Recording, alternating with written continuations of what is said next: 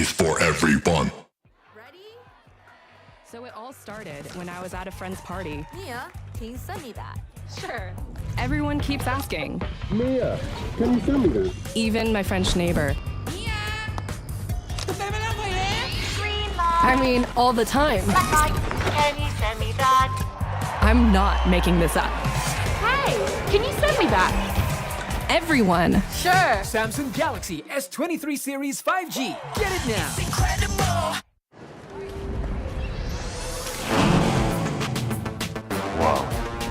Attention passengers, final call for flight. Wait, is that a phone? Look at the performance, the graphics. That thing's a gaming machine. A new challenger. Is that Faker? That man's a gaming legend. Everyone, fasten your seatbelts. And here we go! Samsung Galaxy S23 Series 5G. Get it now.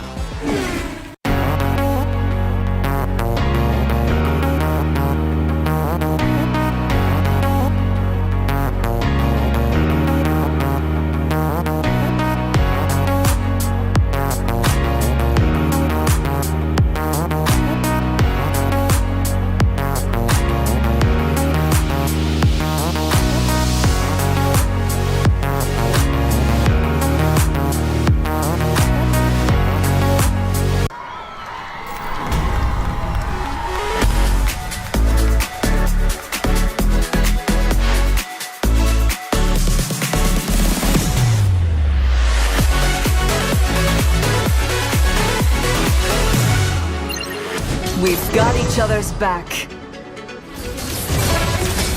Legendary! We're the best duet ever. An enemy has been slain. The melody is my calling.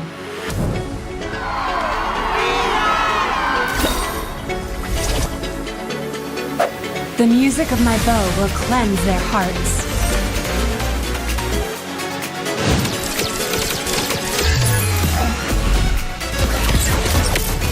Legendary!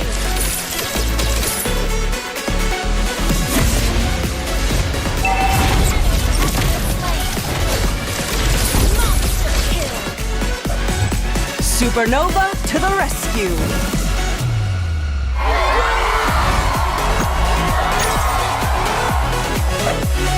Music is the strongest form of magic.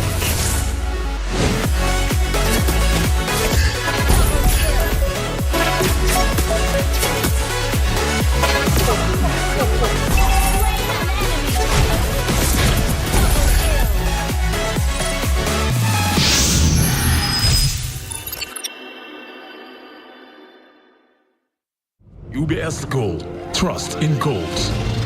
Kekompakan menjadi kekuatan, kehormatan menjadi tujuan, kemenangan adalah kemewahan bagi mereka yang berjuang meraih impian.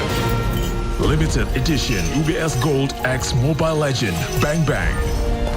Rayakan setiap momen berharga dengan emas.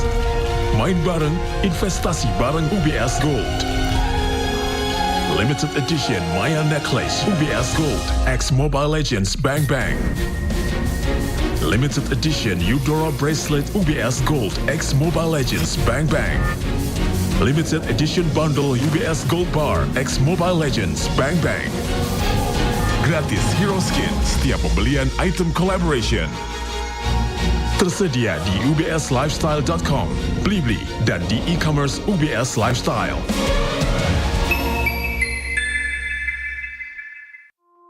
Halo para pengejar. Pak, saya bantuin ya. Kejar ini, kejar itu, kejar. Keep kalem, pasti ada diskonnya. Pesan GrabCar pakai promo Yuk Grab.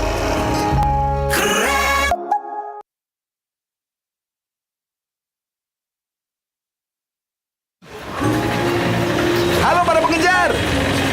Kejar ini, kejar itu, kejar. Keep kalem, nggak ada kata telat. Pesan Grab Bike ada jaminan anti ngaret.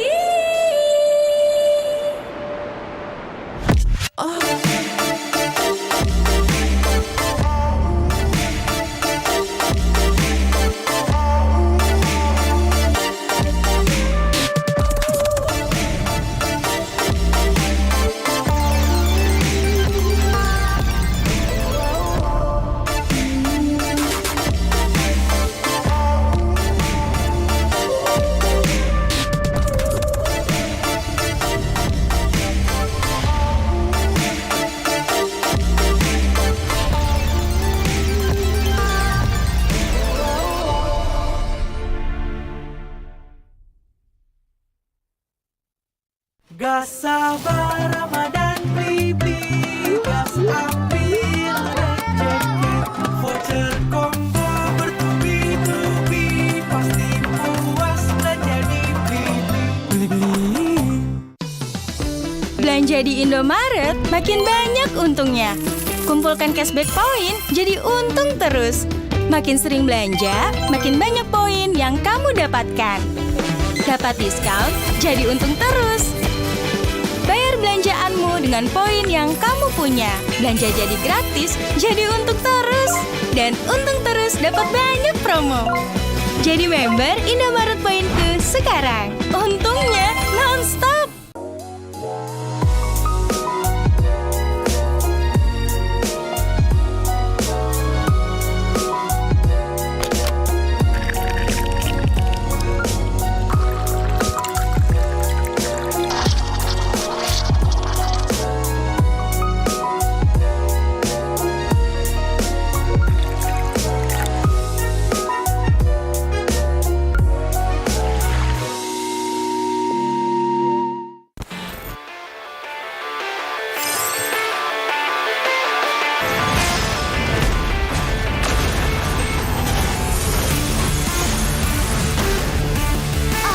Priestess of Primal Lightning, the hunter of all the evil gods!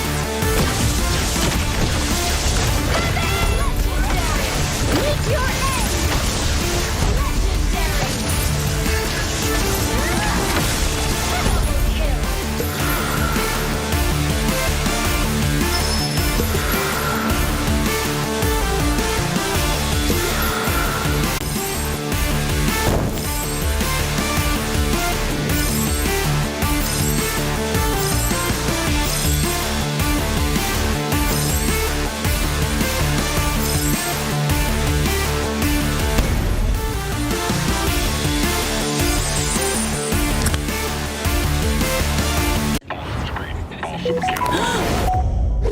My galaxy! My awesome screen. My awesome camera. Long lasting.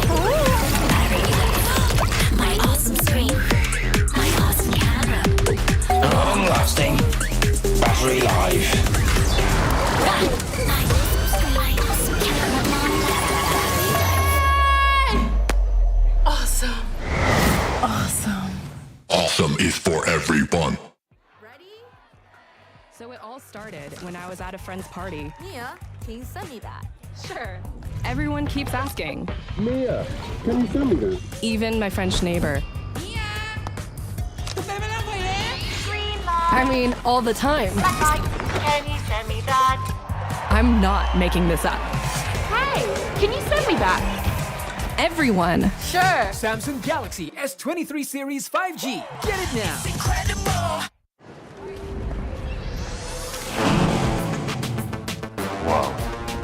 Attention passengers, final call for flight. Wait, is that a phone? Look at the performance, the graphics. That thing's a gaming machine. A new challenger. Is that Faker? That man's a gaming legend. Everyone, fasten your seatbelts. And here we go! Samsung Galaxy S23 Series 5G. Get it now.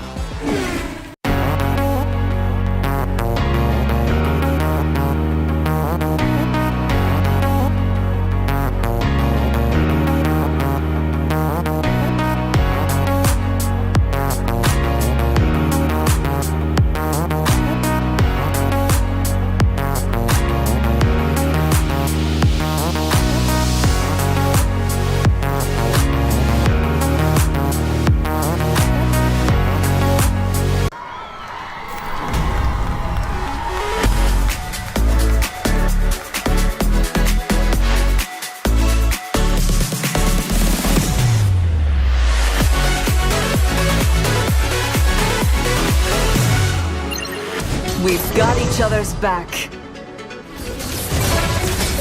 Legendary! We're the best duet ever. An enemy has been slain! The melody is my calling.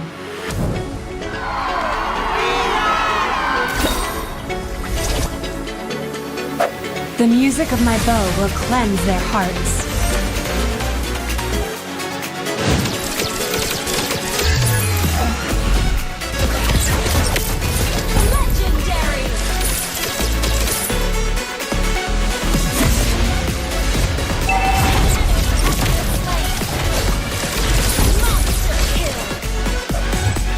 Supernova to the rescue.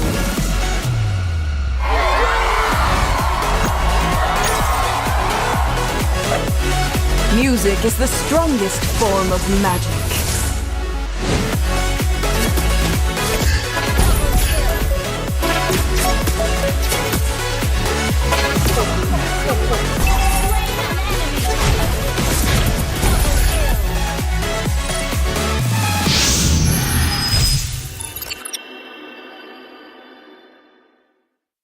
UBS Gold, trust in goals.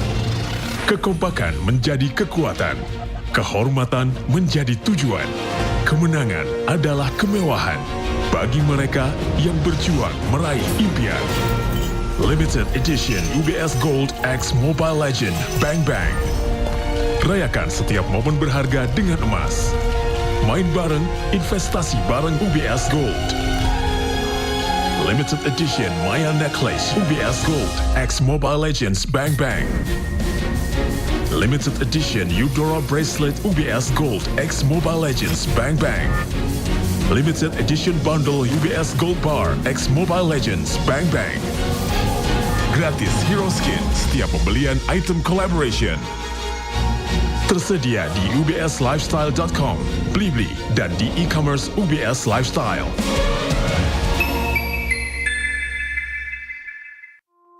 Halo para pengejar. Saya bantuin ya. Kejar ini, kejar itu, kejar. Keep kalem, pasti ada diskonnya. Pesan GrabCar pakai promo Yuk Grab.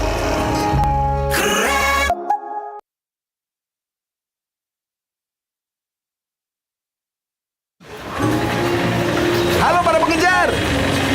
Kejar ini, kejar itu, kejar. Keep kalem, nggak ada kata telat. Pesan Grab Bike ada jaminan anti ngaret.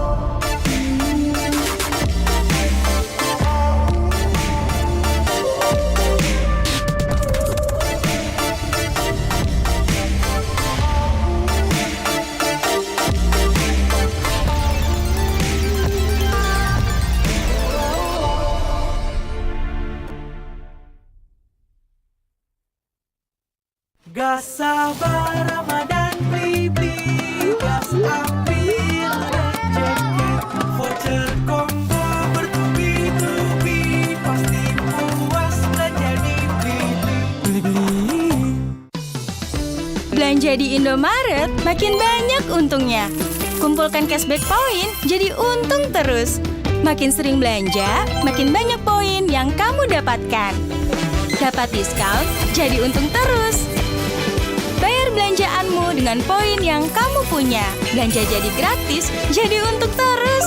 Dan untung terus dapat banyak promo. Jadi member Indomaret Poinku sekarang. Untungnya non-stop.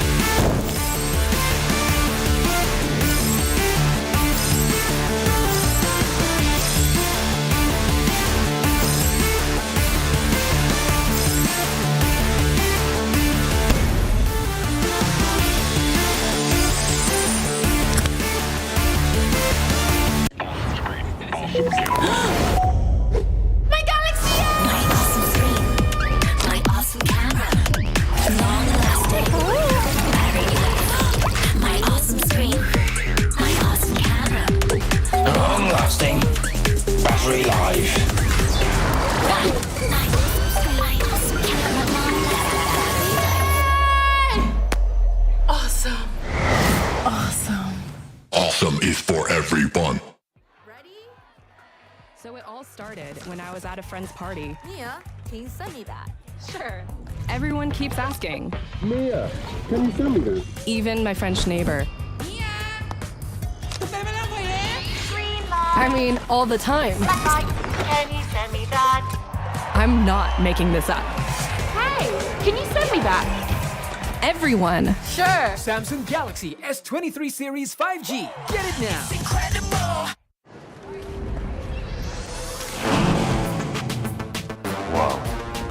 Attention passengers, this is the final call for flight. Wait, is that a phone? Look at the performance, the graphics. That thing's a gaming machine.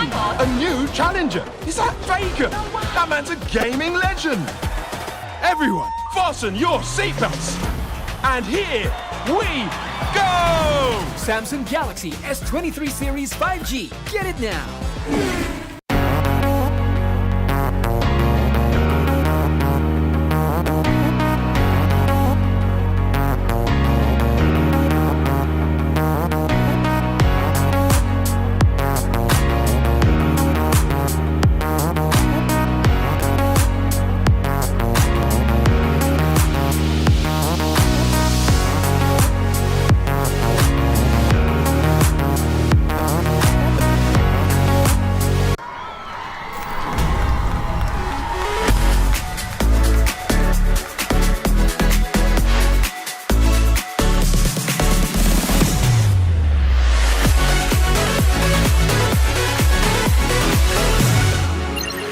We've got each other's back.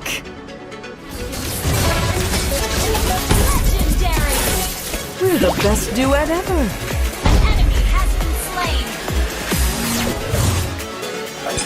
The melody is my calling.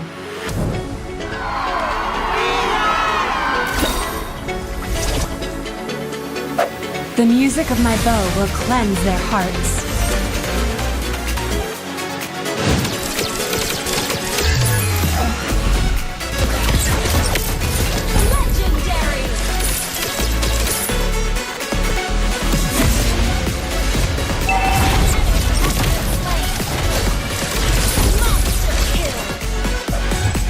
Supernova to the rescue!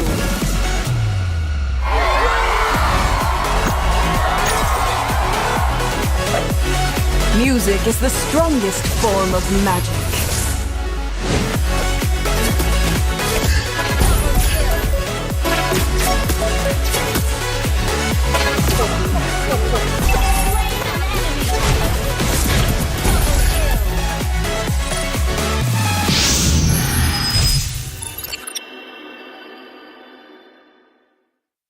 UBS Gold, trust in goals.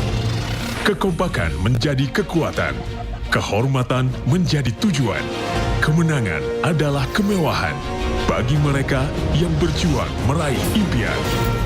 Limited Edition UBS Gold X Mobile Legend Bang Bang. Rayakan setiap momen berharga dengan emas. Main bareng, investasi bareng UBS Gold. Limited Edition Maya Necklace UBS Gold X Mobile Legends Bang Bang. Limited Edition Eudora Bracelet UBS Gold X Mobile Legends Bang Bang. Limited Edition Bundle UBS Gold Bar X Mobile Legends Bang Bang. Gratis Hero Skin setiap pembelian item collaboration. Tersedia di ubslifestyle.com, Blibli, dan di e-commerce UBS Lifestyle.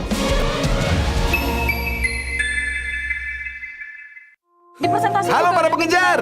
Saya bantuin ya. Kejar ini, kejar itu, kejar. Keep kalem, pasti ada diskonnya. Pesan Grab Car pakai promo Yuk Grab.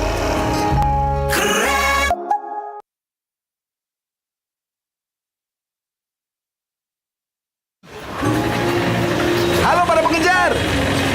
Kejar ini, kejar itu, kejar. Keep kalem, nggak ada kata telat. Pesan Grab Bike ada jaminan anti ngaret.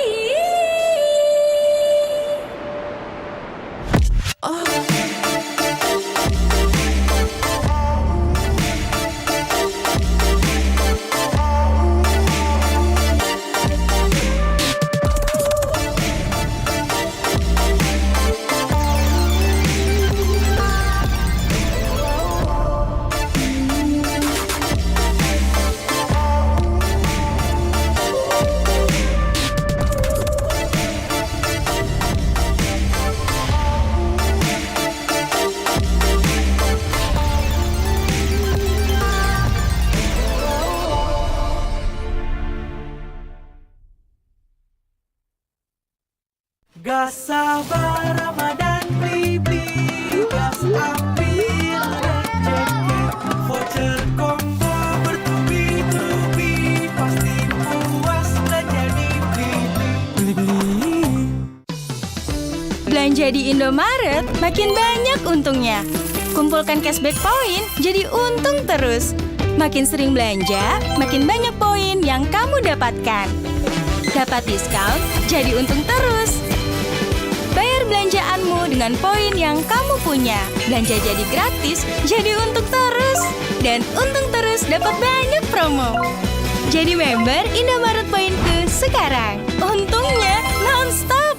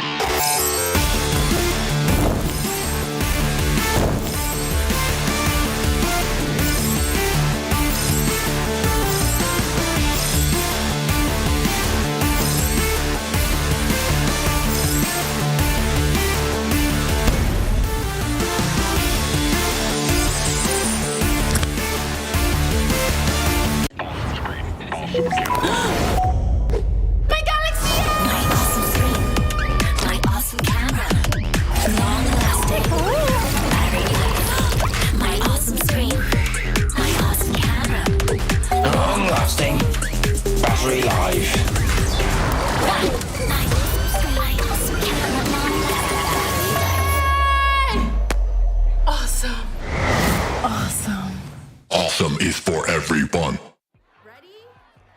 So it all started when I was at a friend's party. Mia, can you send me that? Sure. Everyone keeps asking. Mia, can you send me that? Even my French neighbor. I mean, all the time. Can you send me that? I'm not making this up. Hey, can you send me that? Everyone. Sure. Samsung Galaxy S23 Series 5G. Get it now.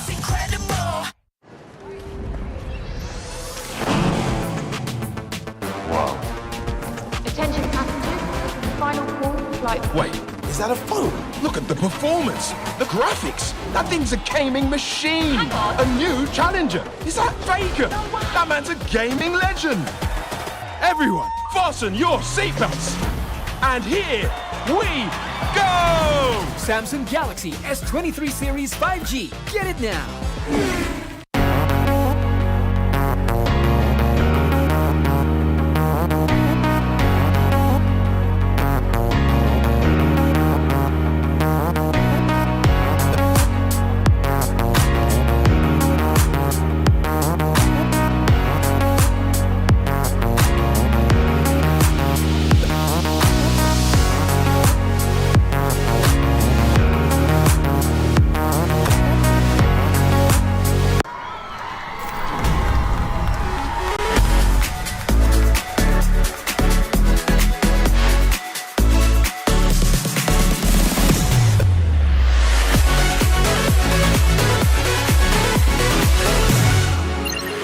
We've got each other's back.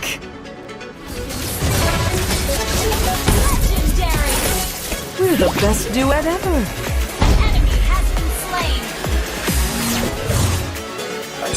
The melody is my calling.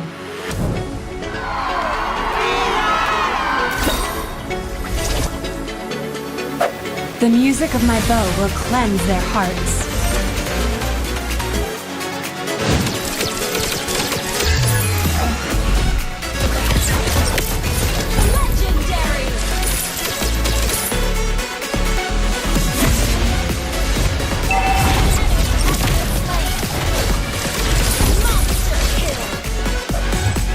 Supernova to the rescue!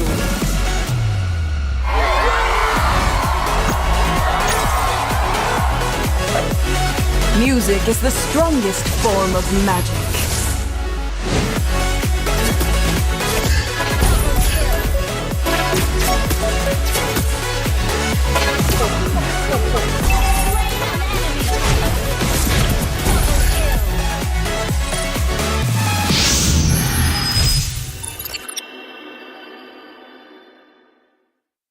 UBS Gold, trust in goals. Kekompakan menjadi kekuatan, kehormatan menjadi tujuan, kemenangan adalah kemewahan bagi mereka yang berjuang meraih impian. Limited Edition UBS Gold X Mobile Legend Bang Bang. Rayakan setiap momen berharga dengan emas. Main bareng, investasi bareng UBS Gold. Limited Edition Maya Necklace UBS Gold X Mobile Legends Bang Bang. Limited Edition Eudora Bracelet UBS Gold X Mobile Legends Bang Bang. Limited Edition Bundle UBS Gold Bar X Mobile Legends Bang Bang. Gratis hero skin setiap pembelian item collaboration. Tersedia di ubslifestyle.com, Blibli, dan di e-commerce UBS Lifestyle.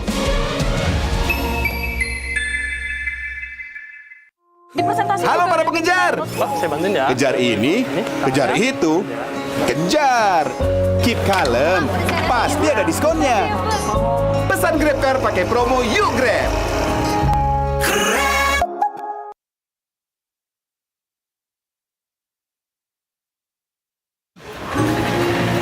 Halo para pengejar.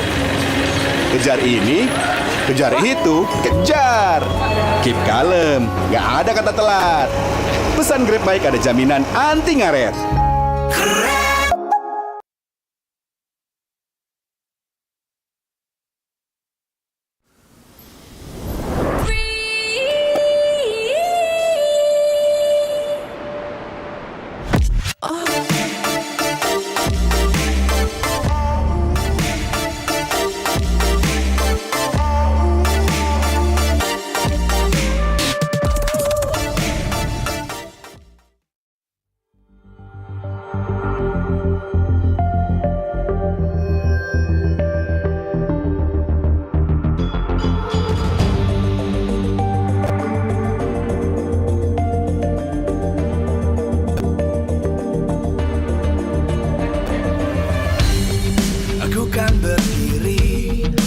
Terus berlari, terus ke arah puncak tertinggi.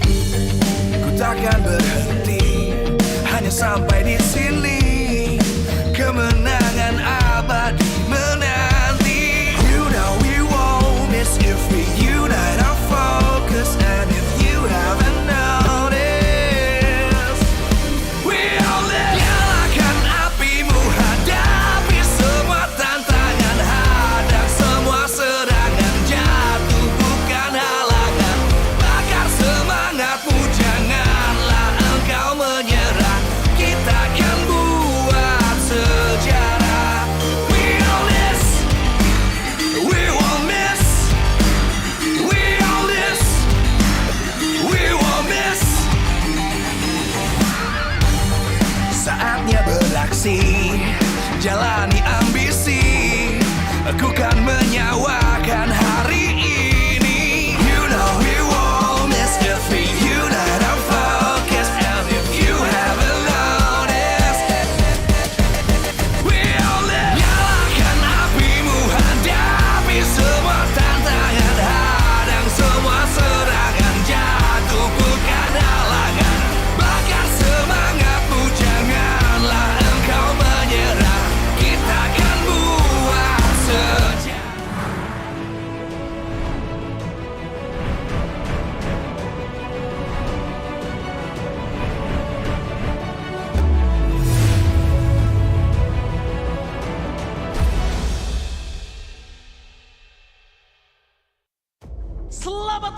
di MPL Indonesia Season 11 babak playoff. Hari pertama playoff telah diwarnai dengan 5 game penuh. 2 tim yang digadang-gadang sebagai kontender kuat untuk mengkudeta dominasi Raja Galaksi harus mengubur mimpi mereka dengan kekalahan atas 2 kontender tetap pesaing para Raja Galaksi.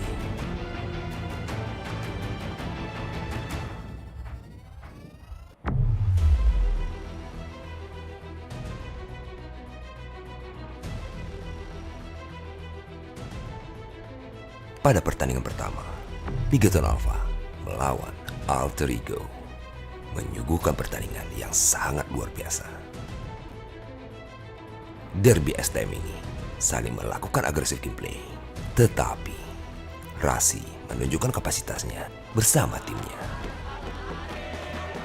Mereka menyelamatkan Ken, tapi di sana Sorido harus menjadi tumbal. Sorry bro.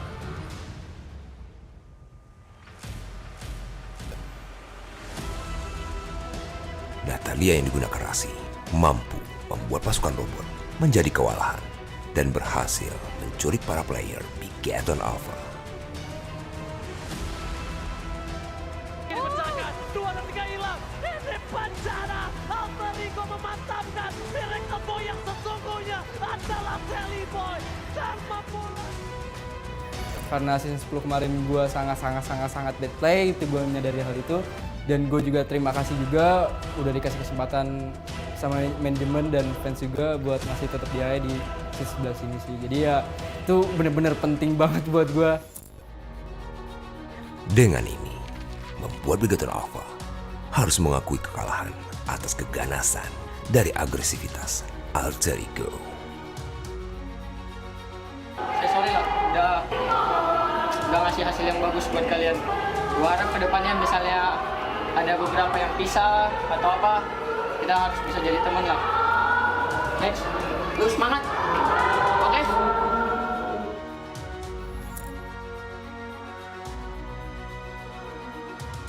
Persiapannya harusnya dari teman-teman gue dan gue pun cuman motivasi doang. Harusnya ketika dia bertemu BTR sama RRQ itu beda motivasi dan gue udah nyiapin itu juga. Pesannya gue nggak tahu, cuman kayak asik aja gak sih ketemu lagi di MPL tapi jadi musuh. Bang Duk. Cukup bangga sih BTR udah bisa lanjut ke babak playoff. Super Ken kan sama Saken itu kan baru MPL kan di season 11 ini gitu. Jadi mungkin mentalnya sama gameplaynya mungkin masih kurang gitu kan. Di pertandingan kedua, SLATE melawan EVOS Legends juga tidak kalah menegangkan. EVOS sempat tertinggal atas kekalahan mereka pada 2 game awal. Akan dilakukan oleh pemain dari SLATE dan 2-0 SLATE.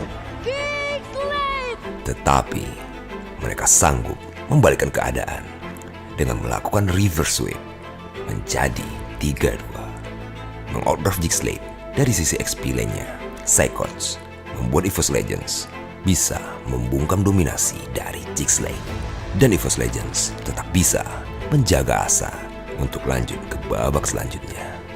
Dan sekarang beberapa pemain dari EVOS Legends mereka semua berfokus untuk bisa mendapatkan kemenangan di saat itu memberikan pilihan. So control your emotions, remember this moment, remember your losses. Because your losses will help you become stronger. Gua ya sedikit kecewa ya dengan kekalahannya SLATE ini. Tapi overall gue bangga juga sih. Dan sempat memimpin dari EVOS 2-0 ya, mungkin ini kali pertamanya perdananya lolos di playoff sampai bisa sedikit kalah mental mungkin menurut gue. Tapi overall sih sebenarnya membuktikan suatu kemajuan yang betul-betul bagus ya. Dan gue harap di season selanjutnya dia bisa lebih dari ini. Bahkan mungkin masuk final, bahkan bisa menang lagi. Posisi klasemen di regular season tidak menjadi jaminan di playoff ini. Terbukti dengan EVOS Legends yang berada di posisi kelima dan Alter Ego di posisi keenam bisa memulangkan Bigetron Alpha dan SLATE yang menduduki posisi ketiga dan keempat klasemen. Mungkin game ke-1 sama game kedua belum panas sih kita. Nah terus selanjutnya game ketiga itu dapat boostingan juga dari manajer, coach, sama keluarga juga kan. Jadi kayak enjoy lah mainnya. Terus kita nganggap semua match itu kayak match terakhir lah. Perjuangan mereka akan berlanjut di upper bracket match melawan para raja yang telah menunggu di tahtanya. Apakah mereka bisa memberikan ancaman atas dominasi dua raja galaksi?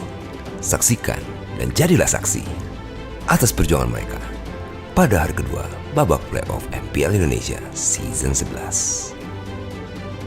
We own this.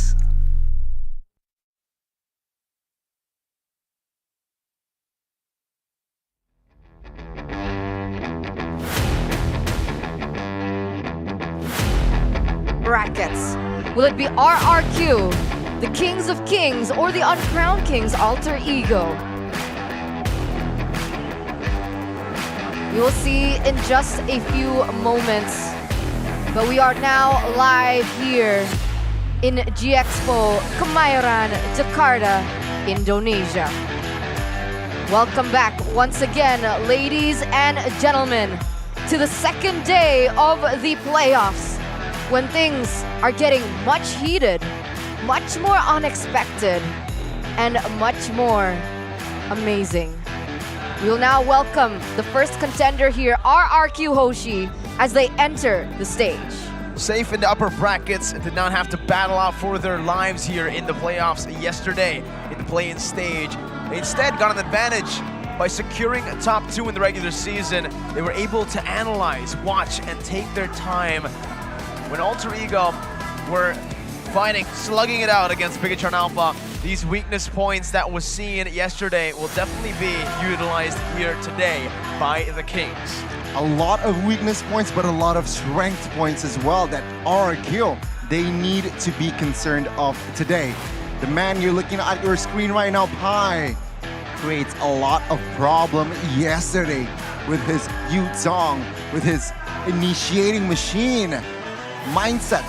He was one of the key factors that they win yesterday's match. For sure, they are looking stronger than ever here coming into the playoffs.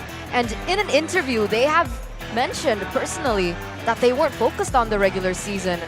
Their performance in the regular season that we have mentioned before, that was quite shaky, quite rough, does not reflect on what they can bring today, especially against the Kings of Kings. Especially with this, they were able to counter the curse, everything, with all the predictions going to Bigetron Alpha. Alter Ego, they stood tall with their supporters, as loyal as ever. Like Gani mentioned yesterday, it's all about family. And Alter Ego, even the fams here, the fans in the building, they take that to heart. Win or lose, always with Alter Ego. But for the other side, I don't think this team's fan base needs any introduction. The Kingdom is here too. Man, both of the teams have wild supporters, ambitious supporters as well. But before we get in today's match, we would like to thank our sponsors.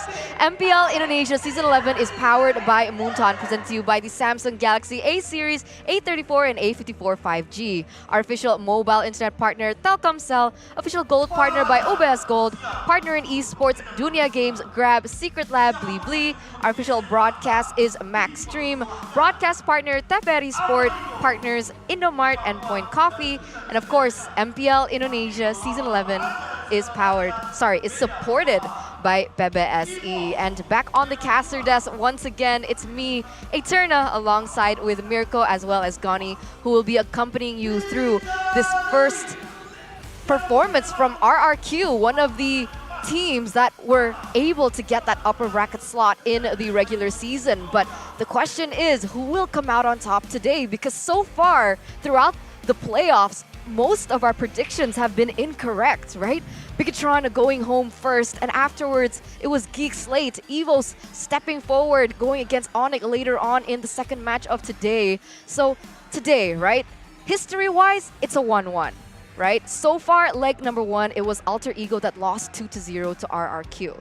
In the second leg, it was 2-1 with Alter Ego stepping above RRQ. What can we expect though today? Well, we can expect Alter Ego to again utilize that flip switching, right? I mean, that's literally how they were able to beat Bigetron Alpha. They just flipped the switch somehow, some way. It's so strange because it feels like they were kind of playing with Bigetron Alpha in Game 1, letting Joy, Wanwan, Kaja, all these 3 massive prio heroes open, but then they made the proper adjustments in Game number 2. Again, it feels like they were baiting a lot of these heroes to be left open just to counter them, just to, you know, have a way to say something in a game without banning it out. I mean, looking at yesterday's match, Alter Ego, they were somehow very shaky initially, but then the switch on, they adjusted, and after that, it was Bigetron Alpha who was in the back seat, right? It was 2-1 for a while after Alter Ego got their momentum. It's just Bigetron Alpha with their Hellcrit draft wasn't really working for them. Again, Alter Ego really good at towing their opposition, and it seems like RRQ, there perhaps might be the next target, but that perhaps should be the main concern for RRQ. They need to be, they can adapt as well, and of course, another reunion now. It's Alter Ego's former coach, Bangduk, or Nasi Uduk formerly, will meet up against Nafari. Eterna earlier mentioned it was 2-1 earlier for the second leg, but it was 2-0. Remember, a switch of roster is all right. So in the playoffs, RRQ question mark, will it be Lemon or will it be Banana? That's the big question. That really is the big question, because thing is, we've seen both sides of the coin. Lemon, Banana, Lemon a bit more gacha, a bit more of a coin flip, but Banana, it seems like he's more consistent, but he doesn't hit those highs that Lemon used to do. Yeah, that's true. That's true. the There's a gamble. lot of debate, right, among both of these players in that EXP lane. So it's going to be very interesting to see who RRQ opt with in the next upcoming match. But we are going to take a little look into the highlight here for Alter Ego. Well, it seems like here in that lineup, it was yesterday's match. So let's recap, right? Game 1, Rasi was given a Grok, a hero that he isn't really familiar with, he isn't really prominent with. And there you go, Bigetron won that first match. But in the second game, it was Ken using the Alice jungler. Doesn't really matter for us out of Alter Ego because Barats and Estes was there to just invade the jungle, and as well as Feramis to just completely invade the jungle of that Alice from the early towards the mid, and it was 1-1. But after that, Bigetron responds back with 2-1. Alter Ego, they managed to equalize again, defeating Alice's Ken's Alice, and it was after that Hellcurt jungle from the side of Bigetron. They weren't able to execute their vision. It seems like their draft was a little bit iffy, I should say, and Alter Ego, they saw that. I feel like they saw that with this composition, Bigetron weren't really comfortable with. They were just playing it loose and all or nothing mentality, it seems like at that point, right? And we see here in the replay as well, where it was Alter Ego dictating that last game with Rasi in that Natalia. And again, Bigetron here, they lose focus right here. Minute number 11, it was 8-3, full control. Selly Boy, again, very reliable here in that series on that Retribution. And after this triple kill here, later on from the side of Nino, it was just GG. Here, again, team fight-wise, it was just all around for the side of Alter Ego. Very strong. They're a family. Their philosophy is a family. So unity is just deadly here. And Super Ken, unfortunately, in this current match, wasn't able to find, well, again, just show his quality in this current series. But then again, this is his first playoffs. He will grow after this. But now, Alter Ego, with this current lineup, I feel like looking at Leg 2, they are ready to defeat the Kings of Kings. They've done it once. They are going to try and replicate that same success that they were able to get against RRQ. And one of the main things that I really wanted to talk about today was how important priority and comfort picks are and whether or not we're going to see more pocket strats from perhaps even RRQ. We saw that yesterday. Bigetron Alpha and GEEK SLATE, both of the teams that got eliminated, they really prioritized prio heroes over the comfort heroes, picking a Joy for Luke that lost them 3 games in a row, picking a Hellcurt for Superken, notoriously 0% win rate on that Hellcurt, still forcing him onto it because, hey, it's the meta. And this is what needs to change, I believe, right now. Comfort. Playoffs in the stage right now with the atmosphere, with all the pressure on your shoulders. Pick what you're comfortable with. And for both of these gold laners, that's been exactly the case. Skylar's been sticking onto the Claude. For Nino, the Melissa. It's going to be very interesting seeing again Skylar taking on Nino, right? Skylar here, number-wise, he is actually ahead. But my goodness, Nino, he has that extra oomph, it seems like, right? In the Land of Dawn. Savage regular season maniac playoffs. He is just unstoppable. Remember, both gold laners need to be facilitated, right? And of course, RRQ, when we're talking about RRQ, they rely on Vin's shot call. So they centralize, they're more focused on Vin here. They really, really respect Vin. And once Vin made a shot call, they just go all in. And I feel like Vin needs to step up his game as well. Going up against Alter Ego, a team that is family-driven, perhaps he needs to find that small loophole because we saw Alter Ego, I say this again, once the ball is rolling for the side of Alter Ego, it's really hard to stop them. And we saw that yesterday after Game 4, Game 5. It seems like Alter Ego got it in the bag, and perhaps RRQ, should be their main focus. But to add to that, this is also their keys to victory, to look for opportunities to flank Alter Ego's backlines, and perhaps that is Vin, or even the side of the EXP laner, who is still a question mark. Loki, mid laner, is also a question mark, right? Will it be Clay? Will it be Rainbow? And also, they need to prioritize Albert's hero here for objectives. What are they going for here? Game plan-wise, are they going for the Assassin? Are they going for the fighter utility Albert?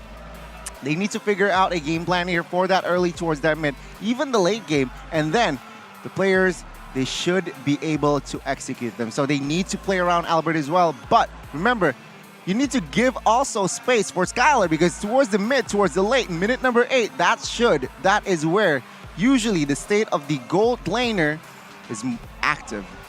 Yeah, it's going to be very important, right? I think the matchup here needs to be emphasized. I think before we get into that, though, we're going to take a look first at the keys to victory for the side of Alter Ego. They need to apply pressure from the early game here. Alter Ego, they need to somehow find their jam from their early game, whereas just like RRQ, somehow it's a structured team, right? And Alter Ego, they managed to defeat a structured team yesterday. So perhaps RRQ, if they go for structure, they should apply pressure from the early game like they did in Game 2 and 4. We're just invading the jungles, controlling it, and of course they need to prepare Cheese Draft that to maximize team fights. Again, that last game where Rossi pulled up the Natalia, that I feel like surprises Bigetron most, right? Whoa, Rossi, I know you played Natalia in the regular season, but you didn't really perform well on the Natalia. How are you going to pull it off in the playoff?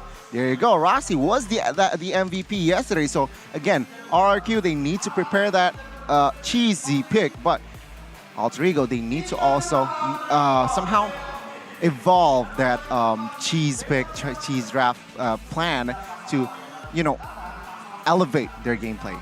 Pocket strats were one of the highlights that I mentioned before for Alter Ego yesterday against Bigetron. And going back to both of these teams, right? RRQ and Alter Ego here, Miracle. What do you think, right? Because sure, I thought at some point RRQ were... Do you remember last season when we were like, this is a new RRQ, this is a refined RRQ. Their macros on point, especially when RRQ Arcadia stepped in, right? But ever since Bangdok came back in as their coach, I feel like the gameplay of RRQ has kind of shifted. They're a little bit more aggressive in that early game. And aggressive from both of these teams. How are we supposed to, what do we do? You see, it's very interesting that you mentioned this point, because it is actually the case, right? For Season 9, when Fiel was in at the helms, it felt like an RRQ that was very aggressive. right? But it's calculated aggressiveness. Then with Arcadia, it felt very disciplined. They were not making the first move. They were just waiting, staying reactive. And then with Bangdok, it's like, you know what? Scratch all that. We're just going in. And with this lineup, you know that they're going in. Lemon, that's the choice for RRQ. They want to go in. They want to utilize that signature Bangdok aggressiveness. But they're up against a team who knows Bangdok really well. Yeah, they're going against the former team. Udil, Pai, Nino, Boy, as well as Rasi. Still the main five. The five that we saw slaughter Bigetron yesterday. We'll see if they can do the same to the Kings of Kings.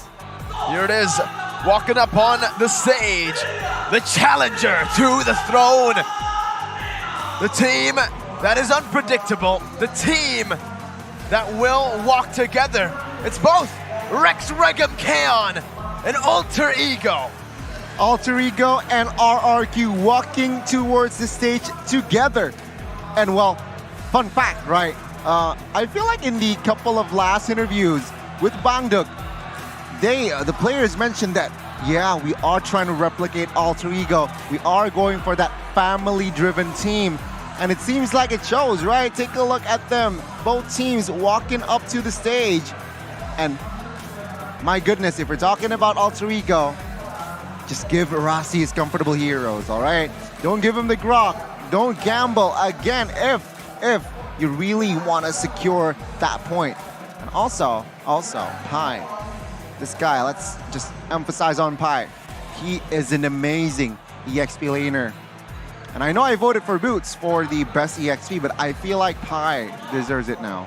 You think Pai deserves it now? Now, yeah. Okay. That's a lot coming from GONIC there, but I gotta agree with you. I think Alter Ego, they work very well when Pai is able to win that laning phase and therefore get a little bit ahead and therefore be able to have an impact during the team fights. But once again, right? Oh, that's so cute. Bangdok and Nafari, they were hugging their former teammates. Whoa. Silly Boy getting a bit aggressive there, but ends up hugging him instead. It's so cute. It's, you know, when you have your former coach on the enemy team, it's bittersweet. For sure. And it seems like in this current match, it's going to be very interesting. It's round 2, technically, right, for Bangdok. But let's talk about the most picked and banned heroes here. For Bangdok, well, for RRQ, it seems like they prio more towards that Farsa, right? It's very, very meta. It's very, very good as well, Farsa, for a reason. Good high ground, good mobility, and fast clear, right? So Farsa very prio now, and it seems like Clay and Rainbow likes to play this Farsa, and that is why 17 times being picked up. And as well, Fredrin, very reliable fighter. I don't know about the after the patch here, a little bit sus, but it seems like still reliable on that jungler position, is able to clear the jungle, is able to deal out the taunts, crowd control, a lot of tools that can be used on this guy. And Vin, let's talk about Vin, Kufra style, all right, very good hero popping off throughout the regular season. For the side of Alter Ego, it is still Fanny that is most banned out. So it's just more, Alter Ego is more unpredictable, right? And previous draft recap, it was victory towards the side of Alter Ego, and this was their draft here with the Hayabusa on Selly Boy, with the Valentina, not the Farsa, on Udil. They were able to just somehow nullify the claw that was given towards Skylar, and Nino popped off as well on that Brody. But at the end of the day, it was just this was the slaughter that Alter Ego gave towards RRQ. The way they did it, right? With sheer aggression from the side of Alter Ego. In that first draft, we saw that even the turrets, Turtle, Lord, all went to the side of RRQ, yet Alter Ego still came out victorious. How? By ignoring those little things. They were waiting for those power spikes, and they know this time Alter Ego, it seems like they've swapped places with RRQ, where RRQ is, you know, utilizing that signature RRQ crazy, or signature Bangdok crazy aggressiveness, and Alter Ego are going for more of that calculated aggression that RRQ used to do in Season 9. And even here in the third game, you do see again another stop. Alter Ego, when they get going from the start, especially when they get their prio comfort picks like the Melissa and the Estes, I do believe this was the match where Alter Ego picked up the Savage on the Melissa. Nino, just yesterday, picked up a Maniac on that hero when Bigetron Alpha tried to flank, right? And I think that's something that RRQ really need to think about. Maybe for other teams, you want to say, just flank Nino, right? In the case of Victory, we saw that for RRQ, but having someone like Skylar means you can outlane Nino. You can put your resources in the gold lane and let it be a gold lane versus gold lane matchup. Two of the best gold laners here in Indonesia going head to head. It will be a shame if we see more resources placed onto the other sides to just force a flank. Yeah, and it seems like here, it's gonna be Nino here. You mentioned earlier that Nino, he's somehow a very calm, chill dude outside of the line of dot, but when he's in the zone, yeah, I mean, no one can really stop him here. Yesterday, he really popped off. You mentioned the Maniac already again. Yeah, I'm gonna mention it again. He got the Maniac yesterday, triple kill as well, and for a reason, right? He gave, the team gave Nino the space to farm very, very effectively, very efficiently, and after that, he just activated. And that was on a carry, right? So you have to be aware of not just one hero from Nino, but also the carry. And it was very interesting, right? Because in the drafts yesterday, I think there were a few times that they opted over and over for the carry pick for Nino before any other gold laners were actually picked up. And Miracle started making faces as well. Like, he was confused. Why carry? Why carry? After seeing their performance yesterday, what do you think? It's his comfort pick. And again, like we've seen in the regular season too, Alter Ego, especially Nino, has always been able to find this kind of weird way to win the game. Despite picking him into a losing matchup in the gold lane, he somehow still is able to scale up to be that late game monster. And Alter Ego, they build around that, right? With the Diggy, with the Estes, providing cover, and literally just yesterday against a full dive comp, a Jawhead Hellcurt, they were able to play all around Nino, despite him being in the losing matchup against a 1-1. Yeah, and if we're talking about Skylar now, a different comfort, right? He opts for the Claude if open, and also the Beatrix. He really likes the Beatrix, it seems like, still. So we're gonna see perhaps a different hero comfort, but both gold laners, I must say, it's very aggressive in that sense, right? Skylar, though, I must say he's a little bit more passive, where in the early game he rarely pokes his enemies. But on that note, let's enter the drafting phase. Yes, let's enter the drafting phase here for game number 1. Just to remind you, this is once again a best of 5 here coming into the playoffs, and you can see that RRQ with the first pick, Alter Ego with the second. The Fanny, the Farsa, and the Yuzong is going to be taken off the board by RRQ, taking it away from Alter Ego. But Alter Ego shows the same amount of respect. The Joy and the Claude gets banned out. A lot of respect heroes right now. No prio, technically, aside from the Joy. But Alter Ego, they can go for the 1-1 ban here. They can also try to counter it. That's something that we have seen teams do up against RRQ. Aurafire, I believe, did it against RRQ, baiting out Skylar's 1-1 to pick up a Phobius in the gold lane. And speaking of those fighters in the gold lanes, a person who can replicate that kind of aggressiveness in the gold lane with the melee fighters could be the man you see on screen, and Nino. But they will just opt to go for the Yi ban, respecting Clay in the first phase. Somehow forcing a Valentina Faramis raid here, it seems like, right? From both teams. RRQ, they do not want to pick up the Farsa, they ban it out.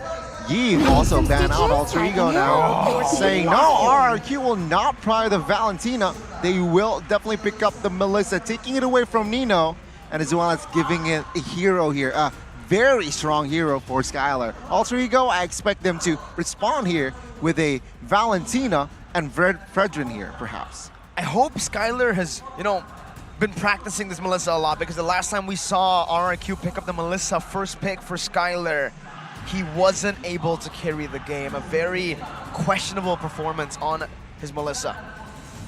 Let's hope, because that's a lot of pressure on to him as well. But Alter Ego, they're going to respond, like you mentioned, the Valentina, but not the Fredrin this time. They're going to pick up the Lapu Lapu. So securing a good hero for Pi, first of all, also denying that away from Lemon. RRQ now, though, they're going to be able to pick up the Fredrin if they want to. Faramis is also an option here. Faramis an option. Arlet perhaps is also an option here for Lemon, right? So RQ here, they need to be careful before entering the second phase. They do not really want to forget that. I feel like perhaps Lemon heroes are quite limited, but no, they opt for that Fredrin here again, signifying perhaps that we can draft for Lemon in that second phase, and it is going to be a Valentina Faramis raid here, and Alter Ego here will have the last option to choose before the second phase. Just pick up the marksman, right? The marksman pick can work right now, but again, I do feel like there's going to be a lot. The gold lane, I think the gold lane here could. I don't know what they want to go for though, right? They ban out the Claw. That already sets up for a proper Melissa pick, and right now we're thinking Beatrix, carry, and possibly the Wan, but up against the Faramis, they need a little bit more AoE. They will go with a Beatrix with a little bit more flexibility, utilizing some of these weapons to clear the wave ASAP up against the Melissa, but it will still favor the Melissa in lane. The only hero that does well against Melissa in lane are the two heroes, Klon and Irithel. We have a comment though by Coach Bangduk. We are all in here to get the championship title, and for me personally, I want to be a champion for the first time in MPL Indonesia. Oh. That's what he says. Very realistic ambition, I must say. I too want a new champion. Oh, okay. okay. Alter Ego, well, beat the champion then. Alter Ego, second phase. We're going to start with a Masha ban here. Again, just giving the space, giving Beatrix the space that she needs to perform, right? With the Masha, it's going to be very annoying. Perhaps a Terizla ban might come through next, but RRQ, what will they respond here with? Should jungle ban? Yeah, jungle ban just makes sense. It's going to be the Barats. Perhaps next. Next is I don't know. Could Celiboy pick up something like the Lancelot or the Hayabusa? For sure. Definitely. I think Lancelot works very well here up against the Melissa, the Faramis, and the Fredrin, right? You can kind of kill three birds with one stone. Phantom Execution is a good way to actually penetrate the go-away, and it does AoE damage against the Cold Altar. Plus, you got a good Retribution battle in your arsenal against the Fredrin on that Lance. So I think right now, Lance is definitely in their minds. But I expected this too, the glue ban coming in next. With the Masha ban, okay, makes sense with the Beatrix, but the fact that RRQ have the Faramis on their side, it leaves the glue so open for them to take, and glue is going to create some problems for Alter Ego, right? With the Beatrix, you want to get a proper front to back. You don't want to split, just soaking all that damage from your marksman. Let's see RRQ, what will they go here with? Let's see what will they go for here. Should be Lance? Should be Lance ban, because if not banned out, Alter Ego has a chance to pick it up. Or Akai. They have burst already, right? It's going to be the Atlas here, so people respecting Rossi. Even yesterday.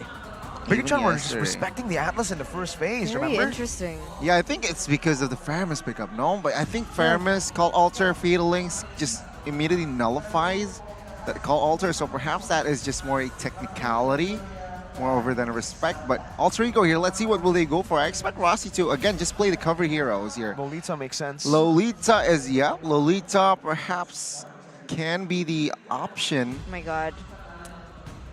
What are you thinking, Eterna? What are you thinking? Estes and their Estes? Yeah, I don't know. Estes? Against Faramis Melissa, though, I think going for a clumped up comp is a bit risky here. They will just go for the Martis first. Going to reveal their roamer last in their composition. They want to see what they're really up against, and they choose a safer pick. The Martis, even though not as mobile as the Lancelot, is much more of a solid pick. Tankier, anti-CC, a bit better when it comes down to the lockdown that the Fredrin has. And those retry battles still stay pretty good for the Martis. I'm wondering what RRQ is going to pick up here, right? Lemon still has yet to secure a hero. Are they going to go for the Terizla, the Arlet, Yeah. Edith? Either is still open as well, so Thamos is a possibility if they want to win the lane. also true, but It's not Lemon style. it doesn't scream Ramen this It's season. not. This season, right? So let's see here, a lot of options, but it's gonna be the Mincetar. Right. It's gonna be another Mincetar here for the side of RQ. Still, Diggy. it's 100% Kaja as well for Vin, signature hero. Diggy still open for the side of Alter Ego. I don't see any good heroes apart from the Diggy though. I think the Lolita is still just a solid option here. The Diggy, Lolita. I don't think the Diggy works here that much. The King's Calling isn't CC, so you still have to walk out of it. You do get a little bit more movement speed though with the And King's shielding. Calling. I'm not too sure. But it's a clumped up composition, technically. You know, KB has said this before, but the Florin technically is an option to go for too. Global healing, global presence to get these lanes a bit more sustained if they want to go for it. But they will go for the Lolita. Okay. That just, I think, is the safest option to go for. Game number 1 sets the tone, but so far, Gani Eterna, game number 1, the team who wins game number 1 ultimately ends up losing the series in the playoffs. GEEK SLATE, Bigetron Alpha. That's very interesting. Let's take a look at the audience prediction here, though. 76% still for RRQ, and that's the kingdom for you, right? Very supportive, very ambitious as well, very loyal. And there you go, ladies and gentlemen, game number 1, both compositions for both these teams have been set in stone. RRQ with a CC heavy composition. A lot of AoE, a lot of sustain as well, going against Alter Egos. And I'm wondering if Alter Ego can pull this off this time around. It's gonna be very interesting to see Mincetar, Lemon, right? Still 100%, will he keep it spotless? We'll see, ladies and gentlemen, as we enter the land of Dawn with a portal taking us in. Rex Regum Kaon takes on Alter Ego. We'll see who gets knocked down to the lower brackets and who steps up to the next stage. Let's see. Gani here, looking at it earlier on, right? Are there any spells or emblems perhaps that we should emphasize over first? You know what, Udil here, right? He's on a Valentina. Rarely we see Valentina sprint. Sure, it happens, but MPL level, quite rare. So Udil, he is brewing something up, and take a look. This is what I mean, right? Udil and Moreno. He's poking the tank here. See, he's forcing Vin in an uncomfortable round, and that gives space for Silly Boy to claim that lethal very well. Saw a glimpse there towards Moreno. Meanwhile, Clay, sure, he's on a Faramis, but he is more of a positional mid laner, right? He's more cover, he's more chill. Whereas Udil, take a look at this guy. He's not even a tank, and he's opening up face checking. Here though, in the lane, look at Nino already with a Bennett. Not going to be able to dodge away from the muddles, but he stands his ground despite getting poked down quite low, trying to deny Skylar of that gold cannon minion. You can already see it right now, but Skylar walks up. He will miss out on the last hit, but he will still be able to get the gold. Notice Nino, every time he's laning, these are the little things that he does in lane to get that lead, to stay in the lead in lane, denying a lot of minions. And now you can really see the brilliance if we stay down below in the gold lane. Yeah, he's building up a lot of gold, guys. And talking about gold, you guys can check out the new item collaboration between UBS Gold as well as Mobile Legends Bang Bang. There's the Mia necklace, there's the Eudora bracelet, and they also have the bundle UBS Gold bar. It's also present here at the venue if you guys want to check it out. But back into the game here, you can see that the first objective has already spawned, and both teams are already centering over it. Vin with Divine Judgment still up and ready. Pine with the Bravest Fighter now going to get hooked over to Lemon's side. No King's Calling to play with. A lot of ultimates burnt out already. But RRQ and Alter Ego decide and do not commit. They will both back away. Vin, though, has pulled the turtle. Albert in a better position to secure it. Rossi with the stun now onto Vin, who's not going to be able to pop in. The Divine Judgment is down in the mid-on blast, comes crashing down, and it's going to be the Martis, Boy, who picks up the Retribution. Pi with the Bravest Fighter, taking the call, Alter HP down, as that's the damage coming through. Albert still alive with the Appraiser's Wrath. The Decimation not taking him down, and Albert will still survive. The Divine Judgment brings Pi back. Lemon trying to do the same thing now with a hook, but Pi flickers out. Lemon flicker forward as well, not able to find that hook turtle for a kill. Oh, a slight over commitment there from the side of Alter Ego. They got the turtle, then they forced that fight, right? And RRQ, they managed it very well mechanically. Oh, top side. It was a solo kill here, Lemon. And on the note of Lemon, he is on that unbending will, and he is at low HP, right? What this gives is, it's gonna give a lot more damage towards Pi, and that's what we saw. He was low. That's why Lemon forced that fight. He was ready as well, and Pi got outplayed top side. Wow, already a really good play there by Lemon, like you mentioned. Really good intelligence and knowledge over that matchup. And you can see here RRQ once again putting some pressure here down onto the bottom side. Nino gonna be the center focus. Will they be able to do so? Boy gonna get punched down. Udo with a call Alter a bit late to the party right now as the Demuru's Passion is able to chunk Albert low. But RRQ just get a cheeky little pick and they say goodbye to the jungle. Alter Ego behind early on. 3 kills now already, what? But seeing at the goal here, it's not very far. So perhaps Alter Ego can just focus and equalize on that goal department here. It's still very balanced, I must say. Sure, RRQ, they got the three kills, but it seems like it's still all under control. Alter Ego Esports now, what they need to do is just focus and perhaps just, again, give the space for Nino here and perhaps go for the 2v2s and just give Nino the farm that he needs. Turtle is up though, so that should be the both teams' agenda. And take a look here, already both teams in that vicinity. Albert doing a better job once again of pulling the turtle, but Alter Ego claim control as Rossi jumps in with the bush.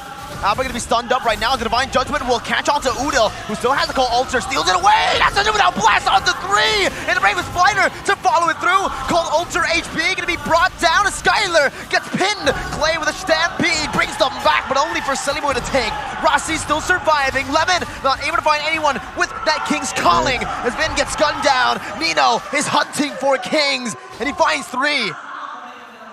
Alter Ego, they're stepping up the gas here already with 1,000 and gold lead, and that's gonna be right after they're able to take this turtle uncontested. 4v3, they equalize on the kills as well, and that's the trigger discipline that Alter Ego has, right? You think that you're leading for a moment, but Alter Ego find an opportunity to turn things back around, and it's almost a 2,000 now. A turret on the bottom side as well. Alter Ego claiming dominance here in the 6th minute. Oh, I saw a huge mistake there from the side of RQ. It was them now overcommitting, and take a look at the items with the gold shift already. It seems like it helped Valentina claim that enchanted talisman. Even Nino, take a look at this guy. No shoes, steel leg plates, Fury Hammer, and then insta BOD. So with that 1 kill and 3 assists, it actually really sets the gold laner apart, right? Gold-wise, Skylar is behind 1,000, but top side, what is happening? King's Calling, Lemon with a call Alter, helped by Clay. Udil gonna be chunked low, but is still gonna be able to escape right now. Skylar is able to dish out some damage, but it's not gonna be enough to take anyone down. Boy brought back by the Divine Judgment. The go-away seals his fate. In the mid lane, a trade already attempted by Pi, but good rotations from Clay will mean that RRQ will be able to find that trade that favors them. Seems like here it's still Alter Ego here in somehow a slight control, but with that fight, it actually somehow helped RRQ to turn the game slowly on their side. What happened was, it was Boy, unfortunately, perhaps with no information, it seems like the Divine Judgment wasn't pulled off, and Boy just jumps in very sacrificial like, right? He just walks in and take me, right? Divine Judgment pulled, and then that was the kill. RRQ, very good patience there on the targeting for that Divine Judgment. But the last turtle here is up. Will Alter Ego claim that perfect turtle? it's gonna really be detrimental for Udil here for his own creativity, but they go in. Good burst, man. That's Rossi still with the Guardian's Bulwark, actually buying so much time, but the Alter comes down. Turtle gonna be the main focus for the side of Alter Egos. Then when that blast gets charged in onto the back line, finding Lemon and even Pi! Sir Pi has come crashing down, taking a cold Alter HP away. Clay forced to flicker out. The Divine Judgment finding Selly Boy. The go away, plays down to pin them down. As Skylar does some damage to AoEs. That's the hook connecting to bring 2 members back. 2 for 1, a double kill for a Turtle. Huge play by Lemon there. He pinned and find the hook on towards this 2 guy. In case you didn't know, that was the last patch, right? The revamp for Mincetar. You can pull multiple members now with a single skill. And that was happened. 2 members pulled down and taken down. And Selly Boy, man, 3 deaths already. You need to chill out, but top side, 3v1. Oh! Sir Pi says, I'll take a 3v1, I'll take my chances, but Skylar escapes. Pi still in the midst of it all, surviving a 1v4. What is this guy on, right? Like, even though RRQ won that team fight previously, Pi's follow-up onto Rossi was really quick. And now he goes in for a 1v4, survives, and gets a turret in the top side, getting value for Alter Ego and expanding their map pressure. You know what, I think why Pi didn't die there and why RQ didn't commit on towards Pi, even though he was alone, was the fact that Alter Ego with Esports didn't show on the map, right? So they weren't really sure, and they didn't have Dominance Ice yet. So they do not want to commit on towards a Festival of Blood Lapu. And I feel like RRQ, they know that, and that is why Pi, with the spell vamp that he has. Oh, Selly Boy, though, again, needs to be careful. Beautiful opening by Alter Ego. But again, for RRQ, it's proper response. They do not want to face Alter Ego off like that.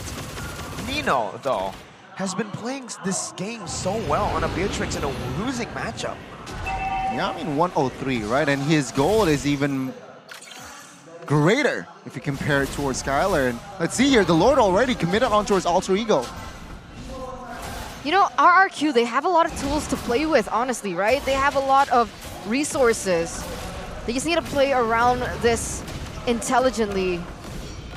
I think most of the times they get caught up in the Numnon Blast onto Rossi as a co-initiator, but here we go, another concealed play from RQ. Numnon Blast, no charge, then it connects onto the back! The Ultra comes down, Selly Boy wins the retreat battle! The Nibiru's passion guns them all down, but they're all stuck in the King's Calling with Skylar free hitting. It does not matter. Alter Ego took everything and they just ate it all.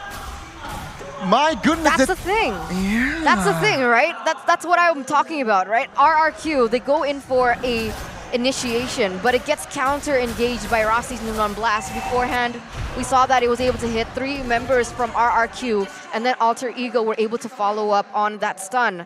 They need to play these team fights differently. Very differently here. Item-wise, though, Lemon has that Dominance Ice, so he needs to be close on Pi. He realizes that Pi, with that Dominance Ice, is going to be a monster, right? So finally, Dominance Ice collected by Lemon, but I do feel like Haja needs to build Dominance Ice as well. 1 Dominance Ice is not enough to counter Pai's Lapu. And on the other side, it's just, man, Nino, he is just unstoppable here. Sure, he has a respect item there with that steel leg place, but after that, it's just full-on damage, right? With the flicker now, he might look for a play here. 3,000 gold lead in hand with the Lord. I feel like Alter Ego can take all inner turrets out. Yeah, the damage he's able to output even onto the turret. The siege potential already there here for Alter Ego, and we were talking about the player's gold, right? And Nino, 1,000, a little bit more than Skylar right now. He's falling quite far behind. He is falling quite far behind, right? Earlier it was 1,000, now it's still 1,000 here in the range, 1,200. But it's just Nino giving the farm. They understand, they centralize around Nino here in that mid game towards that late. So in that early, what happened was it's just Nino farming like crazy. Very, very good execution, it seems like, again, from side of Alter Ego. Now, RRQ, they're in the back foot. What they need to do is just play reactively, right? You have the Divine Judgment. You have the go away. Just wait for Alter Ego to get the over-commitment play and then exploit that mistake. So Alter Ego, they need to not overcommit, but RRQ, they need to hope for Alter Ego to overcommit, to play more reactively, right? You have the call Alter, you have the go away, so don't go for the aggressive playstyle, especially you're behind 4,000. That's not good. I feel like even the next 25 seconds here in that Lord, just let it go. Just opt for defense here. Alter Ego, just don't overcommit if you really want to win Game 1. I think right now, for RRQ, there's not really much they can do when it comes down to getting the map control back. Alter Ego will definitely be able to push the pace and again, just enter the enemy jungle. Sunny Boy used the retribution there, so they won't be going for the Lord for another 20 seconds, or maybe 15 seconds. It does give RRQ some time to actually react to the plays being made by Alter Ego now. Very questionable move there. Why did Sully Boy use the retry? Now RRQ with that information, they will be able to contest, right? Looking at the far lane is also pushing. And let's see a pipe. It's a hook from Lemon, but it's only on the Sully Boy. That's a target that they kind of want to get hooked. Bottom lane, like you mentioned, is slow pushing towards Alter Ego, but they do still have a tier 2 there, and I think they will just try to let the minions build up with the tier 2, clearing it out. So instead, builds back to RRQ. RRQ, they need to be careful about Rossi here. Conceal play. Again, engaging first. That's going to be Pine with the Bravest Fighter, and then a blast charge in as well. Finding 2 members. King's Calling by Lemon, trying to disengage, and the Bennett's Rage takes down a Alter HP. Alter Ego have played this fight so well. Just a distraction for what they are doing in the back, and it's the Lord. Oh, it's beautiful by Alter Ego. They're so good at zoning. Playing the mind games here with RRQ. Already a 6,000 gold lead. And if we take a look at the in-game equipment, you can see already a 2,000 gold gap here between the gold laners. Yeah, not looking good, right, for Skylar. But the good news is, slowly but surely, he will get those items as well here. Melissa claiming that DHS and Corrosion and Wood of Nature here early. So he is definitely on his way. But Nino, man, my goodness. And let's not forget about Valentina. Udil here already with the glaive, so penetration is already there, and also he has extra survivability with that Winner's Truncheon. They need to be careful here. Also, I want to do note that Nomnion Blast, man, the timing has been impeccable. Definitely. Divine Judgment bringing Pine back right now. That's going to be pinned down as well, but the Minute Blast once again is going to be charged in with the King's Calling, connecting onto 4 members. RQ are going to collapse. Everybody's pumped up. Who's winning the fight? It's an all-out brawl. Nino gets taken out. Rossi as well. Alter Ego cracked 2 base turrets, though, so they haven't found the value with their Lord. Winter Truncheon being popped to avoid the Praiser's Wrath damage, but Uda's going to be brought back to the team, and Clay takes him down. RQ still showing signs of life. 2 inhibitor turrets get taken down by Alter Ego, but RRQ have found the right idea.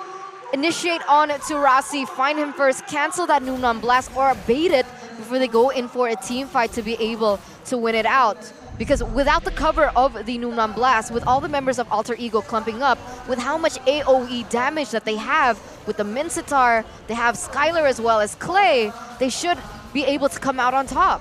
Yeah, I mean, with the flicker King's Calling play, right? Lemon was just cheeky. He still is just very, very intelligent there. And with that, right, 3-man, 4-man was caught there. And they were hard to, you know, maneuver around. It seems like RRQ, they were able to win that team fight, though. They have to sacrifice 2 inner turrets. Let's see here, it's another reset. But Alter Ego, take a look at the gold lead now. It's minute number 16, 2,500 gold lead. It's not too bad for Alter Ego, right? See, gold earned even, it's a minus. So Alter Ego, they didn't win gold-wise there in that Lord push. It was actually RRQ managing to find the success. Damage dealt though, take a look at the top 3. It's from the side of Alter Ego. Not even Nino has the highest for now. It's still very, very even though, Udil and Nino. But Skylar is at number 4. Yeah, he's getting there, right? Though he's getting there. It's difficult to be able to dish out the damage that you were meant to without the proper setup on someone like the Melissa. I think the previous teamfight worked really well for RRQ because everyone was visible on the map. It was very different to when they go in for fights like what we are seeing right now when we're not really sure where Rossi is, we're not really sure where Nino is. But as soon as RRQ have the vision, have the information, they know how to pull the trigger. With Lemon as well going in as well, but man, that damage coming in from Nino. It's massive. Oh. Now they're just poking them down, utilizing the superior range. Vin with a flicker forward, finding Uda, but the Manam Blast is going to be able to find 5 members! Oh my god, the Wombo comes in! The King's calling, stopping it in the tracks. Albert jumping in, picking Rossi up. Nino going to be hooked down with a nature, buying a little more time, still able to sustain for a bit, but it is a 3-4-3. Clay and Lemon versus Sillyboy and Udil. Pi has picked up a double kill before he died. Who's it worth for? Oh, I gotta say, man, it's still gonna be worth it towards the side of RRQ. They take down Nino, and they somehow can breathe. But the notifications, man, they weren't stopping. It wasn't. But the problem is, Alter Ego still have their jungler, right? They still have Sillyboy. They still want to commit on to this Lord, and it looks like they're going to do that. Maybe utilizing this as a bait.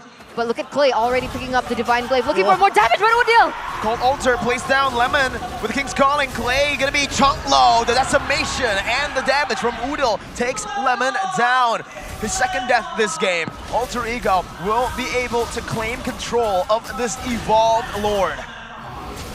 This guy, man, this guy, he outplayed Lemon. He baits Lemon to use the King's Calling. Wait for the last second, hits the call Alter, and now take a look at the space that Alter Ego made. Oh, RQ, they want to contest. Clay with the Stampede with the call Alter as well. Bring a Sillyboy back with the Luminant Blast now cancelled out. Wow. Beautiful by Albert.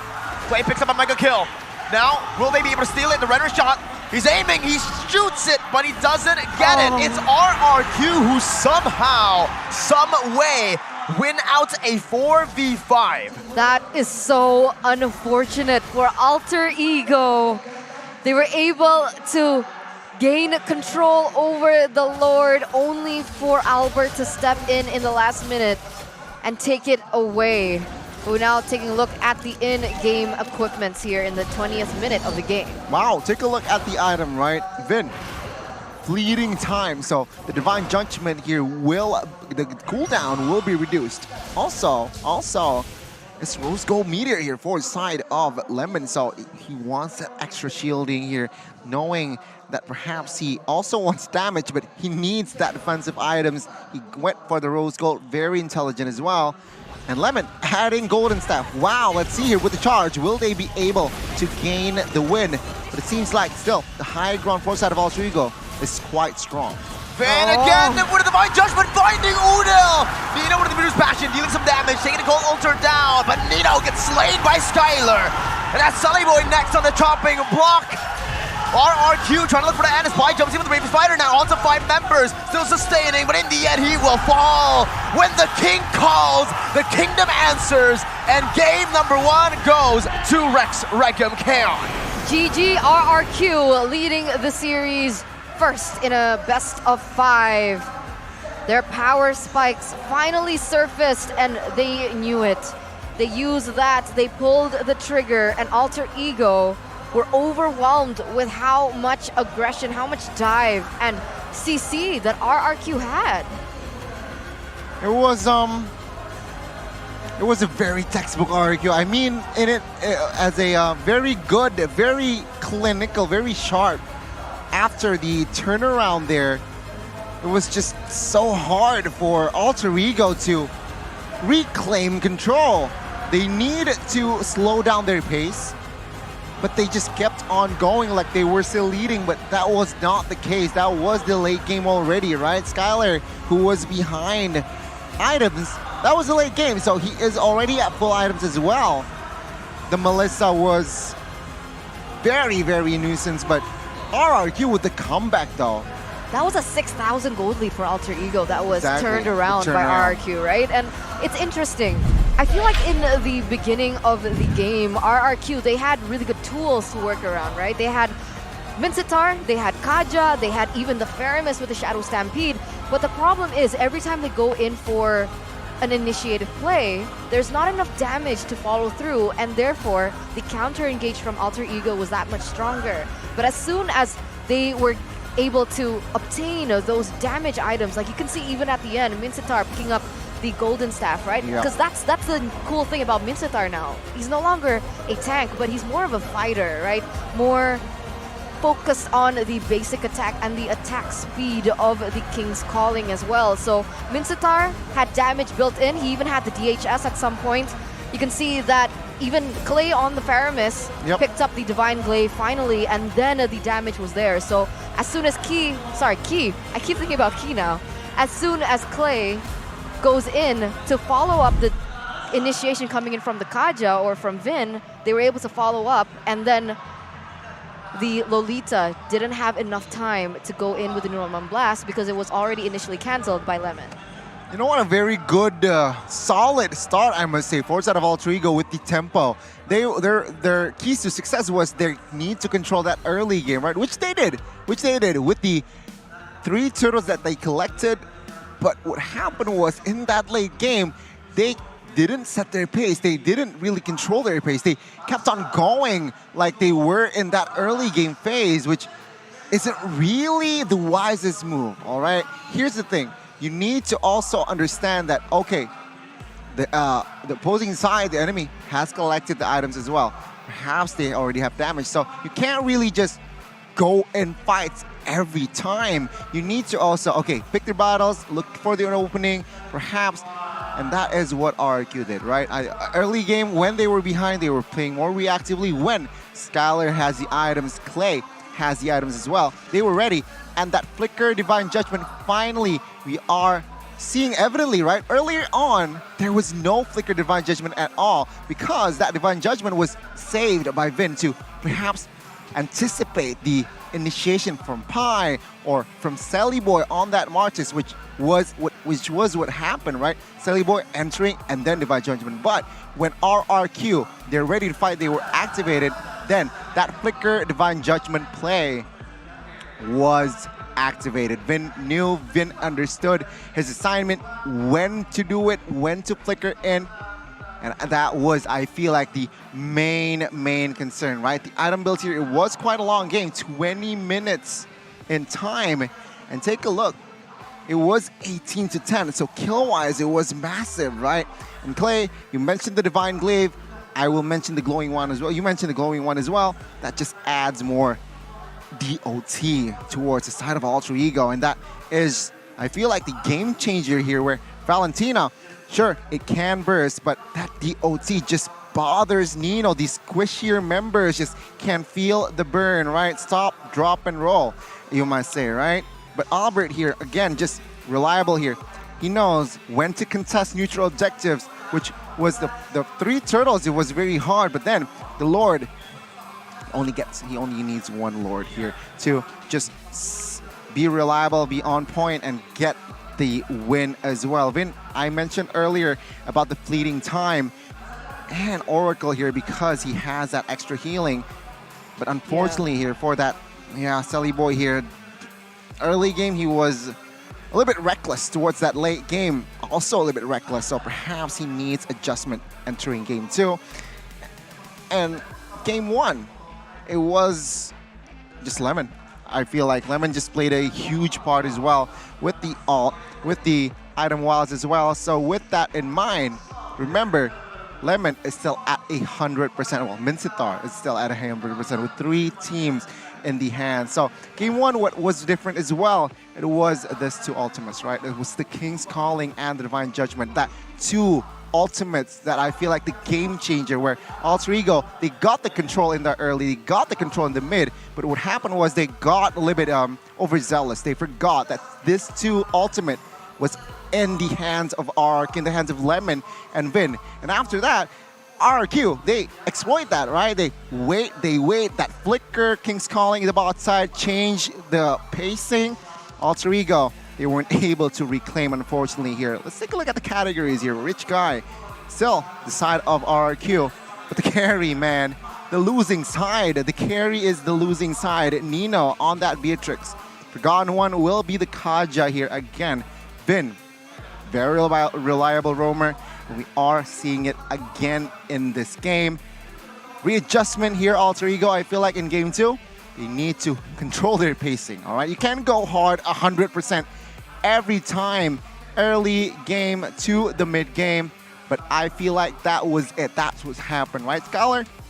On the Melissa, he didn't really pop off in this game, right? He was perhaps just to deny that pick away from Nino, but he played splendidly here. He was behind, so his impact was a little bit somehow shadowed, right, from the side of Alter Ego. But after, when RRQ gets the turnaround, it was GG. It was very hard for them to replicate the family-driven persona, family-driven brand that Alter Ego likes to embrace. And it seems like it kind of backfired. Gold Curve, this is a little bit dramatic here, it seems like. Slight RRQ in that early minute, and then Alter Ego for the most part, early mid towards that late game. And after minute number 18, it was actually RRQ. They were the ones dictating the pace. They were the ones saying, yeah, let's fight. I want to fight. Let's go for skirmish, fight, I don't care. We're ready, you're not. And I feel like that is where RRQ has that slight edge. They know when just to back off, all right? Okay, you're leading 4,000, you're leading 6,000. I'm gonna play my game. You get the Lord, we don't care. Alter Ego, they need to control their pacing here in the second. When you get the early, you get the mid, you don't go whole hard every time. You need to also slow down your pace. You need to also breathe for your team, all right? And I feel like that should be the approach for side of Alter Ego entering game 2. I think so, right? I think Alter Ego need to stay much more composed. The Lord fight that they took, well, the Lord engage that they took in the enemy base was their downfall. They played too much into it, overcommitted, and when you're clumped up like that, again, like we said, against the Faramis, against the King's Calling, you can't escape. You are just there. 9-1 and 6, Clay. He's not that flashy of a player. We mentioned it. He's not like the Sans, Moreno, Udil type, but positional. He is very good when his team needs him to be. MVP presented to you by the Galaxy A34, 5G. Very, very annoying.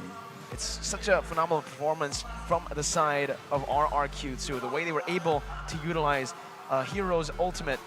That sounds like an ultimate made for RRQ, the King's Calling. I had to play with the words there in the end because of how poetic it was. It truly was. And now we're getting glimpses of a new combo, right? Yesterday we saw the Franco and the Mincetar, and now we see a different combo. It's the Kaja and the Mincetar. But now we're going to take a look at the heat map here for Clay for the first 5 minutes of the game. It's going to be very interesting, right? In that early game, it was here in this current play, in this particular play, it was actually Alter Ego. They got the turtle, but they commit more onto the fight. But after that, after minute number 8 here, it was actually here. This is the game changer here. King's Calling on towards 4-3. And it was just RRQ members there jumping over another. Alter Ego lost 3 members. Meanwhile, Lemon only being the lone casualty from inside of RRQ. And after that, Alter Ego, they need to slow down their pace here. But no, they go all in. Sure, they got 5, but chill out, all right? Chill. They got the Lord here, right? But also, they need to learn to chill out, stay, breathe. All right, you want to reclaim control by showing that muscle is better, but no, this is where the game changer again. RQ after that pick off, it's just GG. It's very hard to defend with 4 members, and after that, it's a lesson, right, for both teams. Alter Ego though, remember earlier, Merkel mentioned where game 1 in day 1. Doesn't matter. You win, but throughout the series, you're going to lose. Are we going to witness that again? The mentality, right? It's important. It's in your mind. It's in your mind. It's on your head. Is it? Is it though? You need to conceive, believe before you achieve.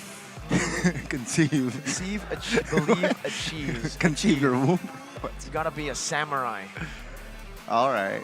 There you All go. right. Don't be an average rogue. All Be a right. samurai. If you know, you know, man.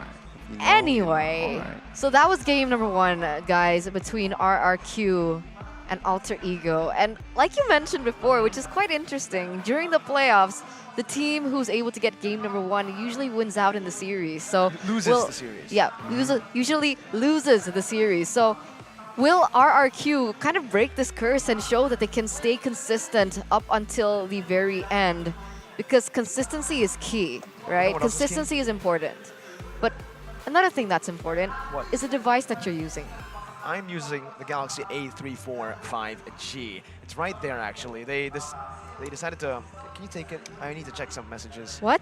Take my phone. Take it? Yeah. Literally? Yeah. Seriously? Yeah. Oh. For real. Oh. I gotta check all the Okay. apps, and I gotta, you know, Mhm. obviously read out the specs from here, right? Oh, Because where okay. else am I gonna be reading it? So go ahead and check it out, guys. 256 gigabytes of memory. I can see it right now while I'm checking it. And oh my God, Exynos 1380 processor, 5000 mAh. Man, I charge it once and it's done. I use it for 2 days straight, as long as you are awesome. And you're with this phone, you are awesome.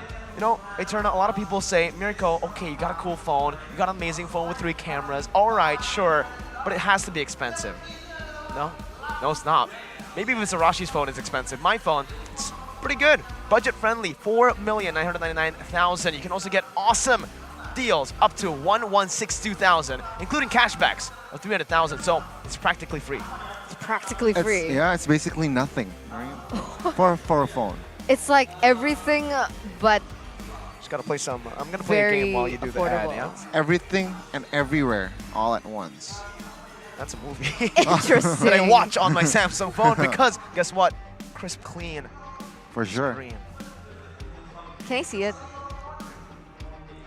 Oh, it's so cute. Honestly, this is how you guys Max Stream. ask me a whole lot of times. Here, I can actually download and check out some websites too. Wait, sorry. What app is this? This is Sinopolis right Oh. here. It's my Oh my tickets to God. watch at Sinopolis. Oh, so that's how you get the deals from Cinepolis. Yeah. What other deals do they have? Well, if you see right Uh-huh. here, it's actually Cine X MPL with a 20,000 discount. I've been watching movies for practically free. Oh my God, that's an amazing deal. And I heard that the audio of the cinema is insane, right? 7.1 audio all around you quality, if I'm not mistaken. And you know what? You guys should check it out yourselves. Go ahead and get the Cinepolis app, or go ahead and check it out on the website. Or if you're too lazy to do that as well, go ahead and scan the QR code it with this down camera. below. Mr. Goni. Mr. Goni. Mr. Goni. Bot side. Bot side. The QR code is bot side. Bottom left. The QR code is bot side.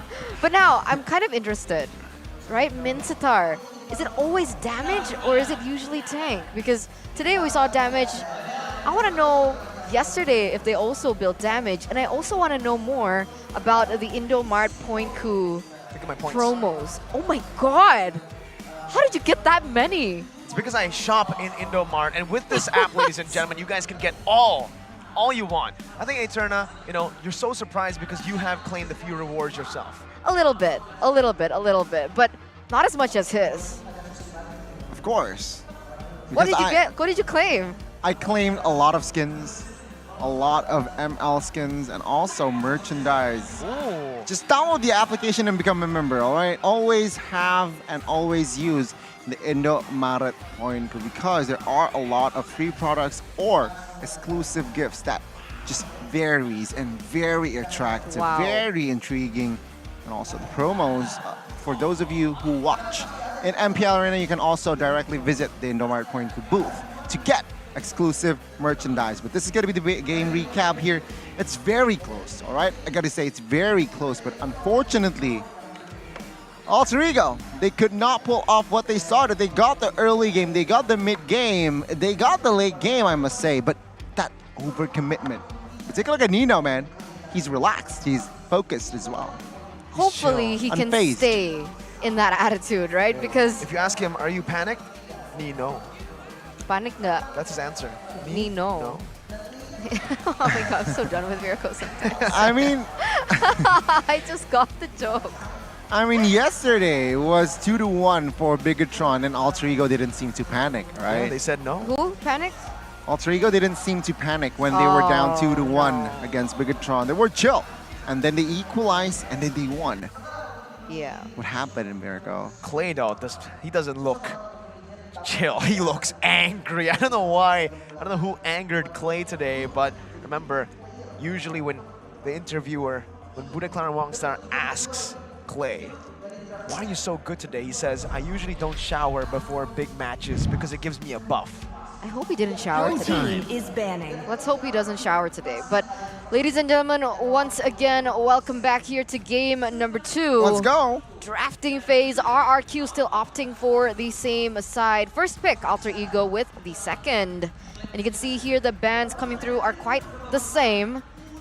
Farsa, Yuzong, Fanny still up for grabs. Alter Ego respond with the exact same as well. Joy Claude. If it's the same as game number 1, it should be a Fanny as well as a Yves ban, unless these teams want to try and contest over it.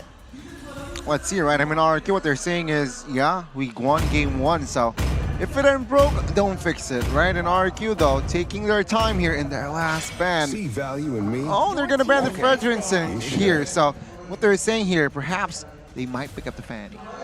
Can Sally Boy play Fanny? We have seen it once this season, and he has won on it. So it is a possibility. Obviously, I do think when it comes down to Silly Boy and his Fanny, it's a bit slower than, you know, the crazy mechanical Fannies, but it's a bit more calculated for Silly Boy. He's grown as a boy. Like I said yesterday, it's not Silly Boy anymore. It's Silly Man. Silly Man. You say that every Alter Ego match. Hopefully, right? Because the He's a last man. time I was scrolling through something. A boy is a man. Exactly. Is he, though? I'm being ignored. I'm sorry, Eterna. I'm so sad. Gani, It's such a bromance between Mirko and Gani, That's why we have ladies you in and the middle gentlemen. to, It's you know, very split us up. difficult to sit in the middle between these two. But hey, Melissa, man. I think last time around we saw Sally Boy was, I think there was like a short video about Sally Boy's Fanny where he bumped into the Lord Pit. It wasn't a really good video of Sally Boy. It was him Fanny. and also Fursic, right? Oh, it was Fursic too. Also Fursic.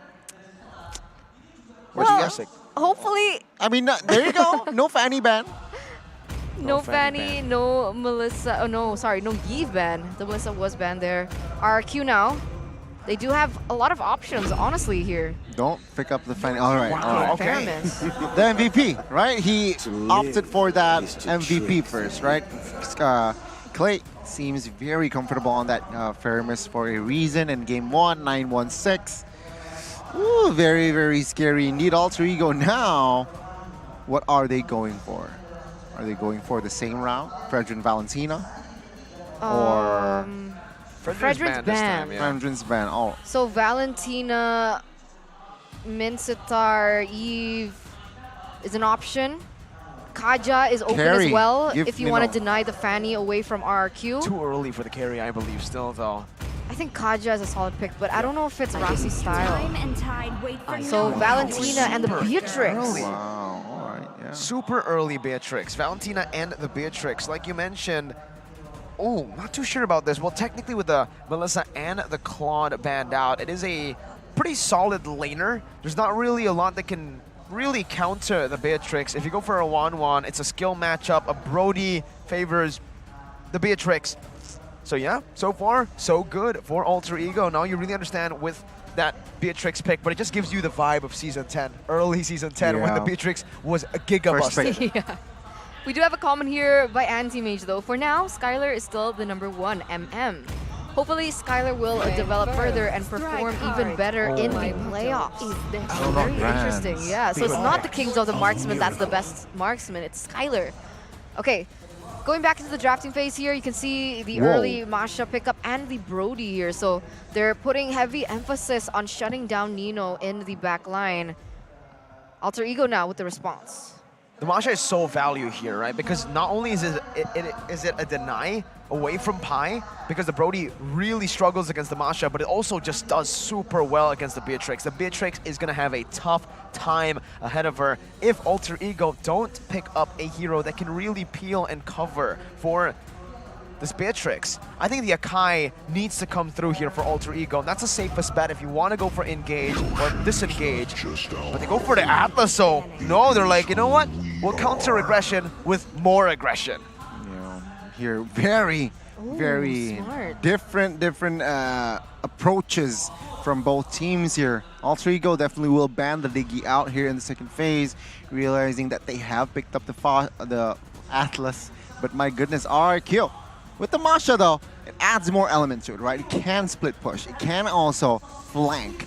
It can one-shot your MM, one-shot, well, not... You're an MM. Not Valentina, but am I though? What?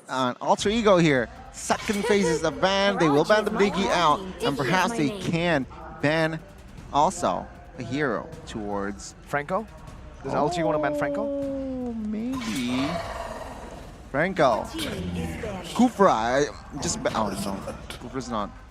All ban the Akai out or pick up themselves. Yeah, the Akai is a big, big nuisance to Alter Ego's comp right now, but they go for the Vanny ban. Okay.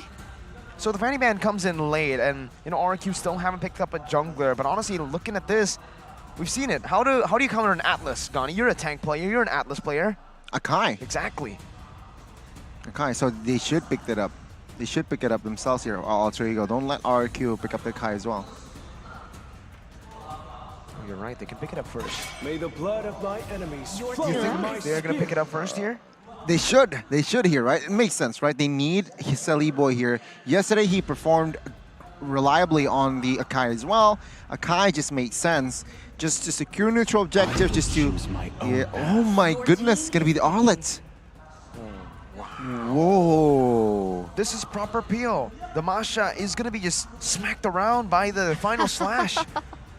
Right? I'm imagining the anime. For real, right? Masha comes in with a thunderclap, smack, get away from my Beatrix. She just sweeps her over to the other side. So they got it, and they can literally play ping pong with RQ's composition, right? Final slash into a Fatal Links. Or the other way around. Or the other way around, yeah. Fatal Links into Final Slash. Is it possible to final slash out of the Fatal Links? Arlet is on the Atlas. Yeah, but if that's the case, then is there a synergy problem? Oh, you mean like when the Fatal Links gets popped, if the Final Slash comes through, does it cancel the Fatal Links? That's I haven't seen that interaction before. We'll see. Okay. Will we though? But okay, it's gonna be Yves and Lancelot. Yes, the Yves and the Lancelot here gets picked up by RRQ. And it's interesting, right? Because I thought that RRQ might want to try and go for not clumping up with one another, right? I thought they were going to go for more pickoffs, to be honest, with their composition. Well, the Yves is anti-CC technically, so maybe that's the reason to go for the Yves. Wow. The Lance, though, I think that's more of a deny pick. But Alter Ego can certainly just go for like an Akai, right? Exactly. I was quite surprised that RQ didn't also pick up the Akai themselves here. Sure, you're going up against a Valentina. It's going to be a heavy spin against heavy spin, but at this point, there you go. It's going to be the Akai. Yeah, it's still the Akai. So as expected here, but they pick up the Arlet first. So perhaps they're sure that they will pick up the Akai at that last pick. Perhaps. And ladies and gentlemen, oh, it's Feel. And R7. It's Coach Feel. Is he feeling good in the stage? He's not coach anymore. Hopefully he's feeling good for his team. It's R7, right? No, I can't rhyme it, no. Never mind. Nice try, though. But there you go, ladies and gentlemen. The composition that both of these teams have opted for here for game number 2 have been set in stone. Finally, we see the reason why a lot of teams ban away the Atlas from Alter Ego. We haven't seen it. Will it come through for Rossi as Mirko will take us into the portal? Ladies and gentlemen, here it is.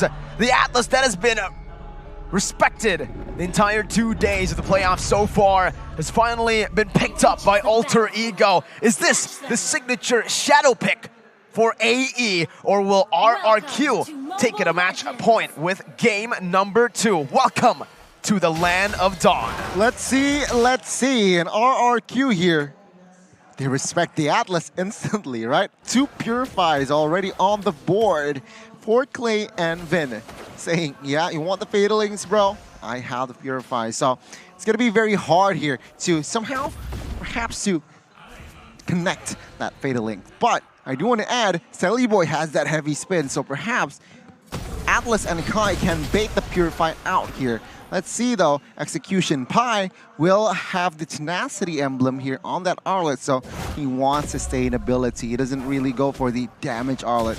He doesn't want to go for the concussive blast Arlet. He just wants to go sustainability, but Odil forced to use the flicker early. We completely forgot, by the way, it's Finn who's flexed the Faramis into the roam position, right? So the Yi pick in the end was basically showing that they can flex, they can pick up something different here. And so far in the lane, Skylar's actually doing a real good job. And this is how you take the Brody lane against the Beatrix, honestly.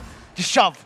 Just shove for dear life until you get level 4. That's when you actually start to win, or you have a chance to win. And yeah, it seems like here looking at the compositions, again, it's going to be Unbending Will. 2 games in a row for Lemon, but Albert jumps in. Oh, just a poke. Yeah, just poke there from RRQ right now. They don't want to overcommit onto anything just yet here in the early game. Realizing 11 seconds left on the clock for the next neutral objective to spawn. Alter Ego, you can see Selly Boy here starting to anticipate RRQ setting up. You can see him there first as well. Clay is not yet a level 4 though, and Udil is, so maybe that's something that they actually can work with. But there you go. Selly Boy still saving the heavy spin though. RRQ want to try to bait it out before this turtle take. Rossi is rotated down below as well. 11, level 4. Gonna be chunked down. His whole HP bar is gone. Now Vin with a stampede. Tries to run away, but it's gonna be the combo onto Vin. Resets happening with a final slash as well. First blood, Vin popping the altar a bit late, and that's the collapse coming in onto the back. Oh. Red tree battle, and it's gonna be Albert who wins it with a red tree or level advantage. Pi looking for one more shot. Takes Lemon down. 2 kills for the turtle, but Albert wants to make it an equal trade, and he finds it. Amazing mechanics, right, by Albert, and my goodness, what an early game already, action-packed, and what a Fatal Links! What a Fatal Link! You're right, and it seems like here Nino will offer that quantum charge, but oh my God, Albert caught. Albert with a signature assassin, don't doubt him, man. On the Lancelot, he is going to style, and right now he's 3 levels ahead of Selly Boy. Vin jumping in again onto Nino with a stampede, brings him back just a bit, putting some pressure down, but Bennett's range does so much. Albert, though, wants to do some more. Wait a minute, he goes for the kill, and defensive execution out. Gets him out of the goal, altar by Vin to follow it through. The Thorn Rose just a bait, and Rossi will fall as well. Piling for the reset with the final splash, bringing it back under the turret. Skylar taking low. Udil looking for the kill as the torn apart memory comes down, but Udil finds some compensation. RRQ, who's it worth for in that situation? You know what, I gotta say it, it's gotta be worth it for side of RRQ still, right? 1,500 gold lead they have established, and sure, they got the, I mean, one member was taken down there, but it's still a good white rotation. Can we appreciate the beauty of that chain of events, right? That was insane, right? Vin goes in with an on-point called Alter to save Albert as he was about to get taken down, but then Pi goes in after with a final slash and deals the damage and takes him down eventually. That was very entertaining to watch. But now, like you mentioned here, RRQ is going to be leading in a certain amount of gold, but it's actually shrinking here. RRQ, though, they do have a turret in the top side taken out, so they are going to have a little bit more map pressure when it comes down to it. They just need to shove the lanes a little bit in order to manipulate that, to utilize it to take this next neutral objective, which is the turtle, and that's exactly what they do. Selly Boy already poked down right now as Pi tries his best. Ooh, even the final slash there. Committed onto Albert, not going to be able to find a connect. Albert with phantom execution. Selly Boy with the heavy spin, but it's still going to be the baby alien who secures the turtle. Van pinned down, Fatal Links onto 3. Albert still somehow surviving, but it gets chased down under the tier 1 by Udil. He takes the kill out. He says, you know what, take the turtles. Alter Ego, we don't need it. That's worth it, right? Take a look at the domino effect where already mid-side falls and Alter Ego. Oh my God. They might catch Skylar here, but still more Skylar has enough resources to escape. Yeah, he does. Luckily for him, right? Because it's unfortunate if you use someone like Brody that can scale much quicker and be shut down in the early phase of the game. But once again here, Alter Ego claiming more dominance over the map, punishing Lemon here in the bottom side. Is he going to be taken down? Yeah, for sure, I think. He's just trying to buy some time. Thunderclap, just to give Nino a big smack before he goes down, right? Just to give him, stop, you know? Yeah. It's like a defensive smack in the face. man, item-wise here, Brody already on his way towards BOD very, very well. But he is still behind 500 gold here if you compare to Matrix. But bot side, another engage. Bandit's Rage, Fatal Links, oh my god, it's a 3-man. It's a heavy spin to follow it through. No follow-up though, Nino with the Muter's Passion now, under the turret. It's all good, Nino with a flicker into Clay to claim the killing spree. Alter Ego, once again, take the lead back. 0 casualties. It's insane how they're playing this. Their rotations have been prime. And you can see they instantly take the gold back. 1,000 for them. And taking a look at the gold differences here, this is where it gets worrisome, right? Nino and Skylar already almost at 1,000 gold difference. If this continues, it'll be very difficult for RRQ to shut them down, realizing how pressured Lemon is. Very back and forth, but for the past 3 minutes, it was Alter Ego just claiming control. Now let's see here, RRQ, they managed to steal the turtles away. Will Alter Ego finally get this last turtle here? Let's see, Albert still want to contest. See, opening it up for this team. Lemon, 1 HP bar taken out, goes for the Thunderclap onto Silly Boy, and that just gives free reign over to Nino right now with the render shot onto Clay. Silly Boy claims the turtle with a heavy spin. Rossi with the Fatal Links onto Skylar. The Call Alter comes down, but it's not enough to save Skylar. Very squishy Call Alter HP with him building tank. Nino picks up the kill, and Alter Ego, this is the chance once again to claim that mid-game control. They're going for the bottom side now here, guys. They're claiming more control over the map, taking the turrets. 2,000, almost a 3,000 gold lead, and Nino is farming very healthily. 315 already here. Level 10, 2 levels above Skylar.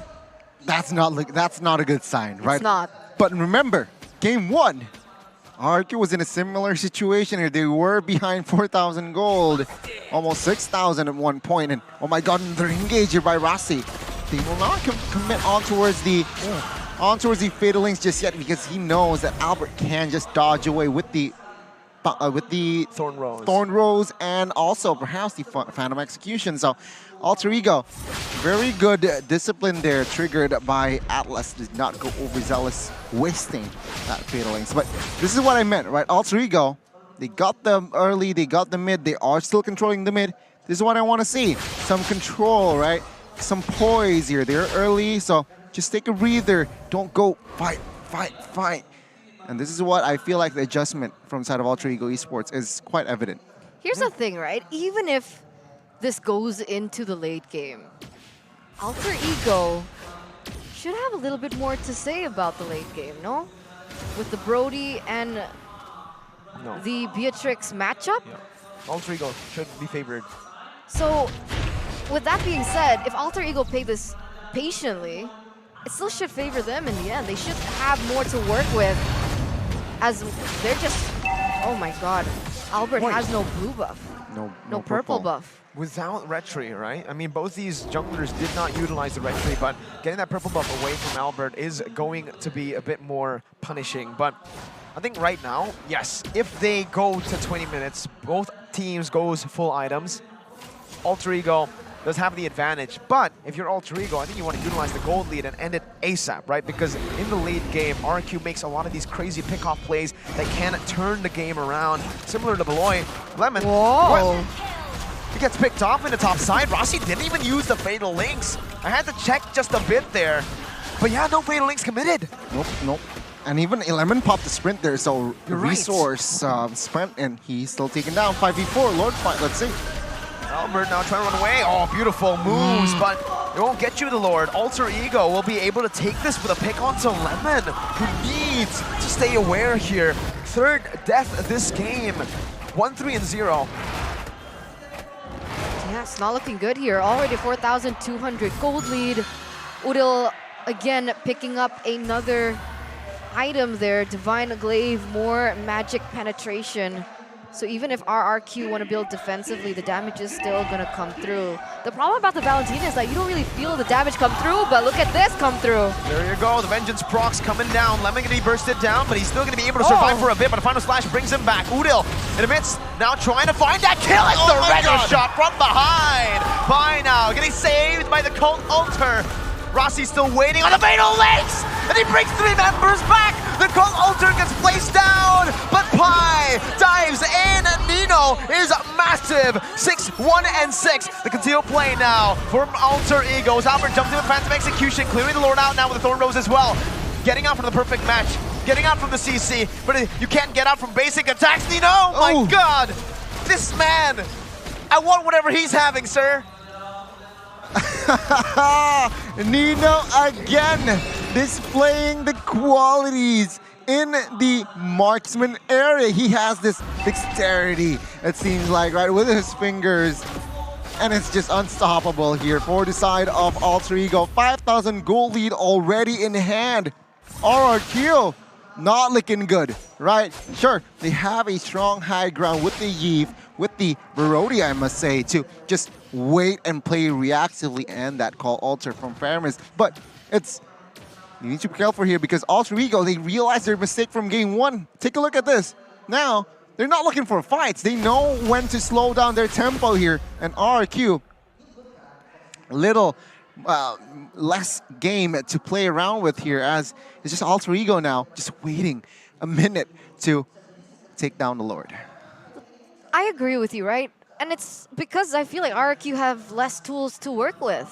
With Lemon being on the Masha, sure, it's great to try and counter Nino on the Beatrix, right? Because surely that aggression is going to cause some impact, supposedly, especially in the late game. But Lemon on a hero that can't playmake like the Masha, it doesn't seem like it's having an impact, the impact that we're used to expecting from RRQ. It's very different when he was on the Mincetar, when he was able to initiate team fights, especially with his ultimate. But on the Masha, that's all he can do, and usually he gets picked off for it.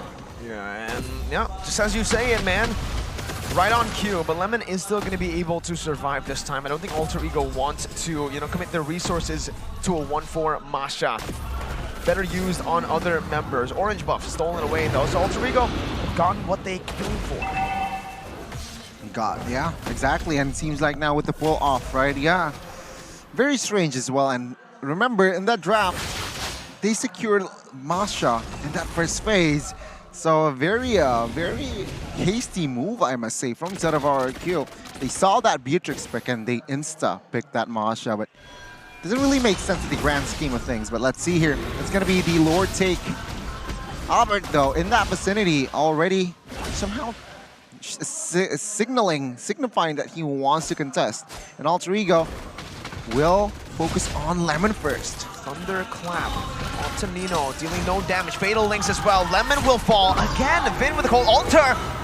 Uh-oh, Vin, he should be dead here. He has the Purify. That doesn't help you get out from the damage from Nino. Rossi buys the Immortality. Rose Gold built up by Nino. Pi wanting to steal away the purple buff. Clay gets it in the end, and Alter Ego should be able to just push the tempo. Albert used the red tree. There you go. That's Lemon. That's Lemon for you, I guess.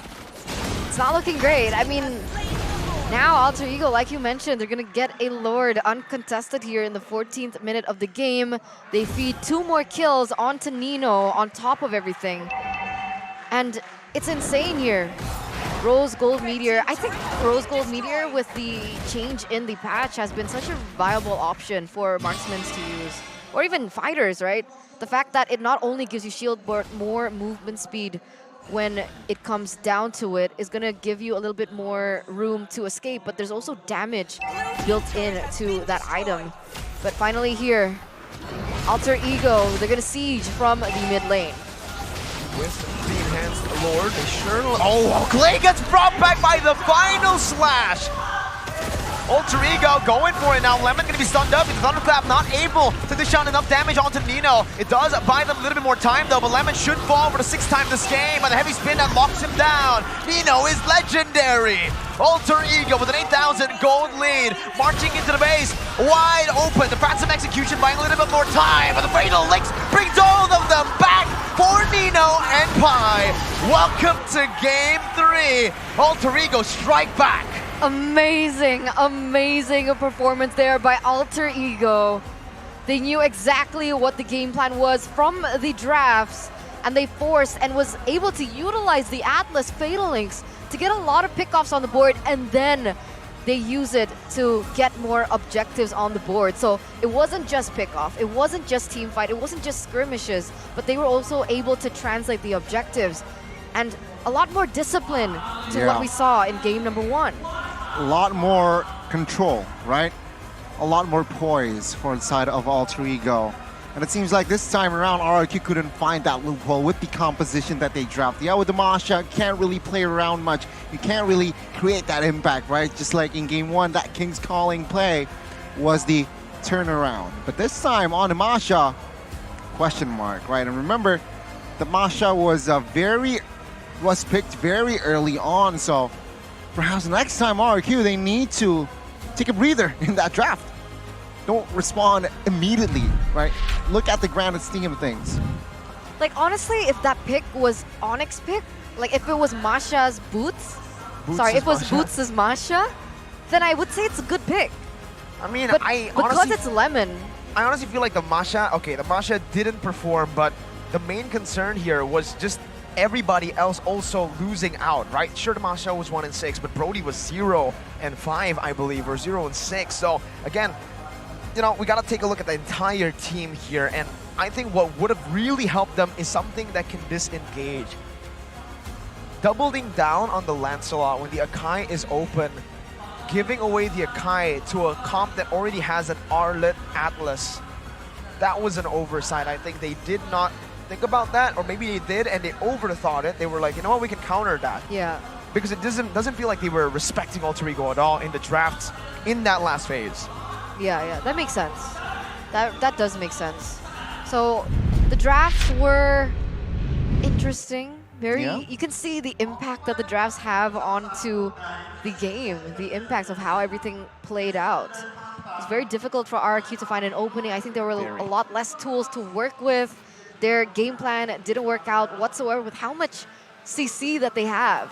And that's why I was wondering, right? Because Alter Ego, they brought in a composition that was very CC heavy, right? They had the Final Slash, they had the heavy spin, and they also had the Fatal Links coming in from the Atlas. Sure, they have 2 Purifies on the side of RRQ, but there's 3. So you can always just bait that Purify out and rely on the next CC to pop in. Massive flaw, Fairness, why we don't usually see it in the roam position is, okay, they have been able to make it work because RQ usually snowballs in the start. So the Call Alter HP doesn't really matter, right? It's more of like giving your team another HP bar. But when you're behind, you can really see it here. Call Alter scales with magic damage. That was a change they made right after revamping the hero. And after that, we just rarely see the Fairness being brought into the roam position, and they're still trying it. You can see Call Alter, gone. It's actually additional CC for Alter Ego, because once the Call Alter is gone, they all get silenced. It's so fast. One Nibiru's Passion, one tick of the Nibiru's Passion, Call Alter gone. Yeah, and it seems like here in this game, it's just very, very tough for RQ again to execute their drafts, right? What you guys said, explained, it shows in that game that they were struggling to fight play. Sure, Lancelot, Albert, splendid Lancelot, right? Taking 2 turtles away in that first 2 fights. It was technically a steal because it was a contest, right? It was technically a steal. So they did what they can, right? At the end of the day, Alter Ego, with their better draft, with their better composition, they were able to just execute things better. And you can see here already in minute number 15, in 15 minutes of game time, it was just 22-5, right? That says a lot. And you can see here, Hudil even built the Twilight armor, all right? So he does not want to get one-shotted by Lemon. He opted for that item, that last item. Perhaps it's a switcher with Wind and Truncheon. But that makes sense, right? Because Lemon, who he is going to target? He's going to target Udil or Nino.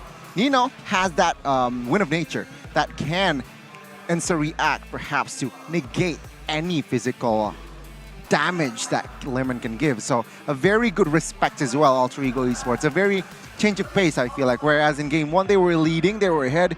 They say yes to every battle, and they didn't really work out for them. But in game 2, they managed to just stay poised. They managed to withstand get the control that they need and giving the necessary battles. And in game 2, we have seen, right? Game 1, RRQ, get the call alter and won, but game 2, call alter again.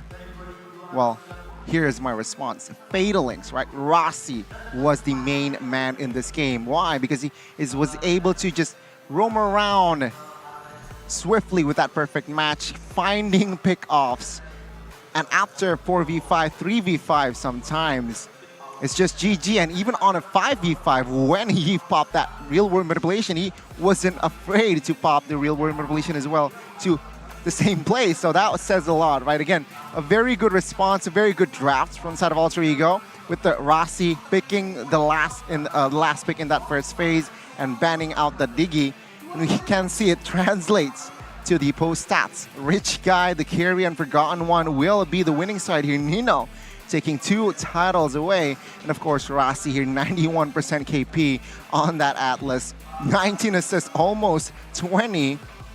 My God, he was just a nuisance. And even though 2 purifies on the board, you guys mentioned, and it was on that game, but yeah, it was just overwhelming. There's heavy spin, there's perhaps final splash, and it's just GG. Again, a very good display, Alter Ego. It's a little bit deja vu at this point, right? One losing the first game, winning the second to equalize.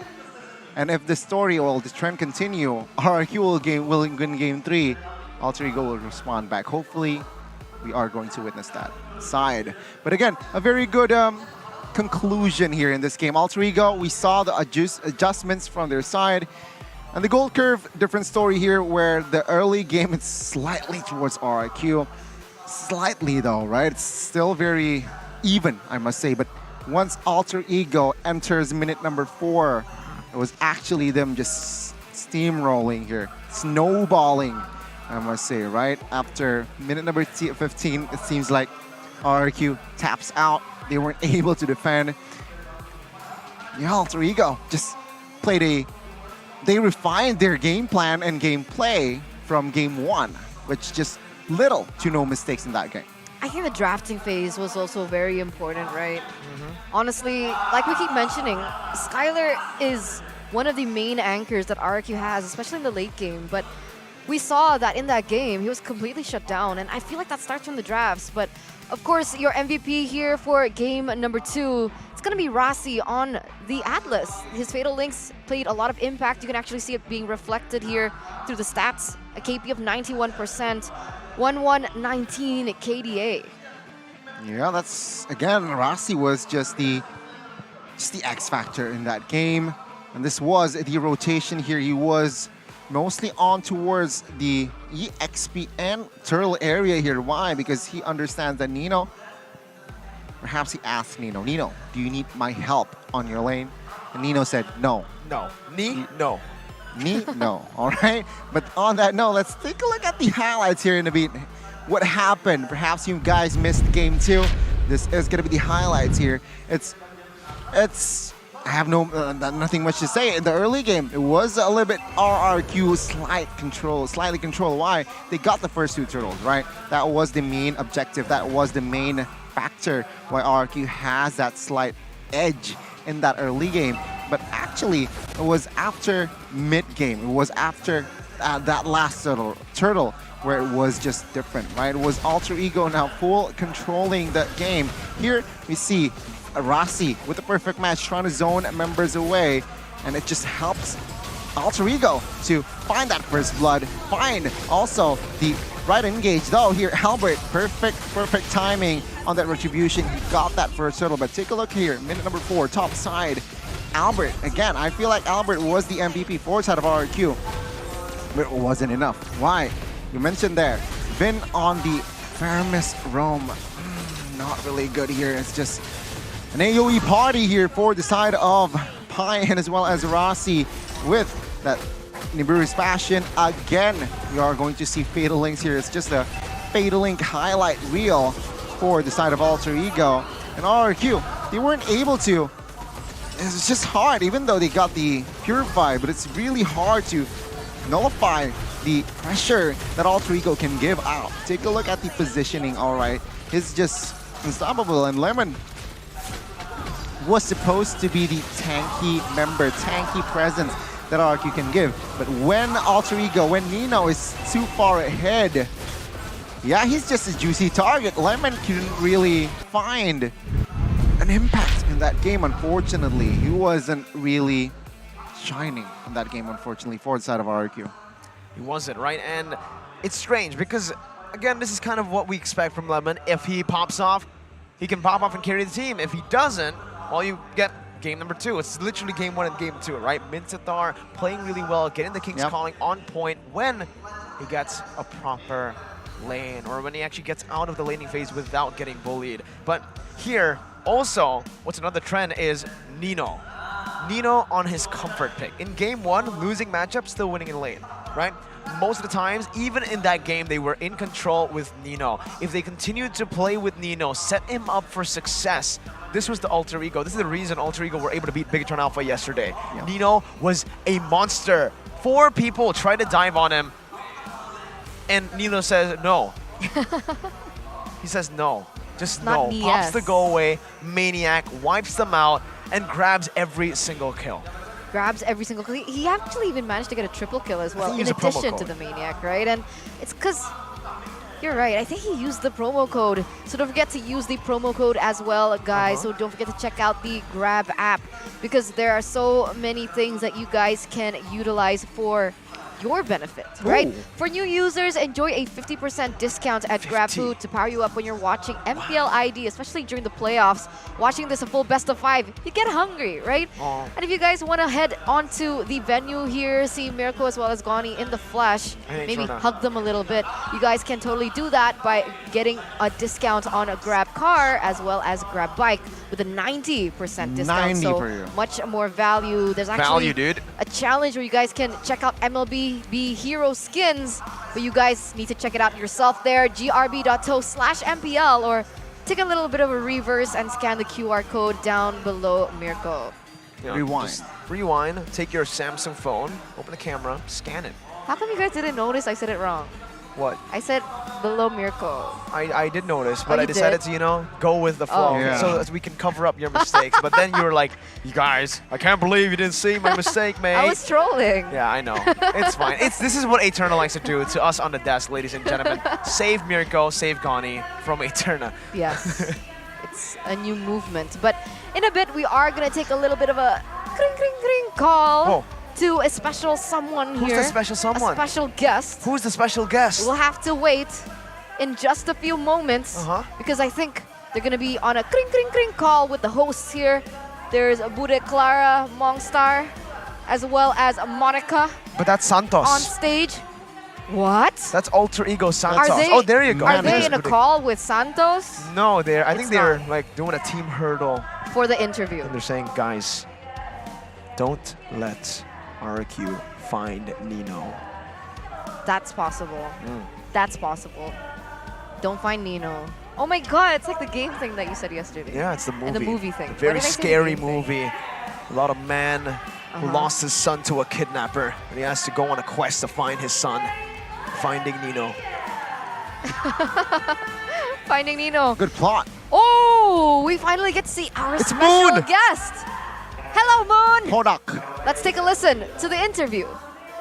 Tapi Moon, bagaimana melihat pertandingan ini Moon? RRQ melawan Alter Ego. Seru lah. Gameplaynya sangat seru lah. Kompak gitulah. Dua tim bermain dengan sangat bagus, dengan sangat konsisten. Dua menunjukkan speciality diorang masing-masing. Moon, Todak dan RRQ ini punya sejarah yang menarik karena ketika bertemu di dunia internasional RRQ selalu menang dari Todak. Gimana kamu melihat ini? Aku lihat ini macam MPL di Indo biasanya selalu kedua-dua semua tim semuanya bagus. So gak kira siapa yang menang, semuanya macam konsisten lah gitulah, gameplaynya sangat konsisten.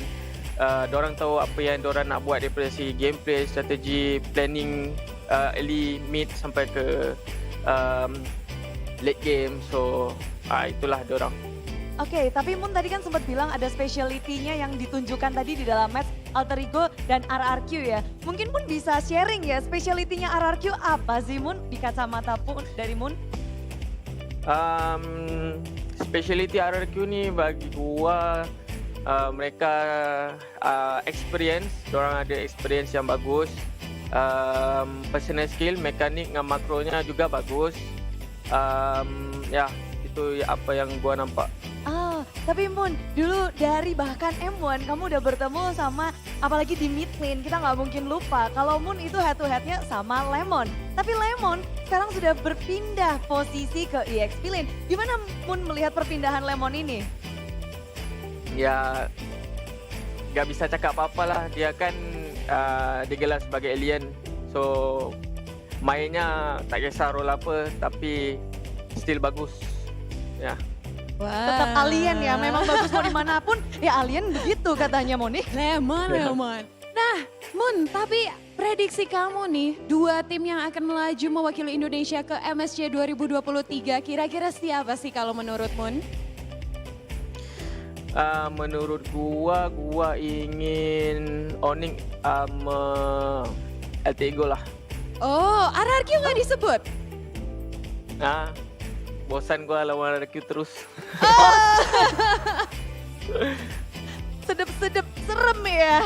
Nggak mau ini balas dendam, revenge. Karena di internasional kan belum bisa mengalahkan nih. Ya di M5 aja gak apa-apa. Oh, di M5 aja katanya. Jadi suruh puasa dulu yang di sini, nanti di M5 baru ketemu. Moon tuh seru juga ya. Oke Moon, tapi kamu ada ini nggak sih mungkin pesan-pesan atau salam mungkin untuk tim-tim yang beradu di babak playoff MPL Indonesia season 11. Ada yang mau disampaikan Moon? Kepada tim ya? Kepada tim ya? Iya. Nah, kepada tim di sana semua good luck, have fun, do your best. And kalau kalah itu gak usah sedih-sedih sangat lah. Itu adat permainan, so fokus untuk next season aja. Wow, jadi nggak usah sedih-sedih, ini adalah permainan. Yang terakhir Moon, kalau tadi kan prediksi ke MSC, ini prediksi untuk match kali ini RRQ dan Alter Ego. Saat ini udah 1 sama, prediksi kamu? Gua ngerasa RRQ akan menang, tapi gua ingin Alter Ego. Oke. Alter Ego. Ya. The score? Ya, Alter Ego. Poinnya? Poinnya 3-2. Oke, terima kasih sekali Moon. Terima kasih sekali sudah bergabung bersama MPL Indonesia. Good luck untuk perjalanannya di MPL Malaysia tentunya. Terima kasih, good luck Moon. Say my love to Label. Wow, itu dia. Jadi walaupun tadi katanya to see these faces Super. in the playoffs, right? Super. We saw Moon there Don't being say super. interviewed. Why? It's awesome. You know why? What's wrong? Are you okay? Yeah, I'm okay. Okay, he's okay. When you say super, I just remember. Super Ken? Yeah. Is it about super? Oh my God. Hey man. It's okay. You have next season. You too. We both have next season. It's okay. I made terms with that. He's still young. He's still young. He's still young. I thought you said she's still young. It's like, I'm still young. Also Thank you. But yes, ladies and gentlemen, once again, we're back to 1-1 here. 1-1. We're going to see, coming to the third game, will it be RRQ fighting back, or will Alter Ego continue to remain consistent from the drafts, right? That's important. But in a best of 5, you guys need a little bit more quota, honestly. And I have the best deal for you here. Tell us. Check out Dunya Games. Okay. Because EG? you guys can top up, get skins and vouchers of Mobile Legends, and you get free quota. So it's free quota. Up to 3 gigabytes. Up to 3 Up gigabytes. to 3 gigabytes. That's a lot. That's Per a lot purchase. per purchase. So I can buy like 9 items. Stacks. And I can get 27 gigabytes. You're like Aldo stacking with the quota. Aldous Stacking. Sicilian. Stacking. Stacking. Who else stacks? Alice. Alice stacking. So don't forget to check out the app, or you guys can also head to the QR code that was previously shown below Goni. Okay, this time you got it right. This time I got it right. This time we're not trolling. Okay. And now, once again, ladies and gentlemen, Oh! welcome to the drafting phase. The start of how things collide in the land of Dawn. RRQ with the first pick. Hello, Alter Ego my with the friend. second once again, 3 times in a row. Wow. But what differs here are the bans. RRQ go for an Atlas Estes ban. 2 bans towards Rossi in the first phase, guys. Are we gonna see a Diggy ban next? Wow. Oh my God, Are we gonna this see is respect. RRQ just completely hating on Rossi? He's the Indonesian Venus, all right? He's the But Indonesian Venus. Atlas. I mean, he forced. It's a roamer ban, all right? Just give him that. Just give him that. Roamer ban in the first phase. It's a Venus, right? Indo Venus. So Alter Ego, Claude and Joy though. So just remain prio and respect. RRQ. You're right. Diggy ban, perhaps. I don't think they want to go for the Diggy ban, right? Like, I think it's a bit too much. Braggadocious. Melissa. Wait, so they ban out the Melissa here. The Claude was banned already. What are they setting up for? Are they setting up for a Beatrix first pick? Are they going to go for a pick, a comfort pick for Skylar? Not too sure what they're trying to go for here, but Alter Ego, they can still stick to their bans in the first game. Joy, Claude, Eve, now that the Melissa has been taken out by RRQ, or maybe a Fanny ban. Fanny ban. That is possible. It wasn't banned last game and it wasn't picked up as well. It was banned in the second phase. Oh, it was banned in the second. Second phase, right? By A. By Alter Ego. And they haven't switched sides. No. No. They love their sides. So Fanny is an option for them to ban out, but they go the for the power of Kaja ban light. instead. I guess they realized, right? Vin on the Faramis wasn't as impactful as RQ intended, so value in me? they take away a hero away You from should. Vin himself, the Kaja, and RRQ, they're gonna secure a hero, which is Fredrin. Can be flexed for Albert or Lemon. We've seen Albert perform really well on the Fredrin, right? Being able to get those retributions in time as well, very on point. So Alter Ego now in the hot seat. They are. Alter Ego. Beatrix Farsa is up for grabs. They go for Valentina instead, and yeah, the Beatrix is definitely an option to go for, but I think they might want to leave it open for a bit later. They could go for a carry as well. Now that the Fredrin has been picked up, a very tanky jungler that can be punished by the carry. So Alter Ego, I think maybe the Valentina and maybe an Arlet here would be pretty good, but they will still stick with the Beatrix, saying if it ain't broke, do not fix it, Gani. Exactly, right? And it seems like Nino popped off as well in that game, right? Both Sure. games. Both Even when, games. yeah, even in the loss. Exactly, even in the loss. So it's just a matter of, I guess he was warming up in that first game. Second game he's heated up, and third game he's overheated. Let's see the RRQ. Will he be able to somehow stop the train of Alter Ego? But here's a comment from Beloyski. It's very difficult. It's like I'm reading his gameplay, and he's reading mine too. He's talking about me. It's talking about Sure, the caster Miracle. He's talking about Miracle. Oh my god. Because there's May the blood of I'm my just enemies flying, flow man. through Oh, my spirit. Farsa and the Minzathar. So hey, Still again, lemon. back to the RRQ identity. The King's calling. Still though with the approach, right? Securing Lemon's hero in that first phase. So Fredrin no longer flex. Nope, no longer flex here. It's going to be clear that Minzathar will enter the EXP. You know Is what's it possible to go to the roamer? Minzathar? I feel it's better Technically, yeah, XP. but I agree. Better than XP. I think what's interesting here for Alter Ego is they can actually pick up the Masha. I think the Masha does well. The Glue does well too against the Fredrin and the Farsa. But I'm just, thinking about the Masha because with the Masha, you can actually escape the King's Calling pretty easily, right? And you have that die potential towards the Farsa. But hey, Glue works too, and Fredrin is going to have a tough time. Yep, with the split, can also easily, effortlessly escape the King's Calling. Second phase, here we go. It seems like Alter Ego, Rossi, is unfazed, right? Banning out 2 heroes in that first phase, but they haven't really secured a hero for Rossi. So Alter Ego, they're saying is, yeah, we don't care. We still have a lot of hero pools here that can be given towards Rossi. RRQ, though, in the second phase, what are they going to eliminate? I feel like they should eliminate the jungle position. There you go. Kai banned out. Now perhaps next, the Martis band could come through. Should be. It's possible. When we're talking about Rossi, right, in his hero pool, I feel like it's quite a similar story for Skylar, right? With Claude being banned out, 1-1 as well. Melissa, they banned Beatrix. the Beatrix. Oh no, they took the Beatrix and the Melissa also taken off the board. What else can he use here? Ban carry and it's done. There you go. Right? Force the Brody. I mean, we Brody, saw what the Brody did last Moskov, game. and Iritel are the only other heroes that he's picked up in the regular season. But even that, it wasn't his full potential like when he performs on the quad. So I've been waiting for with the so carry long. being taken off the board, this truly does put Skylar in a corner. And we see that if Skylar gets shut down, the gameplay from RRQ gets a little bit iffy, right? Like in game number 2.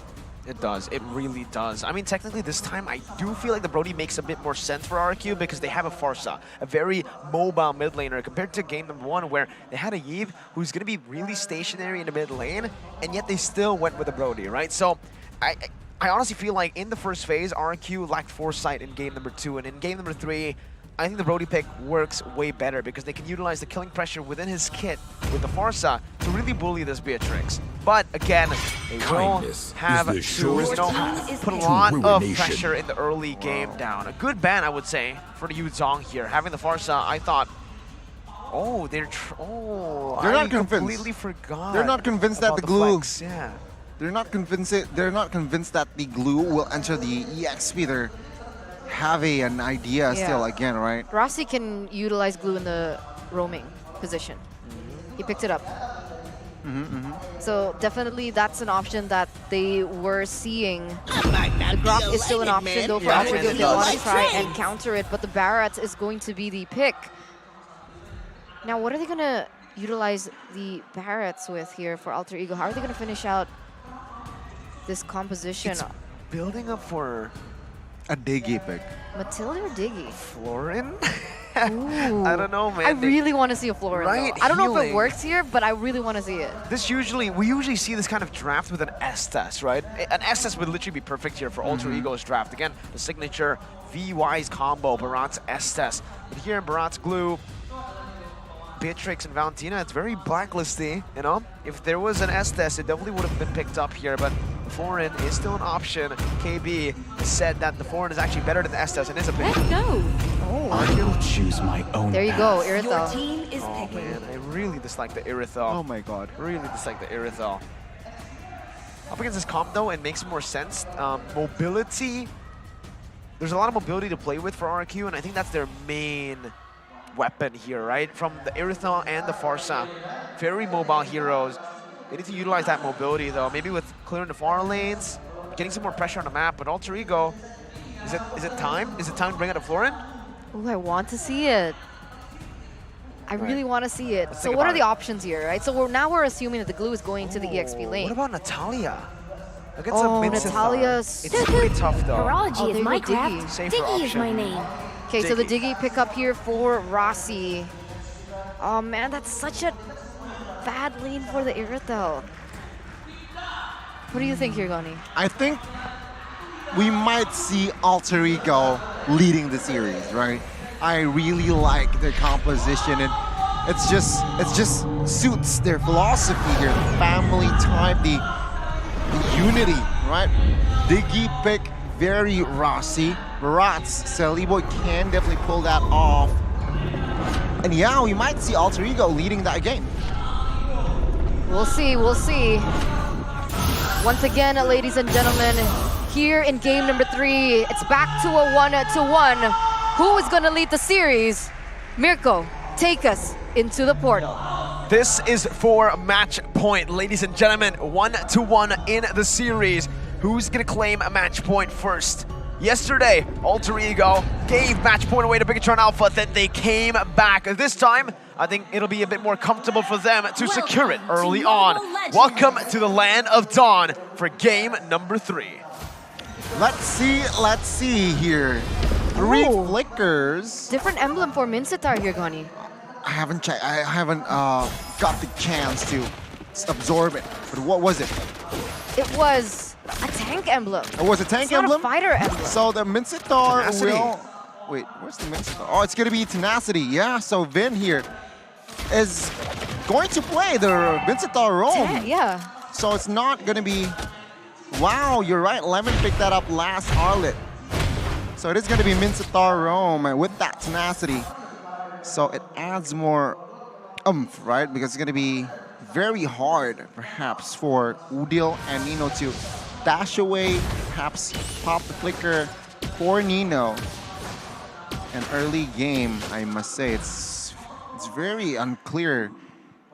But I guess early game should be controlled by Alter Ego. With Digi, with Barats, you can be very, very mobile. You can already see pressure being placed down. A sprint as well utilized up top though. Pi Slaver survived, flickering forward onto Clay. This might just be an outplay. Pi still able to escape. Lemon, one more hit to claim first blood up top. Down below though, there's another skirmish here. They're looking for Vin, who's all alone, caught, but the missiles will not be able to catch him. Oh, a few more hits under the turret. What happened? Wow. Lemon picks a second kill. Up. That's RRQ leading the early game. They were going for a mirror play, but it doesn't seem up until this point Alter Ego have been able to find something, but Vin! Okay, very greedy. Skylar now in the midst of it all. Nino with a flicker out. Rasi too. Skylar surviving this time, but Alter Ego will try their best, I believe. No, they won't. They won't shove it in because Clay is rotated. The feather airstrike comes down. Celiboy with death to his welcome. Eats him up. Will they be able to find this kill? Udil has rotated down below. The feathered airstrike comes down. They traded for the turtle up top. Chaos all over the place. That should have been a 2-for-1 trade in favor for RRQ. If Clay didn't go aggressively down there, they would have been able to lead a little bit here in the early game. But now it gets traded back 2 for 2.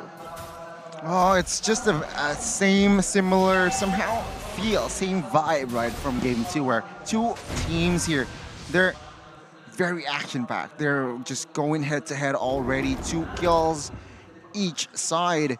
And that's crazy, right? Rossi, though, here, also note that he is on an Impure Age, so he expects, he wants to dish out the damage here towards the composition of RRQ. Looking at it now, it makes sense. Why? Pi and Celiboy is already, they have a tanky presence in Pi and Celiboy. So Rossi, again, he is more of a cover, but what cover? He wants to dish out the damage as well on that cover area. So very makes sense, but take a look at Celiboy here already. Jetson welcome on to Clay. Udil with a follow-up, and Celiboy sidestepping out of the hook really well. The render shot connecting onto Albert. The reverse time bringing it back. Nino not able to get in range as the King's Calling is utilized defensively. Gani, I have a question though. Lemon unbending well is the choice for Lemon. Usually we see the tenacity for the Arlet.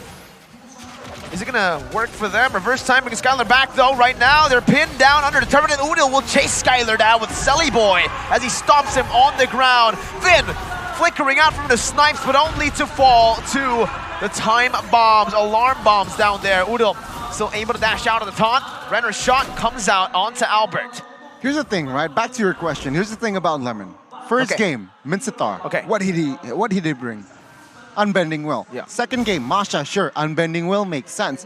Third game, He Lemon. loves unbending will. Exactly. Maybe he has like an unbending will.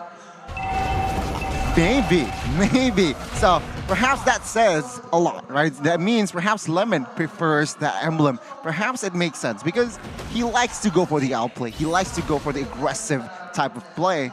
And with that emblem, it adds more damage when you're low HP. So again, it's just more of a preference as, yeah, to see it face value, it makes sense. And take a look at here, Talon's prediction, only limb, RRQ. Turtle take though, let's see. Celiboy now getting brought back with the hook there. Appraiser's Wrath gonna be able to connect, but Celiboy will find the retribution to win it out against Albert, who's being mounted by Pi in the midst of it all, now flickering out of the King's Calling. Alter Ego with a clean objective take. And fun fact, ladies and gentlemen, you didn't see the town prediction for game 1 and 2, but so far, Mirko has been using the patch to Mirko curse, the Mirko bless on Alter Ego. Mirko bless indeed, and take a look at the structure outside. Will be taken down, so the first structure of the game will be taken out. Alter Ego having a say first in that department. And of course, the neutral objective take again. Very, very clean. The Barats was just unstoppable. 203, 100 KP. Take a look at this guy, right? He wants to go Radiant Armor first. Oh, nice. He built the Molten Essence and then Steel-like Plates. but then he shifted towards the Radiant Armor first here. Why? Because it adds more, just more oomph towards the composition. It adds more tankiness against Farsa as well, but top side, Lemon now. Gunned down, slowly but surely, Nino picks the kill up 1-0 and 3. Albert now against the likes of Sully Boy in front. Unfortunate for the side of RRQ, they can't really do much in these siege situations. They do have proper wave clear though, but now Sully Boy's gonna get hooked. Death to this welcome, popped in, he's got cancelled out, but that to this welcome as well got cancelled out. So much damage placed onto him, but he's still able to survive so long. Albert gets brought back by the reverse time. Feather airstrike comes down, but a turret will fall as well. Another hook by Vin onto Sully Boy as Udil places some damage onto him. But again, both these teams aren't really going for a full commitment just now. They're just sieging slowly but surely. The Beer's Passion though on the back. Lemon with the final slash, but it is going to be the time journey to follow it up with Renner! Wow! Nino! Name a more iconic duo this series. It's just been Nino popping off. My goodness, what an exchange there in Alter Ego, already establishing a 3,500 gold lead. My God, the series has been like, it's a similar thing, right? Game 1 was Alter Ego leading in the early game, mid game. Second game, same story. Third game, we are going to see a repeat here. Minute number 7, 4,000 gold lead now. So Alter Ego, what this says, it says that the coach, their vision, their game plan, the game plan is already there for that early game, right? So Alter Ego, what they need to do is, again, maintain this lead just like they did in game 2, but top side. Skyler, where are you going? Inside Sunny Boy's mouth is where he's going. Gone. There you go. Instantly deleted off the map. Now it's going to be Vin, who's next on the chopping block. The missiles bring Clay back. He's going to be able to flicker out of there, but Nino now on the Renner. He's looking, he's hunting for some kings. But he will just go for the turret. 5,000 gold lead for Alter Ego. Yeah, beautiful, beautiful lead here by Alter Ego for the first 8 minutes of the game. And look at them pushing forward as Albert is going to be another casualty to the aggression that Alter Ego are displaying. They're going to get another turret here in the mid side as well. And that gold lead is going to grow to 7,000 with Nino already picking another core item, the Malefic Roar. That's nasty. All right, Nino 305. So 8 total contribution kills on his name with a total of 10 kills to his team. That's nasty. Right, again, Sully Boy still 100 KP to this point. So it's just amazing to see the Barats. And it seems like throughout the season, only Sully Boy is able to bring out the Barats. Albert, what? Again deleted here. What? RQ going again 1 by 1, that's not a good idea. Definitely not right now. The Renner, oh my God, just barely out of range as Clay gets munched up. The King's Calling comes down, but Nino's still in the back line, just farming really well. The hook connects, but it's only to bring him back for Nino to get in range of the Renner. RRQ not respecting the map pressure that Alter Ego had built already. What? Albert just walked into his jungle like he owns the place, where, you know, Alter Ego kind of has been owning it for the past, what, 2 minutes? And everyone else just goes in 1 by 1 and sacrifices their lives as well. RRQ, they're playing this so scattered. They're kind of in disarray at this point, right? With the way that they're playing. A 9,000 gold lead for Alter Ego in the first 9 minutes of the game. They picked up the Lord on top of everything. And Albert here just still trying to get what's his. But it's gonna fail. Sully Boy gonna be able to get that purple buff away as well. You know what, looking back, right? It was actually in the keys to victory of Alter Ego that they need to bring out cheese picks. But now, seeing this game, it is actually RRQ that is somehow showing the cheese picks. And honestly, I don't really like it, right? Minsataro, somehow, I don't really like this Minsataro. I really prefer Minsatar. In that EXP, it adds just more sauce. Give Vin another hero, is what I'm saying. I feel like the beauty of the Minsatar is in its damage, right? Because of the way that he was reworked.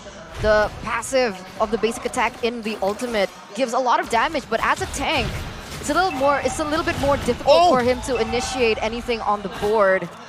But yes, the damage does come through. Alter Ego with the Lord on the bottom side, as it looks like they're gonna go for the siege. This is the first Lord, man. They took 2 base turrets like it's nothing. The Death to the Welcome comes down. He is gonna be able to find Albert as Lemon jumps into the back line, but a time journey helps them all out. It's a massacre. Alter Ego are eating kings tonight as they secure match points with Nino on the triple.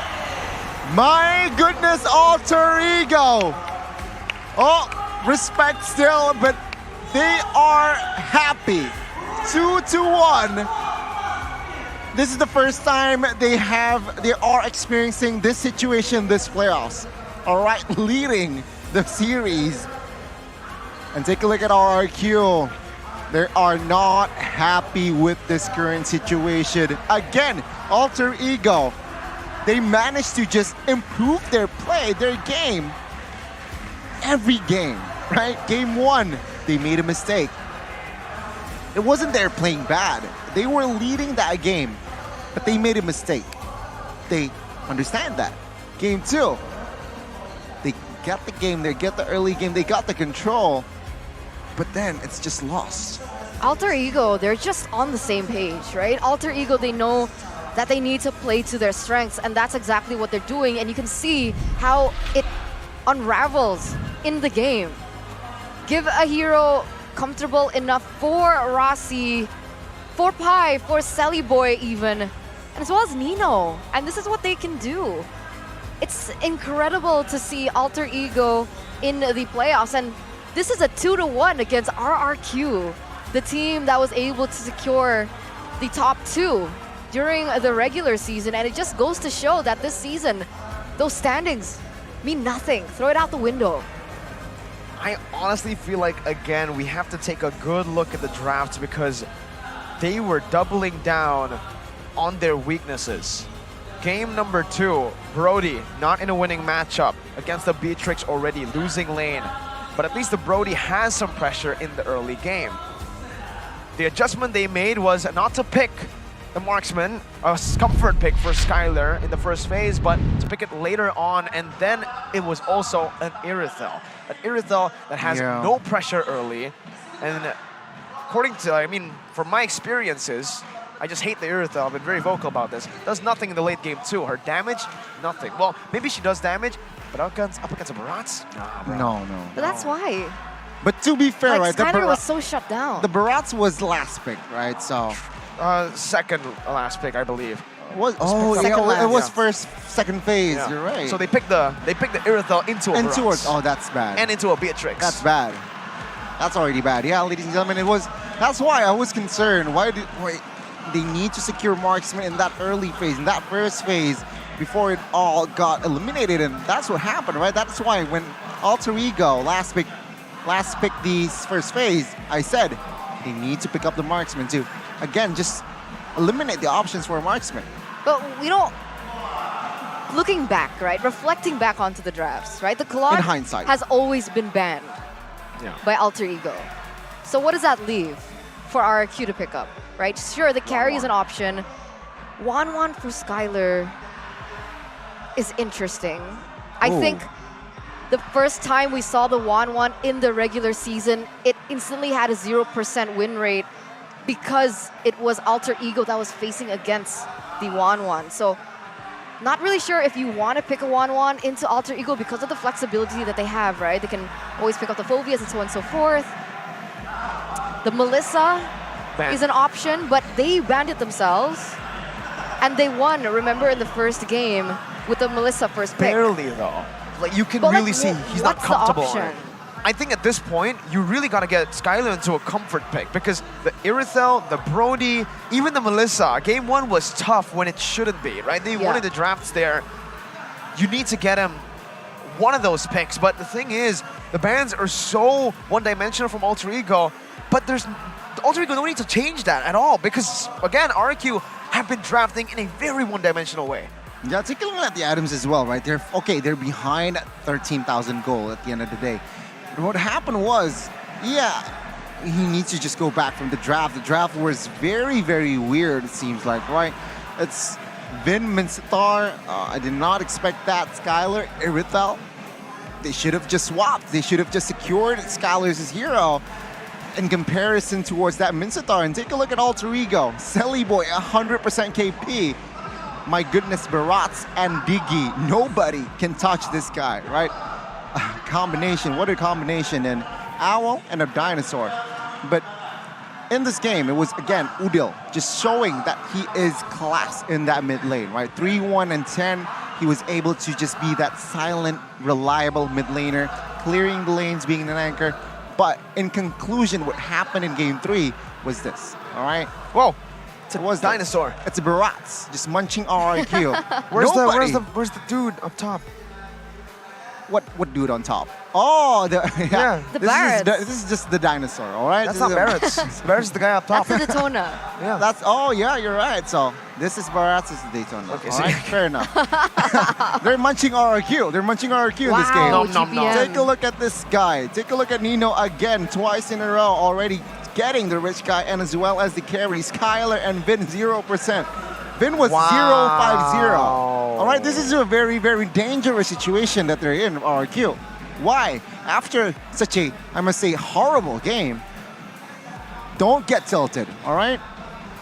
The thing about RRQ, the thing about pro players that do not get tilted. After a horrible game, it's very hard. Sometimes we amateurs, quote unquote, we get tilted a lot, right? We play a bad game, or get tilted. But the pro players, they need to stay composed here. Vin, horrible game, 0-5-0. They need to be able to control the room. They need to be able to control the morale, because now Alter Ego, they're at match point. So nothing worse, right? If you're tilted, if you can't bring up your mood, it's gonna be very, very difficult for you in that potentially last game. But dude, Gold Curve is just a snowball. They got snowball. They ended the game with the first Lord, dude. Exactly. Is that the It's first Lord. 10 minutes, 57 seconds. First Exactly. Lord. 2 base turrets. I thought, okay, 2 base turrets, and then they keep going, and then they end the game. And I was like, what? The first time in MPL playoffs. First time in Season 11 playoffs. Yeah. What the heck? That's nasty, right? 13,000 gold established there, and at the end of the day, it was just unstoppable. Dominance Ice only built for some side of Mincetar. So again, no damage whatsoever, no source of damage whatsoever from the side of RRQ, which just made, yeah, the Barats, like my drawing earlier, was just munching RRQ. With the help of Diggy, it adds more with the shield, with the movement speed. It was, yeah, it was unstoppable. He was unstoppable, and that game, it was evident that I feel like Boy should grab the MVP in this current game, where he led. Pi creates the space for Nino, create the space for the side laners, of course. And of course, Will being the silent MVP in the background as well. But let's see, MVP, yeah, the Barats should get the MVP here in this game. He was the key factor on why they won. Wow, I mean, 100% KP, like you mentioned. 4-0-3, he wasn't taken down once, considering how aggressive he was playing there, Mirko. For sure, man. I mean, it was a stomp, right? There's no way to sugarcoat how they played this. And there, Gani. That's how you draw the Barats, by the way, if you want to. See, there's a little guy. I didn't have the chance to have to watch and then draw. All right, so you can fix it now, and then you can show it after. I'll show it later. All right. After the highlights. So see, now you can fix it now. Oh, you want me to fix it now? All right, let me get it. He's gonna fix his drawing. All right, let me show it to you how I do my drawing. All right. Draw a little person at the top. Just like that. Just like so. There you Satisfied? go. There you go. Oh, wait. Satisfied? There's this little person. That's the Barats. That's the Barats. All and right. there you go. It's going to be the heat map there, ladies and gentlemen, for the Boy, rather. He was everywhere, all over the place, especially in that cold lane. He focuses down. He knows Skylar's a vulnerable target. I'm telling you, man. He's just munching. He's no longer the Miracle Boy. He's the Miracle Man. Oh, Miracle man. Man. Let's take a look at the highlights, though. Oh my god, yeah, the highlights quite clear. Take a look at Barats there. Barats always occupying the bot side. This was the encounter, and this was the catch on towards Clay here, combined with the help of Udil. And after that, he is just invading the jungles, creating space for his side laners to Yeah, farm freely, and that helped, right? That was the start What was of the goal, snowball. Gani? What was the goal of the Iritha? I just want to ask that big question right now because only early pressure, 0. Perhaps Late game Banduk pressure, knows. mid game pressure, and they're playing towards the gold lane, so they're trying to get him ahead or trying to get him past the laning phase. But even if the Iritha, we saw Iritha go 7-0 in the regular season, and the Iritha did nothing, right? I think just don't pick the Iritha. This hero is like, he's just not it, bro. Toxic. I'm toxic to Iritha. Iritha right now, worst marksman. No, Layla. Never mind. Oh, Layla. Now, you know it's crazy when you can compare a Layla to a Iritha. You know, that's how useless the Iritha is when you can compare Layla and you can be like, oh wait, Layla actually at least has range and late game. Iritha doesn't have those two. Who are you imitating with that voice? I hate Iritha. I think What's that voice? I think that's your backstory, Miracle, right? Your first ML game ever. You're playing a marksman, going up against Iritha, and you got demolished. I played the Iritha in the first game. That's why I lost. And I was like, oh my god. That's why. That's your backstory. I thought you got demolished by an Iritha. You got petty. Every time an Iritha gets picked in the enemy team, I'm like, 3 points, bro. Because like the Irithal was a thing for a bit, right? It was, yeah. It was. For the For a small one. bit. I'm talking about like right now. Like because now. Because back then remember it was Chidera Irithal? Oh my god. That was a scary Irithal. Very scary Irithal. It was a very, very scary Irithal. Actually, thinking back, I'm getting PTSD thinking about it. But ladies and gentlemen, don't forget that after watching MPL, right? You can watch MPL there too, actually. You can? Yeah. That's amazing. It is. Go ahead and get it now. You know what it's called? What's it called? Max Stream. Max Stream. It's not min stream, it's max stream because you can get maximum Potential. out of the deals, maximum potential, and you guys can get exclusive original content that are only available on Max Stream, right? Because that's what exclusive means. You guys can get there's Love in Game, Love Coach with Rachel, The One, Believe, Rasha, The Wonder Kid, and Kolak Express. No. No? Do it again.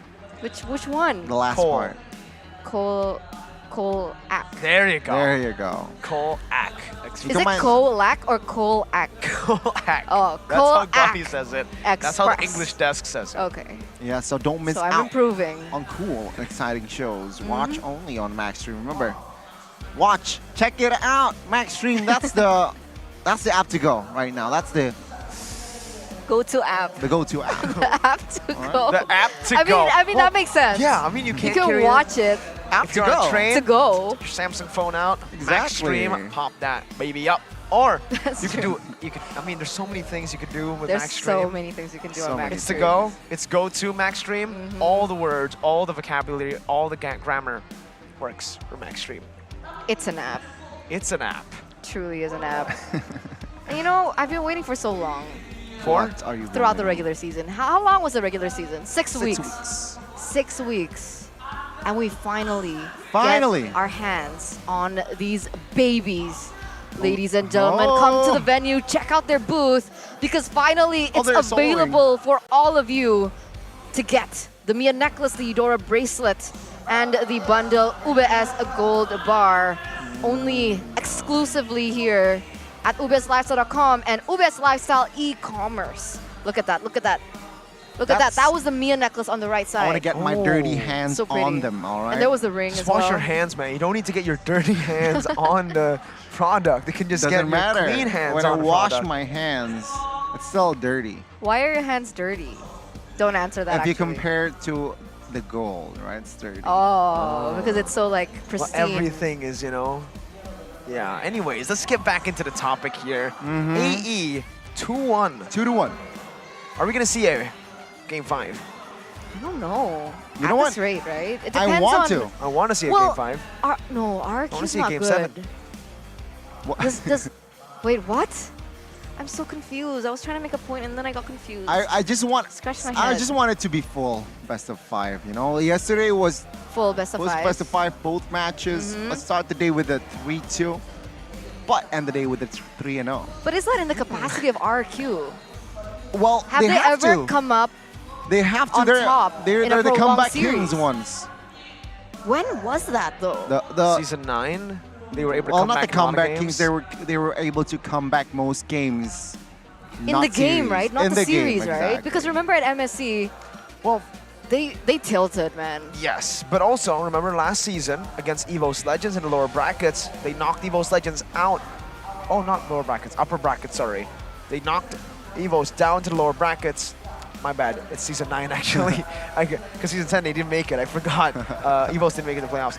Upper brackets, EVOS were leading 2-0, and then it's 3-2. Okay, Oh, so there reverse is sweep. still They hope. reverse sweep, they reverse swept the Tigers, the ISF World And Champs. EVOS Legends yesterday reverse swept the Geek Geeks. Slate. Yeah. Is there going to be sad another reverse sweep today? Well, it's not reverse as it's Yeah. kind of back and forth But now, will there be another reverse? We'll see, we'll see. We are 40 seconds away from the next drafting phase to begin. And there has been a lot of questionable drafts, honestly, here for the side of RRQ.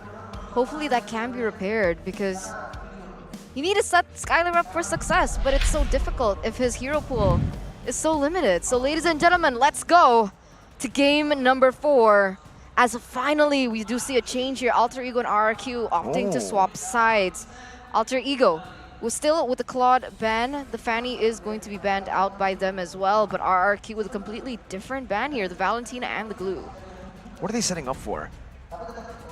Alter Ego can go for a first pick Melissa. Can they? Right, Gani? It's Of course. Claude ban, Fanny ban, it's setting up for a first pick Melissa. If RQ don't ban it, there's still a lot of heroes up for grabs that they can play for. They should prior the Melissa here, so they should ban the hero. Time to drop the beat of the Joy, beat. okay, they ban out the Joy here, asking a question. Will you ban the first pick Fredrin? Will you ban the Melissa? Will you ban the Kanja? A lot of options to be banned out. RQ, will they be able to sniff that one out? It sucks, right? Because if RQ don't ban the Melissa here, then Nino's just gonna pick it up for himself. Insta-picked. But RQ, they need the Melissa, so, you know, tough position here for Skylar. What is Nasi Uduk, Bangduk thinking here? Perhaps he's thinking that, yeah, he's still discussing it, taking their time here for that last ban, so a lot of options indeed. Potentially, remember, this might be the last game in this series here, though. The losing team will not go home. They will fight through the lower bracket, but RQ have set the Arlet ban. Alter Ego should pick up the Melissa. Melissa and Kaja, right? That's the thing, because Alter Ego, they've created quite an emphasis on RQ's Kaja. They've banned it out before. So do Alter Ego want to take the Melissa and leave the Kaja to be picked up by RQ? Some stitches, I can Yes, help. they do. Your team Yep. is picking. The go away technically can help with the Kanja engages if you play the go away in a way where you pop it and you move just a little bit so that the Kanja can't be in range.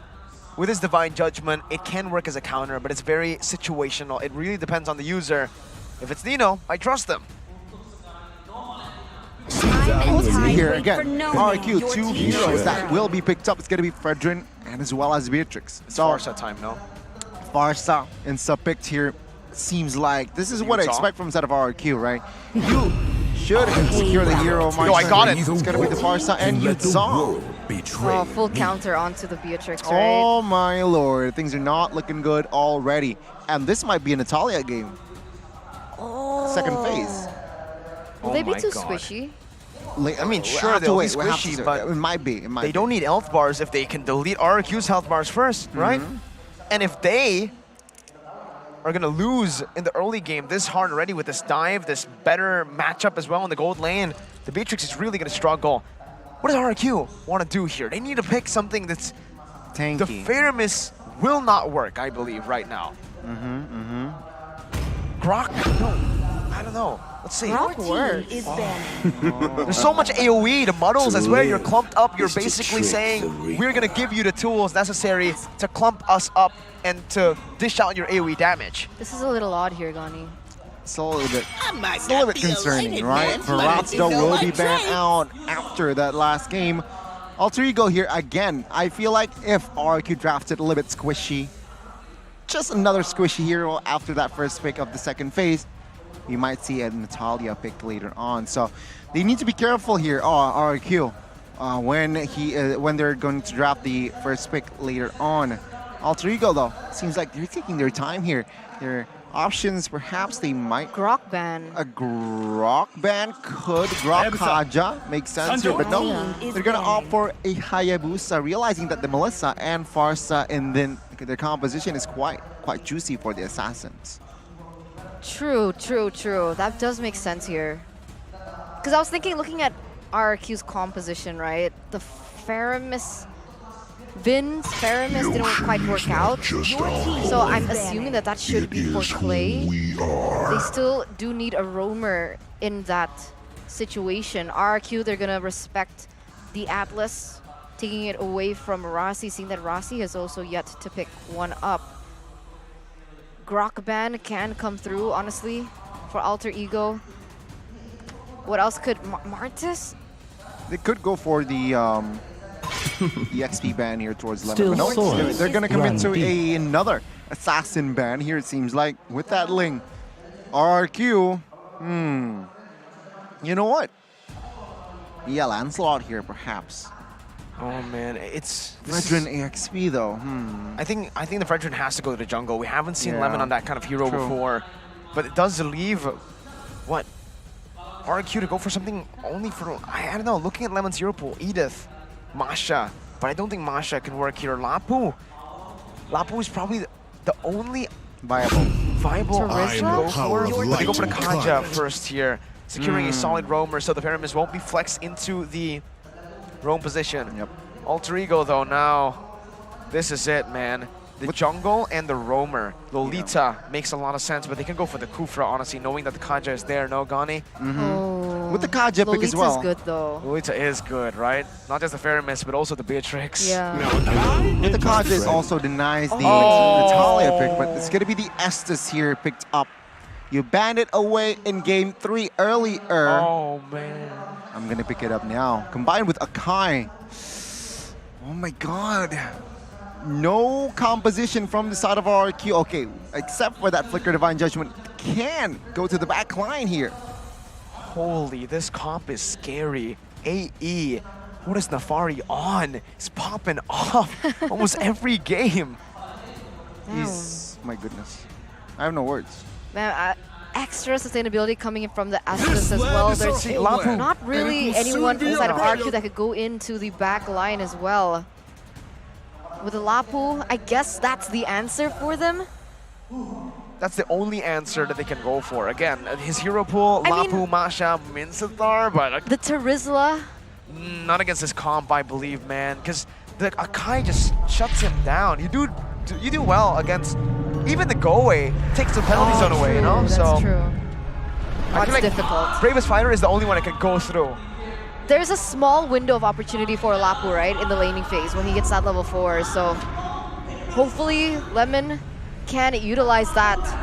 But with the drafts coming in with a lot of odds against RRQ, remember, if RRQ lose this, they fall to the lower brackets.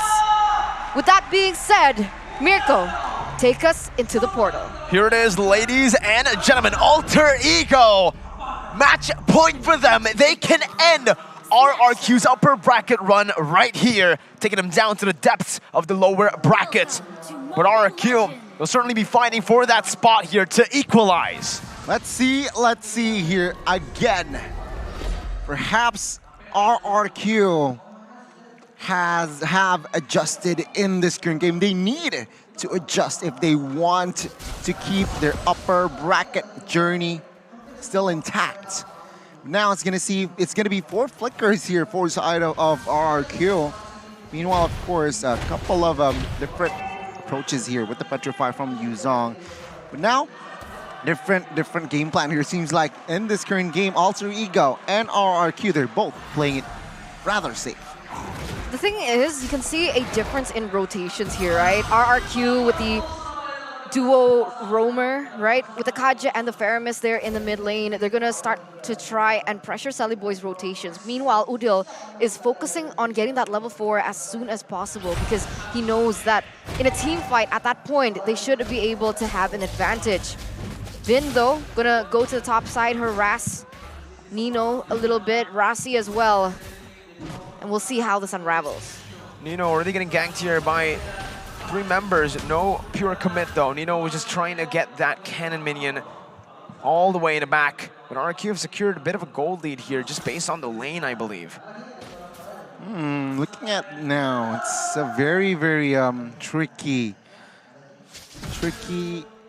for the Beatrix, right? For him to farm. You're going up against Melissa. That's one. That's two. You have Estes on your opposing side that can just heal up when you are looking for the trade. And this is what I'm talking about, right? Skylar, he goes in for the trade, but Rossi just comes in, heal Nino, and, well, nothing much that Skylar can do. In the mid side, though, it's going to be a very interesting matchup. The Farsa going up against the Faramis, but Turtle take here. Oh my god, he committed. No way. This is what I'm talking about, Udil, man. Very, very aggressive. Extremely. And even in the early stage, he's able to get level 4 very quick. But Clay wants to say something about this. There you go. Lemon with the Bravest Spider finds first blood early on, roaming all the way from the XP lane while the Yuzong is still around the Turtle, trying to set up for Selly Boy. Heavy spin ready for Selly Boy to look for this right now as he pops it to zone Albert away. That should be the retribution going to Alter Ego, and it does. Turtle taken back by now, suppressed, Divine Judgment locking him down. He is going to be trapped and taken out by Clay. The chain corral control there received by Pi. Oh, yeah. And it's going to be unanimous for the side of Talent's prediction. All of the Talent voted for Alter Ego. Man, unanimous. That's a rare sight to see. Usually either one or two goes for the other side. But here you can see here, Alter Ego starting to utilize the map pressure that they have built to try and invade. But like you mentioned here, up until this point, even despite everything, RRQ still has the gold lead. Yeah, it's just a slight gold lead though, so it's still 50-50 technically right here. It seems like both agendas here trying to pressure and give space towards the gold lane area, which it seems like it's going to be not committed there. But take a look at bot side. Fredrin and Lapu, they might join in for a link up towards Pi. Is that wise though, considering Pi has that Petrify? But no, Fredrin will not commit on towards the fight just to invade perhaps with Selly Boy. Here is looking for an invade of purple buff. Again, rotation-wise, very, very tricky here. Very balanced. Yeah, for the airstrike popped in onto Albert, now going to be pinned down with a heavy spin, but Lemon will dive into the back line with the Call Alter, giving him some HP to play with. Albert will march forward. Finn looking for the Divine Judgment, finds it. That's going to be the Bennett's Rage coming down as well. Rossi has been taken out. The pickoff style that RQ has been playing is well played right now, but look at Pi onto the back with a Petrify. He's going to be slain. Alter Ego have given Skylar a triple kill. RRQ looking good early on. My, oh my, 3-0-0 KDA right now. If Nino doesn't go back, he's in trouble. He will be sandwiched. Vin does have the ultimate. No, he doesn't. Uh-oh, what's going on? Oh, he's going to escape here, it seems Wow. like. Renner. Oh! Almost. Oh. Okay, now it seems like here RRQ. 2,000 gold lead now with that exchange, right? This says that, yeah, with that triple, it's going to be very tough for the side of Melissa now to perhaps withstand and catch up. It says a lot here, Alter Ego Esports, with that play. What happened was Pi entered with that black dragon form, but they didn't realize no information that perhaps the Melissa is missing. That was a 5-man rotation from the side of RRQ. And yeah, that was GG. Pi was a little bit dumbfounded there and got taken down. And now, the cards, the hot seat is in the hands of Alter Ego. Clock of Destiny, though, already built by Farsa here. And BOD as well, with that triple kill, right? It adds more gold for that Skylar, for Skylar. It's going to be tough here for the side of Nino.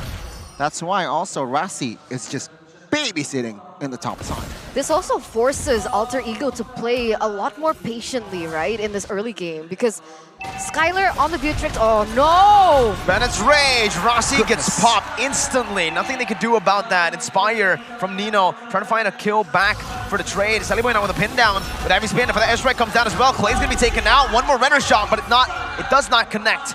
Nino's able to provide proper cover. But Lemon, with a flicker forward, finds the kill back. Now the stun as well, connecting onto Nino, who pops in the go-away. Now the Muddles trying to dish out some more damage back onto RRQ with Udal getting the stun, but they will be able to claim that turret up top. Rossi needs to be way more careful here on the SS, very vulnerable to that burst. Exactly, exactly. And back to the point before the skirmish begun there in the top side, the fact that Skylar is able to get that power spike a lot quicker than Nino on the Melissa is already bad for Alter Ego. The fact that he has 4 kills onto him and he has already built up that BOD makes it a lot worse. So Alter Ego, I know they're used to this aggression, but they gotta play it way more patiently as they go in once again. With a heavy spin, Vin gonna be able to get the Cold Ultra HP placed down by Clay as Vin jumps in with Divine Judgment, not able to find anyone as Nino is able to get that kill down. Petrifying the Furious Dive onto Clay, who's still able to escape with a Stampede, but look at the Muddles slowing them down. RRQ lose 2, but they get the Turtle. It's a 2-4-0, well, 2-for-1, right? The Turtle claimed by RRQ, but now Alter Ego is just too greedy. Might be, but look at Nino with the Inspire. This is it. Melissa God, Nino. It's like I'm looking at myself. I'm joking. Whoa. No, Alter Ego, Nino's way better than me, but I was about to point it out. Right after Skylar got the 3-0 lead, Nino only had 1 kill. He was still only 100 gold behind of Skylar. Wow. So his farming has been phenomenal as he looks for more again, but Rossi needs to be way more careful. Again, he needs to be very wary of the Divine Judgment. Yeah, of course, as an Estus, you do not want to give your life different here if you're a pure tank, but oh my god, mid-side! By jumping in with the Furious Dive, stunned up though, Chain CC'd. He's still able to dish out some damage, but wait a minute. The Melissa God, what the heck happened? What's going on? Down below! It's Nino who finds a double out of nowhere. Pi buying the time. Nino rotating, just shredding everyone. Don't give this man Melissa. Alter Ego trying to siege the mid lane down. Lemon dashing forward. Albert as well, but he might just dash to his demise. As look at the model placement. Jumping back in. Albert taken low. Nino is literally taking Alter Ego, putting the whole team on his back and saying, I got this. What the heck happened there? We didn't get to see it off camera. It that was rated a triple R. kill, It was rated R. We couldn't see We that. couldn't see that. It was violence. It was. Oh, beautiful. 4-0-1 now, 9 minutes in. And like you mentioned, the goal, the difference wasn't even far to begin with. As they go once again. Sully Boy with a heavy spin. And Nino gets the unstoppable. They're gonna dive into Sully. Blessing the Moon Goddess. Rossi stunned up, but he buys enough time. He distracts the enemies. Sully Boy's gonna be able to escape it. Nino! Look at the damage with the Inspire! Clumped up for him to take, even dodging the Appraiser's wrath. Alter Ego have equalized the gold lead completely. RRQ have lost their lead. Nino. The Kings of Kings. They are shaking. They are nervous as Nino now takes full control. Gold-wise, very even. But take a look at the map control. Take a look at the pressure. Alter Ego, they're winning this one. RRQ, they need to step back. They need to do what they did in game 1, where they just hold on. We're behind. Let's wait and play reactively. You guys, again, have the Call Alter and Divine Judgment. Very similar from game 1. So, rinse and repeat. Just stay back here. Let's defend and wait to find that small opening to perhaps pull the trigger. It's beautiful, right? Their trigger, their instinct. Alter Ego, they were behind, but they were able to find a moment there. It's insane, and it's very difficult, right?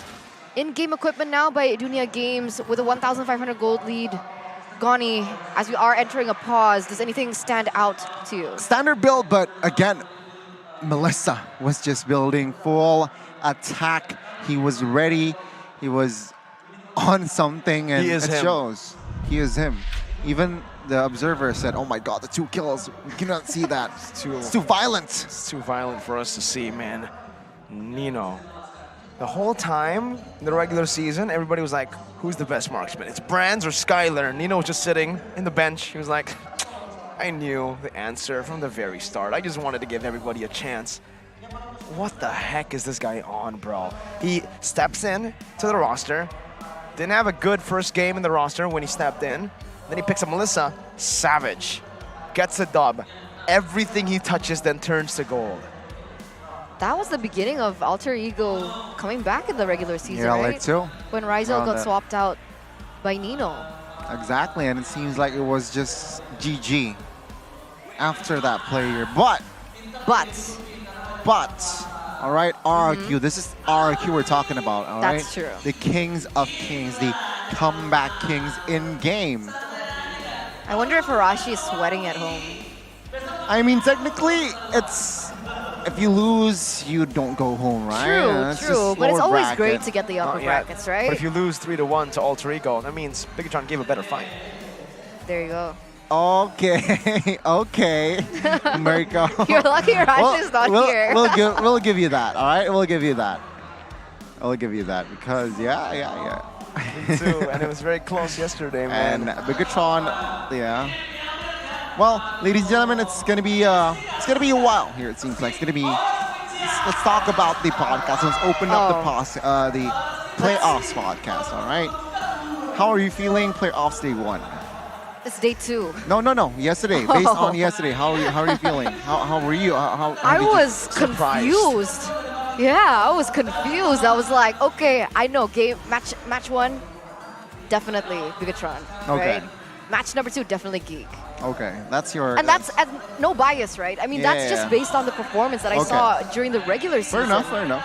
And completely, my expectations were thrown out the window. So unfortunate though, seeing GEEK SLATE, right, winning 2-0, and then just. I do mean in the in a respectful way, they choke. because honestly, at a 2-2, right? If you were in the position of GEEK SLATE, Yeah. you're the one sweating, and EVOS are the ones that Yeah. okay, we have hope, let's go. Exactly. So it was a difficult mental spot for GEEK SLATE to be in that entire series. But very excited to see what they have in store for us next season, for sure. But ladies and gentlemen, on your screen, it's Pai's family. Pai's family. So it's dad, and to his left is Pai's girlfriend. I see. So yeah, here you go, the family of Pai. Yeah, showing their support here, coming to the venue This as is well. also Pai's family, This because is also Alter fams. Wait, the whole stadium is Pai's family? The whole Alter Ego crowd. That's why they're branding his family. Exactly. The whole crowd of Alter Ego, they are all one big family. Why is he wearing a dinosaur cosplay? Because of Barats, bro. Sully boy, Oh, it's like you're drawing. it's like my drawing. There's no Barats. It's just the dinosaur, right? Just like the drawing. Here though, Nafari, complete Nafari, man. opposite of how he started the regular season. Starting the regular season, always just frowning, so angry. But since then, there's that iconic wow expression that he likes to do Mind every blown. single time. Wow, every time he outdraft, wow. Here though, on the other side, you're seeing some concerned faces of another fruit. Yeah, the Lemon other is fruit. playing, but Banana is there waiting with Renbo. I thought Renbo was a fruit. No, I don't think Renbo is a fruit. Is Renbo a fruit, Gani? Is Rainbow a fruit? Yeah. I thought Rainbow's a rainbow. Rainbow? Renbo? Yeah, I mean, technically, I guess that's where he got the name from. Oh man, but look at the RRQ Kingdom, right? I think this is the most packed we've seen Throughout your entire life? throughout my entire life because RRQ is playing. That's how crazy the What about RRQ fans M4? are. M4, yeah. No, this is more packed. Are you crazy, Miracle? Oh yeah, you're Look right behind now. you right now. It's so packed. Oh, second level, third level is also packed with people, bro. It's insane. Well, there you Man, go. the support is showing. I guess Really I am showing blind. up. You guys can't see here back at home, but the second level and the third level is also. There's also. Please don't attack me. I'm really scared now. Oh my Why? god, wait. Why? What happened? Oh my god. What happened here? Just trying to punch the camera. Oh my god. But now, okay, there you go. Some love back to the cameraman. Don't punch the cameraman, man. He's a good. He does his job really well. Oh! Small emblem. I love packs. it! Guys! Go get it. Go get your small What was emblem packs. Redeem the code. Let me read one out for you. I'm not going to tell you which Wow. one. It's TJH. Look at that emote. Look at that I mean. emote. TGH Wow. 8P5SWJMKM22Q5U. Hope that helps, ladies and gentlemen. No, it doesn't. It's As we are, excuse me, I'm showing effort. I don't see you reading out. V36W3DMNMHWP22Q5U. You claim that one, it shouldn't be good because I read the one on the right. Mine's the lucky one. No. You know who's the lucky one? Nefari. He is. Right now. So far. If RQ somehow come back, then maybe he's going to chill a bit. But Cassius in the back too, the assistant coach. Here though, the coaches are nowhere to be seen. Where's Bangdok? Where's Mr. Rave? Oh, where is he? That is a very good question there, Mirko. But ladies and gentlemen, once again, we are still in a technical pause initiated by Alter Ego. Ooh. Look at Banana. Look at him. Whoa, Banana. Oh, Banana. He's angry.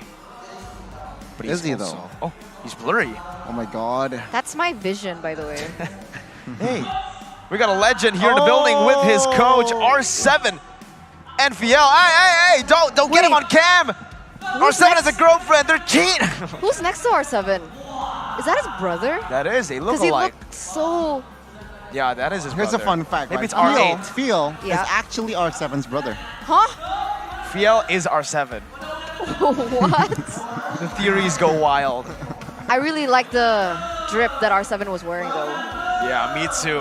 I got that too. Shout out RQ, man. Yeah, man. Their merch are good. Hey, Oh, it's time though. finally! Oh the my God. pause Wait, what has happened? been alleviated, but oh my god, a siege here in the top side of the map by Alter Ego. Sully Boy catching Albert now all alone. Say goodbye to Albert. Nino picks up a monster kill, 6-0-2. At least this time though, it won't be a first Lord end for Alter Ego. Well, it seems like here with that siege, with that Lord push, they weren't really able to find the base turret, but nevertheless, they got a kill. That is also a win, and they got the jungles. Take a look at the items now already. Melissa, almost full items, looking for that last has claws to add more sustainability, add more damage as well. And if you look at the side of our RQ, they're heavily relying on that Beatrix and potentially that Clay, that Faramis, who is very behind here, only 5,000 gold collected, so he needs to farm. But I feel like with the looking at the data now, the RQ, they're funneling the gold towards Skylar now, 8,000 gold. They're relying on Skylar to turn the game around, but also that Flicker Divine Judgment play should come into full effect here quite soon enough. Only 2,000 here on a deficit, so it's still comebackable, but it seems like Alter Ego Esports now slowly but surely trying to bait out the information here. Vindo will be spotted. Yeah, bait out information and bait out resources, right? Trying to take that away, especially the next Lord is going to spawn. But once again, we see here the player's gold by Ubes Gold, still Nino at the very top. But what's different is Skylar is now catching up. 8,000 should be able to farm a little bit better. But it seems like Alter Ego, they're still trying to freeze those lanes, trying to bait perhaps the Beatrix from clearing. And if they do so, then that's kind of the beginning of the end for RRQ. But look at this, 5 seconds. The Lord finally appears, and Nino with a malefic roar before the team fight. You know what? A very different Faramis there here we are seeing. You remember in game 1 it was actually Clay with the 916 MVP on the Faramis. But now it's a very different Faramis here. 142, 0 damage dealt wise, also very low for Clay here in this current game. So it's up game, but Vin engages. Okay, but look at the damage coming from Nino. Still free hitting in the back line as he puts the bundles down on the midst of everyone. Sunny Boy is going to be able to find a kill back. Pie now jumping to the back line. Will be able to survive with a healing. Sunny Boy with a heavy spin on to 2! He finds 2 on the board! Alter Ego once again. You thought without Udo, maybe, just maybe RQ can climb back. But then Sully Boy does that. That's GG, right, for the Lord take. And take a look at RQ, the Kings of Kings, back into the defending position here. What a catch by Sully Boy there. How do you pin two people like that in that angle. It's be a so man. difficult. You gotta Yes. be a miracle man. Miracle Man, definitely, especially because he has a girlfriend now. But RRQ, it's different, right? Clay with the Cult Altar. If he pops it, oh man, beautiful. Where did Pi That's it. go? Oh, where did Skylar go? What the heck? Never. What? Well, that's What? why it's called an airstrike. You get deleted. My God, you thought the feathers would at least, you know, cushion the airstrike a bit, but damn, that didn't. Alter Ego now might just be going for it. Oh my God, the muddles almost taking Clay down. That wasn't with the basic attack, just the muddles alone. Enhanced Lord up top, gonna be able to find the base turret with Skylar down. Do they have what it takes to defend? Boy jumping forward right now with the Brave Spider popped in. Lemon looking for the back line, going in. Divine Judgment popped in. Nino jumping forward. He will be taken out. Lemon takes the kill back now as Udil is going to be able to find a stun. 3 base turrets down. Minion waves crashing in. They do not decide to commit. They decide to back up, play it disciplinedly with a mistake from Nino. Wow. Honestly, before Skylar was taken out, I don't think he noticed. I don't think he was... That caught him off guard for sure, right? Didn't have a chance to react whatsoever, but actually that gave the space for Alter Ego Esports to go in because of the fact that he was down. Alter Ego, though, still going to be able to get all the inhibitor turrets down. Half of the base is gone as well, but RRQ, they're looking for some trades on the board here. No, it seems like here they just want to clear the mid turret here. Albert, though, will look for the invade. Again, it's going to be very tough now. Alter Ego Esports still in full control. He will grab with the purple buff. Again, Nino, unfortunate, right? It was Nino who was taken down. If it was anybody, it was perhaps Rossi. If it was Udil, let's say, they would still perhaps force and end the game. But because it was Nino, they weren't able to do that. And with that in mind, RRQ, they can breathe, they can survive another day. And again, look for mistakes, look for that small loophole to perhaps turn the game around again. It's still, again, I want to say, comebackable. Only 2,000 gold lead, minute number 16 here. Alter Ego, keep doing what you're doing. Stay disciplined here. Do not overcommit on towards anything. Always back up Celiboy here, as it seems like Celiboy here as the Akai, who is the face checker. All right, he is the open map, open vision, because Rossi on that Estus will not be able to soak in a lot of damage. So that is also the reason here for Alter Ego to just have and keep it in sync. Top side, very neutral, so perhaps they might force a fight here in this Lord if RRQ wants to. Are you guys feeling the tension though, right? I mean, I know it's 17 minutes, but it only takes one mistake for Alter Ego, for RRQ to win back this entire game right now. It's so 50-50. You can see Vin also trying to look for an opening, positioning himself with the Beatrix as well, trying to hide Skylar in order to bait the resources coming in from Alter Ego and come back perhaps at the later stage of the game. But the Lord already half health. Clay's down. Oh, he gets out. The Divine Judgment pulls him back. This might be a disaster for the side of Alter Egos. Lemon is going to be chunked low. Albert versus Celiboy. Retchery battle. It's going to be Albert. Just like that. Nino's still in the midst though. With a model placement on point. Going to be able to dish out so much damage. RRQ backing up. Alter Ego way too greedy. Looking for a pick when they could have just taken the poke. A perfect flicker from Fairness from Clay there. If we get the chance to look at the replay, hopefully, but no. Clay, he was stunned. He flickered away because Udil was looking for the trade. He doesn't mind to be taken down if the Fairness gets taken down. But what happened was there was the backup Vin with that Divine Judgment, flickered away and find the outplay. Take a look at the items here.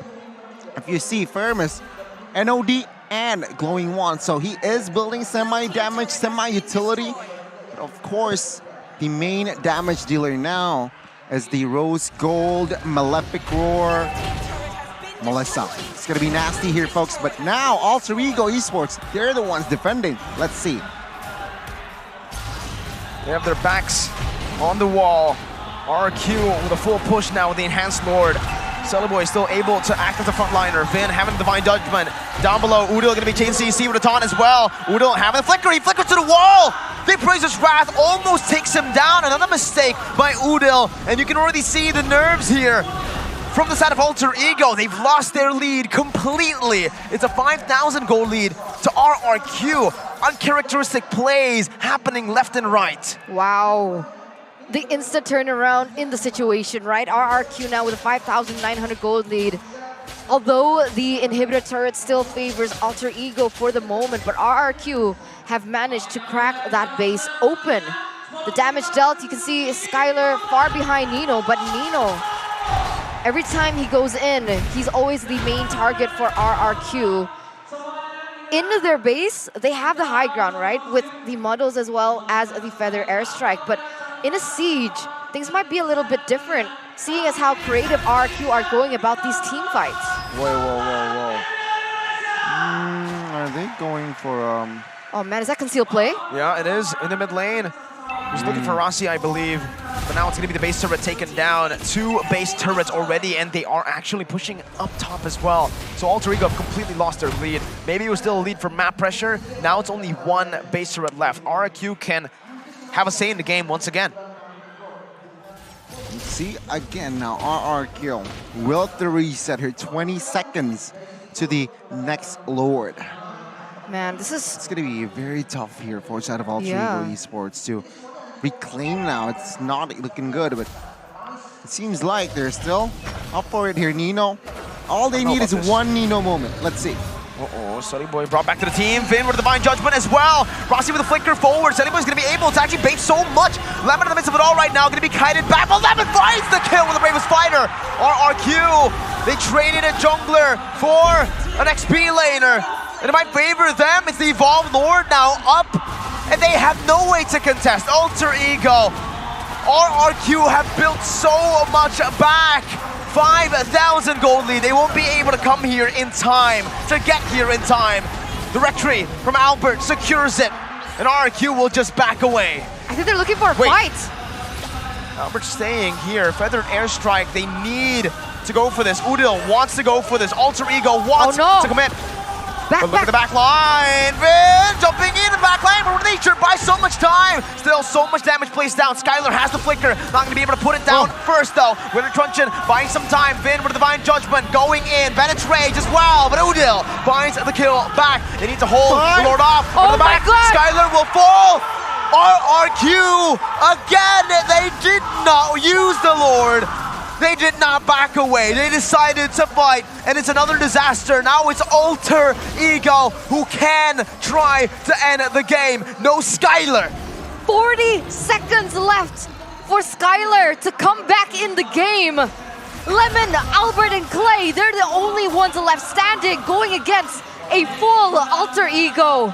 They have the high ground, they have what it takes, and they're going for it. Heavy spin, putting Albert down right now as Nino jumps in as well. Albert gonna be melted down. If that airstrike comes down as Clay will lose all of his gold ultra HP. Albert with the immortality, he will be slain. Lemon holding off the waves, now with the Bravest Fighter, buying some time, going for the stun, going for the sustain, as Clay comes back to life with Vin. It's gonna be Pie with the Black Dragon form. Lemon taken down, 5 seconds on Skylar. This might have been enough for Lemon. He bought enough time, no mini waves coming down, but Alter Ego wants to keep pushing in. Vin, no, it's cancelled by the go away. Nino, impeccable reaction time to take that off the board for RRQ. No flicker now from Vin. Skylar, Nabiru's Passion for the airstrike coming down onto him. Goes in for the Bennett right now as Clay will be taken down. That's the immortality pop as well. Udil with the impeccable timing. Alter Ego have knocked RRQ down to the depths of the lower brackets. 2%. That was the chance for them to make it to the playoffs, and here they are. 3-1ing RRQ, securing the slot for the final upper brackets. When was the last time that we saw Alter Ego this strong? Amazing. From the 6th place now, securing the final upper brackets. RRQ, they got dismantled by a team who was very shaky in the first leg. And take a look at them now, all smiles. And RRQ, the fans, the team, dead silent. Wow, I'm getting goosebumps, right? The performance that Alter Ego have shown in the playoffs has been phenomenal. What is this? What switch have they been? I'm at a loss for words. This was the alter ego that most of us expected last season. They're showing up a season late, but hey, I am here for it. 3-1 RRQ. 3-1 for alter ego. And you know, that actually shows the impact that Rossi has for his team as well. The start, I wouldn't even call it rocky. A horrible start for alter ego into the season. So many doubts placed on Rossi, on Rizzo, on the whole team, even the management. What are they doing? Still utilizing the same lineup, no changes, a downgrade, people say. No Leo Murphy, Rossi in from the MDL. This is a team that was built to get knocked out of playoffs. No. They take those odds and they turn it around with phenomenal MLBB. Could this be the beginning of the people's revolution against the dynasty of the Kings? It might be, all right? It might be. Well, a bad one there. But my goodness, the beginning of a coup. Alter Ego sends RRQ to the lower brackets. The usurpers, alter ego. To the top. And things are one king down. Looking shocky. Oh, one king down, one more to go. Oh, come on. RQ's still in the lower brackets. We'll say that when they take them off the board. Whoa. But we're gonna hear from the usurpers themselves. Let's take to the interview with Alter Ego. Alter James! Wow! Alter Ego! Mereka berhasil mengamankan dirinya di upper bracket! Yes! 3-1! Kejar-mengejar sempat menegangkan sekali dari game yang pertama hingga akhirnya bisa mengamankan posisi di upper bracket. Betul, kalau bisa dibilang ini RRQ diturunkan lower bracket dan perjalanan mereka itu mulus banget. Mungkin kalau bisa dibilang gimana? 4 game yang kalian jalani, mana game yang paling menegangkan buat kalian? Kalau Bude kayaknya game terakhir tadi ya? Sama Bude. Game terakhir? Game terakhir deg-degan banget. Kenapa itu momennya? Ada kan ya, ada suara ya? Oh. Ya momennya ya karena banyak mistake juga kan dari kita udah gitu. Ya kapan lagi coba AE final upper bracket, nggak pernah. Ini pertama kali AE final upper bracket. Kayaknya ya, iya nggak sih? Iya benar.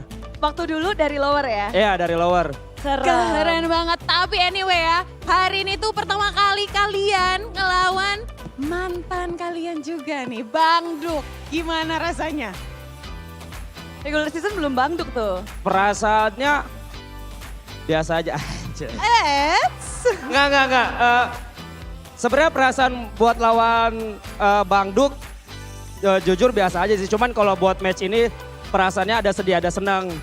Kenapa sedih? Sedihnya penonton dikit aja. Sebelah kiri, kalau di kanan rame. Tapi menang di sini. Wow. Senang itu tadi sedihnya ya? Iya, sedihnya dikit. Senangnya menang lah. Oh menang. Tapi mungkin yang berkesan atau match up-mu bersama Lemon tadi untuk di playoff. Gimana match up-mu, Pai? Di solo kill saya Bude.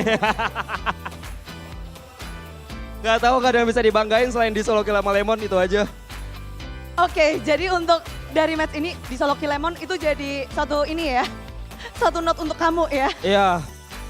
Oke, ini menarik sih. Dan kalau kita lihat memang di game pertama dan game keempat itu yang ada momen-momen kalian tuh tercomeback juga kan. Apalagi di game yang pertama, apa yang terjadi dengan kalian di game pertama? Ayo, siapa nih? Kebiasaan Bude, belum panas. Nah, coachnya langsung Ini kayak ngomong. kumpulan keluarga orang tua. Kalau kumpulan keluarga orang tua mesin diesel. Kalau game 1, aduh mainnya capek Bude emang niatnya juga. Tapi di game 4 juga kayaknya saling kejar-mengejar Kalau comeback deh. Kalau itu biar seru aja. Soalnya apalagi kan banyak pendukung RRQ yang nonton. Gak enak kalau gamenya terlalu cepat. Ini harus selalu suportif ya, emang super fansnya luar biasa juga. Dan mereka memberikan game yang menarik banget, seru banget untuk ditonton oleh semua super fans. Dan tentunya super fans di sini, wah keren-keren mendukung tim kesayangan dan tetap suportif ya Bude. Tapi ngomong-ngomong tadi ya, game 1, 2, 3, 4. Dan di game ketiga kalau nggak salah ya tadi, Jelly Boy. Sampai digendong. Pakai baratsnya keren banget. Itu ada yang nyuruh pakai barats apa gimana? Apa? 100% win rate Barats dari Sally Boy. Wow. Bro, serem banget ya. Ilmu dari mana itu Sally Boy? Ini sih ngewarisin Barat dia. Terus sama dapat buff tambahan kan. Ada pawangnya datang. Papanya Paya. Halo. Halo Pak Jajat. Sudah dipakai Baratsnya. Ada tribut tersendiri, ini memang permintaan dari kamu untuk menggunakan Barat ataukah emang cocok dengan ngelawan RRQ atau ada hal yang penting ketika kamu ngepick Barat itu? Ya itu udah salah satu faktornya gara-gara dapat buff tambahan aja sih. Kalau misalnya kayak skin kan tambahan plus 15 defense kayak gitu kan. Kalau ini nih udah plus 1 poin. Luar biasa ya.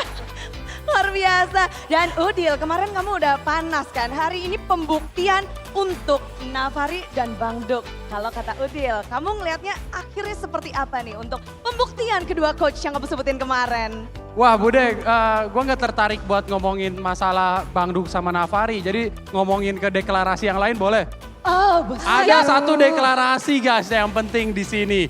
Berhubung bestie kita STM udah nggak ada dan lawan kita para raja, gue ingin mendeklarasikan bahwa sekarang Alter Ego menjadi kesultanan dan siap melawan para raja guys. Raja-raja lokal, sorry ya. Oke, panas juga ya. Bentar ya, ngomong tentang lawan ya. Kalian berarti kan di upper bracket nih. Satu raja sudah kalian turunkan ke lower bracket. Nextnya, akankah kalian melawan raja atau melawan singa? Singa aja lah Bude. Singa aja, kenapa milih singa? Kenapa milih EVOS berarti ini? Supaya nggak apa-apa sih sebenarnya, aku nggak peduli. Kenapa? Udah langsung aja ke pertanyaan selanjutnya. Yang lainnya setuju juga kayak perkataan Udil atau beda nih? Setuju. Bet. Dua raja bunuh-bunuhan. Waduh, ini serem ya. Kalian kepengen melihat dari RRQ dan ONIC turun ke lower bracket. Jadinya ini lower derby. Wah. Lower derby. Akankah terjadi? ONIC ini bakal panas Ini banget panas dong. banget ya, kita akan lihat nanti. Tolong hasilnya Instagram di gue match ya, tolong kedua Instagram ini gue. Sorry oknum guys. Perlu disebut kayaknya ya, emang ini menarik banget. Dan kalau Navari, aku pengen denger dari Navari sih. Kamu mengasuh anak-anak Alter Ego, Navari. Ya. Mengasah waktu, kamu udah cukup lama berarti berapa? Satu season ini? Bersama mereka, apakah ada kendala yang mungkin kamu curhatin sama kita? Banyak banget kalau itu kendala. Dari leg 1 aja kita kendalanya itu banyak banget. Cuman alhamdulillahnya kita bisa menyelesaikan semua masalahnya itu secara kekeluargaan. Secara kekeluargaan. Dan untuk babak playoff ini, mungkin kamu punya sesuatu yang spesial nggak sih yang ingin kamu persembahkan? Kepengen mungkin nge-switch sesuatu atau mau melakukan sesuatu di babak playoff? Dusas ini baru sekali Bude. Dulu kan di tim dulu kan aku kan nggak pernah masuk playoff. Akhirnya masuk playoff, senang ya. Ya, tapi ini menarik juga dari Nino sendiri. Oke, kalau Navari nanti kita bakal sering ngobrol kalau menang lagi berarti ya. Kalau dari Nino nih, Nino kita belum dengar suaranya kayaknya dari kemarin. Diam-diam aja kayaknya Nino. Kenapa Bude? Diam-diam aja, nah deketan. Nah, Nino, playoff ini. Bagaimana kamu ngeliat teman-temanmu untuk masuk ke playoff ini? Kamu shock gak sih dengan performa kalian di playoff ini? Nggak shock sih, soalnya di latihan juga sering dimaki, jadi mental aman. Didikannya tuh keras banget. Bentar, ini jadi kekuatan kalian di babak playoff menurut Nino sendiri adalah mental? Mental. Mental yang pede? Mental. Jadi pedenya Nino dan juga alter ego sampai mana nih Nino? Sampai wakil Indonesia lah di MSC nanti. Oke, kita lihat ya. Karena tentunya besoknya alter ego bakalan ngelawan antara Raja atau Singa. Jadi mungkin bisa nih minta dukungan dari teman-teman Alter Champs juga dong biar tetap dukung kalian sampai besok. Siapa ayo? Buat Alter Champs ya tetap dukung kita terus lah, mau di atas mau di bawah. Kalian tahu kan kita 2% aja bisa lolos sampai segini loh. Luar biasa sekali lagi, mari kita beri tepuk tangan untuk pertandingan yang luar biasa. Inilah dia, Alter Ego. Terima kasih dan tentunya untuk Alter Ego sudah dipersilahkan dan juga untuk match ini sangat luar biasa. Alter Ego mereka bahkan memberikan performa yang benar-benar flawless, Monique. Benar sekali Bude. Dan tentunya akan mengupas lebih dalam lagi terkait dengan match yang baru saja kita saksikan di sana. Sudah siap-siap ada analis kita. Silakan Profesor Kabe.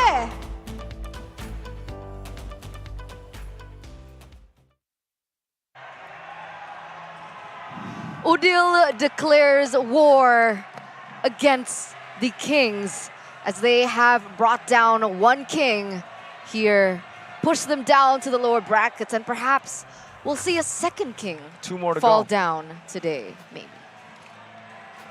Maybe, right? We don't know. We never know, all right? So in that series, what happened was, so it's still the same. Game 1, RRQ won, but the curse. Don't win the first game, right? That's the conclusion of this playoffs. Don't win the first game. Yeah, you're right. Still, that trend is still here, ladies and gentlemen. BTR won game 1, eliminated. GEEK SLATE won game 1, eliminated. RRQ won game 1, 3-1. Let's see, right? Well, let's see. So ONIC, do they want to win game 1 or not? At this point, let EVOS Or are the win. Kings of the Skies like beyond the curse, you know? I have to see, all right? I have to see. Unfazed, But what right? happened here in this current series, what sure is, again, I got to repeat, right? I know there's no Zoom, but here's a drawing, all right? Here's a drawing. Family number 1. Family Oh, there you number go. 1. Oh, there you go. Family number 1. Again, with the alter egos philosophy, but with that in mind, because your family, if you're not exclusive in that family, no. It's not gonna, you're not gonna enter. Is that no to Kings or is that no to the... Royalty, no. Oh, no All right? royalty. So, okay. With that in mind, all right? There you go, all right? Ladies and gentlemen, welcome back. So, that was Alter Ego, I feel like at its best. So, question is, will they stagnate after this, or is there more room for them to improve?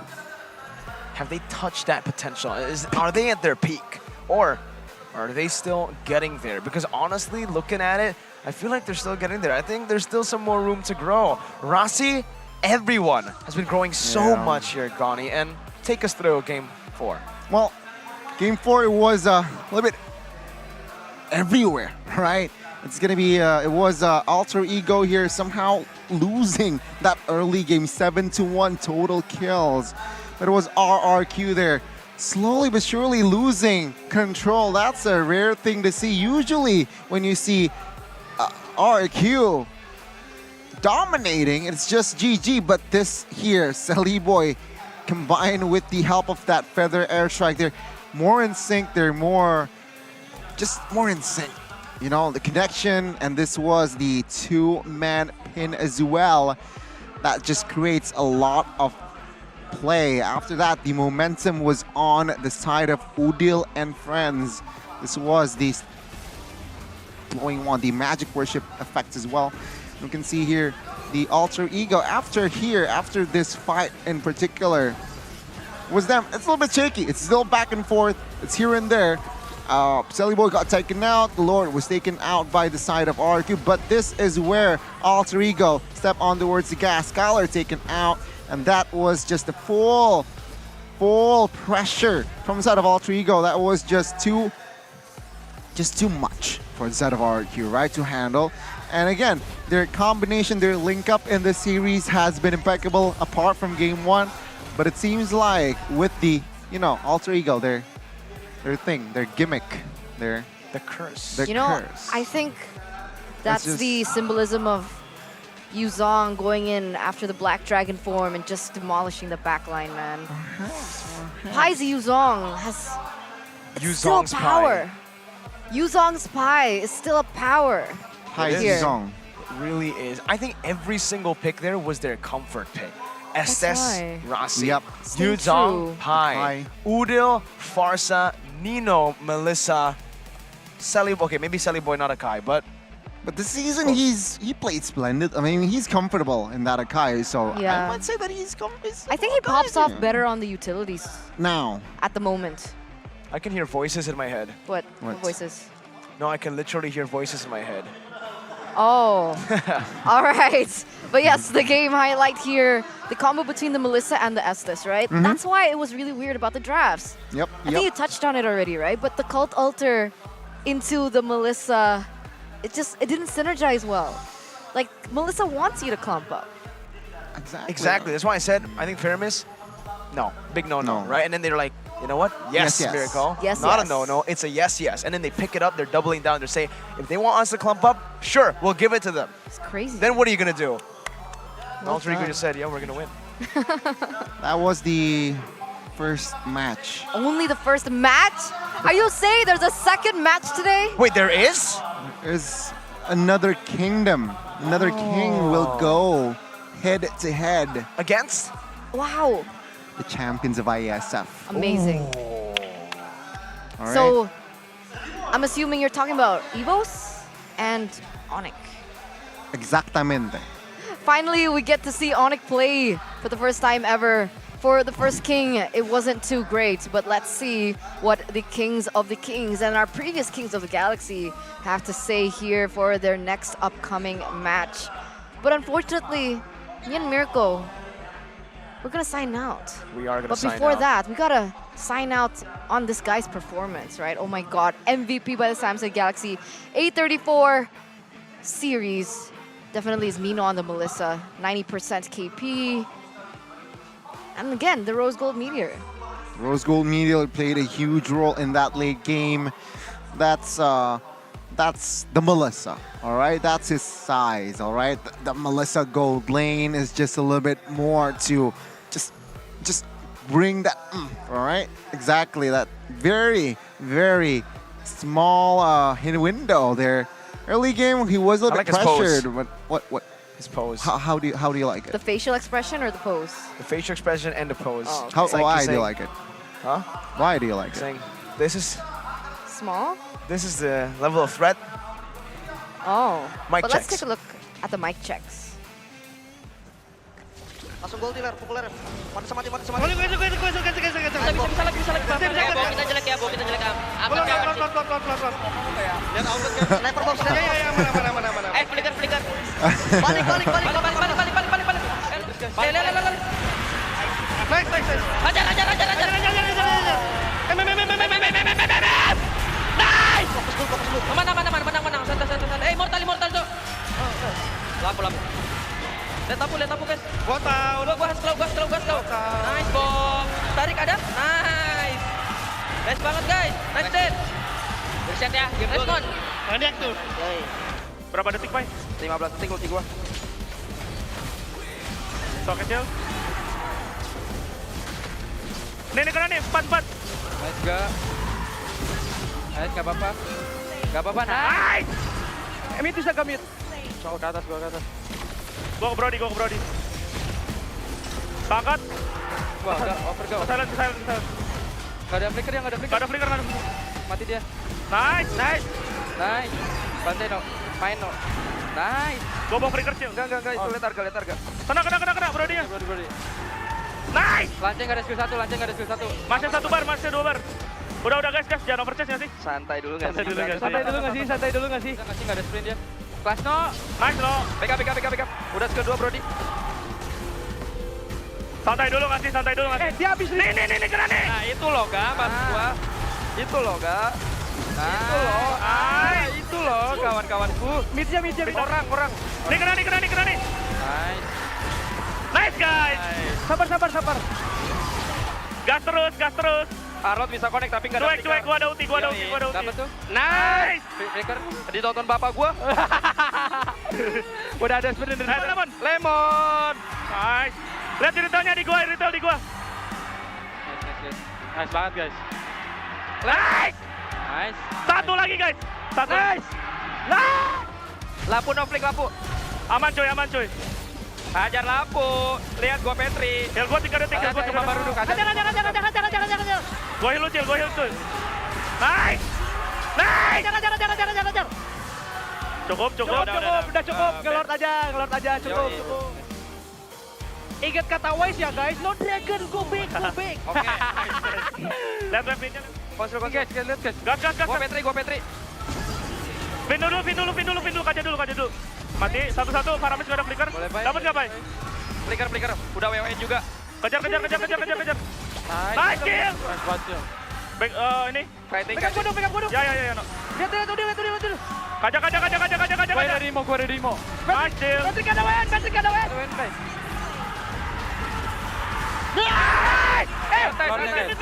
Ada bocah. Nice kill. Gas no, gue siapa Gua Petri.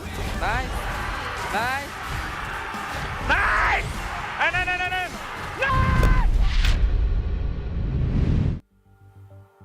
Wow. Nino. He was very... No. They said no to RQ when they said, can I get upper bracket finals? Ark is like begging, please. The Kings need to kneel before Alter Ego for now, right? Kings beg. Well, for now, they are in the lower bracket, so it's not a knockout, unlike Bigetron. Yep. Who did better against Alter Ego. Is that what... No, I'm not going to say it here. It's okay, Mirko. Next season, all right? Next season. Try upper brackets next season, all right? So you have that extra life. You got this. You got this. You got this. You got a super team with Super Ken. But these are the keys to success. Once again, we see this guy's face. Arasi, right?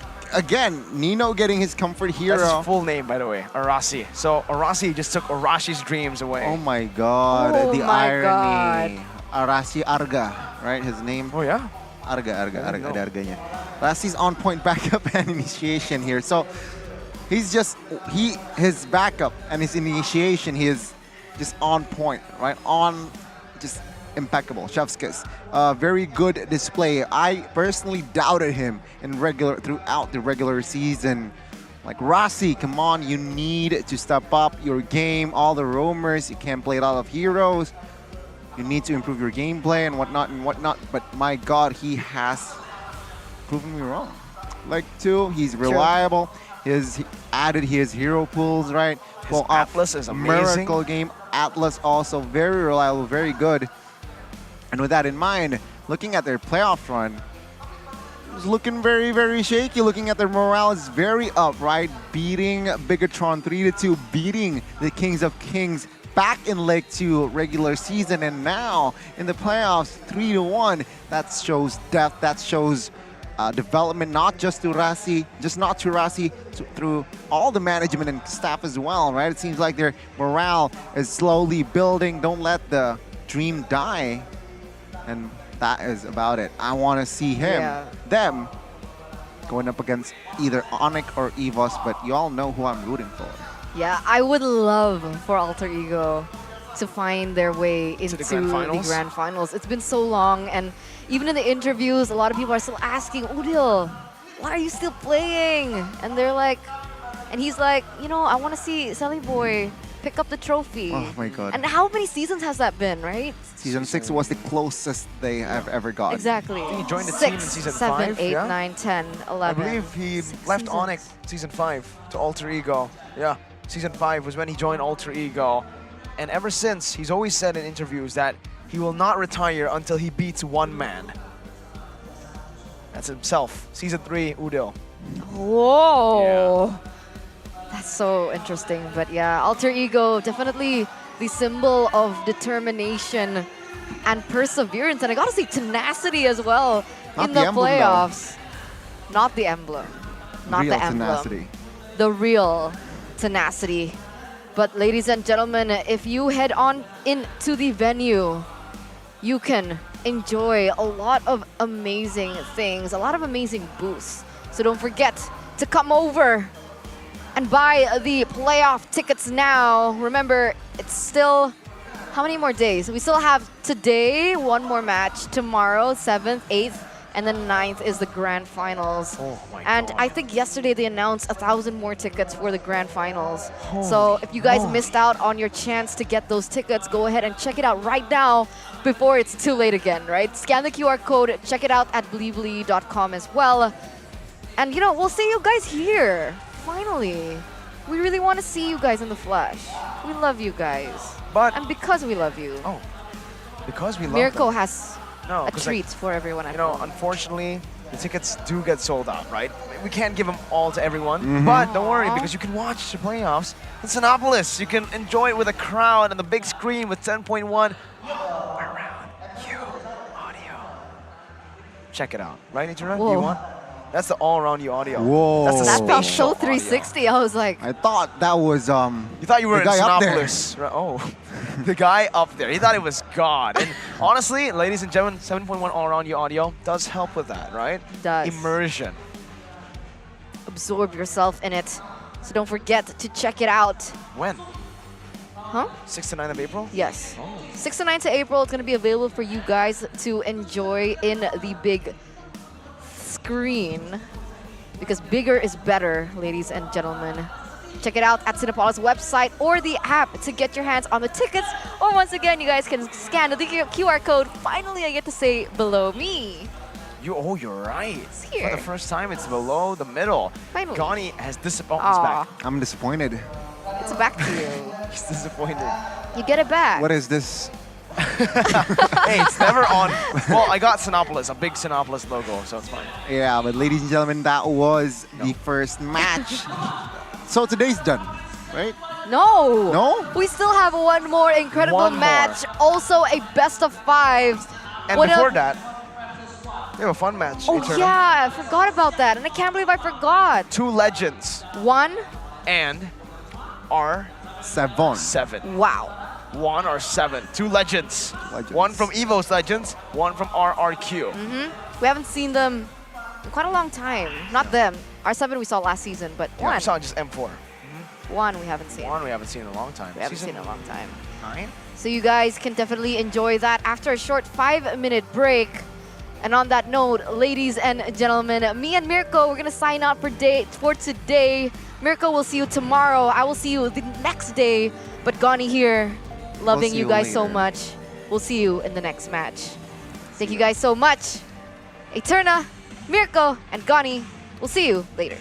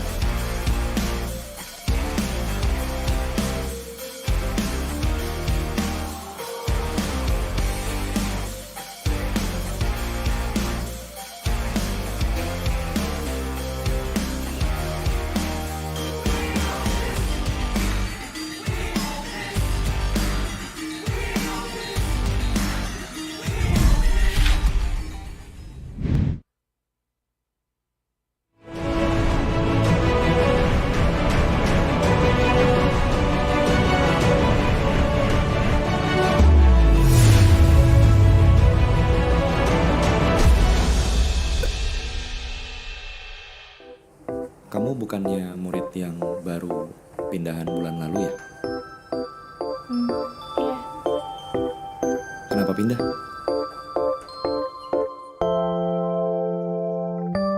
Saan mga bawang na sajaw na pindah sekolah.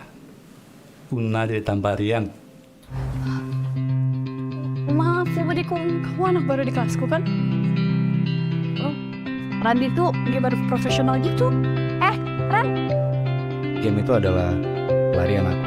ketika aku lagi stres, aku lagi sedih, aku tuanginnya ke game, lepas gitu stresnya. Kalau kamu ada?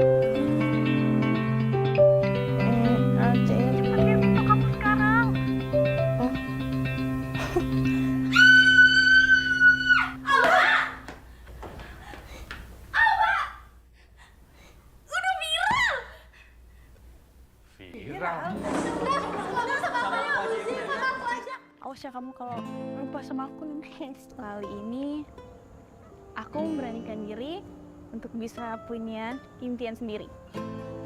Kuliah di Jakarta dan jadi konten kreator yang sukses. Astagfirullahaladzim, Bunda. Bulan puasa tuh kau seharusnya mengaji. Dan tutukan tabul, gambar apa ini?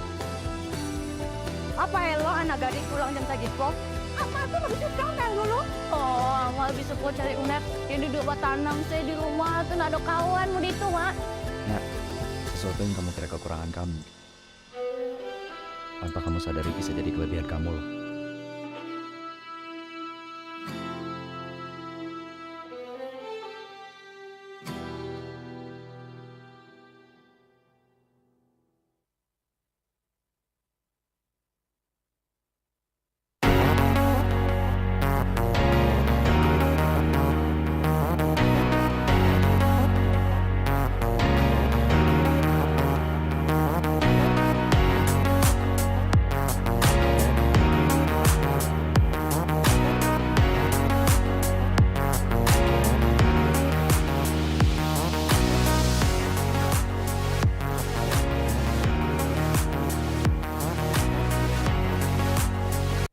Waktu aku benci sama kamu, aku juga ngerasa benci sama diri sendiri. Jadi aku memilih untuk jadiin masa lalu aku itu jadi bagian dari diriku yang tidak pernah aku lupakan dan akan aku peluk. Itu akan aku terima selamanya.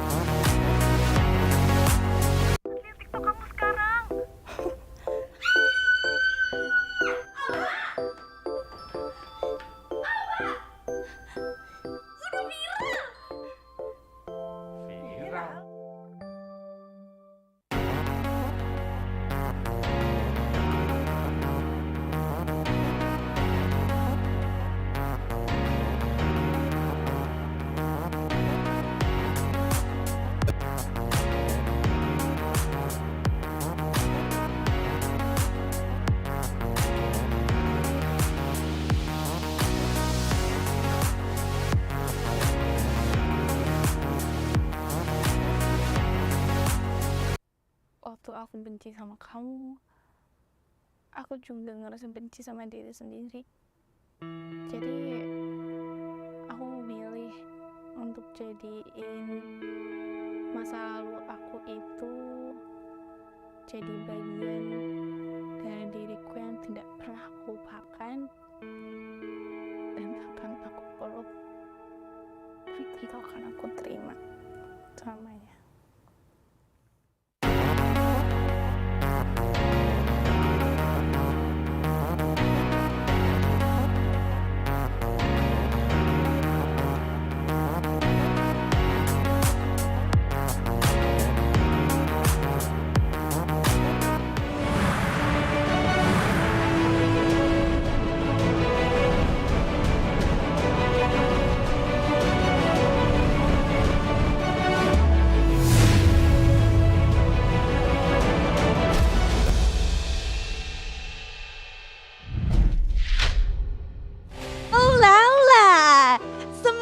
Pasti sedang tegang karena baru saja match pertama pertama begitu memukau dengan performa Alter Ego dan juga RRQ.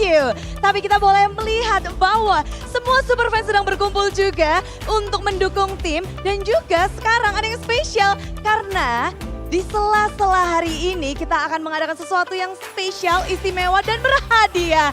Jadi buat kalian yang masih di luar buruan masuk ke dalam. Karena ini fun match kalian bisa nonton rame-rame karena udah berasa kayak El Clasico. Akan ada EVOS dan juga RRQ, player keduanya akan beradu di panggung ini kembali. Buat kalian yang penasaran, ada apa sih Bude? Nah, untuk saat ini akan ada Dunia Games Ultimate. Jadi buruan masuk kumpul di sini, jangan sampai kelewatan. Ini menarik banget sih, karena ini adalah best of one, siapapun yang menang akan menang, siapapun yang kalah. Udah nggak ada game-game selanjutnya. Kalian pasti udah penasaran siapa yang akan bermain dan tim mana yang akan menang. Jadi kayaknya kita bakal mau langsung panggil aja tim-tim yang akan beradu untuk match kali ini. Yang pertama ya, ini adalah tim yang luar biasa banget. Wah, cewek-cewek, siapkan suara kalian, siapkan untuk mengeluh-elukan. Inilah dia dari tim yang udah pastinya kalian tahu. Tim Degeret, ada Ajil Dito, Punipun, Auran Ajil dan RRQ R7. Sementara tim DG Silver, kita punya EVOS Una, Aerune, Iren dan juga EVOS One.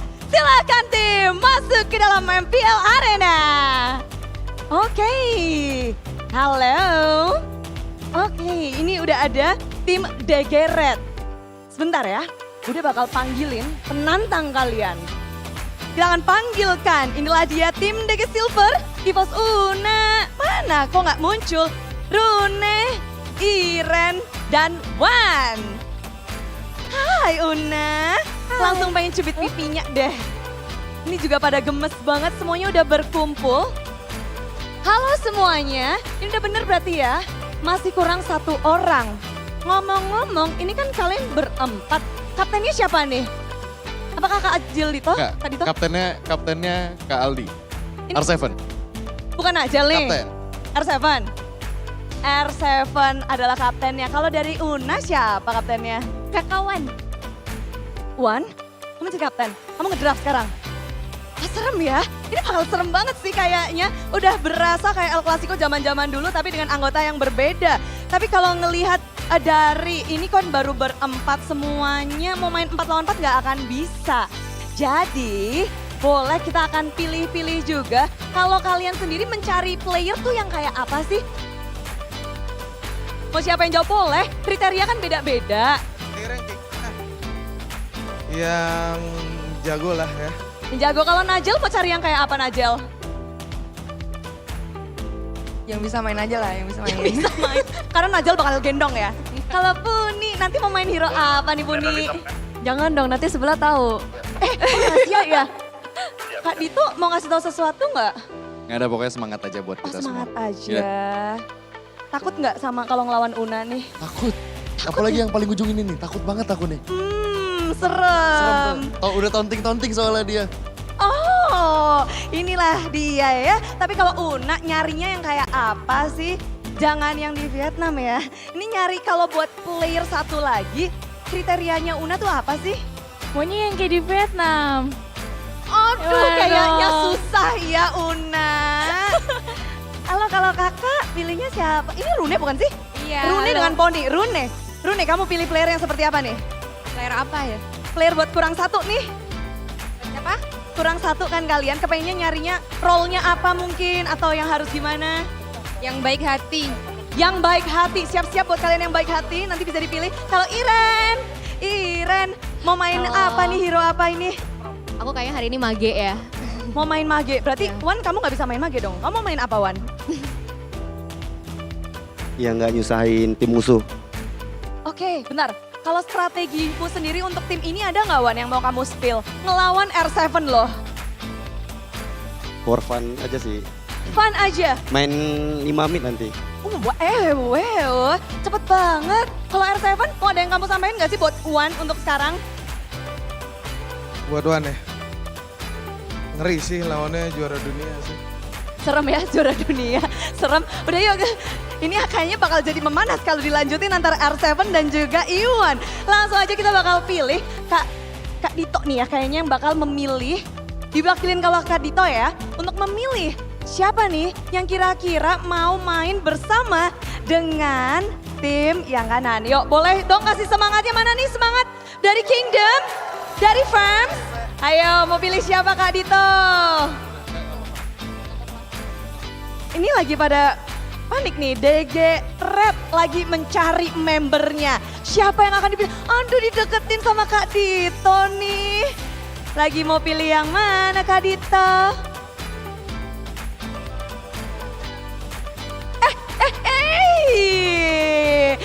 Memang ya, dari mata Kak Dito berbaju putih boleh langsung di sini kakak, naik aja. Jangan tunggu digandeng ya. Dan lagi mencari lagi sini. Kakak boleh di dekat Bude aja sini boleh. Boleh sini. Udah Kak Dito udah 2. Sekarang Una boleh mencari juga untuk kandidat. Boleh 2 orang juga. 2 orang? 2 orang. Nanti akan kita adu. Kak Dito kayaknya nggak bisa memilih nih. Ayo Una mau pilih siapa? Deg-degan gak sih kalau mau dipilih Una? Jangan senggol pipinya ya. Bude marah nih. Oke, Una sedang memilih.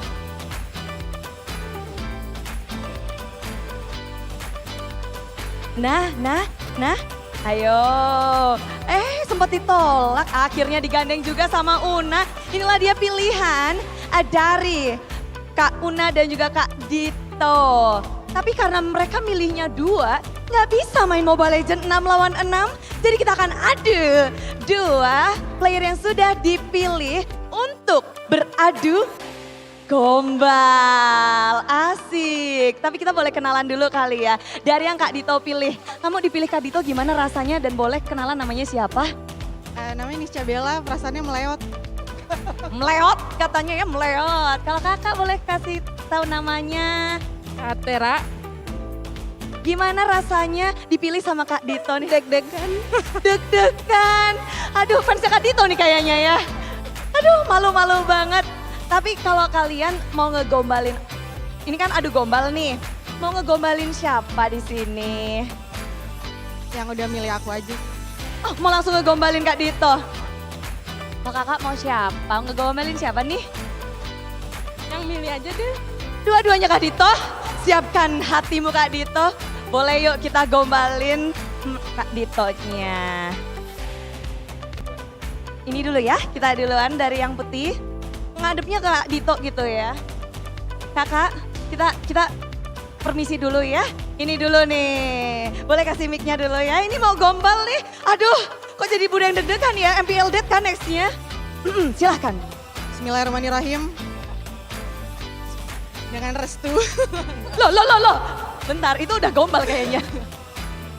Kak, di antara menu sahur dengan menu buka puasa, aku sih lebih milih menu bersamamu ya.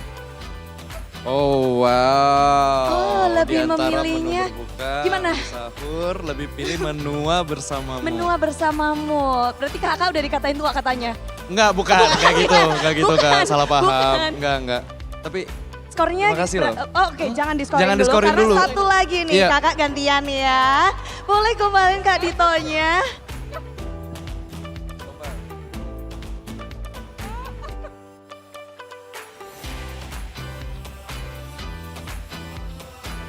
Ayo, ini tuh lagi merangkai buat dimasukin ke arsip videonya kayaknya ya.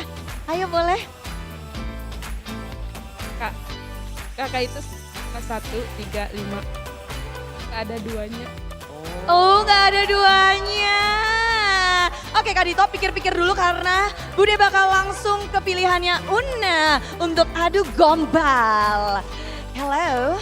Halo Bude. Namanya siapa? Nama aku panggil aja Bisong. Oke, mau ngegombalin siapa? Gombalin siapa ya? Gombalin Kauna deh. Bagus, jangan ngegombalin Wan ya, Bude yang pusing. Oke, kalau kakak namanya siapa boleh dikasih? Namanya siapa? Nama aku April. April mau ngegombalin siapa nih? Kalau mungkin kawan boleh ya? Boleh nggak Kak? Boleh Wan, misi ya Gebian ya. Misi, udah boleh. Maaf ya Kak boleh. Gebi. Loh, kan cuma mendengarkan saja. Oke boleh yuk, Una dulu ya. ke Kak Una dulu dong. Apa ya? Kakak, yuk kita di sini dulu. Pantun Biar- boleh, Bude? Boleh, mau pantun, boleh, mau pesan-pesan boleh. Gombal. Halo Una. Halo. Aku punya sedikit pantun nih buat kamu. Apa tuh? Una suka somai nggak by the way? Suka. Oh, pas. Berarti aku punya pantun gini. Beli somai bareng Bayu. Cakep. Someday aku berharap bisa berumah tangga with you. Ceile. Disamperin ke dari Vietnam. Habis Anda. Takut sih Bude. Oh, takut ya? Iya. Oke, Una tahan ya. Bentar, Iwan sini duluan. Come here Iwan, anak emak. Udah, tenang aja di situ. Ayo boleh? Bulan Ramadan nggak boleh loh. Iya boleh. Boleh, ini kan cuma bercanda aja. Seru-seruan aja. Boleh kakak? Halo kawan. Halo. Kak Gaby sebelumnya mohon maaf ya kak. Gak ada maksud nih. Kawan, kakak tahu nggak bedanya bintang sama kakak apa?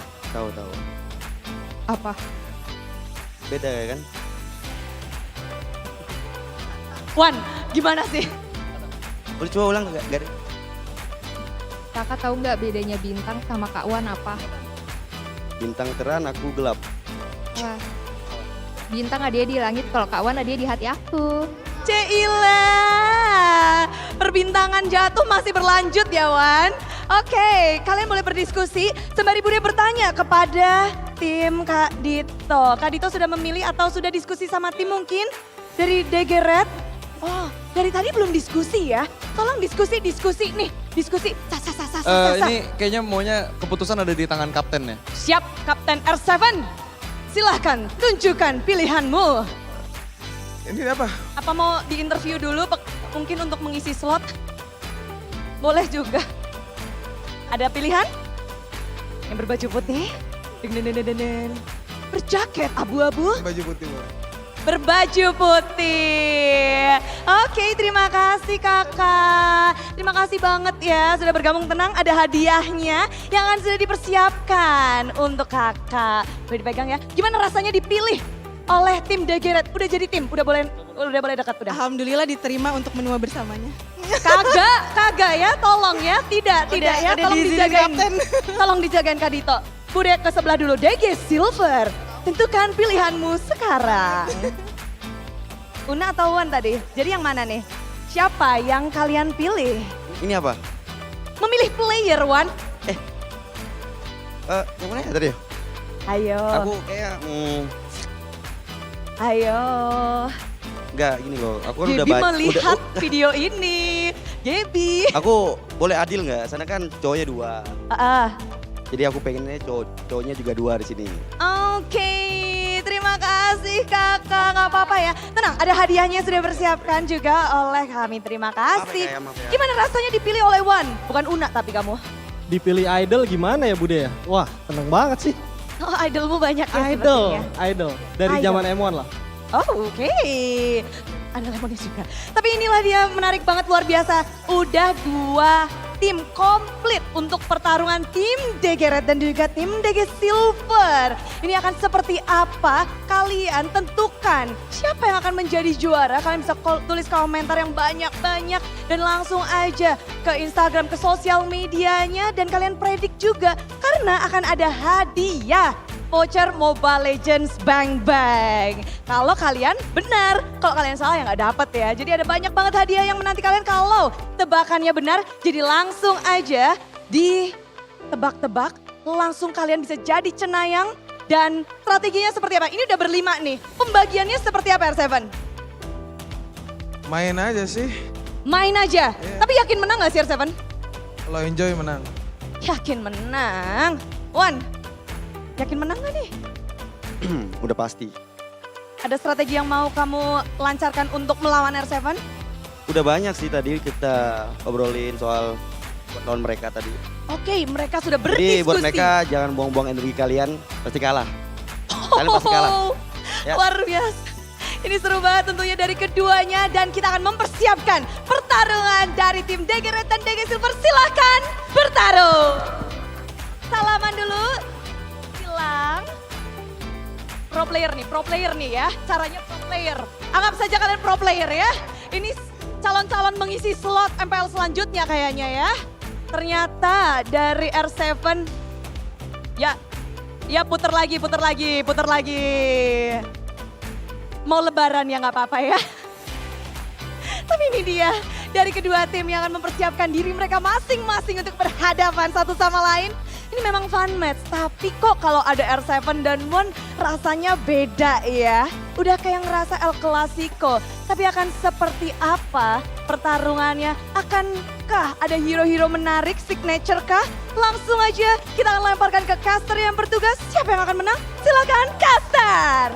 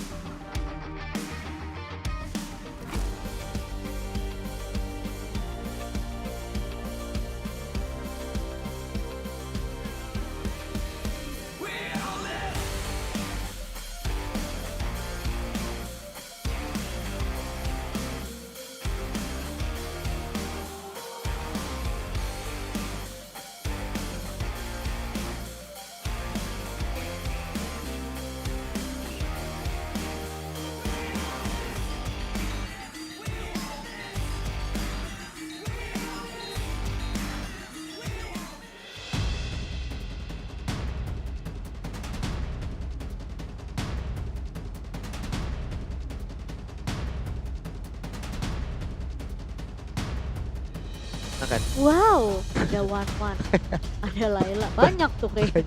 Banyak, dia bisa semuanya. Bisa glue kayak ya? Ada nggak yang cosplay jadi Line of Dawn gitu? Tigreal. Lebar gitu. Boleh coba kayak lo kamu lo. Kamu di tengah-tengah gitu jadi turtle. Ya Allah. Oke, tapi ini kayak serius banget, bukan fun match sekedar fun match ya.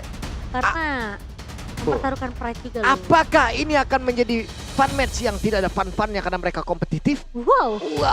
Biasanya sih begitu ya. Iya kan? Karena ada pro player di dalamnya.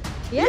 Kita lihat saja sesaat lagi. Tidak fun ya. Waduh. Waduh cantik ini yang kamu incar. Tadi bilang sama aku. Incar apa? Bukan. Maksudnya kamu puji. Sorry kalau aku terlalu belak-belakan sama kamu. Lock target kalau di Mobile Legends. Target. Kan ada tuh kalau fitur. main ini ya, ada Betex ya. fiturnya tuh. Kamu render rapati di. Kemana nih? Aduh tapi di antara dua pilihan. Ay Mikasa nih. Halo Kak Mikasa. Nih. Una gemoy sekali. Una kenapa manyun? Una sama pipinya gemoy banget. Jangan senyum-senyum gitu dong. Una. Una, ini menandakan kalau player itu tidak mendengar suara kita ya teman-teman. Antara tidak mendengar atau emang cuek aja emang. Dia bilang pulung yang ngomong males. Pulung males gua. Males gitu. Oke, tapi ngebuang ke Kaja, buang ke Glue, buang ke Joy. Ayo. Mana? One nih. Mana? Ben-benannya serius ya. Woi, ingat ini kodratnya, hakikatnya ini fun match. Ben-benan lu serius banget semua ini. Kayaknya ya kalau udah duduk di kursi panas, kayaknya nggak mungkin deh. Iya, auto gitu. Auto langsung kompetitif, iya. Auto kompetitif ini. Waduh, Kapuni pun buset ya. Meskipun mereka tersenyum iya di depan kamera, tapi jiwa kompetitifnya membara. Wah. Udah bisa nih dikit-dikit. Belajar level 1. Ini Kapuni pun yang senyum ya. Yang gak normal itu fungsi paru-paru saya langsung. Deg-degan saya. Kamu gitu sih. Tadi bilangnya sama aku Run, Tiren, terus sekarang Kapuni. Jadi kamu yang mana? Ini nih. Ini kakak Iren ya, kakak Iren namanya. Menarik kaki. Menarik kaki kan? Serem juga tuh. Udah kayak Eve tuh.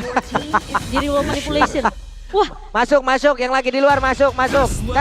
Kakak bertiga duduk yang rapi ya. Duduk di depan ya. Sendal sepatu jangan sampai ketuker, helm ditaruh di luar jangan dibawa. Ya. Jadi berasa di masjid deh. Betul. Sendalnya di luar aja Kak. Oke, adalah wah ini R7. Nah ini kan galak banget nih. Buset R7 seri. Ya Allah. Wan, ya ampun Wan. Lapu-lapu versus Red. Oke. Loh kok? Mikasa ya Allah. Ini ya? Pindah ya? Apa? Itu EVOS Acil. Mana? Itu main Angela. Pindah loh dari ONIC. Dari Eki ke ONIC ke EVOS sekarang. Itu Acil. Lu giring opininya hampir bener lagi. Lah kirain salah. Acil. Oh bener. Tambahan T sama K jadi takjil. Lapar tuh. Lapar bentar lagi nih gua nih. Dibuka nih. Ya Allah. Jam berapa ini udah? Ya, belum. Jam 5. Dikit lagi nih. Nah, ini datang nih Dede nih. Ayo duduk. Ayo. Dede siapa lu? Itu. Dede aja. Dede kecil laki-laki tuh, lihat datang sama siapa, sama kakak, sama mama, apa sama mama siapa aku nggak tahu. Tuh, pokoknya duduk, sendal jangan sampai ketuker. Sumpah lu, gua kira lu halu, gua nggak lihat soalnya. Kagak halu gua itu mah. Buka puasa. Duduk. Ya? Nah, nih Imam makhluk terganteng seciputat nih. Itu tadi ya. Nih Imam makhluk terganteng seciputat. Imam. Nah, Bayu namanya tadi kenalan di depan Bayu. Wah, Bayu namanya. Wah, Bayu atau Imam? Bayu. Imam. Biar gua jadi makmumnya. Jailah gitu. Lah, laki tuh. Ya kan nggak apa-apa juga makmuman kalau laki-laki di belakang. Udah deh fokus lagi nih. Main epic. Una lucu banget. Una ya Allah Una. Ya Una gemoy banget.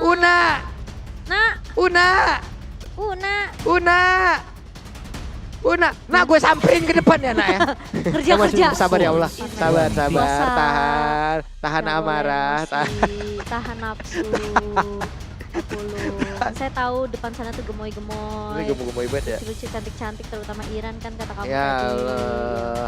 Nah nih ada nih dari tim konten kreator nih bertiga nih Cimomo. Mana? Nih pada pinter-pinter banget nih karena mereka ngambil gambar nih bertiga nih. Tahu aja lu yang bening-bening lu yang kayak air pegunungan lu kan. Nah nih bertiga nih. Lah muka kamu enggak? Kamu kan juga bening. Kagak pernah gua. Kayak batu kali. Hah? Keras banget gua. Kinclong. What? Waduh. Ini dia. Alin, Run, Iren, Wan. Gak ada yang denger emang. Kok kamu gitu sih? Manggil Irennya di terakhir. Kan semuanya gue panggil, Ci. Kamu spesial. Salah mulu. Nah, ini Kapuni, Kak Ipun, Kak Pupun, Kak Nipu, Kak apa namanya coba? Ya kan Puni pun bisa tuh diambil tuh aja deh. Apa coba? Uni. Ya, universitas. yang bener apa sih? Oh iya maaf. Gak ada link, gak ada Nata. Aduh, kalau inget Nata inget kemarin tuh. Betul. Ini masalahnya emang auto kompetitif mereka memang ya serius banget ya. Woi, ini ngeband tinggal lu ngeband. Gue coba lihat kolom komennya. Ini kalau lu kolom komen kalau serius-serius juga lu semua lu. Ya Allah, Sherlock lu sini lu. Astaga. Namanya ini punggung GEEK. Main Hanzo. Tuh. Ica. Wah, Ica. Ica nih yang tadi ya, yang apa namanya? Yang ngegombalin Kak Acil ya? Weh, coba gombalin Gombalin Una, gombalin Run, gombalin Mikasa atau gombalin Kak Iren gitu. Di kolom komen gua nih cepet gua bacain nih gombalan-gombalan kalian mana yang bagus-bagus, yang kreatif gitu gombalannya lo. Cepetan di kolom komen. Yang lucu-lucu yang Gua tunggu nih di kolom komen nih, buruan dah. Iya. Kalau misalnya kita ngelihat yang lucu-lucu. Pantun kayak apa kayak yang gitu loh. Nih Kak Una nih, Kak Una. Kakak. Main Kak Una. Kak. Dia nggak denger Lung. Mau lu sampai teriak ke hatinya juga ditolak duluan, kayak ditutup sama pintunya itu sama dia. Pulung lah di depan, aduh tutup aja kunci. Oke, dan ini adalah fun match Dunia Game Ultimate. Yang dimana tentunya presented by Dunia Games, Maxstream juga dan juga Telkomsel. Wah. Aku pakai Telkomsel loh. Oh, sama, saya pakai Telkomsel. Aku baru isi kuota tadi. Parah, saya kan menggunakan alhamdulillah nih kan menggunakan 2 nomor dari Telkomsel saya. Langsung 2 saya. Saya anaknya Telkomsel banget. Gila, Telkomsel mania ya. Ini Sidara ini kulit saya nih di sesen nih merah kayak Telkomsel. Waduh, iya, saya juga merah. Oke, udahlah gue masuk aja lah ke fun match, pusing ngomong Pak Pulung. Pak Pulung tuh kalau udah lihat cewek-cewek cantik dia udah gak fokus gitu loh. Wah, ilah. Kayak Iren katanya tuh dari tadi. Mana nih coba tuh. Aku bahagia memilih berjalan denganmu. Aku rela untuk berjalan jauh asalkan selalu memegang tanganmu. Waduh. Gua yang kagak tega dia jalan kaki jauh-jauh sama lu. Tangan Pulung maksudnya nggak mungkin. Iya. Tangan Pak Pulung kali. Aduh, tapi Iren. Wah tuh Iren dicicil-cicil tuh Lung. Wah, masa kamu terima sih Lung? Gak bisa nih gue nih. Aduh, turun. Lu ngekes sendiri dulu, gue obrak-abrik meja depan ya. Kerja nih. Lu yang gue obrak-abrik nih. Gue yang diacak-acak dong. Diacak-acak. Awas Punipun kamu nanti tergigit lele lucu. Aduh Punipun lucu banget lagi pakai jelek kayak gitu udah langsung ngeluarkan flicker tapi Mikasa. Sedikit lagi level 4 dan Songbe. Songbe. Artinya itu apa tadi tuh? aku bilang opak Korea tuh Songbe. Artinya apa tuh? Songbe itu nyanyi, Penyanyi ya? Be itu pacar, jadi pacar bernyanyi. Oke, dan Kak Ajil maksudnya. Kayak arti tergantung mood lu aja gitu ya lu buat ya. Iya. Kan kayak kamu Ajil, tadi bilangnya Kak Takjil. Songbe pacar bernyanyi cuy. Iya, Songbe. Aduh, dan buat teman-teman ya, jangan lupa loh, ini ada filmnya Una. Betul. Di Maxstream judulnya Suka Duka Una. Jadi ini tentang perjalanannya EVOS Una dari awal berkarir hingga jadi BA-nya EVOS. Ini seru banget ya, kalau kemarin itu kan ada The One Believe ya kan. Kalau sekarang tuh udah ada Suka Duka Una. Jadi menceritakan banget dan ini adalah inspirasi bagi keseluruhan mungkin dari warga-warga. Tapi ternyata tuh sekarang ada pertempuran. Wah, Run galak banget, Alif dan galak-galak. Aduh Run. First blood-nya pun tercipta. Oh my god. Run. Makanya lu dilindungi. Gua nge-cash. Gimana caranya? Aduh, tapi Iren. Waduh, ini 2 wanita kesayangan Pak Pulung tumbal. Salah ya? Loh, bener dong gak salah. Kan kita boleh bilang kesayangan. Pulung juga kesayangan aku. Iya, Pulung sayang semuanya. Sayang semuanya. Buaya males. Buaya itu faktanya adalah Apa? salah satu makhluk yang memang sangat setia kepada pasangannya kan. Tapi di saat dia artikan ke dunia nyata, iya, malah dibilang selingkuh. Lawan. Povenya mentok digedik pedang segede pengeluaran kayak begitu ya. Pengeluaran Pulung ya. Pengeluaran Cimomo juga kan. Iya, apalagi dong. Aduh, tapi Songbe udah mulai nih, mainnya objektif banget. Dan ya mungkin ini kekuatan dari kedua M-Star kita, ada One dan juga R7. Tapi Songbe berhasil untuk dapetin objektif tetap. Dan buat teman-teman kita mau ingetin lagi, jangan lupa buat kalian Una Lovers. Congrats untuk film. Ya, diucapin congrats loh. Tuh, dari R7 tuh. Tadi mungkin R7 ngedenger juga kali apa ya. Kita habis ngomong gitu ya, ada film dari Uni apa gimana. Dan sekarang ada Eudora yang berhasil langsung dicengkram kehidupannya, lenyap di situ. Dicengkram tuh, waduh. Congrats Una. Congrats Una ya. Buat filmnya. Wah, ya. Luar biasa. Kalian top up di Dunia Game gratis kuota sampai dengan 3 GB tuh ya. Nikmat tuh, kalian tetap bisa jumawa karena kalian bisa beli voucher di sana kan, beli skin tuh. Tapi kuotanya kalian gak terganggu, malah ditambahin. Betul. Tapi di Maxstream banyak banget tahu film-film yang luar biasa. Kayak Banyak. tadi kan kita lihat Suka Duka Uni-Una. juga, Uni-Una. Terus ada The filmnya One Wan Believe, juga, iya. The One Believe. Buat beli, Kolak Express. Oh gue juga ada film di Maxstream kata Apa? Kak Ajil. Apa Bang Ajil? Apa Bang Ajil?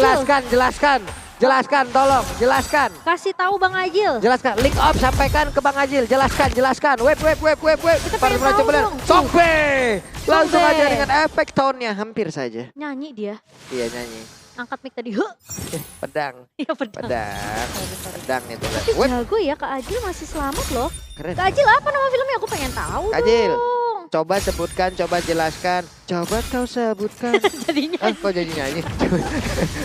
Kesel juga gue. Ini fun match harusnya ya, kenapa saya emosi jadinya. Aduh. Oke, tapi kelihatan ya, ini turretnya belum ada yang bisa dijebolin. Harus nyicil-nyicil nih Kak Ajil. Iya. Langsung digaruk di bagian depan sementara. Aduh, run. Lung. Itu, gua maju ke depan nih yang Mikasa ya. Mikasa, beneran Ci, lu nggak kayak sendirian dulu Ci. Kerja lo. Udah ngelepas mic tuh gua tuh. Aduh. Maju nih gua ke Hampir depan. kabur dia ya guys. Iya, Langsung heran. dipeluk nanti. Maksudnya diselamatkan saya. Iya. Bahaya itu lelenya run pedes banget tuh. Ngeri ya. Ini kelihatan loh. Lele Empolela tuh kalah pedes. Polela. Run, masa dibilang disamain sama Polela. Tapi kira. Oh. Mikasa kenapa serius banget ya? Kayaknya fun match nih Mikasa. Iya, Mikasa. Ini galak banget memang Mikasa. Mikasa ini kan kucingnya Fonzie ya? Astagfirullahaladzim, ya Allah ya Robbi. Gue masih lama lagi seharian sama dia ya.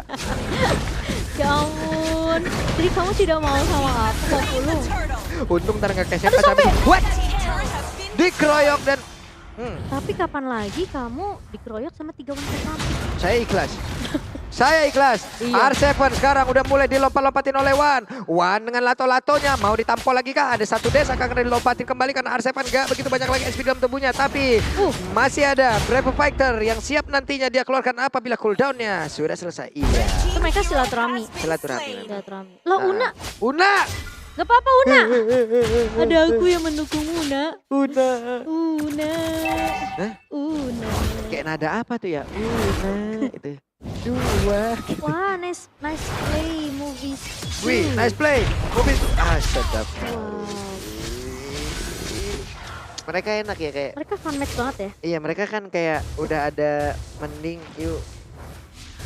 Geng kayak. Ini mending ini ya. Mereka tuh udah keren banget ya. Mereka nih udah punya karyanya masing-masing. Mereka ini udah punya filmnya masing-masing. Tapi kayaknya R7 bakal nantang Wan nih. Web. Bawah nih. Oke, Di landingnya coba. nih. Ini udah hampir masuk menit ke-7. Akankah ada sebuah pergerakan di mana? Mereka mau buy Wan. Iya. Ini Wan sama R7. Waduh. Tolong yang lain. Yang lain Ica, siapa tuh? Puni-pun. Minggir. Semua jadi penonton ya. Puni awas Puni. Waduh, rapati kena karena run. Serius, fokus banget itu mainnya, serius sekali ya. Wah, Kak Ajil mau menang nih. Nah, coba. Langsung ditembakin lagi maju ke bagian depan. Song B udah nggak bisa melakukan apapun. Oke, sementara itu untuk sekarang mereka semua udah siap untuk bisa menghajar dari player masing-masing. Wah, tapi R7 kalau buy one sama one sih kayaknya ya mungkin lebaran 2 tahun lagi baru kelar ya. Iya ya dong. Coba nah dimulai. Ini udah dimulai nih udah. Nah, dua-duanya punya absorb damage. Dua-duanya punya regen HP yang bagus. Dua-duanya ya begitulah lama. Dua-duanya punya gantungan. Iya. Iya juga ya. Ya juga. Dong, bener dong. Main mah kelar imsak baru kelar. Makanya aku bilang sampai lebaran 2 tahun lagi kayaknya. Ya Allah. Una bikin house cloud. Una ingin mempertahankan kehidupannya. Karena dia sudah memakan asap garam kehidupan kan. Wow, Suka bener. duka Una. Betul. Gak ada ngaruh-ngaruhnya lelenya run. Gak ada karena tadi lagi immune kan. Iya. Semua jenis lele dimakan sama lapu-lapu.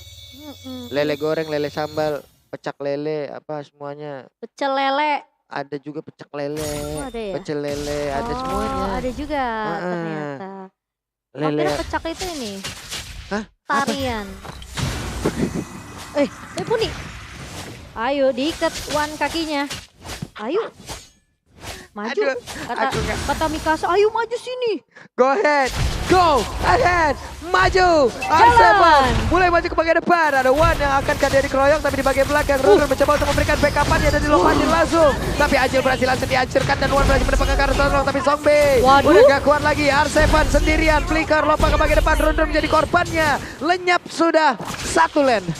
Satu lane hilang padahal awalnya itu Wan-nya udah loncat duluan. Ya. Udah loncat, udah Demonic Force, udah ngerontokin ke Ajil duluan.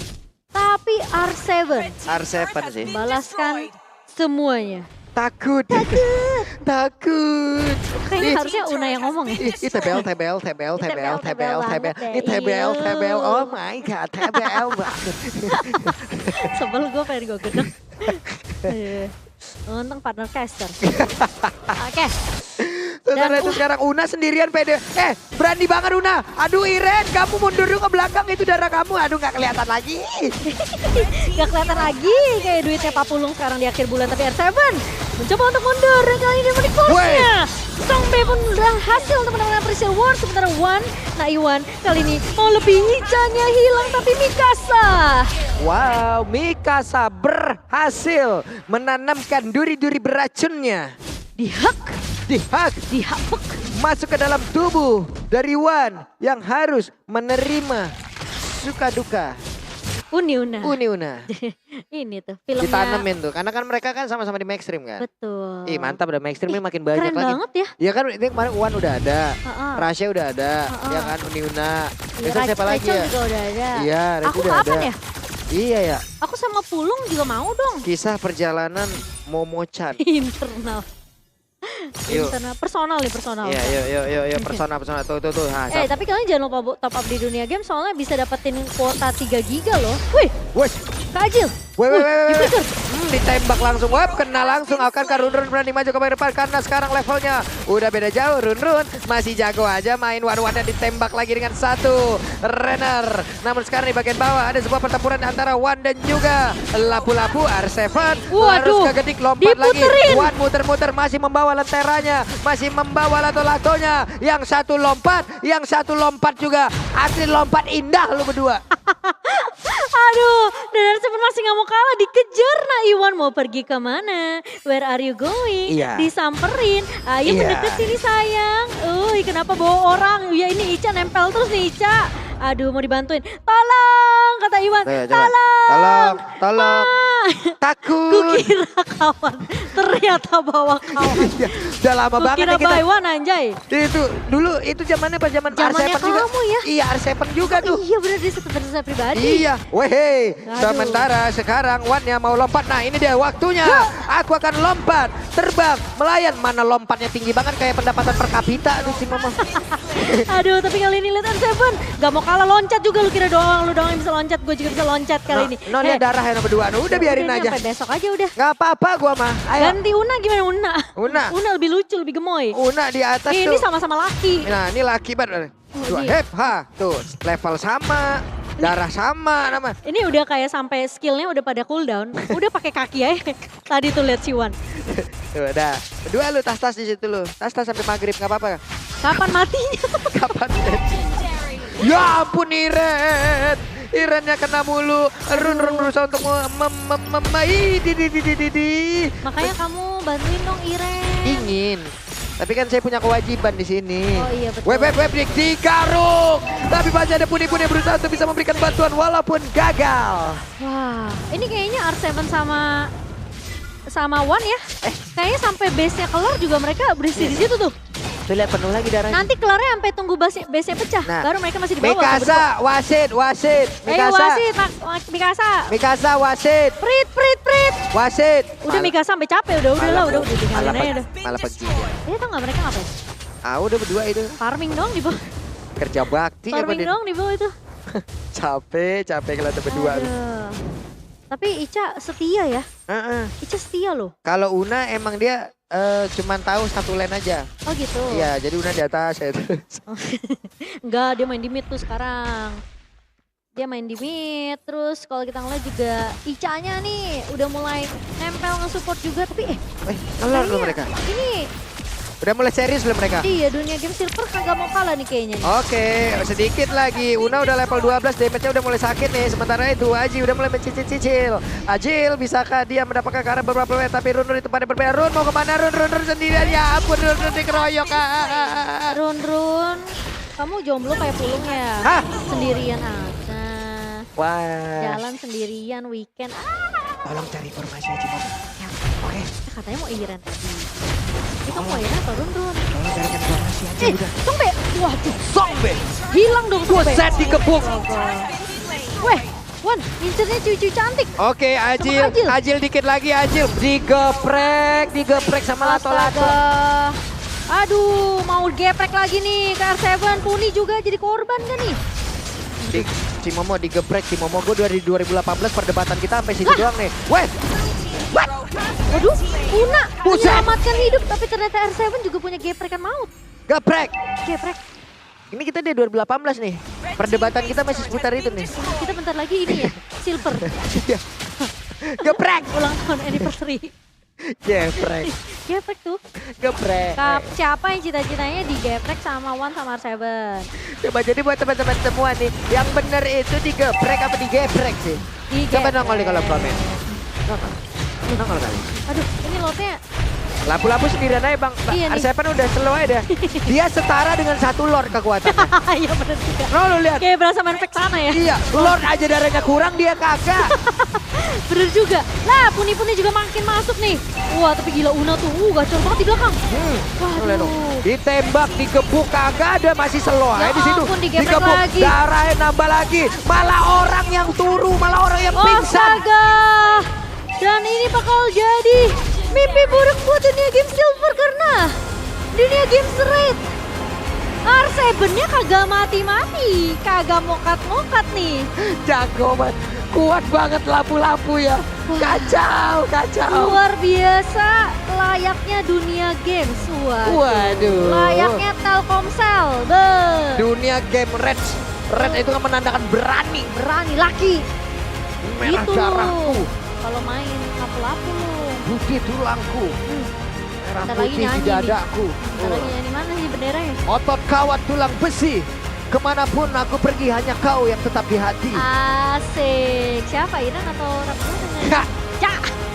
Dan congratulations untuk dunia games Red berhasil untuk memenangkan tentunya fun match yang begitu luar biasa. Luar biasa sekali teman-teman. Ulti-match. Wah, paten kali lah pokoknya. Mantap. Keren banget ya. Kita berdiri kayak gini kenapa? Karena seru. Karena seru banget cuy. Ini di belakang kita tuh kalau kalian yang mungkin masih belum tahu ya, yang masih belum bisa berkunjung ke G-Expo Hall D2. Tempatnya itu lumayan jauh di depan karena di belakang sini nih full sama penonton. Dan tadi match yang pertama penuh sampai sini aja ya. Wah gila, sampai ke Kacau. atas. Penuh sampai sini. Ada yang nonton di luar juga. Waduh. Ada yang nonton di luar, watch party juga ada. Apalagi nanti di match yang kedua ada EVOS versus ONIC juga ya. Betul. Udah ada watch party disediakan giant screen di luar. Kalian bisa nonton bareng-bareng juga. Jadi buat teman-teman yang nggak punya tiket. Coba di belakang kita jangan lihat. takut. Tuh. Kerja Oji, KB. Pulang mereka. Sahur. Biasa. Sahur. Pulang nge-cash farming tuh berdua tuh biasa itu. Farming tuh. Bintang ya. Coba farming terus. Dapat apa aja lo? Ih. Dapat apa aja lo? Weh. Ih seru banget kalau datang ke MPL tuh bisa farming ya. Dia farmingnya 4 goodie bag loh satu orang. Pulang-pulang tangan kosong, datang tangan kosong. Pulang-pulang bawa goodie bag. Luar biasa, cuma bisa di MPL Indonesia season yang ke-11 teman-teman. Ini kita mau lihat dulu ya, item build dari tiap-tiap player. Let's go. Item build di menit yang ke-15. Lihat tuh, Kak Ajil. Waduh, sampai bikin hardclaw. Ngerti tapi ya item ya. Pasti kan karena mereka semua juga udah bermain Mobile Legends dan mereka ngerti. Hanya saja sekarang Iren tuh gak dikasih gerak gitu loh. Iren padahal itemnya juga bagus loh Nova. Itu galak semua, item jahat semua loh itu. Itu kalau kena combo mamut. Mamut nggak tuh? Mamut siapa itu? Langsung hilang, tapi sayangnya keculik ya Irennya ya. Mikasa gak mati loh. Mikasa emang mode serius dia. Iya. Itemnya full. Mikasa habis copot ini, Irfan kayak, oh ini match. Baru sadar dia. Kalau gitu saya kebalik kan mungkin angkanya ya nanti ya. Serius dia tapi Dia ya. baru sadar ya Farman. Sementara Alin tuh udah item jahat juga. Iya. Cuman seiring berjalannya waktu kan. Memang. Sulit. Sulit. Run, Songbe. Ica, ya ampun Ica fireballnya aja udah ngasih efek bakaran, ditambahin lagi efek glowing word. Capek orang. Udah nih R7 mah one ya, udah sampai besok tuh lihat tuh itemnya ada Dominance Ice ya kan. Perkara Blonla sama Oracle disatuin kayak begini nih. Iya, udah nggak habis-habis. Makanya tadi R7 udah kayak berasa lebih kuat daripada Lord. Lordnya tumbang dia kagak ya. R7 setara dengan Lord menit 18. Lord Evo. R7 centang gitu. Iya loh. Baris-baris berdua tadi yang kurang darah Lord dia kagak. Itu Una di belakang udah padahal digebukin dia. Iya makanya. Unanya udah enak banget, tapi MVP jatuh ke siapa nih? Wah aku tetap. Apakah? Siapa Run? Astaga. Kak Ajil! Mr. Ajil. 643 KDA-nya. Wah permainan luar biasa, main objektif, main runners apatinya, gacor pol. Ya, ini dia. Presented by Max Trick. Telkomsel. Juga dunia games. Mantap kali. Ini dia ya MVP-nya teman-teman. Jadi buat sekarang, bentar dulu. Hampir saya kunci saya jauh di belakang. Saya duduk salto belakang nanti. Ke bawah ntar. Iya. Wow, tapi luar biasa sekali ya ini. Yap. Dunia games ultimate yang fun match banget. Yap. Yang fun juga, yang ini bisa dibilang jadi ajang perkenalan satu sama lain. Benar. Jadi terima kasih teman-teman. Besok pasti akan ada fun match lainnya. Jadi kalian tetap tungguin aja. Tapi untuk sekarang kita akan dengarkan interview yang di belakang.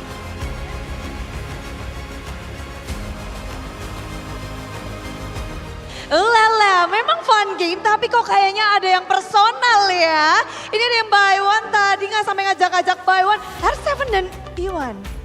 Gimana buy one-nya? Lama banget itu. Gak mati-mati. Cukup puas gak sih? Kenapa harus buy one kalian? Ada apa? Kalau dari aku sih nggak puas sih. Gak puas? Nggak, gue pengen nanya deh. Satu, kenapa lu tega coba bunuh cewek-cewek cok? Bener? Kenapa nggak lawan gue aja gitu? Kenapa? Kau lihat lah mereka pick Laila cok. Lu bunuh juga lu. Hero kita nggak bisa mati itu sampai HP-nya lowbat pun masih lanjut itu. Lu kan tahu mereka kan nggak bisa main. Lu kenapa? Jahat banget bener. Anda juga nggak bisa main tadi dibunuh sama. Ya, udah ya. Ini jangan nge-blame teman Iwan. Enggak, maksudku kok gitu loh lawan cewek kok jalan-jalan lawan aku aja gitu loh. Weh, melindungi nih. Gaby. Gaby. Enggak, maksudku kan kita kan sama-sama content pro player gitu loh. Biar adu aja skill kita. Luar biasa memang player GPX ini. Tapi juga kita ngelihat tadi pertarungannya begitu luar biasa. Dan sepertinya kalian udah bener-bener masukin satu tim, satu player ini udah dikasih jersey-nya juga. Dan Budi mau langsung tanya juga mungkin ya ke mereka. Gimana nih, kok bisa sejago ini sih kakak yang player baru kita? Kak Ica ya tadi ya? Kak Ica.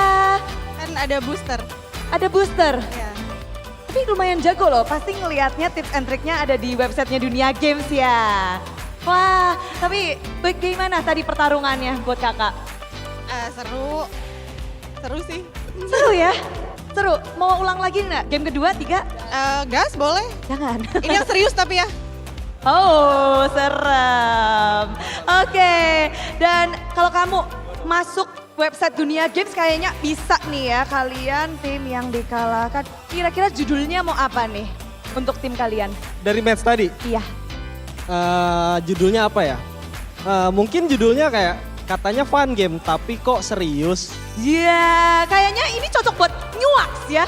Gimana kalau mereka berdua tadi udah battle di Land of Dawn. Sekarang dua tim ini bakal ditantang Bude. Dan kalian akan menantang satu sama lain dengan cuaks battle. Ini Bude, ayo ini BA dari EVOS, BA dari Dunia Games harus mempersiapkan juga ya. Siap? Kalian siap? Mau duluan yang mana? Iwan dulu, Una dulu, atau mereka dulu? Yang menang boleh milih, mau pertama apa kedua? Mau pertama apa kedua nih? Kedua. Kedua. Milih yang kedua. Maaf ya yang kalah ya, harus nerima nasib. Sudah siapkan cuak sekalian? Belum. Siapkan sekarang juga. Siapa yang mau duluan coba? Aduh apa nih ya? Kalau belum bisa ke belakang dulu deh, Una dulu deh. Nggak apa-lah. Mundur ke belakang. Oh, oke. Katanya mantan pro player, tapi ngincernya cewek terus. Nyuak. Cuak. Sadis juga ya. Katanya mantan pro player, tapi ngincernya cewek mulu. Nyuak. Nyuak. Oke, balas dong. R7, let's go. 2 orang datang ke XP kok malah mati 1. Cuaks. Cuak. Sadis juga ya R7 ya. Fakta langsung diberikan. Una. Pakai bahasa Padang boleh nggak sih kalau Una? Katanya B1 tapi kok malah ngewar. Katanya B1 tapi kok malah ngewar. Ayo cuak. Ayo cuak. Cuak. Gak tahu lagi beneran serius, yang lain aja dulu boleh gak? Kredibilitas sebagai brand ambassador sedang dipertaruhkan di sini Kak. Kak Dito, Kak Ajil. Boleh ke belakang, boleh. Lempar dulu boleh deh. Tapi masa ngelempar ke cewek sih? Oh ya udah. Males. Personal ke Una aja ya. Guys, silakan. Kak Ajil. Brand ambassador sih duluan, tapi gue yang menang terus kalau di Gold Lane. Cuan. Oh, wow, sesama brand ambassador dari EVOS sih. Serem ya. Serem nih. Udah disenyumin nih. Oke, mari kita balas. Rune.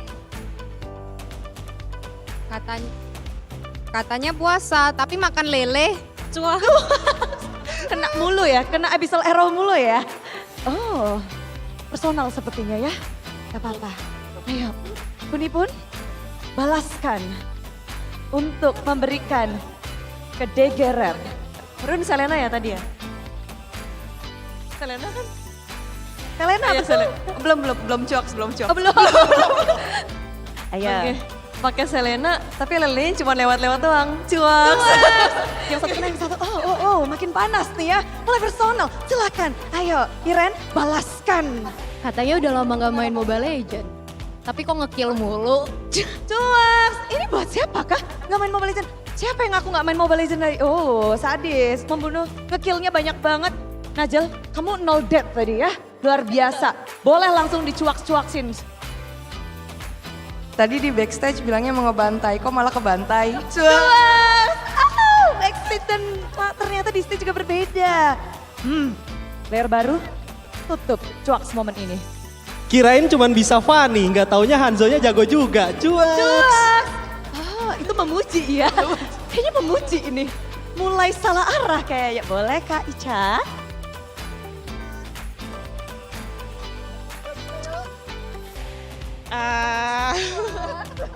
Disuruh recall buat nge-heal malah ngejar yang mustahil.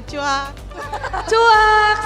Apakah ini ada pengejaran sesuatu? Ini spesial banget. Mereka sudah cuaks. Tapi ada yang spesial. Bude ini udah mendengar dari semua orang tadi di belakang sambil ngobrolin filmnya Una. Una punya film? Iya, makanya aku pengen banget nih teman-teman nonton film Suka Duka Uni Una Tim Ekstrim. Suka Duka Uni Una, seperti apa sih buat kalian yang penasaran? Yuk kita lihat cuplikan dari film yang Suka Duka Uni Una. Let's go!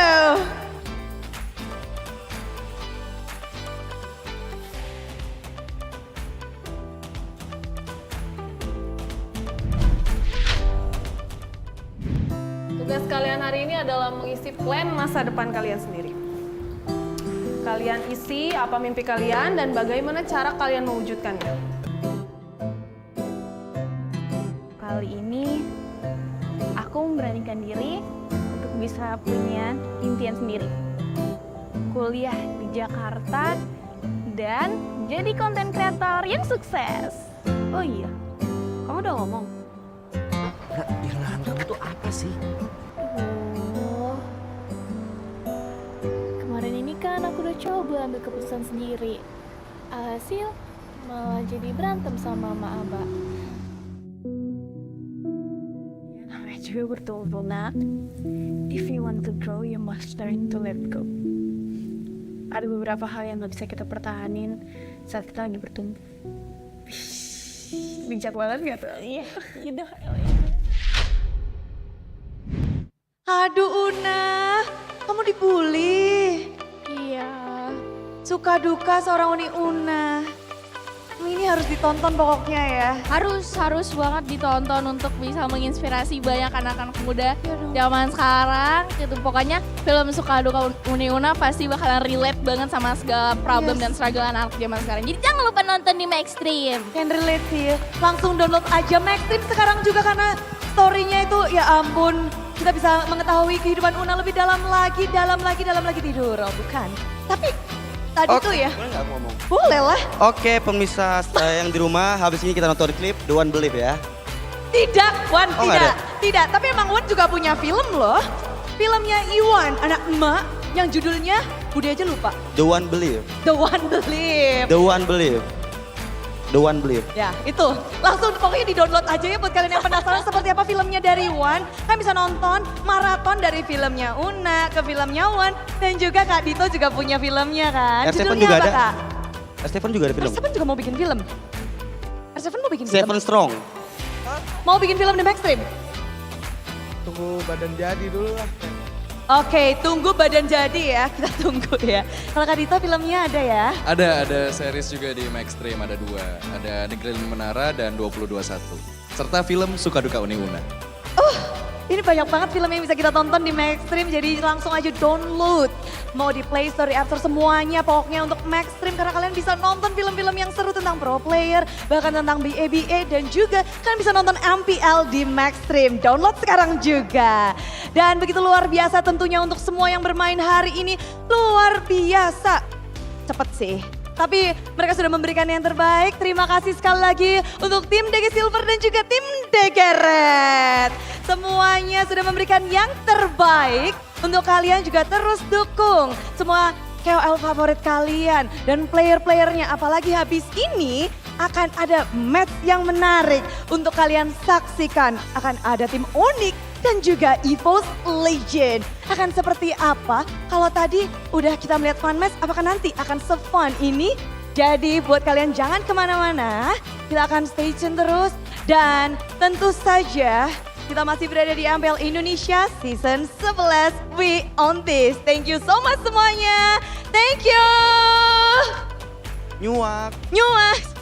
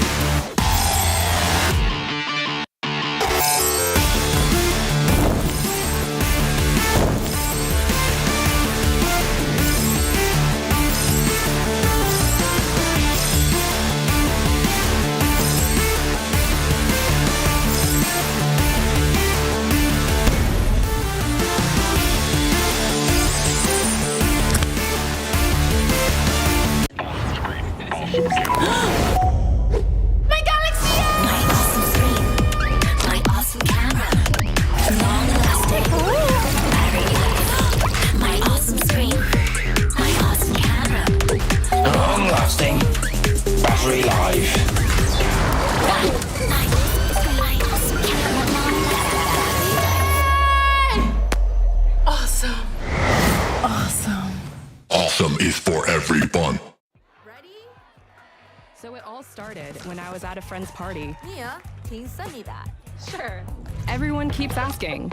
Mia, can you send me that? Even my French neighbor. Green I mean, all the time. Can you send me that? I'm not making this up. Hey, can you send me that?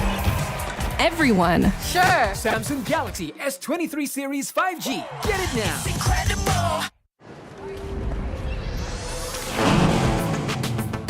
Wow. Attention passengers, final call for flight. Wait, is that a phone? Look at the performance, the graphics. That thing's a gaming machine. A new challenger. Is that Faker? That man's a gaming legend. Everyone, fasten your seatbelts. And here we go! Samsung Galaxy S23 Series 5G. Get it now.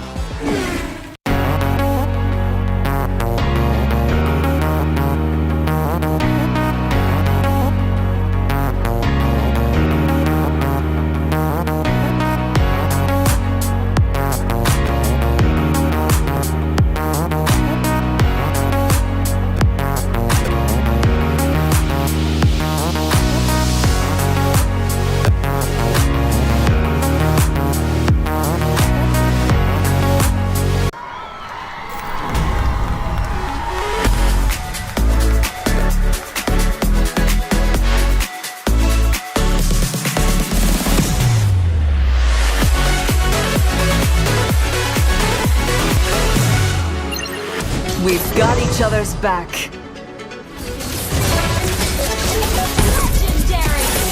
We're the best duet ever.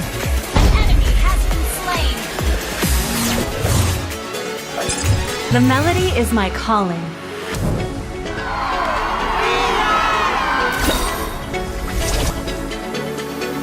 The music of my bow will cleanse their hearts.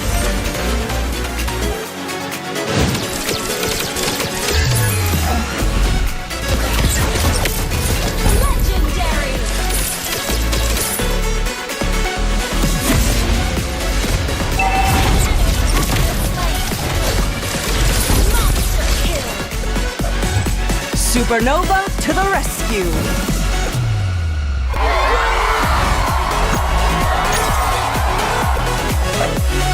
Music is the strongest form of magic.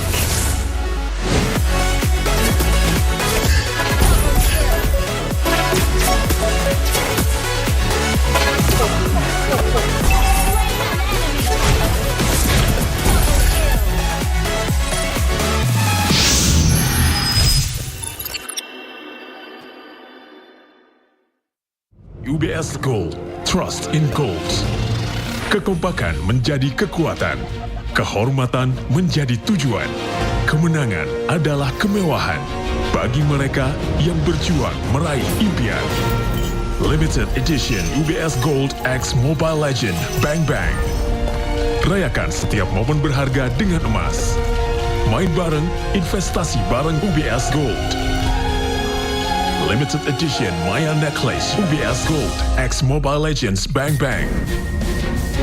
Limited Edition Eudora Bracelet UBS Gold X Mobile Legends Bang Bang. Limited Edition Bundle UBS Gold Bar X Mobile Legends Bang Bang. Gratis hero skin setiap pembelian item collaboration. Tersedia di ubslifestyle.com, Blibli, dan di e-commerce UBS Lifestyle.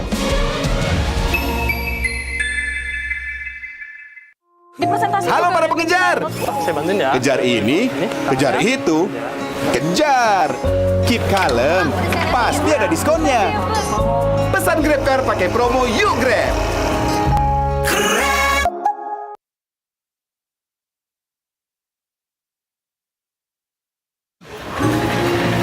Halo para pengejar. Kejar ini, kejar itu, kejar.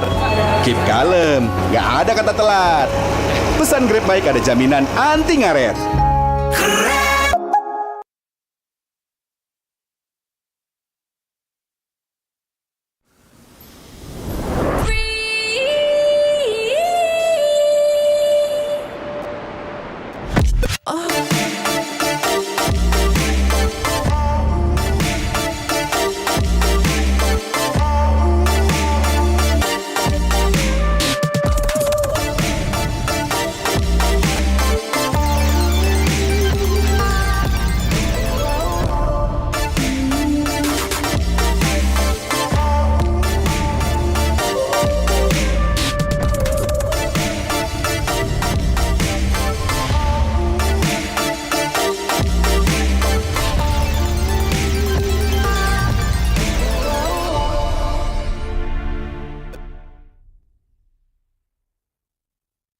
Gak sabar Ramadan beli-beli, gas ambil rezeki, voucher combo bertubi-tubi, pasti puas belanja di beli-beli. Belanja di Indomaret makin banyak untungnya. Kumpulkan cashback poin jadi untung terus. Makin sering belanja, makin banyak poin yang kamu dapatkan. Dapat diskon, jadi untung terus. Bayar belanjaanmu dengan poin yang kamu punya. Belanja jadi gratis, jadi untung terus. Dan untung terus dapat banyak promo. Jadi member Indomaret Poinku sekarang. Untungnya non-stop.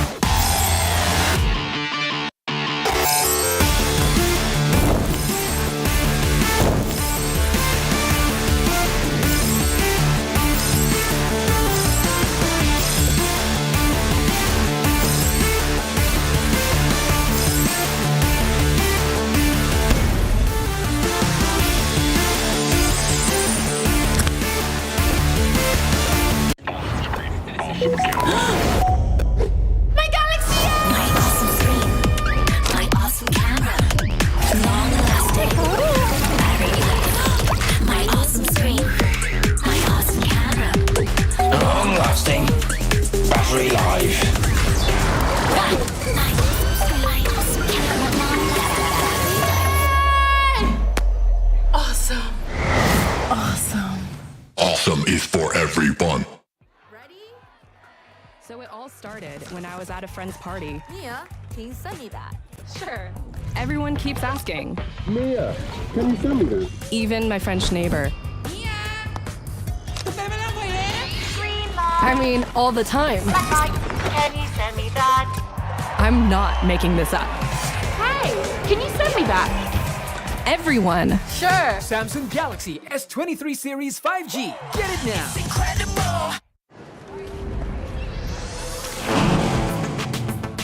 Wow. Attention passengers, this is the final call for flight. Wait, is that a phone? Look at the performance, the graphics. That thing's a gaming machine. A new challenger. Is that Faker? That man's a gaming legend. Everyone, fasten your seatbelts. And here we go! Samsung Galaxy S23 Series 5G. Get it now.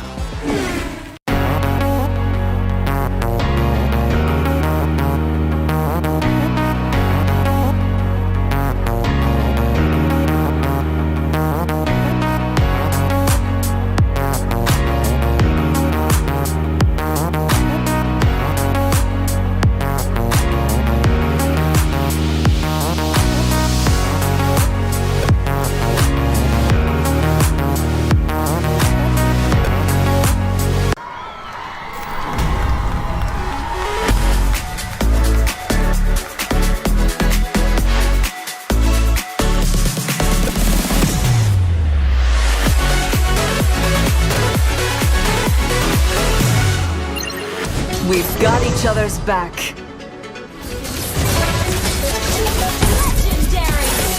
We're the best duet ever.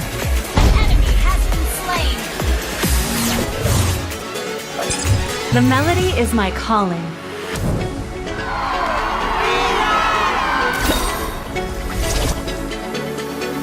The music of my bow will cleanse their hearts.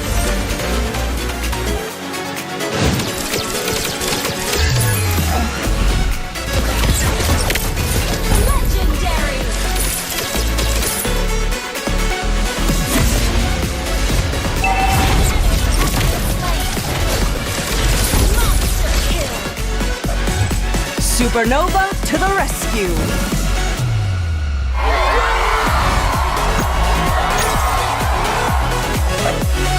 Music is the strongest form of magic.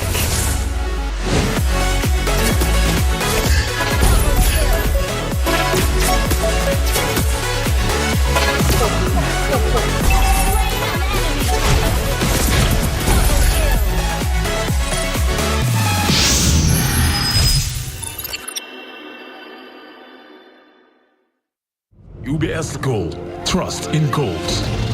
Kekompakan menjadi kekuatan, kehormatan menjadi tujuan, kemenangan adalah kemewahan bagi mereka yang berjuang meraih impian. Limited Edition UBS Gold X Mobile Legend Bang Bang. Rayakan setiap momen berharga dengan emas. Main bareng, investasi bareng UBS Gold. Limited Edition Maya Necklace UBS Gold X Mobile Legends Bang Bang. Limited Edition Eudora Bracelet UBS Gold X Mobile Legends Bang Bang. Limited Edition Bundle UBS Gold Bar X Mobile Legends Bang Bang. Gratis Hero Skin setiap pembelian item collaboration. Tersedia di ubslifestyle.com, Blibli, dan di e-commerce UBS Lifestyle.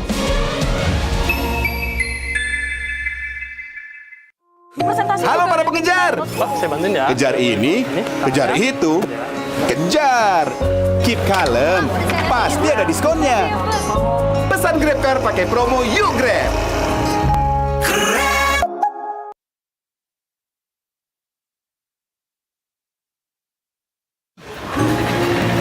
Halo para pengejar. Kejar ini, kejar itu, kejar. Keep kalem, nggak ada kata telat.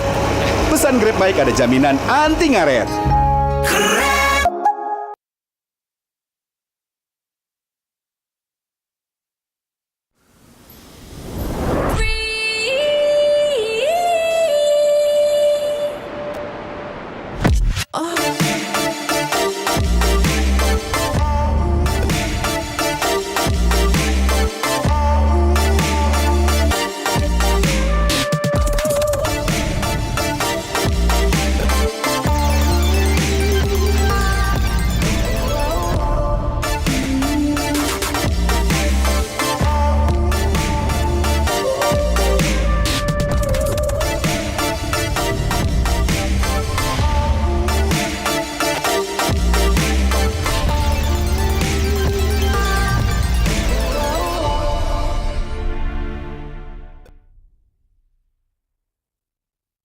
Gas sabar Ramadan beli gas ambil rezeki voucher combo bertubi-tubi pasti puas belanja di beli.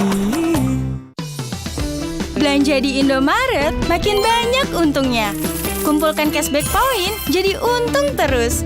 Makin sering belanja, makin banyak poin yang kamu dapatkan. Dapat diskon, jadi untung terus. Bayar belanjaanmu dengan poin yang kamu punya. Belanja jadi gratis, jadi untung terus. Dan untung terus dapat banyak promo. Jadi member Indomaret Poinku sekarang. Untungnya non-stop.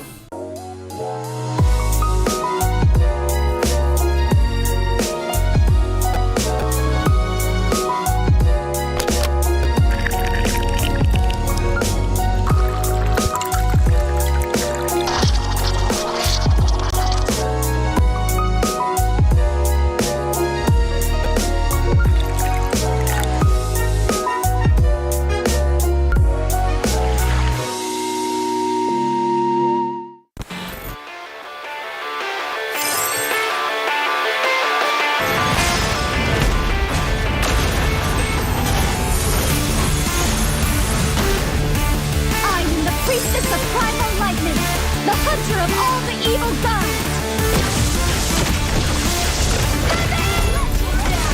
Meet your end.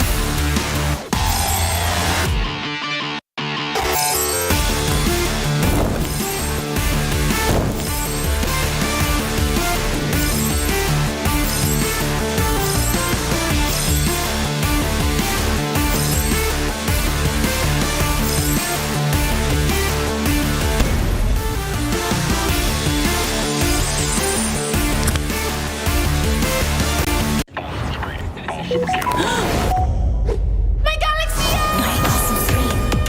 My awesome camera. Long lasting. My awesome screen. My awesome camera. Long lasting. Battery life. My awesome camera. Awesome. Awesome. Awesome is for everyone. So it all started when I was at a friend's party. Mia, can you send me that? Sure. Everyone keeps asking.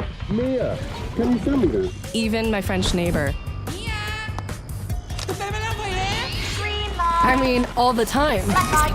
Can you send me that? I'm not making this up. Hey, can you send me that? Everyone. Sure. Samsung Galaxy S23 Series 5G. Get it now.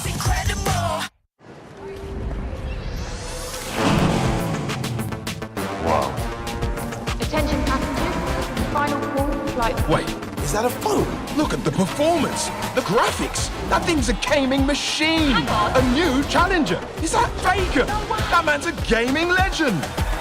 Everyone, fasten your seatbelts. And here we go! Samsung Galaxy S23 Series 5G. Get it now.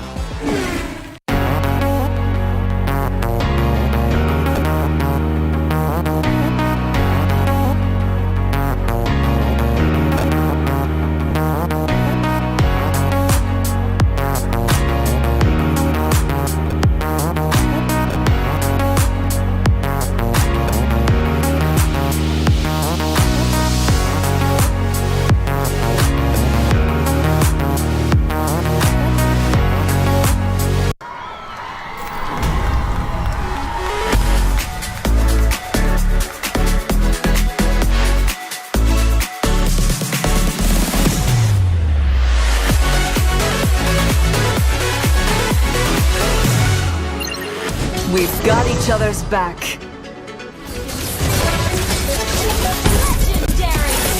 We're the best duet ever. Enemy has been slain. The melody is my calling.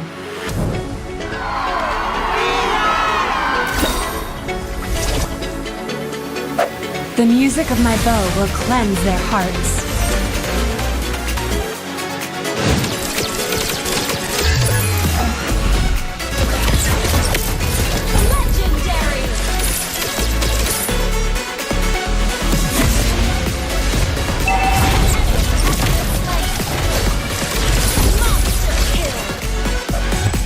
Supernova to the rescue.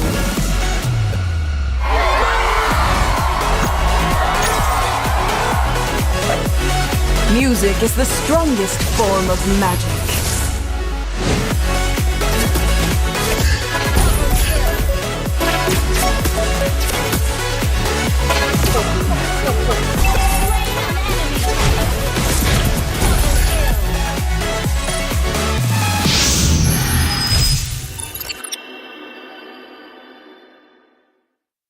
UBS Gold, trust in goals. Kekompakan menjadi kekuatan, kehormatan menjadi tujuan, kemenangan adalah kemewahan bagi mereka yang berjuang meraih impian. Limited Edition UBS Gold X Mobile Legend Bang Bang. Rayakan setiap momen berharga dengan emas. Main bareng, investasi bareng UBS Gold.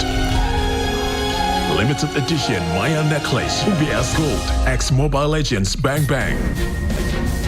Limited Edition Eudora Bracelet UBS Gold X Mobile Legends Bang Bang.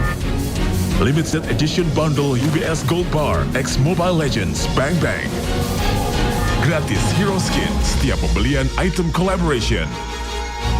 Tersedia di ubslifestyle.com, Blibli, dan di e-commerce UBS Lifestyle.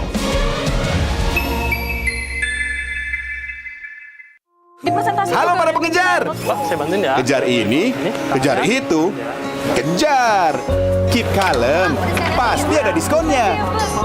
Pesan GrabCar pakai promo Yuk Grab.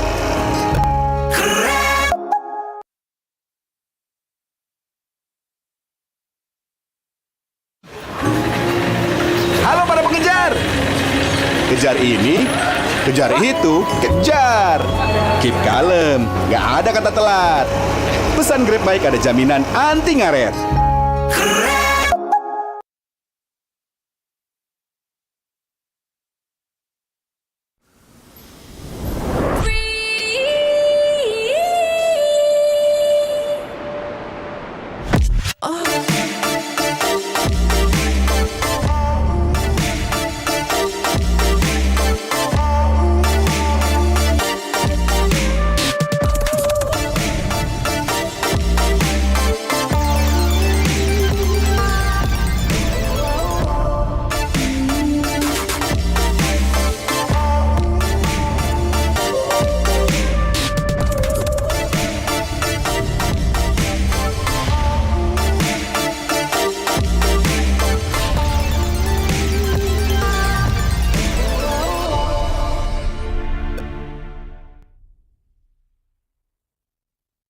Gas sabar Ramadan beli gas ambil rezeki voucher combo bertubi-tubi pasti puas belanja di beli.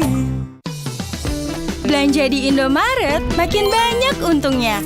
Kumpulkan cashback poin jadi untung terus. Makin sering belanja, makin banyak poin yang kamu dapatkan. Dapat diskon, jadi untung terus. Bayar belanjaanmu dengan poin yang kamu punya. Belanja jadi gratis, jadi untung terus. Dan untung terus dapat banyak promo. Jadi member Indomaret Poinku sekarang. Untungnya non-stop.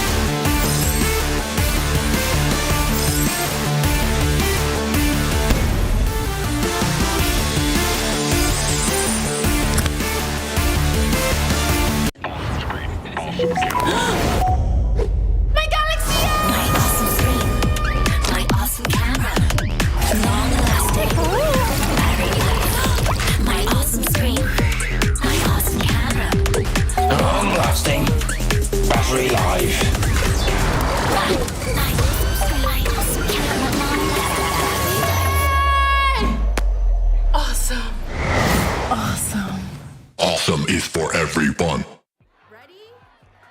So it all started when I was at a friend's party. Mia, can you send me that? Sure. Everyone keeps asking. Mia, can you send me this? Even my French neighbor. I mean, all the time. Can you send me that? I'm not making this up. Hey, can you send me that? Everyone. Sure. Samsung Galaxy S23 Series 5G. Get it now.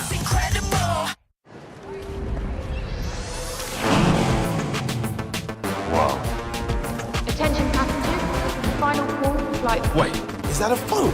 Look at the performance, the graphics. That thing's a gaming machine. Hang on. A new challenger. Is that Faker? That man's a gaming legend.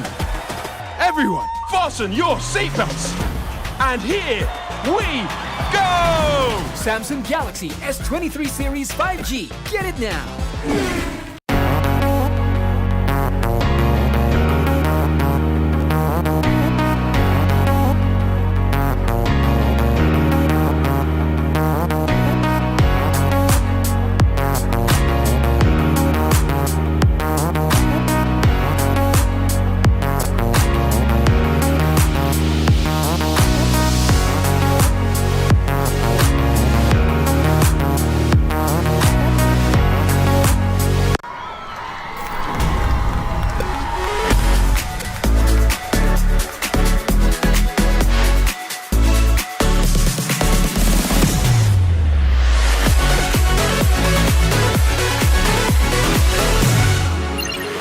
We've got each other's back.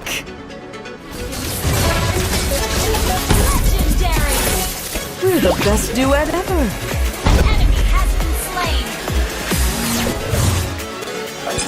The melody is my calling.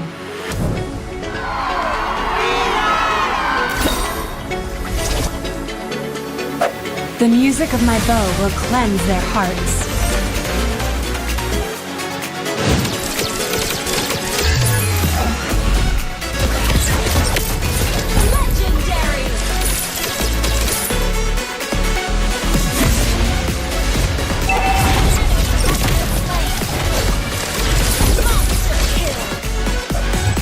Supernova to the rescue!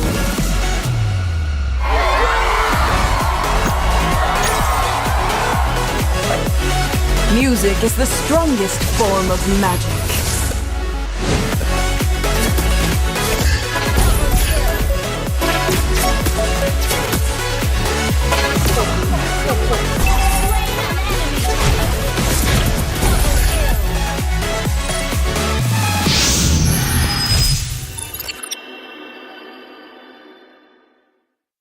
UBS Gold, trust in goals. Kekompakan menjadi kekuatan, kehormatan menjadi tujuan, kemenangan adalah kemewahan bagi mereka yang berjuang meraih impian.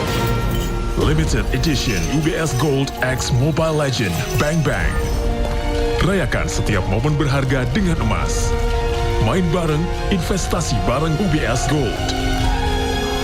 Limited Edition Maya Necklace UBS Gold X Mobile Legends Bang Bang. Limited Edition Eudora Bracelet UBS Gold X Mobile Legends Bang Bang. Limited Edition Bundle UBS Gold Bar X Mobile Legends Bang Bang. Gratis Hero Skin setiap pembelian item collaboration. Tersedia di ubslifestyle.com, Blibli, dan di e-commerce UBS Lifestyle.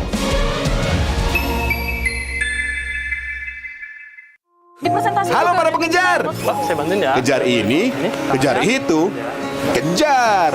Keep kalem, pasti ada diskonnya. Pesan GrabCar pakai promo Yuk Grab.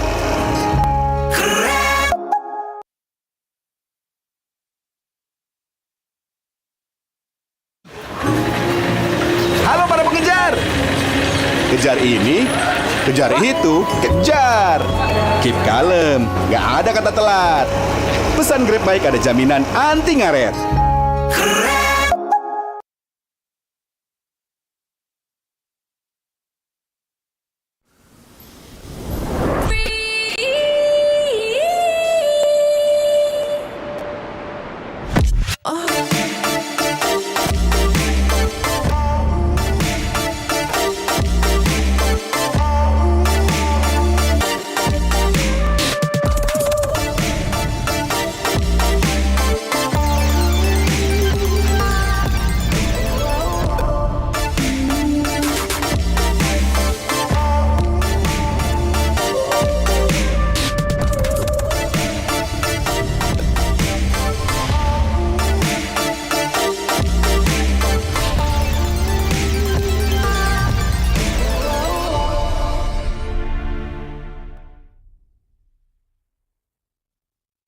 Gak sabar Ramadan beli gas ambil rejeki. Voucher combo bertubi-tubi pasti puas belanja di beli-beli. Belanja di Indomaret makin banyak untungnya. Kumpulkan cashback poin jadi untung terus. Makin sering belanja, makin banyak poin yang kamu dapatkan. Dapat diskon, jadi untung terus. Bayar belanjaanmu dengan poin yang kamu punya. Belanja jadi gratis, jadi untung terus. Dan untung terus dapat banyak promo. Jadi member Indomaret Poinku sekarang. Untungnya non-stop.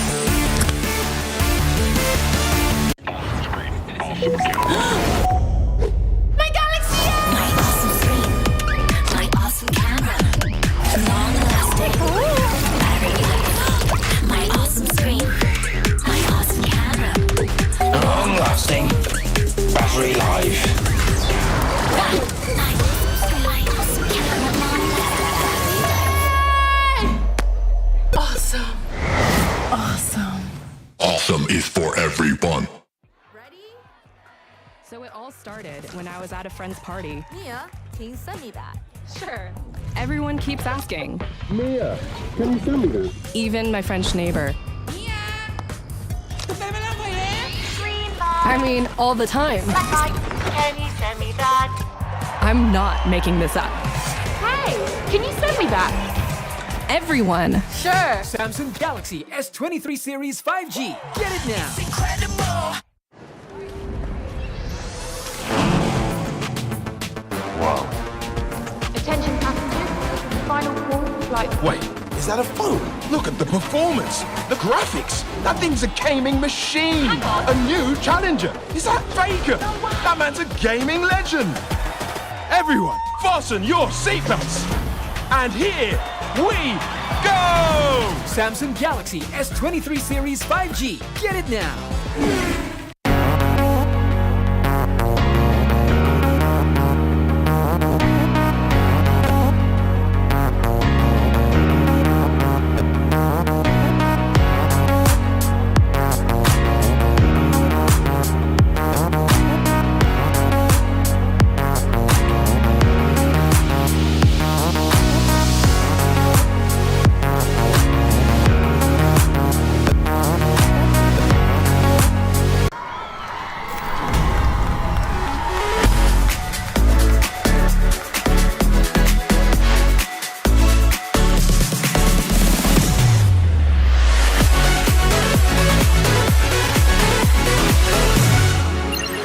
We've got each other's back.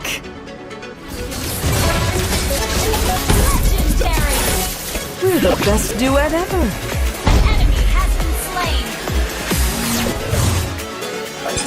The melody is my calling.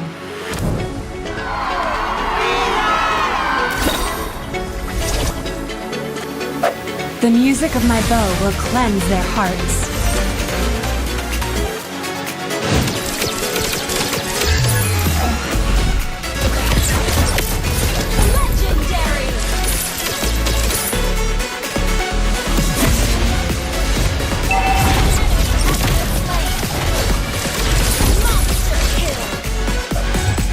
Supernova to the rescue.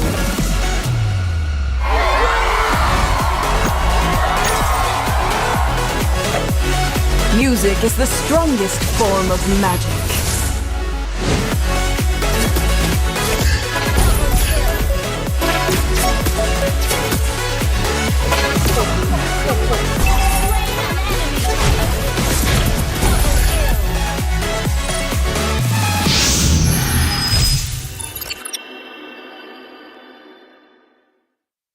UBS Gold, trust in goals.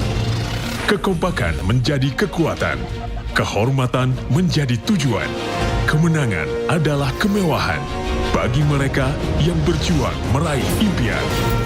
Limited Edition UBS Gold X Mobile Legend Bang Bang. Rayakan setiap momen berharga dengan emas. Main bareng, investasi bareng UBS Gold. Limited Edition Maya Necklace UBS Gold X Mobile Legends Bang Bang. Limited Edition Eudora Bracelet UBS Gold X Mobile Legends Bang Bang. Limited Edition Bundle UBS Gold Bar X Mobile Legends Bang Bang. Gratis hero skin setiap pembelian item collaboration. Tersedia di ubslifestyle.com, Blibli, dan di e-commerce UBS Lifestyle.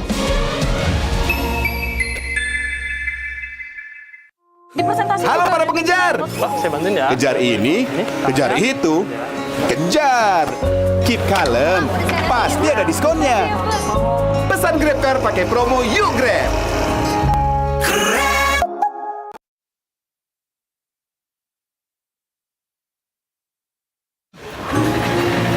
Halo para pengejar. Kejar ini, kejar itu, kejar. Keep kalem, nggak ada kata telat. Pesan Grab Bike ada jaminan anti ngaret.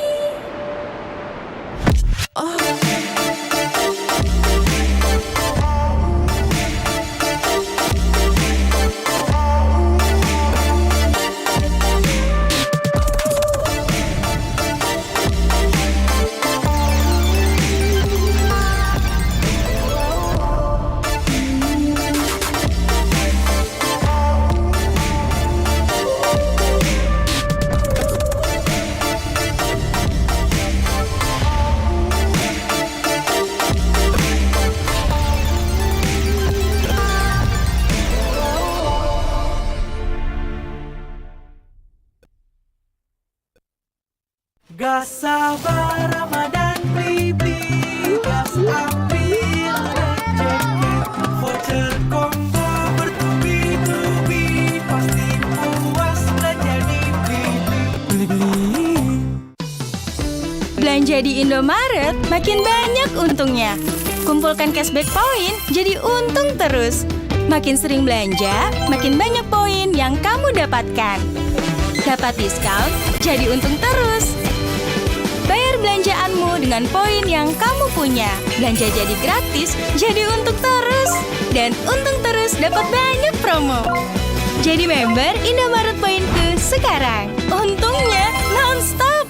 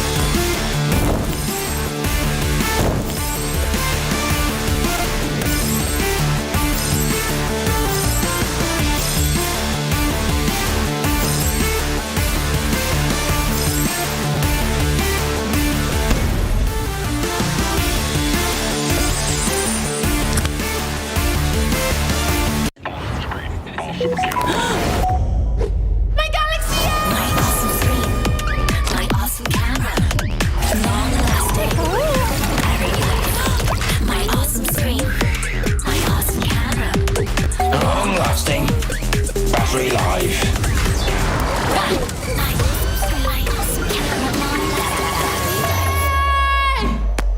Awesome. Awesome. Awesome is for everyone. So it all started when I was at a friend's party. Mia, can you send me that? Sure. Everyone keeps asking. Mia, can you send me that? Even my French neighbor.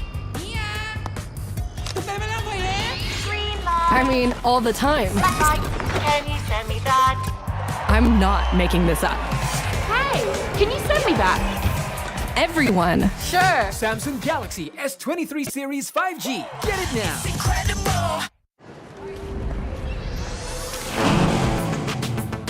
Wow. Attention passengers, final call for flight. Wait, is that a phone? Look at the performance, the graphics. That thing's a gaming machine. A new challenger. Is that Faker? That man's a gaming legend. Everyone, fasten your seatbelts. And here we go! Samsung Galaxy S23 Series 5G. Get it now.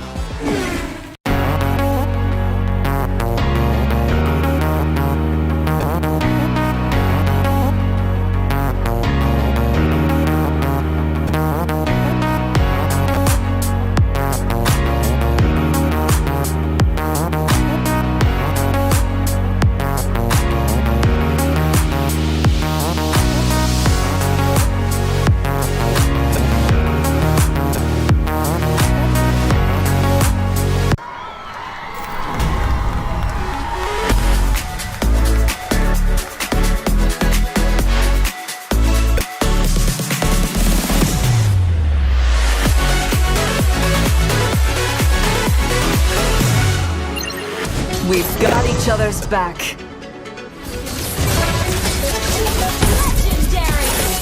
We're the best duet ever.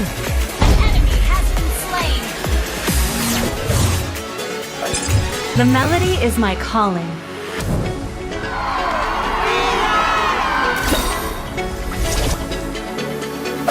The music of my bow will cleanse their hearts.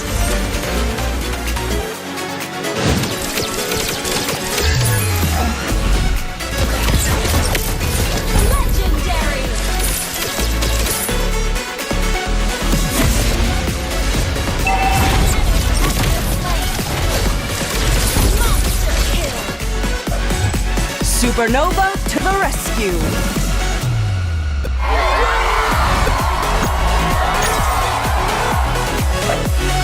Music is the strongest form of magic.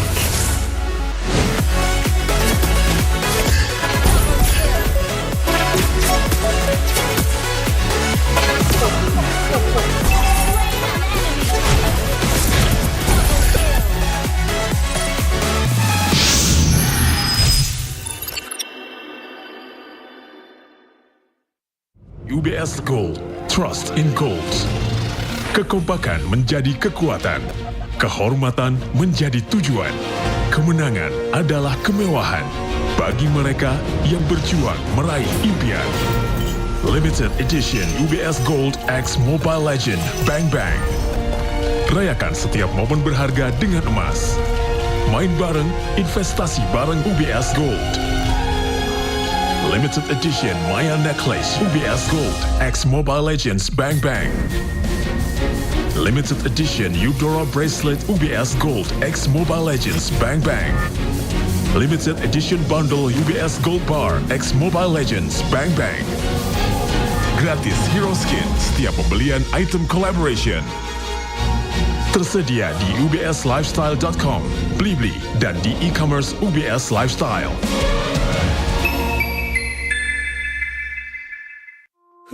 Halo para pengejar. Pak, saya bantuin ya. Kejar ini, kejar itu, kejar. Keep kalem, pasti ada diskonnya. Pesan GrabCar pakai promo Yuk Grab.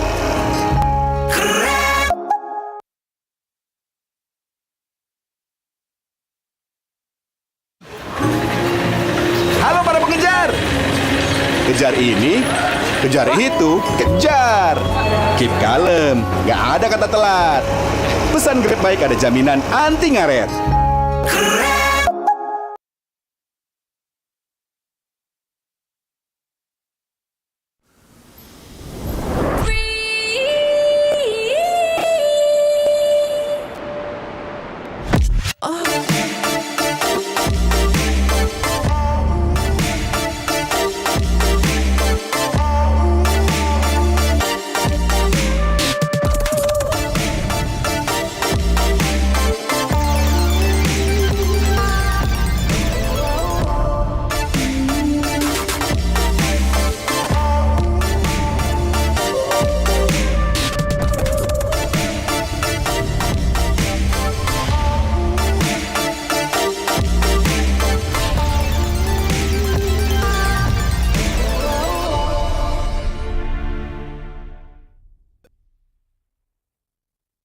Gas sabar Ramadan beli gas ambil rezeki voucher combo bertubi-tubi pasti puas belanja di beli. Belanja di Indomaret makin banyak untungnya. Kumpulkan cashback poin jadi untung terus. Makin sering belanja, makin banyak poin yang kamu dapatkan. Dapat diskon, jadi untung terus. Bayar belanjaanmu dengan poin yang kamu punya. Belanja jadi gratis, jadi untung terus. Dan untung terus dapat banyak promo. Jadi member Indomaret Poinku sekarang. Untungnya non-stop.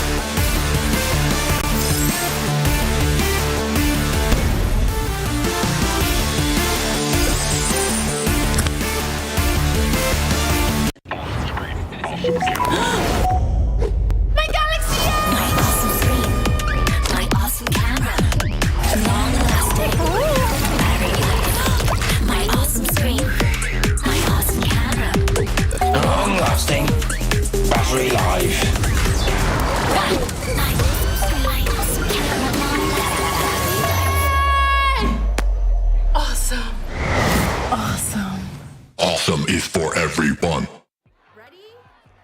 So it all started when I was at a friend's party. Mia, can you send me that? Sure. Everyone keeps asking. Mia, can you send me that? Even my French neighbor. I mean, all the time. Can you send me that? I'm not making this up.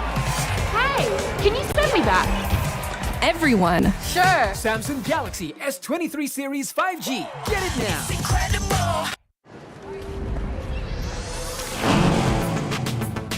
Wow. Attention passengers, final call for flight. Wait, is that a phone? Look at the performance, the graphics. That thing's a gaming machine. A new challenger. Is that Faker? That man's a gaming legend. Everyone, fasten your seatbelts. And here we go! Samsung Galaxy S23 Series 5G. Get it now.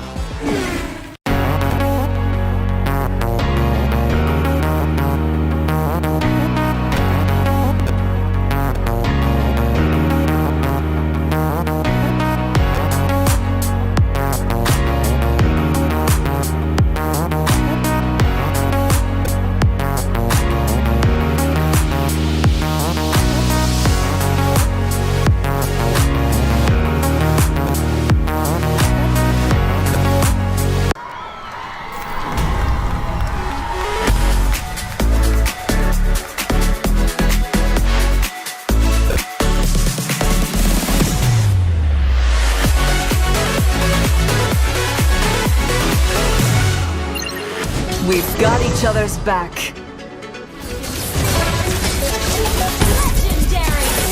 We're the best duet ever.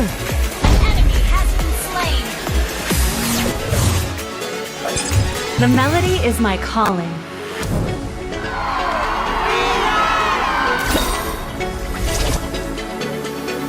The music of my bow will cleanse their hearts.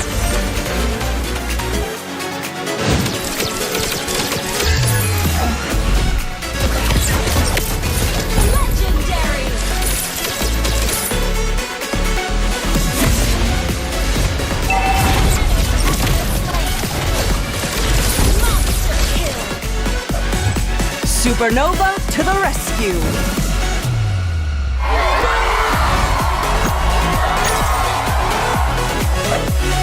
Music is the strongest form of magic.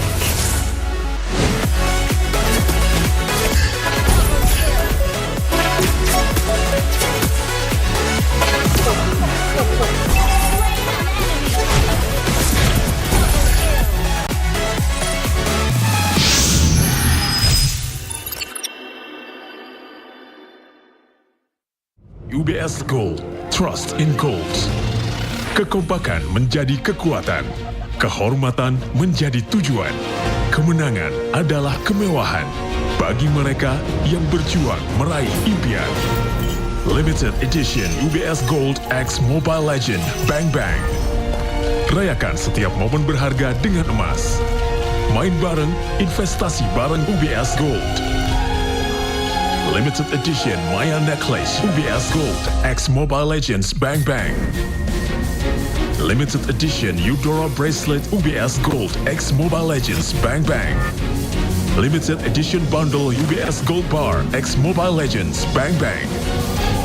Gratis Hero Skin setiap pembelian item collaboration. Tersedia di ubslifestyle.com, Blibli, dan di e-commerce UBS Lifestyle.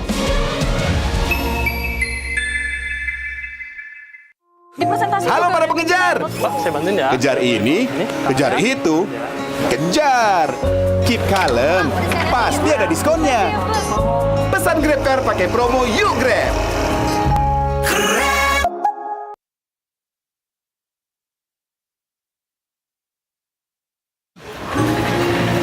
Halo para pengejar.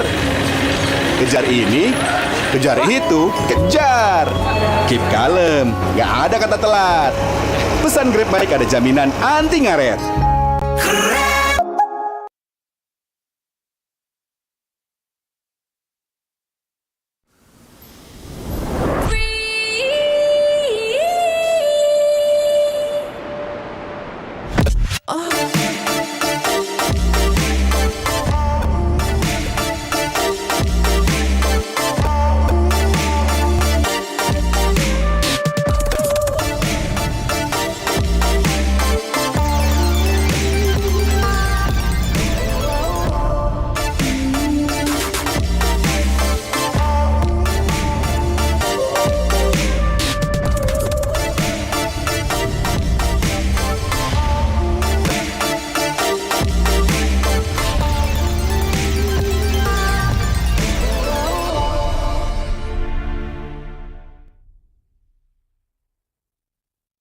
Gas sabar Ramadan beli gas ambil rezeki. Voucher combo bertubi-tubi pasti puas belanja di beli-beli. Belanja di Indomaret makin banyak untungnya. Kumpulkan cashback poin jadi untung terus. Makin sering belanja, makin banyak poin yang kamu dapatkan. Dapat diskon, jadi untung terus. Bayar belanjaanmu dengan poin yang kamu punya. Belanja jadi gratis, jadi untung terus. Dan untung terus dapat banyak promo. Jadi member Indomaret Poinku sekarang. Untungnya non-stop.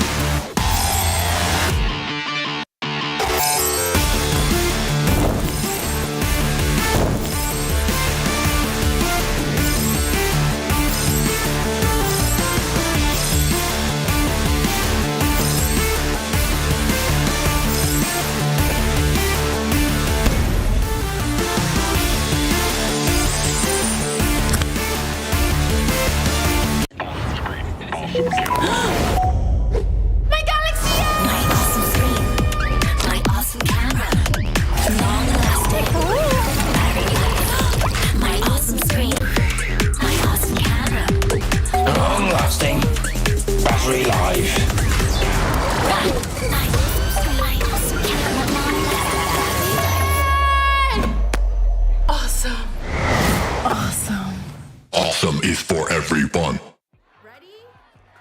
So it all started when I was at a friend's party. Mia, can you send me that? Sure.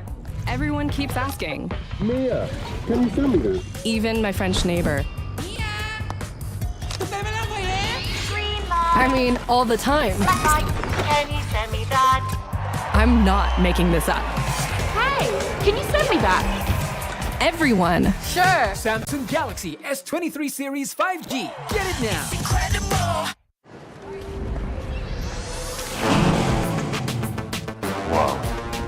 Attention passengers, final call for flight. Wait, is that a phone? Look at the performance, the graphics. That thing's a gaming machine. A new challenger. Is that Faker? That man's a gaming legend. Everyone, fasten your seatbelts.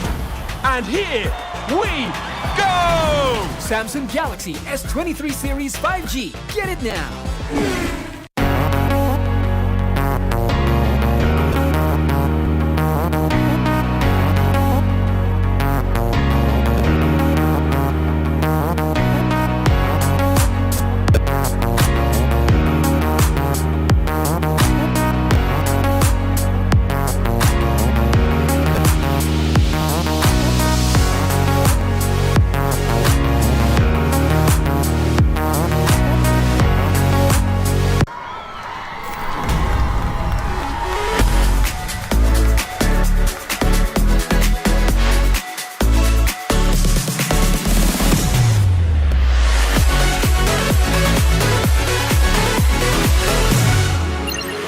We've got each other's back.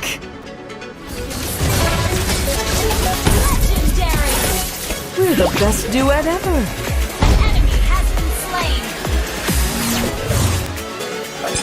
The melody is my calling.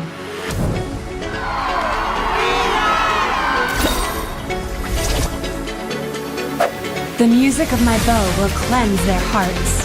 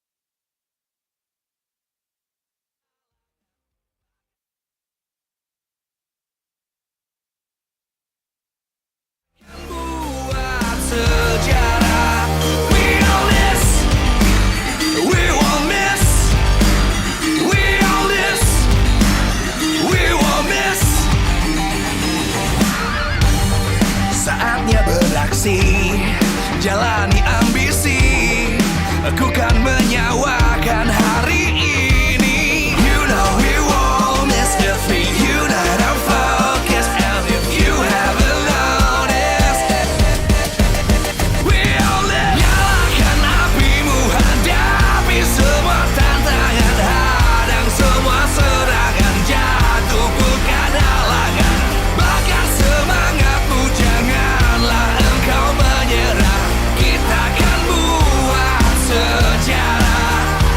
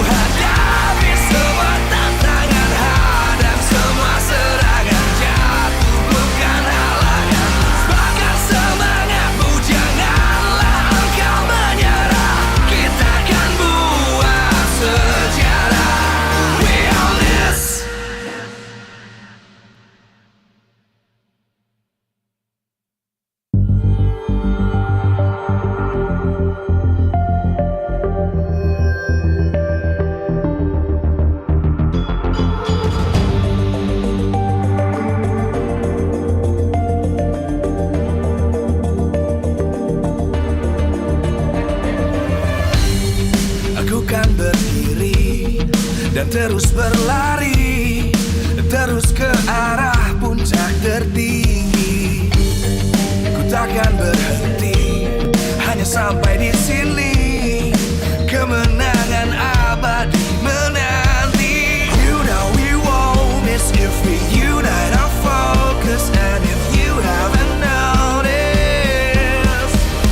we all live. Nyalakan apimu, hadapi semua tantangan, hadang semua serangan, jatuh bukan halangan. Bakar semangatmu, janganlah engkau menyerah. Kita akan buat sejarah. We all this, we won't miss. We all this, we won't miss.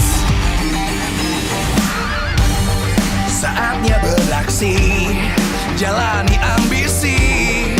Aku kan menyawakan hari ini. You know we won't miss if we unite our focus. And if you haven't noticed, we all live. Nyalakan apimu, hadapi semua tantangan, hadang semua serangan, jatuh bukan halangan.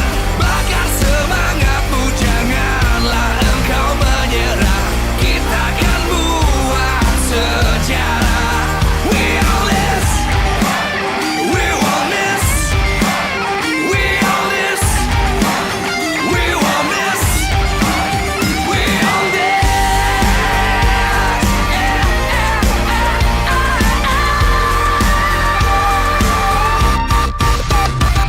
Nyalakan apimu, hadapi semua tantangan, hadang semua serangan, jatuh bukan halangan. Bakar semangatmu, janganlah engkau menyerah. Kita akan buat sejarah. We all this.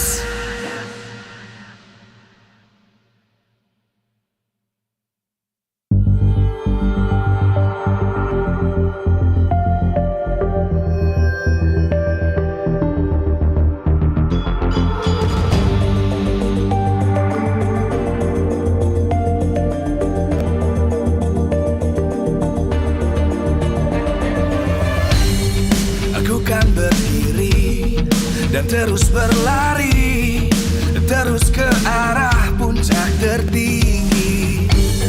Ku takkan berhenti, hanya sampai di sini. Kemenangan abadi menanti.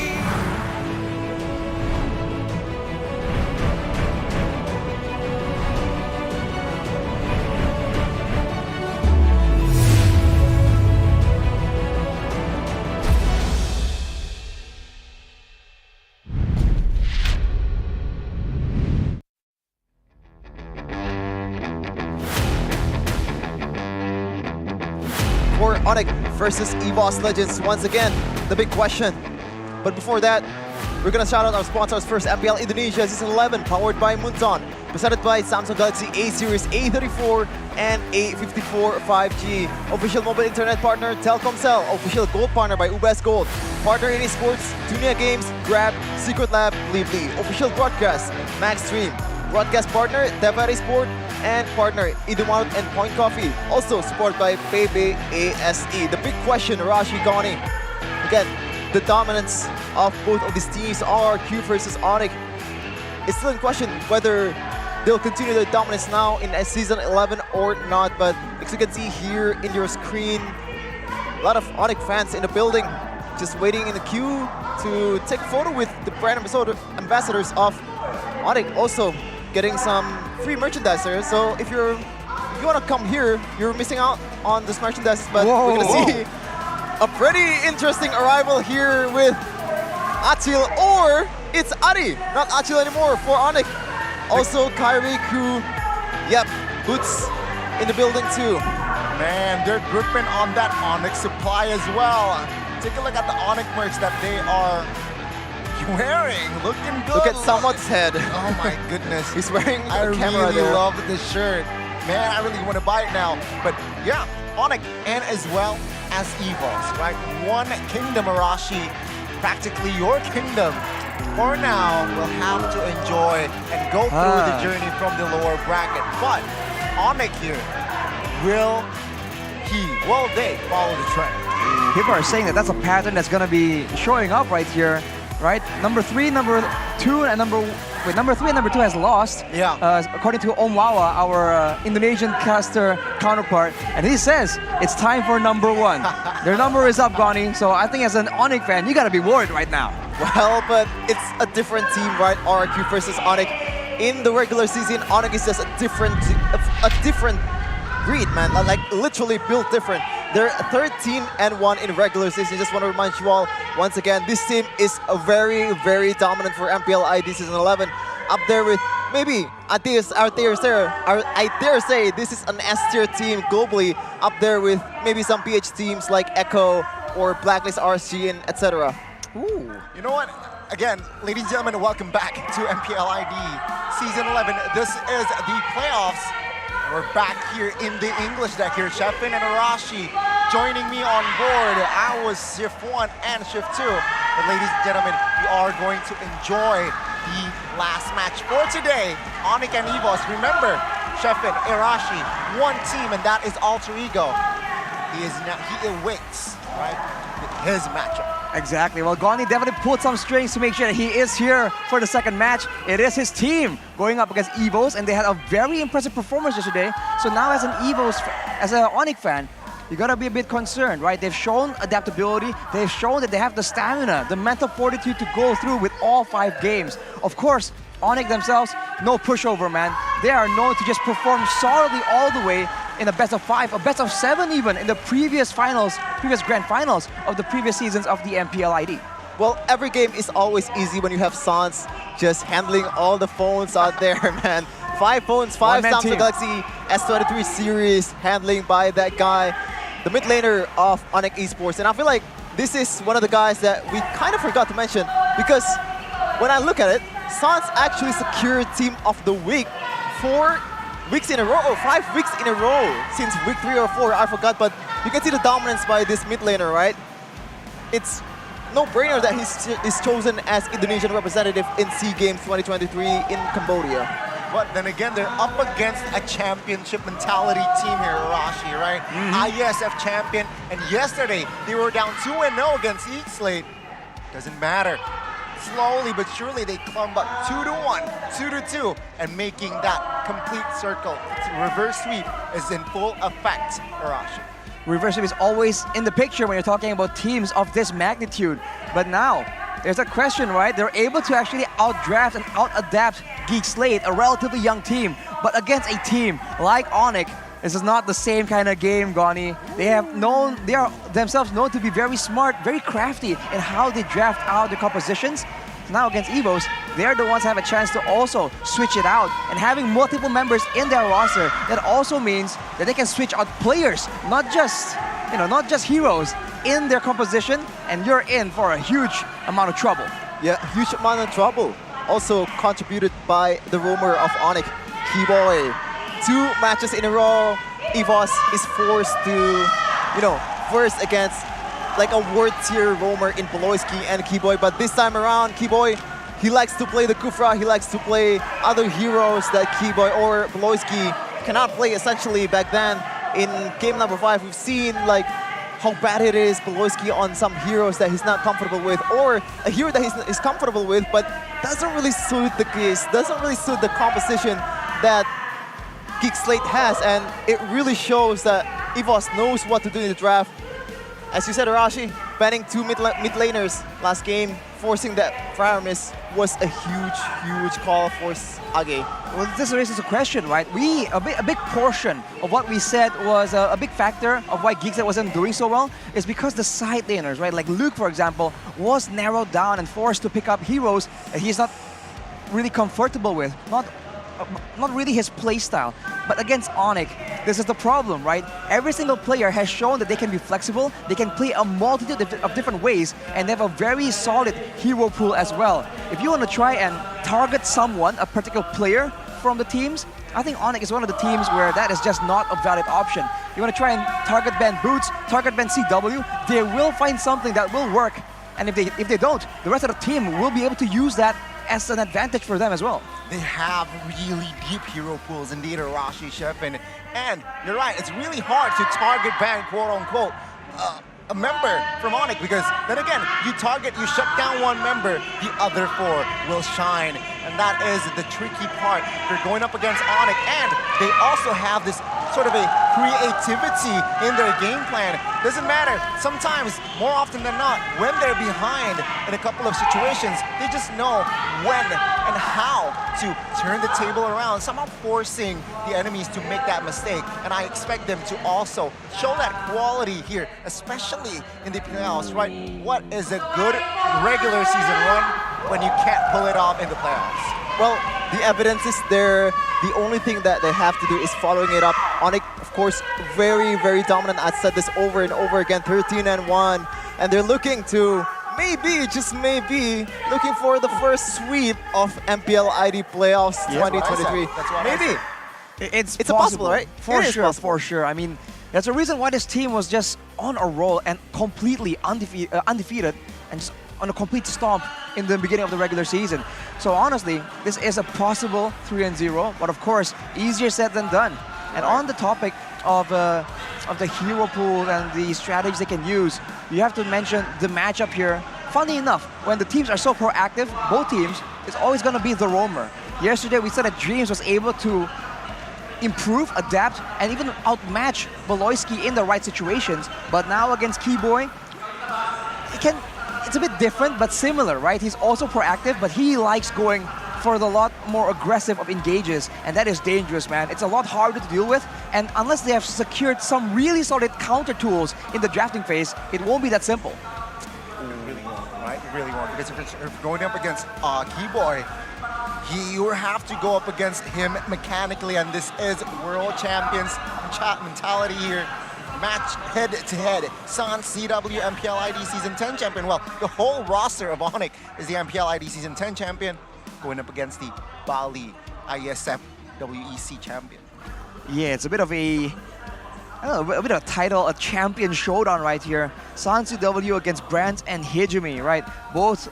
All 4 of these players having great achievements, but if you look at the Season 11 regular season history, ONIC is still undefeated up there. And even in Leg 2, they're able to get an even more decisive victory over EVOS. So it's definitely a bit of a mental hurdle, but if EVOS can go and overcome this, they can achieve greatness here, for sure. Well, they've overcome being down 2-0. I don't think it's not much of a problem to actually just reset to a new score, moving on from this 4-1 aggregate in the regular season. But we can see here the highlights of the first and second matchup of EVOS. Oh, yeah, actually it's EVOS versus GEEK. It's a very intense game, and we had the pleasure of being on duty on that day, Shevin. Yep. And it's insane. Both teams are just going head-to-head, making the plays happen as much as possible. But in the end, it all comes down to a few select moments. And for the most part, of course, being able to react is important. But if you don't plan this out, if everything isn't set up 5 minutes or even more before the actual event even begins, you're gonna fall behind. And looking at EVOS, they're able to just adapt how they want to play. They're able to use Taz and his flexibility being on assassins and utility junglers to really get the best of GEEK SLATE yesterday. And the side lanes, man, they don't really show out the same way like Boots has done, but honestly, Psychots has been able to pull off some really insane plays, but only when he has the right tools. So that could be something that ONIC can try and look to do. And what can they also look to do is just exploiting the fact that EVOS plays through brands a lot, and it's different, right? Beloyski is one of the guys that GEEK tried to play around.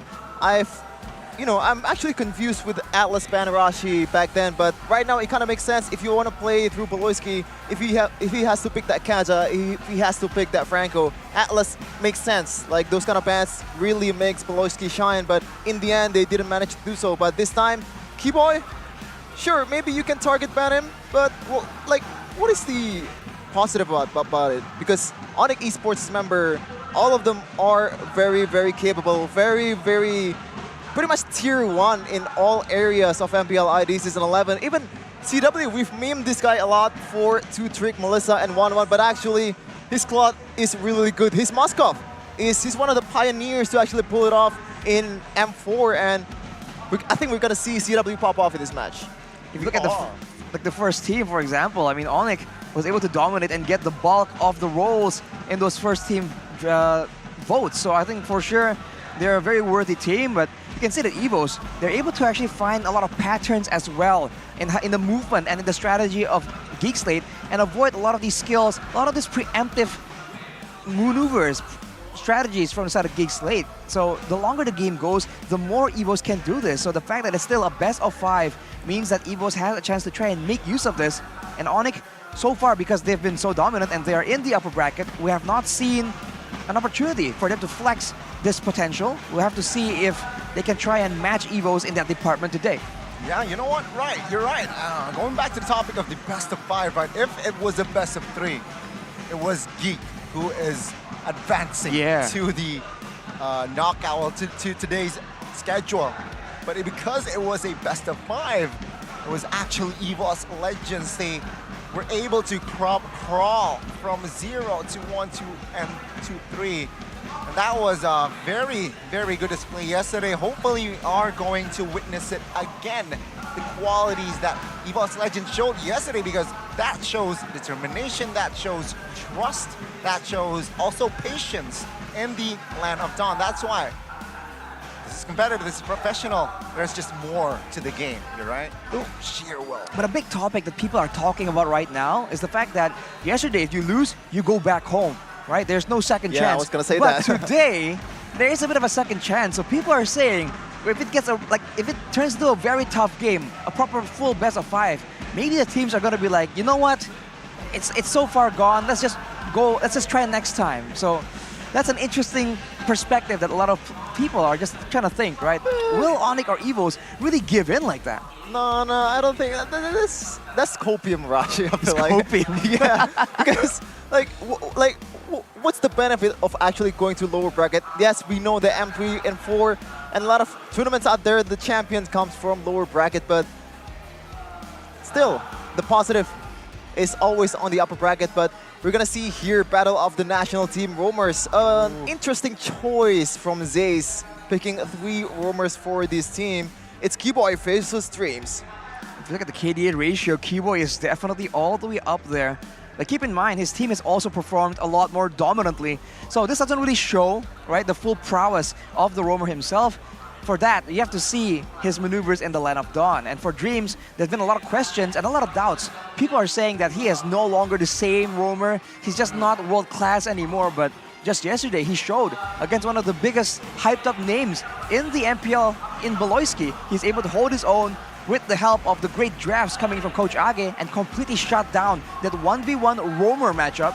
So today, it's him against Keyboy, but the coaches definitely have a say in this. And looking at the keys to victory by the Samsung Galaxy A34, A54 5G, limit Brand's movements and win the objective setups. If they can just shut Brands down, we know that EVOS do struggle. And afterwards, if they don't really have a winning lane that they can rely on consistently to try and output damage, to try and exert pressure around the map, that is where ONIC can get ahead in setting up for the objectives and let Keyboy come in with those very unpredictable engages and catch the priority members from EVOS Legends completely off guard. Whereas on the other side, if EVOS are able to actually win in the setup department, we've talked about how they like to maneuver around and just surround their opponents and corral them towards danger. Here, the keys of victory by the Samsung Galaxy A34 and A54 5G play with a brand-centric composition and anticipate Keyboy and particularly his counter initiation, right? You can engage onto Brands, that's great, but if after engaging, you get caught in the 5-man wombo combo, that's not gonna do it, man. ONIC will not fall with such a one-dimensional tactic, so they have to try and get a clean engagement and still have beware of the potential for ONIC to strike back when you least expect it. Again, you're right? I feel like this two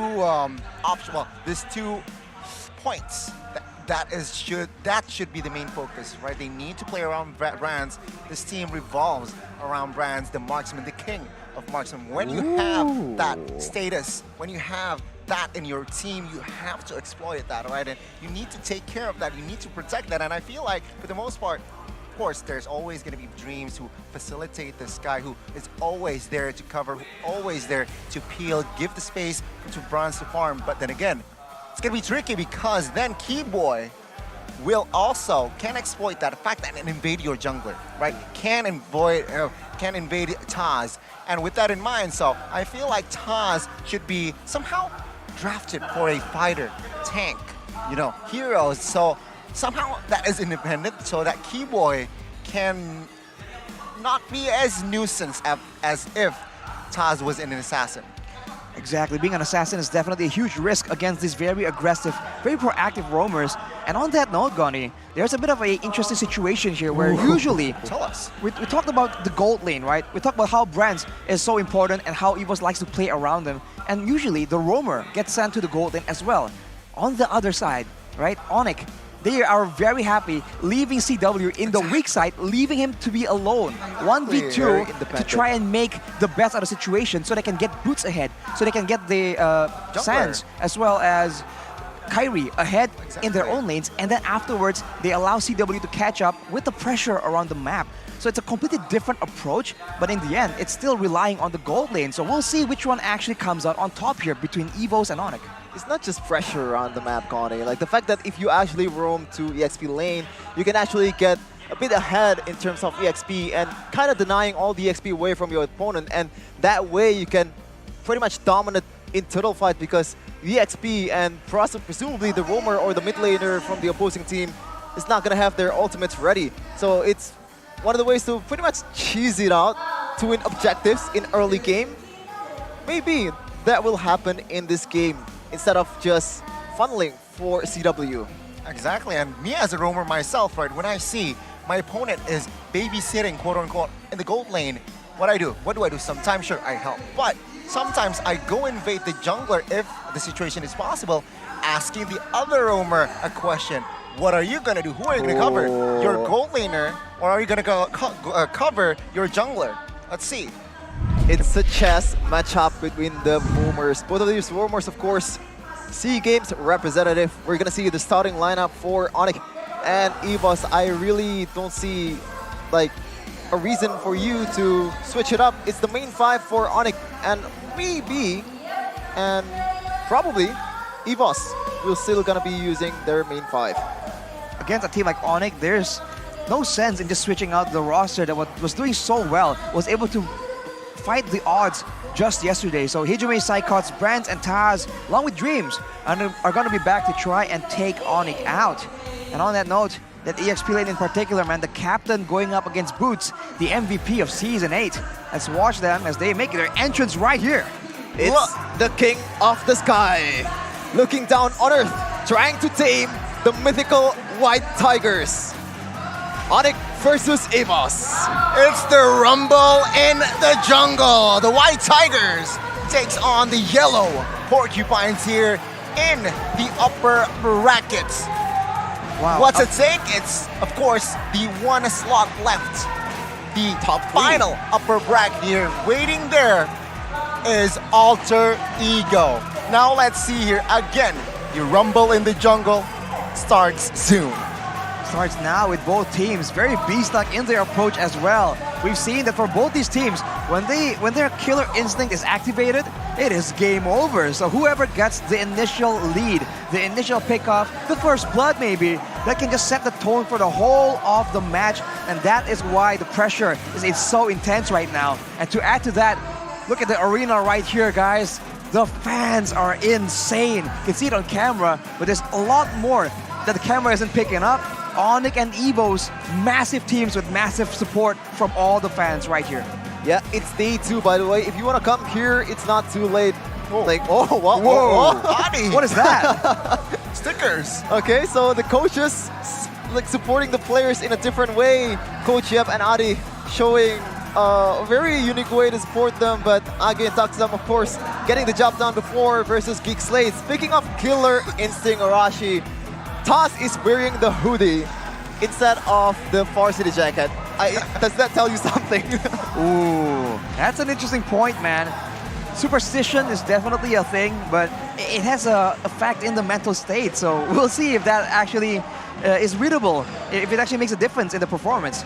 Most pick and ban heroes here for both these teams, though. You can see that for the side of ONIC, that Farsa is absolutely deadly, sets up the mid roam, And along with that, if you have a solid mid laner, you get a solid jungler, that's a deadly combination. Farsar and Fredrin can set up for kills with only 2 members, which means that the other third member can be free to do whatever he wants. So that is something that ONIC has used, and they have no issue using it again. For the side of EVOS, GEEK is the solution they like to use, and along with that, the Akai and Lapu Lapu, just to get a bit of crowd control to support their very chaotic playstyle. We saw that against GEEK SLATE, it allows them to fight in a non-linear fashion, and that is something they can use to try and throw ONIC off guard.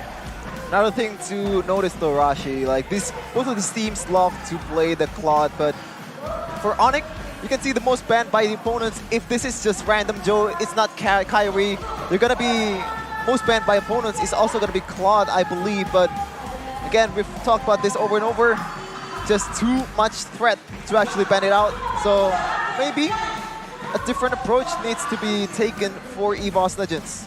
Well, it seems like the draft will start soon, but take a look at this draft here, Arashi. This was the diff, right? The 16,000 gold diff.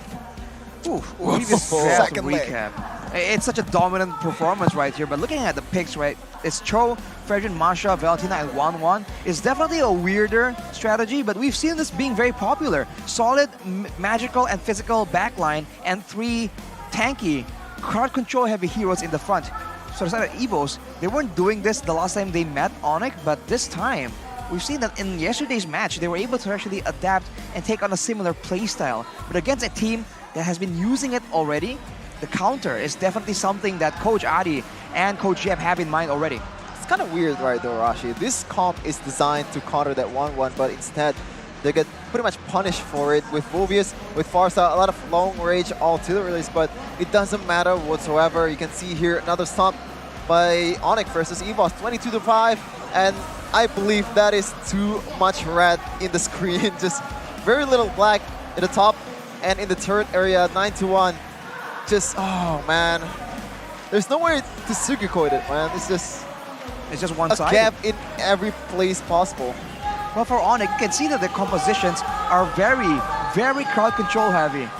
And as we talk about crowd control, though, you guys at home can be crowd controlled by the beauty of the brand ambassadors of ONIC, notorious at this point. But on that note, for ONIC, they seem to really like the crowd control. You saw that they even picked up a Ruby in that second draft because it's just that important, right? With crowd control, when everyone is making the right moves, when no one is making mistakes, you can force it out. So for EVOS, the last draft, I believe, against GEEK SLATE, they were using that exact strategy, and it absolutely paid off. For ONIC, that has been the idea all along. So we'll see if they go for a lot of crowd control, and we'll see.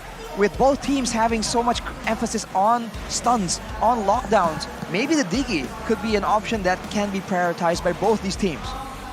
We're talking about Diggy, right? It's not really Keyboy's playstyle, right? Sure, he can pull off the Diggy, but yeah, I mean, seeing Akai was somehow the most favorite pick from the side of EVOS Legends. Perhaps Keyboy can, pick up the Diggy and provide the cover that the team needs. But let's see. Let's enter the drafts. Finally, drafting phase between ONIC and EVOS. Already heavy emphasis in the gold lane as expected. But afterwards, what will it be? Will the prior heroes, like the Joy, for example, be banned away? Because we saw it being let go so many times, more than usual in yesterday's match. It might just be dependent on the team playing today. For a lot of people, Joy might not be, looked at as one of the prior heroes in the game after that pretty much Your team bad showing from GEEK SLATE, but I believe Joy is still pretty much very, very prior, can go into the backline with ease.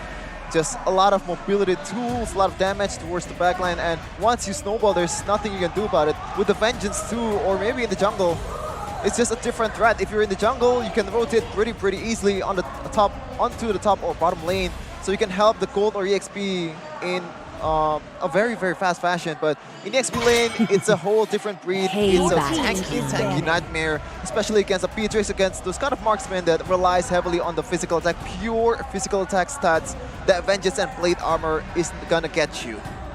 Well, the Joy, we talked about it a lot I don't think it's only about how good the hero is, it's what composition are you inserting the Joy into. For GEEK SLATE, the fact that they use the Joy means that the EXP lane had no tankiness, had no crowd control that they can rely on the way they usually do with Luke. So with ONIC and EVOS, I believe they can still put it to great use depending on what their opponents have. Like you say, Trevin, if they put him in the jungle, the Joy can still definitely do a lot of damage and serve as an assassin, but we have seen the Joy being used in the mid lane as well. So both these teams, I believe, have used it. We'll see if it actually makes a showing, because right now, it is not banned just yet. Yeah, I mean, take a look at the bans, right? It's heavily targeted towards that mid lane. Valentina, Farsa, Fermis, the Prio mid laners has been taken out. EVOS Legends, again, ONIC asking a question here. Will you ban the Joy or will you leave the Yve out? Not really Prio, but looking at the options left, I feel like Yve can definitely leave a mark to the opposing side. EVOS Legends here will take their time. Joy or Yve, it's gonna be the Yve. Again, leaving out, letting Joy out in that first pick, insta-pick. Remember, this is not GEEK SLATE. This can be Joy Jungler, which is just devastating. And we have a comment from Coleus Arashi. ONIC is the strongest candidate to win MPL Indonesia Season 11 to defeat them. This season, other teams need a X Factor, and in this case, that X Factor might not be brands, might be other members of... Not gonna lie, man, I can't really take Adi seriously with that. With the stickers. I mean, it's sure... it's Adi. It's a pretty fun side, honestly, showing his support for his players, I guess. Even the Coach Yeb is right there, right on his belly.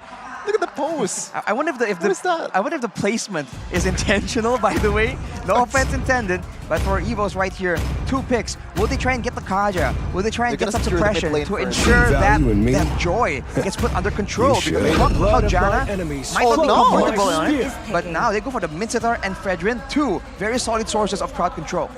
A very good pick, right? I mean, EVOS Legends, they saw that Joy pick, and what's a good counter? What's a hard counter towards that Joy? It's going to be that Mincetar, right? Mincetar, once that King's Calling popped off, you can't really dash, you can't really size up, you can't even flicker. So perhaps that is going to be the challenge for the side of ONIC, who committed that Joy first pick. Let's see here the response though. Many still on the board. Perhaps I can give a hero for Sans first here. Yeah. Melissa and Lilia, I expect? But no, it's going to be the Kadita, right? Kadita, very flex, can be put in the Keyboy's hands, and also can be put in Sans' hands. Again, asking EVOS a huge question. What are you going to play in that mid? Wow, like, the Kaja is still open. I was gonna expect it's gonna be a Kaja pick and a mid lane pick from Age, just exhausting all the mid lane options from ONIC, but turns out that's not the case. But Age, he has to choose whether to pick the Kaja up, trying to deny, or trying to pick off this Joy with easier fashion, by the way. And Melissa is also very weak against the Kaja. We can see how Poloisky can utilize it to the utmost perfection. Even though it's in the losing position, always, somehow, some way he gets the pick off with perfect flanks. And you can see there, Kaja right away. Now EVOS, they have the chance to exhaust the mid lane pick and pick the mid laner first, so that ONIC... Wait, Kadira might go to mid. Sorry. That's what I said. Yeah. Exactly, that's what I said. It can be flexed towards the Sans, or it can be picked up for Keyboy. So now EVOS, they're asking a question, are you going to really ban the mid laners out? Because then ONIC will respond with a complete mage ban here. You know, the Lilia ban, Lunox ban. What are you going to play, Eudora? Eudora. Interesting. Talking about crowd control, that could be an option if they really want to, but having the Lunox, right? We've seen good output potential being used to its full perfection. Having wave clear is definitely a big plus as well. But like you mentioned, Donnie, ONIC has the what if factor in their hands. The Joy, by the way, can still very much go to the mid lane if ONIC really wants to experiment like that. So EVOS are the ones scratching their heads here.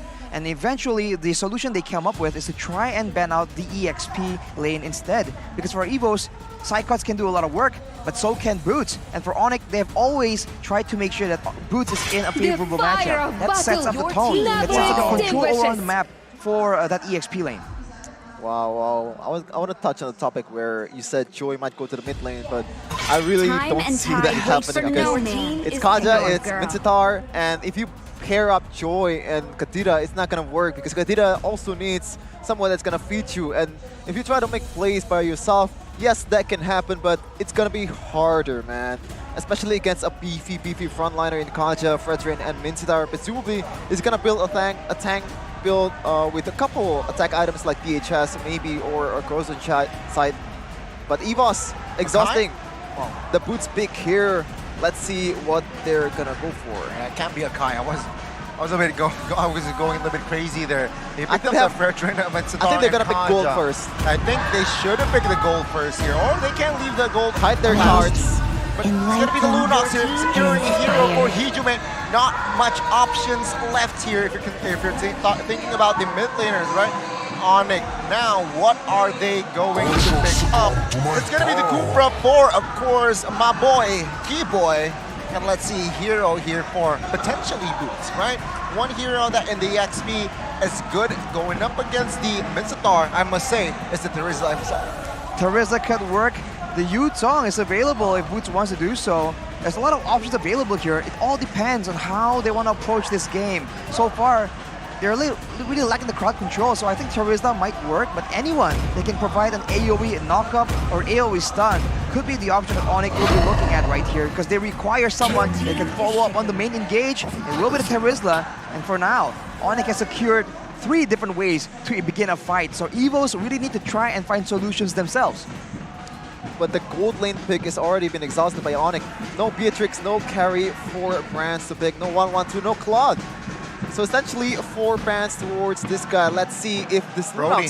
Maybe? Nah. But the only option here, as you said, Connie, might be the Brody, or maybe if you want to go crazier, Moskov is also an option, but we haven't seen Moskov pretty often here. But if worse comes to worse, like if that's the only option available, what can you do about it? Yeah, I mean, there is also an option, Lunox going to gold lane, but the thing is, no physical attacker there from EVOS Legends. Yeah, I thought about APCs. I thought about mages that gold lane, but yeah, you're right. Not a lot of physical if they really want to commit onto another magical hero in that gold lane. So they will somehow force to pick up that Brody. And composition-wise, I'm going to be honest with you, ONIC can take game 1. Audience predictions shows that is 67% compared to 33% for EVOS 2-1. But I feel like this helps.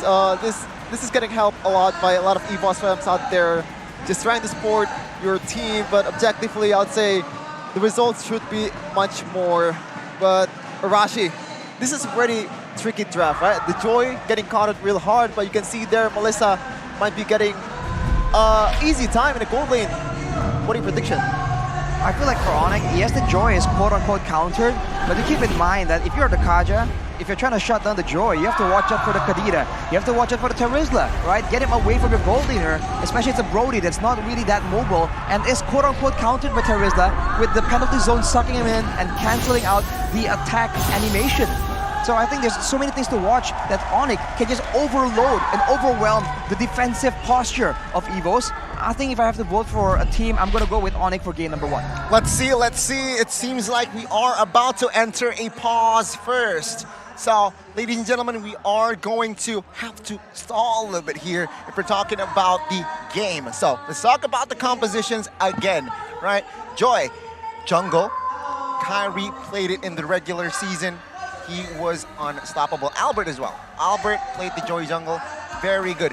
Let's talk a little bit about yesterday, right? GEEK SLATE. I feel like, I don't know. I don't want to point fingers, but it seems like Jana isn't too comfortable playing that Joy in the jungle. That's why they were somehow forced that Joy to be put on Luke. That is one of the theories we've heard, and we have to agree. There was really a lot of logical benefits to Jana Cutie being put on that Joy, but GEEK SLATE were unable to capitalize. For now, we can only assume, but for you guys, if you want something more definite, you can use that promo code MPL date and bring your friend over and get to the venue, man. The fans are insane right now. Yep, of course, MPL date. You have to come with your actual date, okay? Like you and don't Arashi? Come with some like third party or someone that just third party. Wow. Instead of we don't support cheating. All right. Cheating in game, cheating in real life. No. Gani, you know that. Well, cheating in game is fine. Maybe that's why did you specify cheating in real life? Because cheating in real life and in game isn't good.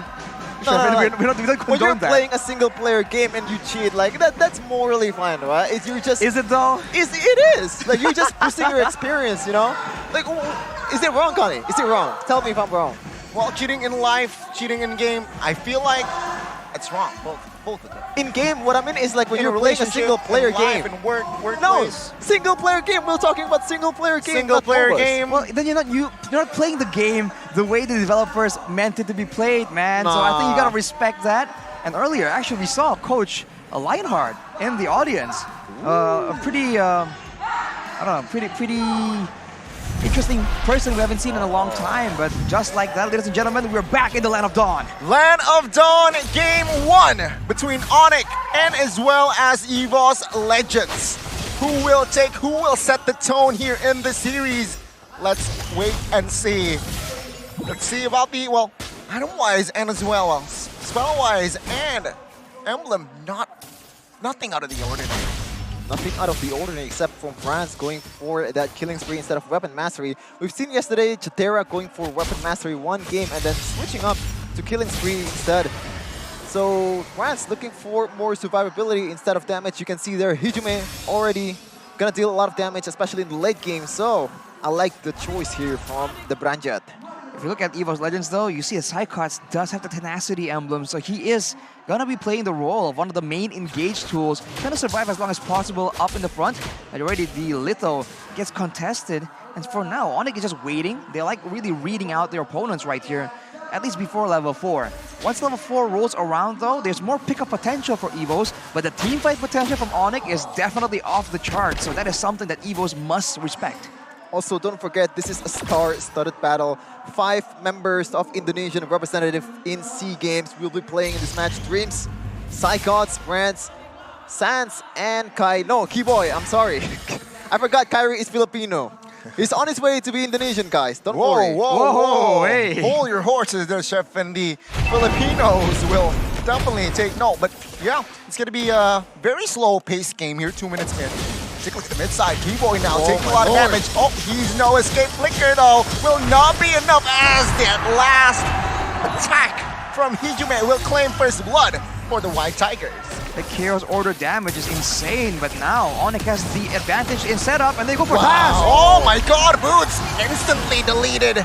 Taz there, no follow-up. Kyrie will pick up the first neutral objective. Psychots trying to deal damage on towards Boots there. So technically it's 1-for-1 roamer for Taz, but then again, neutral objective collected by ONIC. But ONIC though, very, very quick on the uptick, knowing that they have the chance to actually take the turtle. Just Kyrie starting the turtle, but the synergy between Sans and Boots, knowing that he has the flicker and penalty zone, and right away, Rough Waves, goodbye, Fredrin Taz. Cannot execute the retry if he's not there. Honestly, ONIC, everything they do is just so calculated. They know they want to go for the neutral objective, so they ensure that the enemy jungle is just not in the picture at all. So Taz has no way of actually trying to do anything in that particular situation. And if you took a big factor right here that's really concerning me is the fact that CW, he is not using the Jujutsu Kaisen skin, bro. Here goes in though. Flicker, Divine Judgment on towards Keyboy. Keyboy has no flicker. Sans jumps in, does not connect as Bronze will pick up the kill with the torn apart memory. Another kill on towards Keyboy there. It seems like Dreams, his setup is just to deny the roamer. ONIC, Keyboy now taken down twice.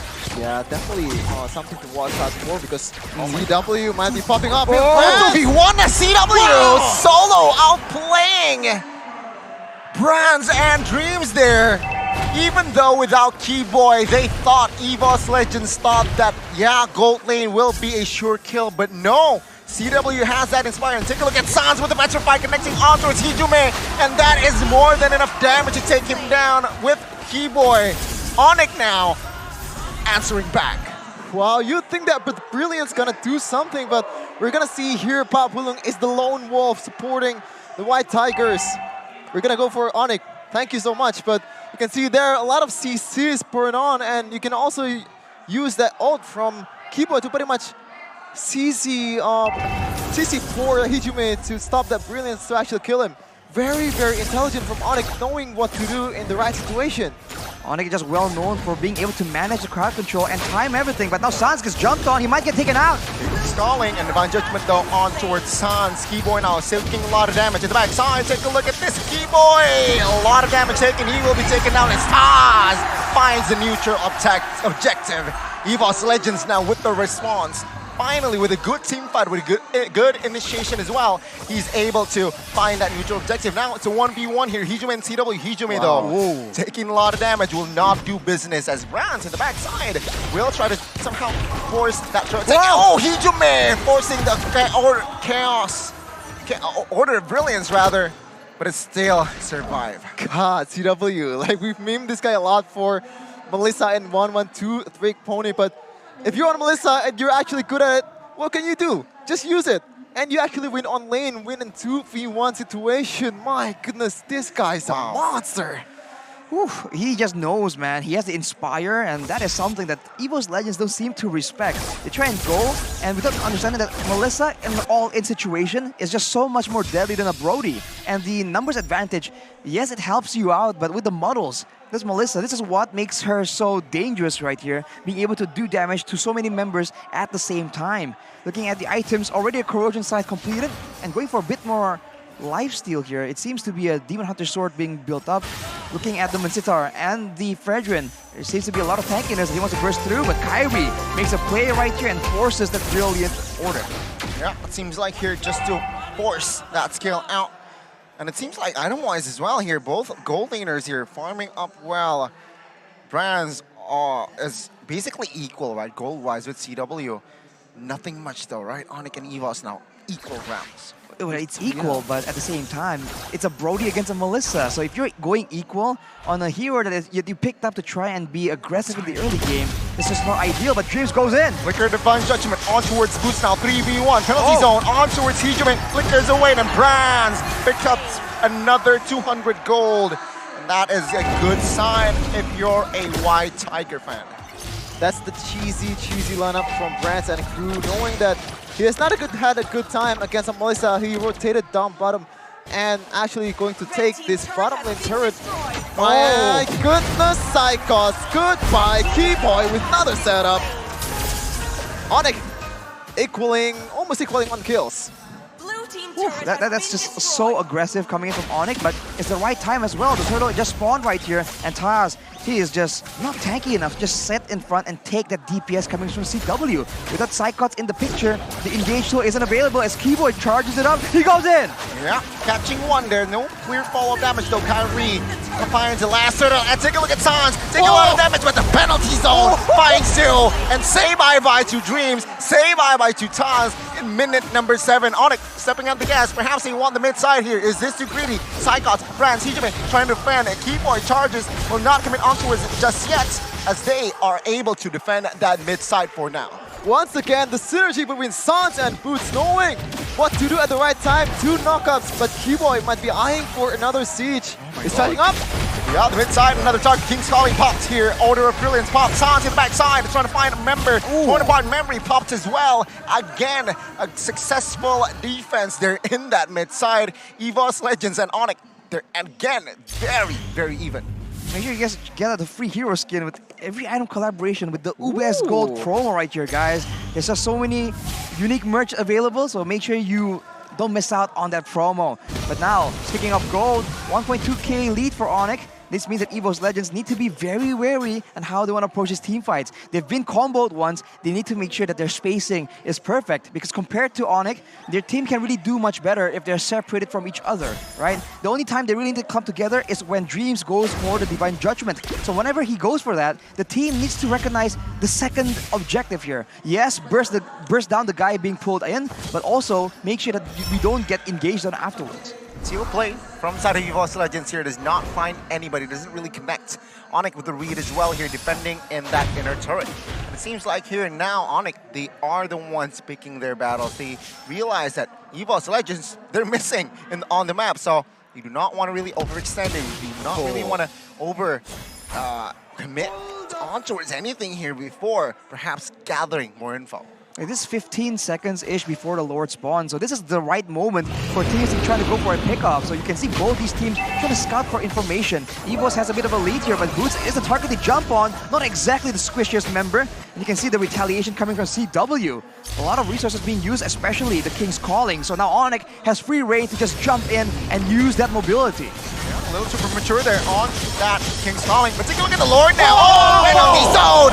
With combined with the Retribution, Kyrie finds one, Fiery finds the double as Brands now was knocked up. No clear damage though, but CW is there. And take a look at the backside, Keyboy finds another kill. Psychots now the next casualty as CW claims the double. ONIC now claims the Lord and winning the team fight. The King's Calling is very, very costly. Lord and 4 members of EVOS Legends gets taken down, and ONIC just has to snowball the heck out of it. This is looking like another deja vu from the regular season game. They just didn't expect it, man. Everything happened so quick and it just happens like that.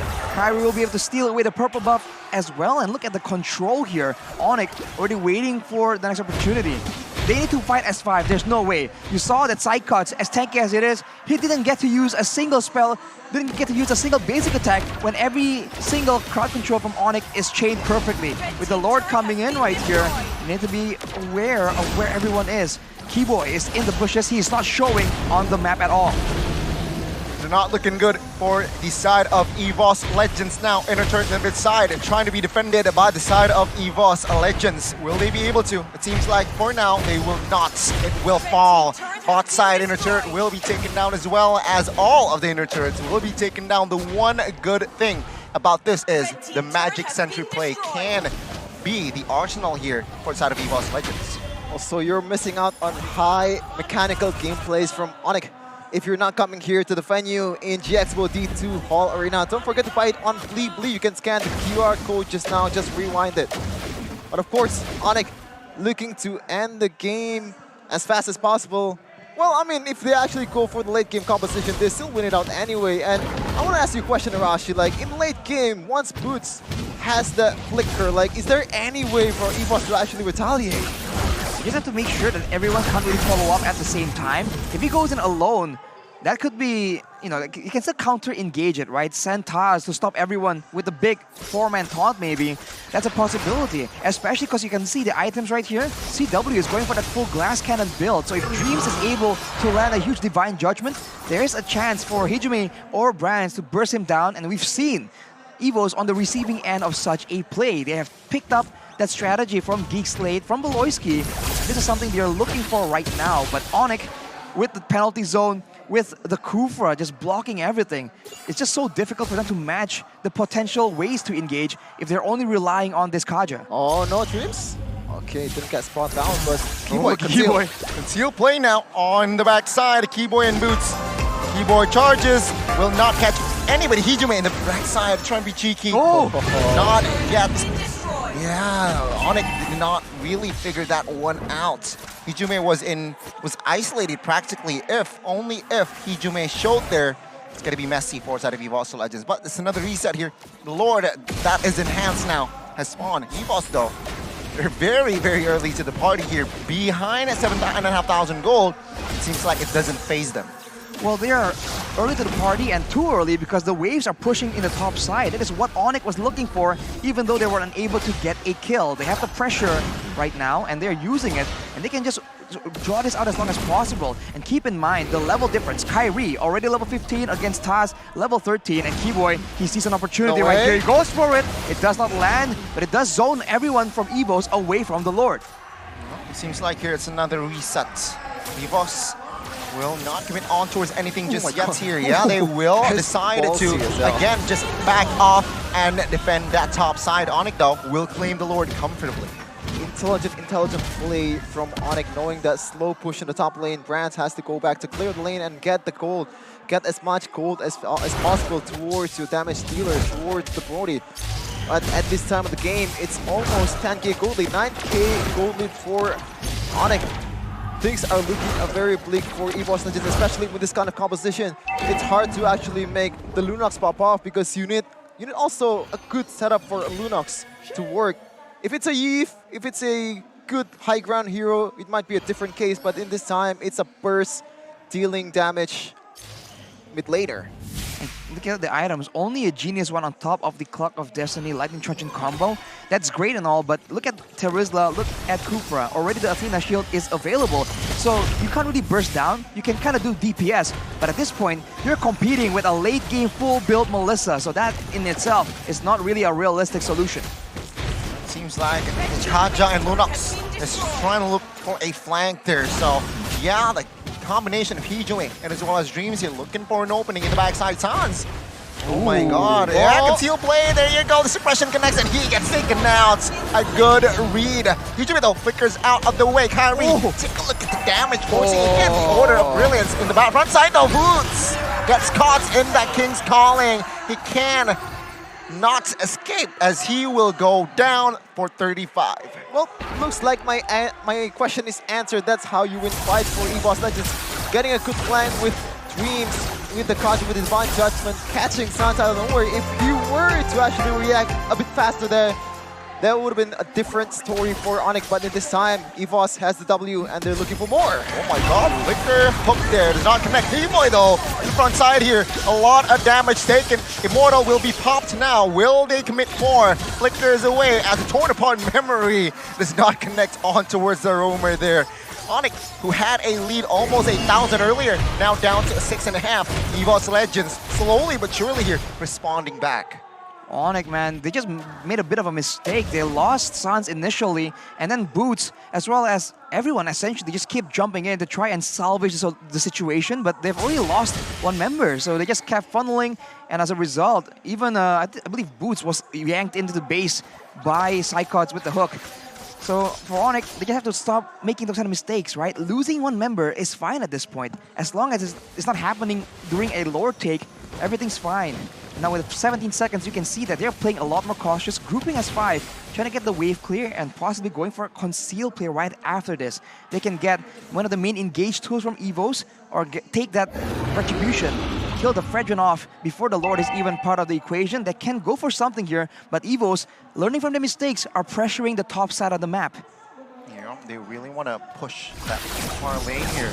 But take a look at the Lord now, down to 20,000 health. Will Taz commit on for a contest? Franz taking the inner turret, but take a look at now, the Lord will be completed. But Sans in the backside there, trying to 1v1 Franz. Will he succeed? No. T-Boy, take a look at him. He will not be able to escape. This is one no immortal for him this time. Boots now in the King's Calling, trying to do the damage on towards Reeves, but in the backside, it was CW dishing out the damage. Kyrie, though, manages to solo Franz off camera, and is ONIC again on the offense. Wow, I feel like Rance tried to pull off a Benny, but ONIC with that perfectly, just sending Sans alone on that top side, reading it out perfectly, and almost taking him down. Unless with the flicker there, he would have died from the rough. Oh, flicker penalty zone on towards Zero. No clear damage though, no casualties, but Hijime now, without order, will not be able to survive. Sans picks up the kill. In the backside now, Psychos taking a lot of damage, Paul's immortal,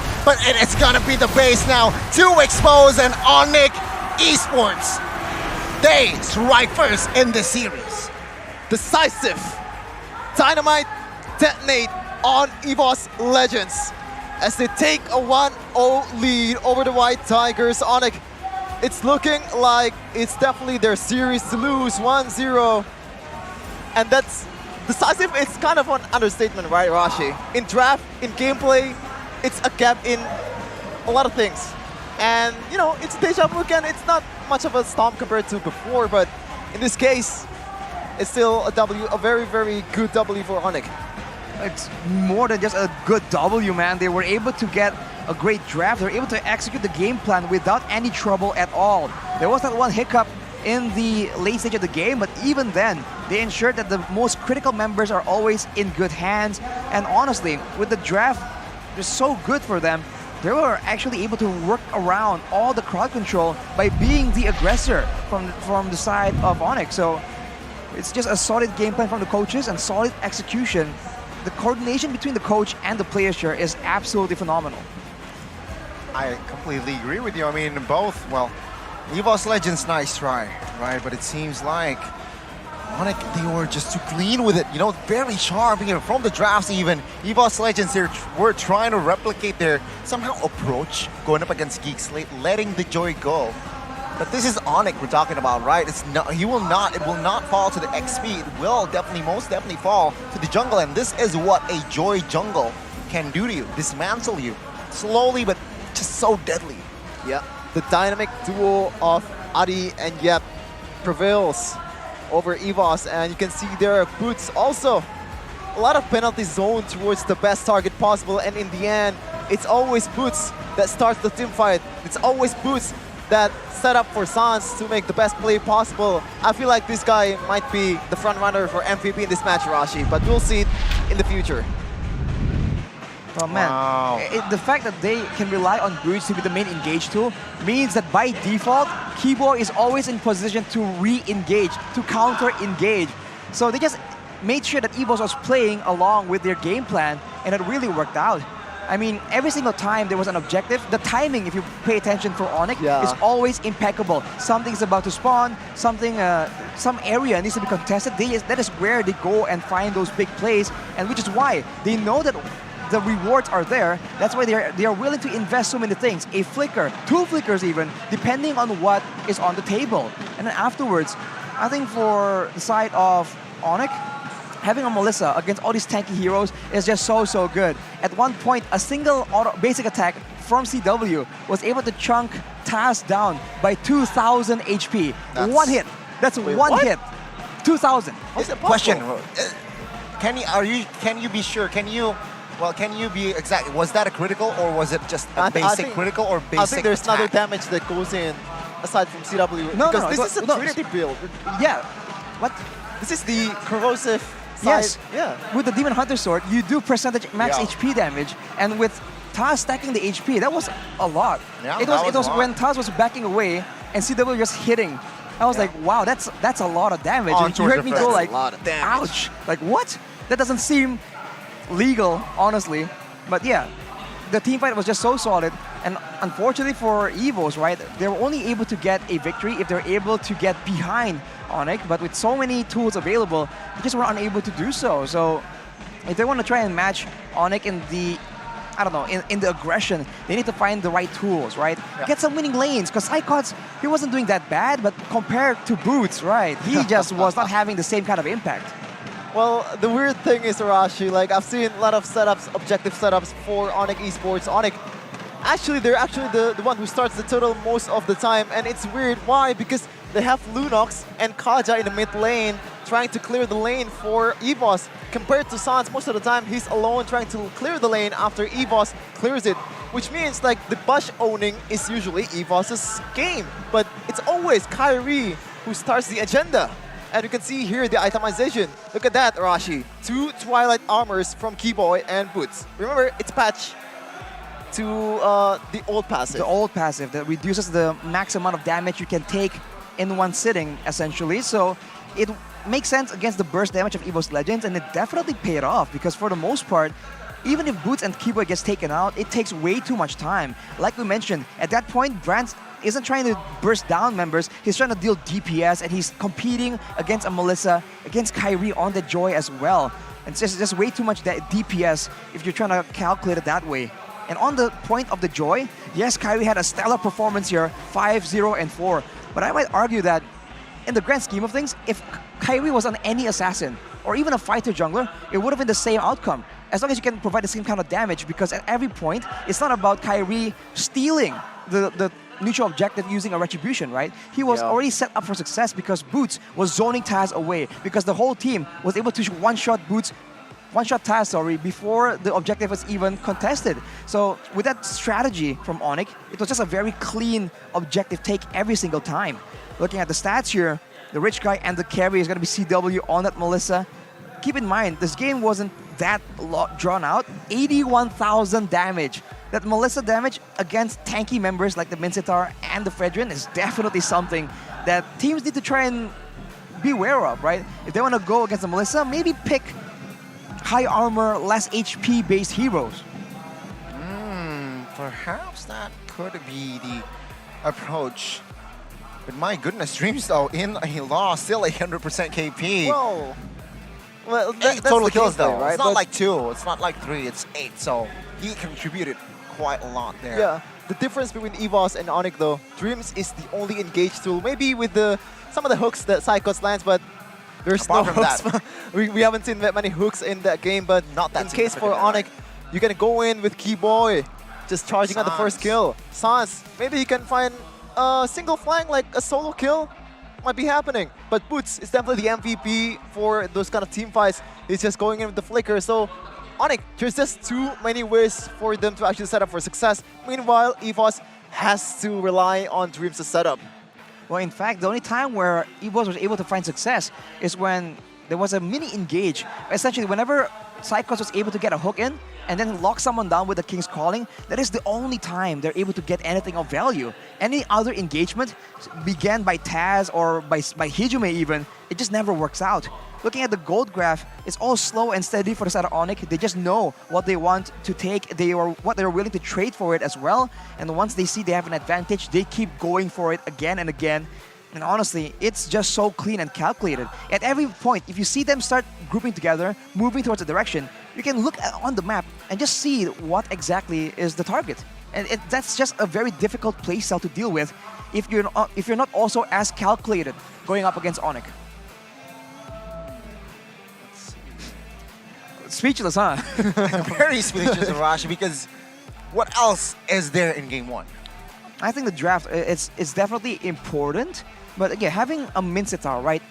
You're playing a lot more defensive and reactive. The reason why they're unable to actually be more proactive in their engagements is because they're trying to save some spells to ensure that Kyrie, the MVP by the Samsung Galaxy A34, A54 5G on that Joy, does not have free reign. He was doing a lot of burst damage towards all the backline members, and you can see that for EVOS, part of their strategy in the composition is to ensure that they have enough spells, the King's Calling, the Divine Judgment, to ensure that Kyrie cannot just go in. But because they keep saving it, Boots always has the first move with the penalty zone. So it's a lose-lose situation set up by ONIC in the drafting phase. Yep. So boys, the lesson here is shoot your shot first before anybody shoot it. And Boots definitely going for it with the penalty zone and just pretty much going first before Dreams. It's always the case. And zoning out Saz, zoning out all the members of EVOS from the objective take. As you can see here, game time 0-0 to minute number 5, Kyrie. Woo! Anything to take away, Rashi? For the most part, he just goes around in the jungle and power farms, right? He has good sustain, he has good damage, and he does very minimal ganks. He leaves that for Keyboy, right? Keyboy will be doing the ganking, he does the farming and the objective secure. Of course, everything just went so smoothly because the lanes were also winning solo. Boots and CW, they were both winning, and when you have two winning side lanes, honestly, it can't be that difficult. So you can see, that was one of the wins where Taz was able to actually steal a turtle, but that's the only time. Afterwards, it's always clean engagements, and in the jungle, man, against a Terizla, against a Kadita, there's just way too many wombo combos available, and EVOS has no way of trying to deal with that. Yes, the King's Calling can be used to stop people from dashing around, but you have to know when your opponents are coming, and at this point, EVOS does not. They're only able to win when they're able to get picks off like that, when ONIC is funneling one by one instead of together as a team. But when they go for a 5v5, I think the AoE composition is way too good, and EVOS might want to try something different. You know, long distance, poke, or maybe a split push, right? Because in pure team fighting, you need to beat them at every single lane to try and get a better wombo combo, because otherwise, you can expect the exact same result. Yeah, I mean, in hindsight, remember the draft, the first phase, especially from ONIC, they have a clear target. They limit the mid laners, right? They limit Farsa, they limit Valentina as well. Already asking a question here, what are you going to play Hijumi? Somehow forced into a Lunox, right? At the end of the day. And also, because EVOS Legends did not secure Brands' hero in the first phase, they try to limit Brands' hero in that second phase, asking another question. What are you going to play, Brands, in game 2? We can expect adjustments, both the teams, but still on an awesome phone. Oh, awesome phone. This is the phone that Kyrie used to get those electrifying beat stacks with Joy. So it's Joy Link, not Samsung Lingus. Joy Lingus, Samsung Joy Link? S2. What? No, Joy Samsung. Wait, Samsung Link. Samsung Joy? Samsung Joy, Oh, yeah. okay, I'm buddy. sorry. I Got have you. brain aneurysm. Samsung S23 5G equipped with the fastest processor technology, a nanometer Snapdragon 8 Gen 2 and 4. I can't read that. Okay, let me read it, all right? Let me read it. It's going to be Snapdragon 8 Gen 2, 4 Galaxy Large up to 12 gigabytes. It's going to be memory up to 1 TB, Hirashi. Terabyte. 1 TB, Terabyte. that's terabyte for you. The screen is also dynamic AMOLED 2X with 120 Hertz refresh rate. The battery, it's not 2,000, it's not 3,000, it's not over 4,000. 4,000. It's 5,000 mAh. So don't miss 5,000. out. Limited offer for Samsung Galaxy S23 Series 5G. Get an epic Ramadan promo up to 2 million IDR. Trade-in purchases or with Galaxy Wearable Plus. Free Samsung Care Plus protection for 6 months. All right, so it's worth the RP 900,000 below. Terms and conditions apply though, so level up your epic game with an awesome phone, Samsung Galaxy S23 5G. Buy now on Samsung.com. Wow, how cool is that, Rashi? Like using the phone that pro players use, like in MPL, in a lot of tournaments out there, like you're basically a pro player yourself. Well, exactly. There's a reason why these players are using this phone, man. You think Well, there's a you're better on your alternative way. out there? You're on your way. No. You're on the right track. You use your There's a phone reason first. you're not a pro player, viewers, all right? Because you are not using Samsung Galaxy S23 There you go. There you 5G. go. That's the first step to become a pro player. Are you interested to become a pro player, Rashi? Well, this one might be too old, man. You see my mechanics? It's No. slow. You need to buy it. Buy the the old phone. mechanic. Step Maybe the one, phone buy will make it phone. faster. Exactly. Then download the app. All right. And there's Well, another thing that's coming on in this tell playoffs, us. Rashi. Tell us. Rashi Goni. Tell us. Look at this. Look at what I got. Ooh. What's It's that? a necklace. It's a Mia necklace, I believe. So if you have Mia Show or it, show Eudora as a waifu, like this is the perfect merchandise for you. Like Eudora bracelet too. My goodness. Oh yeah, we were given this as well. Shevin, Oh, right? You're given? Wait, I bought this. It's for free? You know what? You just joined the member of UBS. We've been, me and Rashi, been in the club for Let's what? open it. Let's Yeah, open welcome it. to the 30 Cool years. Kids Club, man. Goodness gracious, look at that. Oh Look at my that. God. Zoom Oh, in wow. and please, camera. I'm gonna wear That this is after clean. this. Don't look at. Show the viewers, bro. Show the Wait. viewers. I just want to read the card here. Wait a minute. All right, so ladies and gentlemen, check it out. Finally, throughout the regular season, it was a coming soon. Yeah, for way too long. For way too long, for 6 weeks, and now it is out there. The collab, Ube X Gold, X Mobile Legends, Wait a bang, minute. bang. Mia necklace, Right. Eudora bracelet, and bundle, UBS Gold Bar. Available at ubslifestyle.com, UBS Lifestyle e-commerce. Check it out, ladies and gentlemen. This is so cool. The necklace, Sheffin, don't steal it, all let right? me Don't read it steal out, okay? It's mine, all right? Let me read it out. We certify that this is an authentic necklace, and all our products are crafted with an obsessive attention to the detail. Obsessive. That's a strong word, man. Oh yeah, definitely. Yeah, limited edition, 8 out of 200. So you don't want to miss out on this, man. 200, only 200 in the word. And you love Mobile Legends, you love Mia and Eudora. If you're, I was gonna say epic players, but no, if you're in Mythic or any kind of ranks, you still love Eudora and Mia because it's one of those heroes that give you the rank right now. But aside from that, it's a bit late. Or is it a bit latte, Rashi, at some point to say? Wow, Yeah. that's a good one. Well, Wait a minute. I if gotta you be guys honest. feel like you need a bit of a boost, we are here to tell you about this great what do you call it, Arashi. service. I'ma brand. slurp it. You tell Whoa, the whoa, whoa. deets about Points Coffee, all right? Whoa. You tell Oh the my deets God. about You feel the power? Whoa. All right, so you never feel mind. it? Point Coffee is a specialty coffee with the concept of made to order that serves fresh quality coffee using 100% Indonesian coffee beans and brewed by trained baristas, all right? So with international standard coffee machines as well, special in Season 11, there's an exclusive collaboration promo, Point Coffee X MPL S11. Just enter the promo code, Minum Point Coffee. So in the Indomatic Point Coffee application, you can check it out. You can get a 40% discount coupon for palm sugar, latte, cookies and cream, pandan coffee products. So if you want more information at Point Coffee, I need caffeine, all right? Well, the name is Point Coffee, Goni Rashi, but it's not So just good. coffee. Tell us what you have, Rashi. I got lychee tea right here because I think bit too much coffee. Watch out for the keyboard. Yeah, coffee is a bit too stimulating for an old man like myself. So I go with tea, and I must say, man, the lychee tea. Oh, right. It's so good. I don't get it. Hot. Like I've had other lychee drinks, right? And lychee is always good, but Point Coffee lychee tea, man, this is something else. So like, check it out yourself if you don't believe me.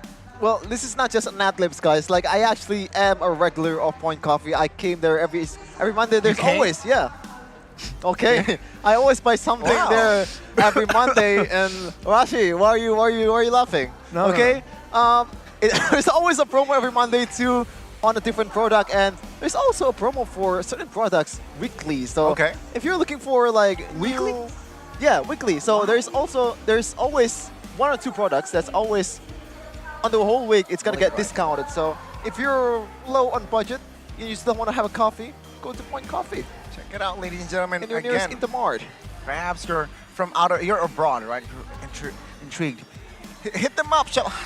Come over to this country, man. How about you buy the franchise? Take it to your country, right? Point Coffee is the way to go, is the way to live, right? It's a lifestyle. So, without further ado, ladies and gentlemen, let's enter the draft for Game 2 between ONIC and as well as EVOS. It seems like they switch sides here. EVOS will have the blue. Switch sides, but you can look at this.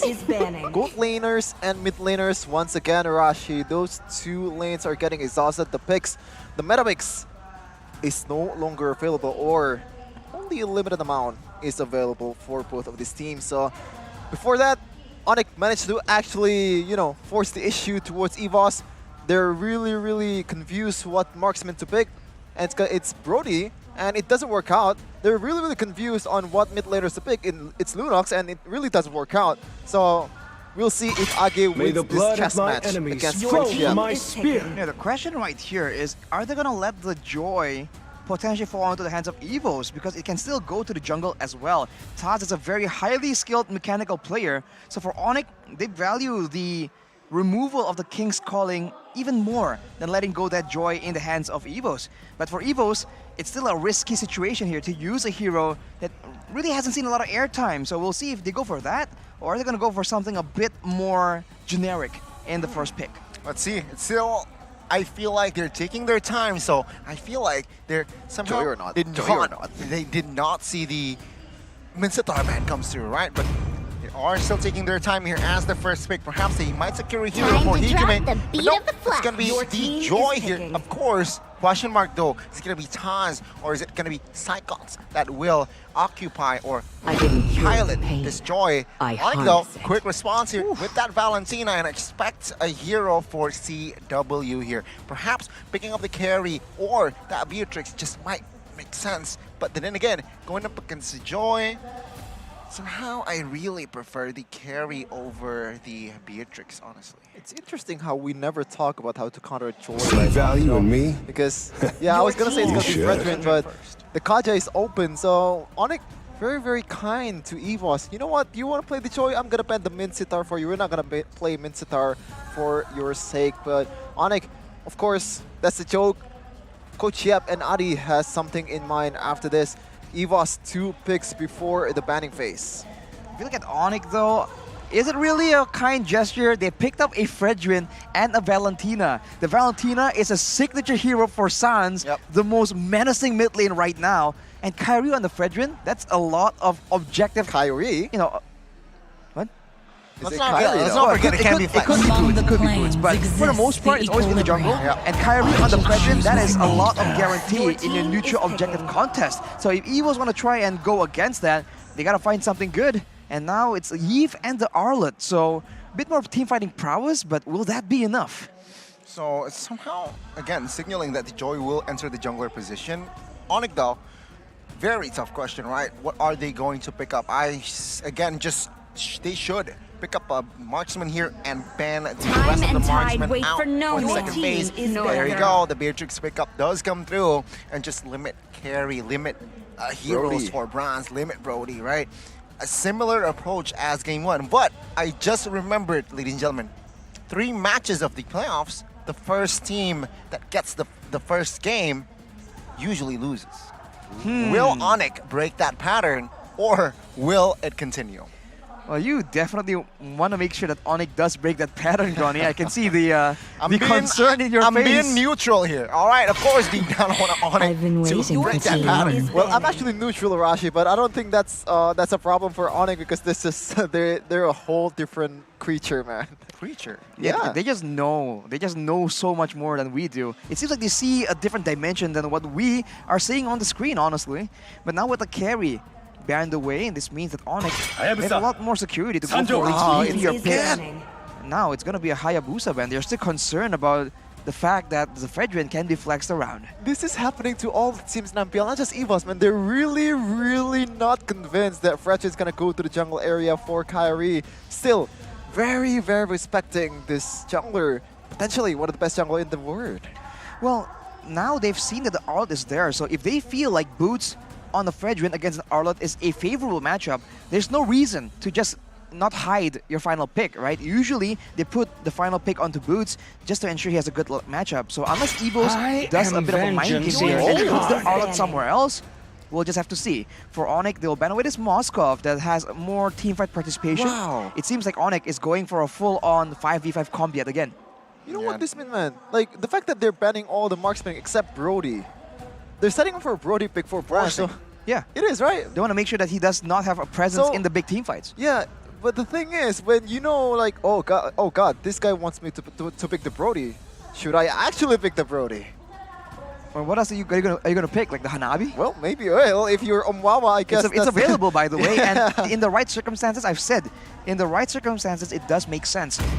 If there's no penalty zone for ONIC, for example, then there's no one can just dive into a Hanabi right here. So that could still be an option. And EVOS, they seem to be really having... They plan on having someone a bit more vulnerable in the backline for sure because they've been banning out all these assassins. Fanny is still open though. Like, that's the biggest threat towards the Last pick backline. though, right? Perhaps yeah. that could be saved, but that's why I prefer they secure a hero for Keyboy here, right? Perhaps like another Kufra does not hurt here. Going up against Joy, going up against Eve. Everyone has a beast potential, but within. no, he Your will team opt for is the Masha here, so it is going to be that's gonna answer. confirm. Yeah, Fredrin gonna be entering that jungle position, saving Keyboy for last. EVOS Legends, what are you going to draft brands here? Are you going to follow ONIC's plan and pick up the Brody, or will you pick up? Yeah, I don't see brands playing a mage here. Even if he actually plays the mage, there's just too much magical damage in EVOS, so balance. it's definitely Brody. Like, there's no way he's not gonna pick the Brody, but what? Okay, I've said this in with Mirko and you, Rashi. Estes and Joy, not really a good combo, but I feel like this is just for the backliner, for Brands, and for Hijime to stay alive, especially chased by this Masha in Boots. We know that this Masha is very, very troublesome against heroes like Beatrix, even one of the best counter for it. So yeah, that's the answer for that Brody pick. They want to harass him with Masha, but still, one more hero to pick for Boots. One more, well, most likely Boots will be no, on no, the no, Masha. I Yeah, exactly. I was gonna say Keyboy, no. Alright, so the Keyboy. So a bit more crowd control would be great. Something a bit more aggressive. It's gonna be the Kadita. Most likely in the roaming position, let's be real. We're not expecting a Valentina roam right here. So for the side of ONIC, it's a lot of dive, and this is what EVOS are afraid of. They have a Yves, and now they have a vulnerable Brody. They do have the Estes, but if the Estes himself gets crowd controlled right here, we've seen how helpless the main target for ONIC is. With a Valentina, Fredrin, and a Masha, that's less crowd control, but a lot more burst damage, so I think they have to be a bit more careful and itemize accordingly for sure. Let's see if Keyboy is able to find those picks towards the backliner of EVOS Legends. Estes, Yves, and Brody, it's a tough task indeed. Expect a lot of purifies from EVOS Legends, especially that Estes. Now, EVOS on the back foot. They're trying to win it out. They're trying to go to upper bracket. They're trying to break the streak of ONIC going to the international stage for Indonesia. As we enter the land of dawn for Game 2. Let's welcome Game 2 between ONIC and as well as EVOS Legends. Welcome what to will Mobile change Legends. for EVOS Legends to somehow equalize in the series, or will it be the same? Will ONIC just dominate EVOS again in this game and just forcing EVOS in a corner 2-0, and that is not a good start. Match point if ONIC wins this one. Keep in mind the reverse sweep possibility is still there, but look at that aggression from ONIC, man. You want to make sure that Taz does not get to jungle freely. You can see Sans creeping around, looking for an advantage right here, but Dreams and Hijime will be able to push him away. That mid lane is dangerous though. Kadita and Valentina, very short range relatively, but if you get caught rotating in the jungle, it's going to be very deadly, so this might just cut down the potential for Hijime to roam around and have any impact in those side lanes. Wow, Sans is the whole different breed, man. 2v1 against Dreams and Hijime with a Yi. If he just micro it out, winning the trade, basically winning the mid lane control there, and Keyboy will try again. Try to make something happen with those petrifies, with those knockouts, but Brands knows what to do against this kind of heroes. You know what? I love Boots, right? Why? He can pull off the Tamos, he can pull off the Masha as well. The versatility that this guy brings. Usually on AXP, what do we see? Charizla. Okay, we saw that first game, but usually it's just the Lapu, it's just the, what is like? Yeah, very monotone heroes, right? Glue, but he can pull off the Masha, he can also pull off the Tamos. Very good. He can just do so many different things, and that is what makes it so difficult to try and deal with this person, right? Especially because we talked about how his final pick is always considered last, and now actually he's getting jumped on by Taz, but that's a very tanky Boots. Seems like ONIC, they're trying to go fire with fire. First blood though, will fall. Sycons picking up the kill, but take a look at Keyboy, the killing pressure. The Ganita adds, Kyrie picks up the neutral objective. Bristles wrap here onto a Sycon, not enough damage though. He is building tank, but it's ONIC here winning out that neutral objective. Take a look at Kyrie already. Will commit on towards the invade there, and it seems like it will fall to the hands of Kyrie. Who will it be? I want to see Taz actually, but it seems like Kyrie still very aggressive. We get a talent prediction right here though. 2 votes for EVOS this time, so Momo-chan has switched sides. And everyone is still on ONIC, and Dreams gets gunned down. What was that? Caught in the wrong place at the wrong time, falling to CW of all people. That's a great start. The marksman getting more gold is definitely a huge factor. And looking at that situation, ONIC goes for more. Hijime caught sleeping there. He is now will be taken out by the combination by the 3 mid laners there. Oh, bot side 2v1 action. CW was able to survive for now, but that combination there initiated by Kyrie and followed up by Keyboy and as well as Sans there. Yeah, Hijime, a lot of resources spent, but it's still a kill. Man, if you look at this game, it's a bit of deja vu from game number 1. They sacrifice Boots, and he does not mind, right? Yeah. Ensuring that the opponent's jungler is taken out, guarantees a turtle anyways. So Boots just knows how to play this, and CW in the weak side, good as ever, and now they're the ones having the roam advantage because they have more kill pressure with Sans on this Valentina.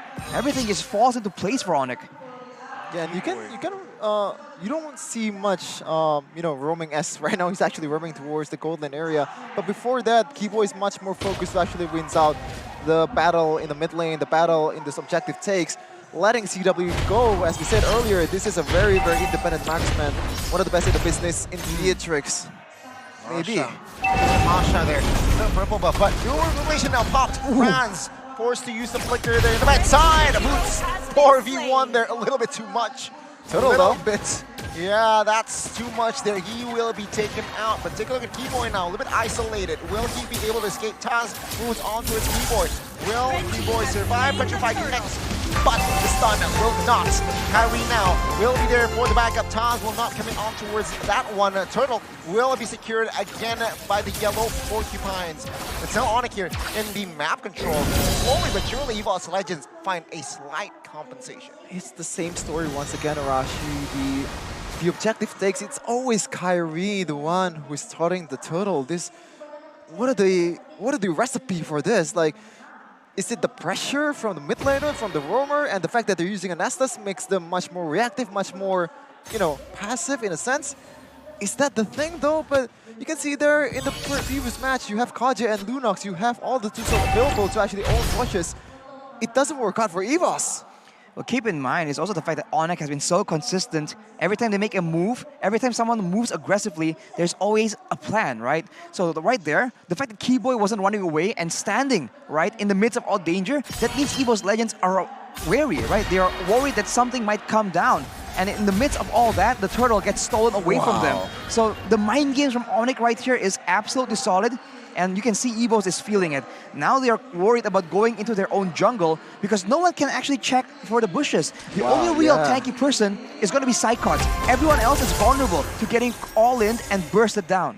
Yeah, that is why the Kadita last pick was so good. And take a look at now, Petrified coming onto a Dream, forcing Dream to use that ult. Keyboy does not commit for a kill. He just wants to zone out as the turret downstairs will fall. Now, Dreams, new inflation pop as well. Browns has no flicker. Tons secures the kill. Now it's going to be another invade here. Tons jumps in, checking the bush. Kyrie trying to contest on the orange buff. Oh, Tons just cancel it out, and Kyrie picks up the orange. Wow, killing someone without putting your hand on the long-range threat with the real-world inflation at the Bennett's Rage is real. The slow is there, the damage is there, the burst is there for them. Sans and CW, the synergy between the two people all around is just impeccable for ONIC. We've never seen this. And one thing for sure though, Keyboy. Oh my lord! A good combination. That's a good one, right? The snipe and the knock-up there. Bye-bye Dreams. That was Roamer though. Oh, ONIC, they're looking for a siege in the mid-side. EVOS, they're able to leave this out. Oh, the final slash there onto it, and Bronze. Good night. And now ONIC looks for another kill, but Psychots finds a kill. Will he get a double? Almost. San surviving, giving the thumbs up there, surviving that one as well. EVOS Legends, they're behind 5,000 gold practically. ONIC, they are able to force a fight here. Is this the right call? 4v5, 4v4. Psychots taking a lot of damage. He is ONIC's tenacity. Kyrie, will he be able to escape this one? In the backside, CW, half HP. Psychots will be healed up by Dreams. Disengage here by both teams. It's another reset. Kyrie taking on 4 people without any help from ONIC members, but you can see there micro plays from Sans. Gila Sans! And of course, if you want to style like Sans, you gotta, you know, icing on the cake is the emote to be toxic, no, to be playful with your game. You can also buy it in the shop, Rashi. Make sure you just participate in the banter, right? It's all in good fun. But what is not good fun is EVOS Legends trying to defend this final turret when everyone is in the jungle, right?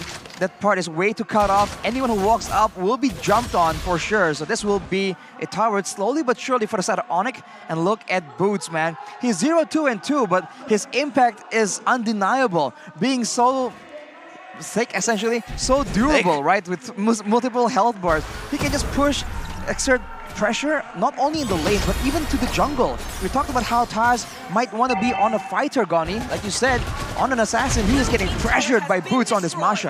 Wow. In terms of survivability, this is the perfect offlaner that you want, right? Masha with a sprint. And a little bit of damage there, so 1v1, you cannot be taken down. Different with Glue though.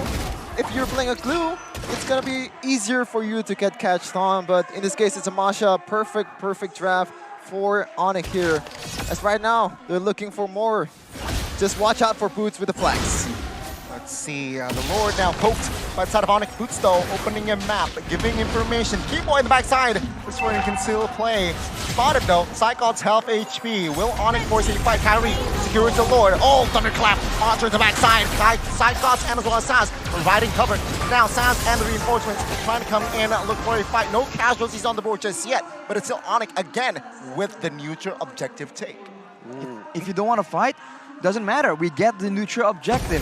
You fight, either you fight us and lose multiple members, right? Or you let go of the neutral objectives. Either way, not a single second is wasted by ONIC, right? Everything they do, like we said, has purpose. And with everything set up so well, they might get a free turret in the bottom side as well right here. But fortunately, EVOS is able to save it. Looking at the items, only an Ice Queen's wand. Only an Ice Queen's wand for Hijime. Not nearly enough for his spells to be a deterrent. He needs a glowing one, especially against Boots, right? Getting that percentage HP damage is definitely going to be something that they require. But as you said, CW with the Hunter Strike and the BOD and the Malefic Roar means that with only like a steel leg plates, you do not have enough physical defense to stand in front of this Beatrix. 8,000 gold lead. Kibo jumps in. Oh, that's a mistake. He gets taken out. Hijume with the kill. Torn apart memory as well. Cloud CW finds a kill on towards Dreams. Now the Lord will be taken care of. His top side base turret will be standing. But now ONIC, 8,000 gold lead still in hand. Inner turret to the mid side will fall. Hijume forced to use that flicker away. One by one, the structures of EVOS Legends will fall. ONIC with the discipline here, they will escape with and 9,000 gold lead. Everything just looks so easy for ONIC right now, and you can see there just with a little, you know, going in a little Kyrie just forces the flicker from Hijume, and right now CW looking for more kill stance with the real world inflation. There's a lot of damage coming in from so far away, but Boots, he just stands there and recalls, and he does not care. He's just standing here, pulling away multiple members as CW keeps hitting around and doing that poke damage towards the turret using that Renner. Yeah, the fact that CW didn't go for any kind of survivability items though. It's pure physical damage. He's going for Heptasis, by the way, and he's not going for Has Claws. He wants to use the Renner, he wants to use the Pennant to actually deal damage. The long-range threat with the real-world manipulation too is just way too much for EVOS to handle, especially when you have a composition that's very, very reactive, very, very passive with assets on your lineup. If the burst is enough, then bye-bye. What are you gonna do about it? You can't out-heal, you can't deny death by healing if the burst is just too high. That's absolutely the case. And looking at ONIC, they still respect the potential for the healing, and they have healing reductions available. So for EVOS, this isn't looking good, man. The longer it goes, maybe Dreams can keep people alive longer, but Brands will not be able to out-damage the members of ONIC. So this is the same situation we saw them in game number 1, just in a different context.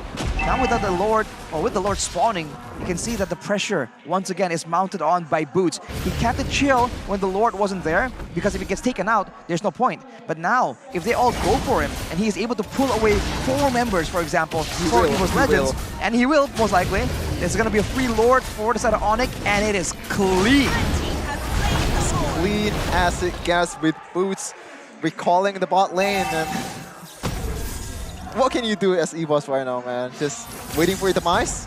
Nope.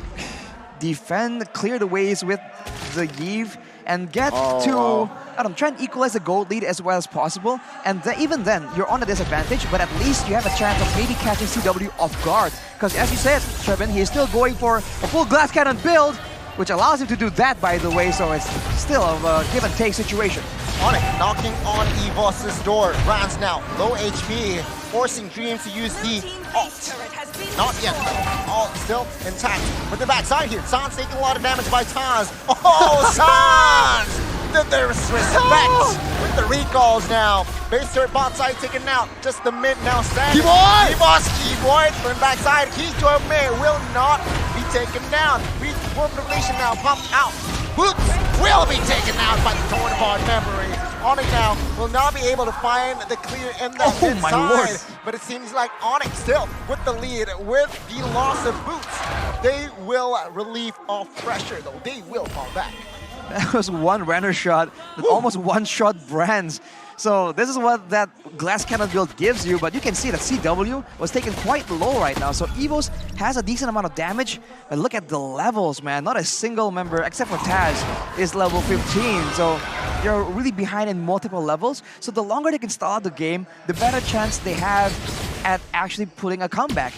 Of course, it's still against overwhelming odds right here, being 10k gold behind, but overall, even with the worst team composition, they still have burst damage, and they can rely on Taz to finally make some moves after being put down or like halted by Boots the whole duration of the early game. Oh, looking at the damage dealt though right now, Arashi, is just talk about making your chances the best, man.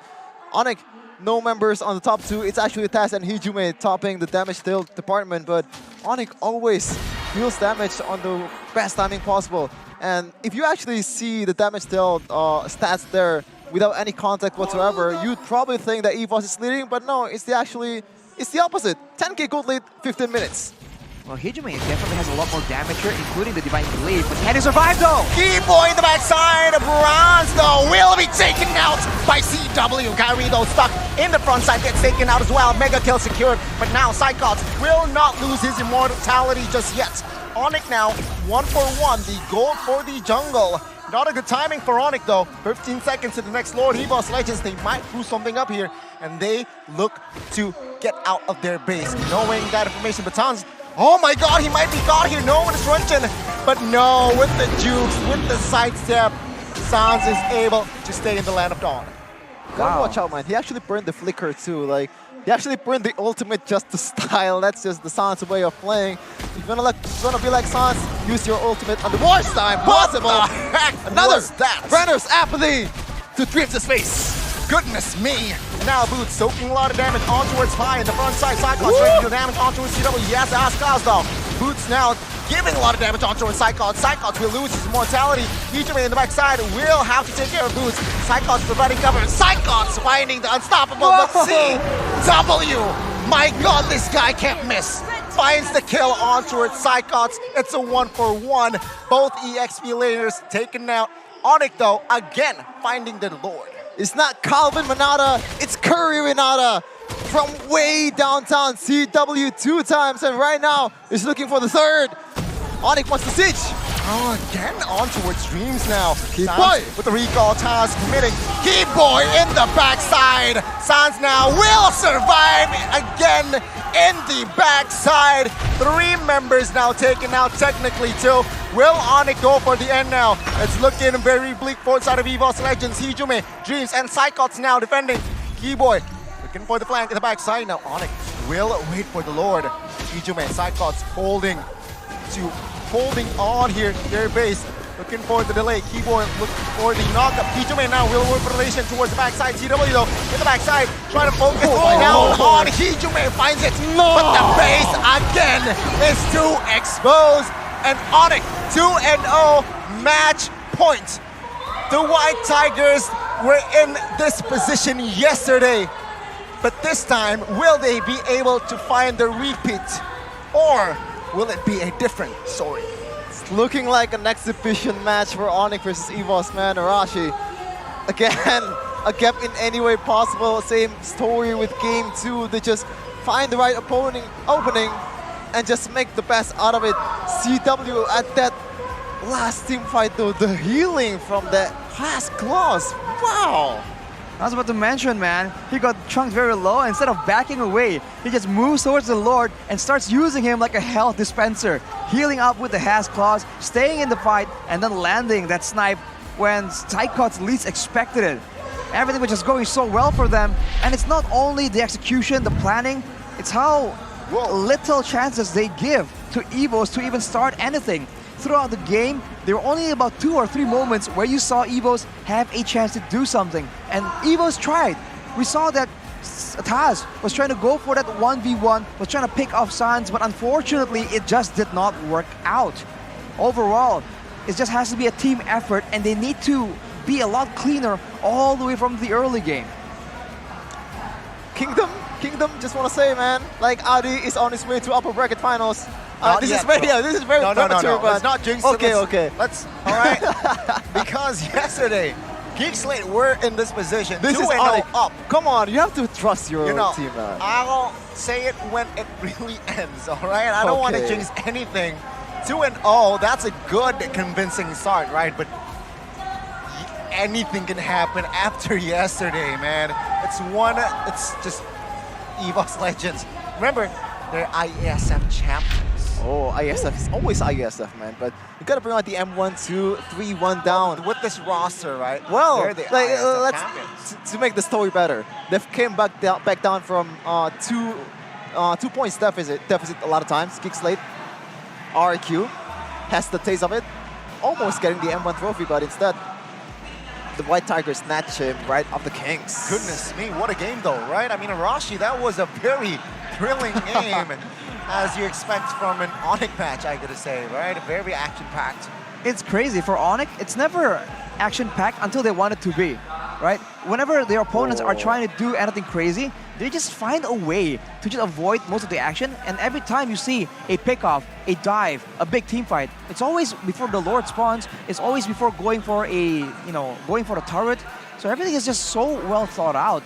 And you have to wonder what is going on in the heads of their opponents, right? When everything you do really seems to benefit your opponents instead, it's gotta be such a mental strain. And now with 2 defeats in a row in decisive fashion, we'll see if the EVOS World Championship mindset prevails yet again. Well, Psycho said that one of the reasons why GEEK SLATE was able to lose, EVOS was able to come back down from 2-0 was the speech in the locker room. So if that's the X factor that Coleus mentioned, that might be it.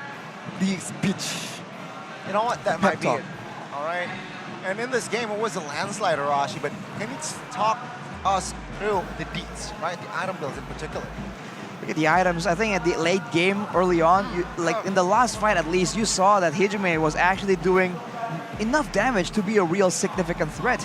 But ONIC were able to maneuver around it, right? CW got very, very low, but he just went for a single basic attack with the Bennett and just destroyed Hijime, right? So I think he just went full on the damage because he had to. Being in longer range, he was the only one that can do so. And for EVOS, they have to find a different way to try and get some DPS in. They have Taz on the Joy, they have Hijime on the Yve, but Brands on the Brody, it's just too difficult.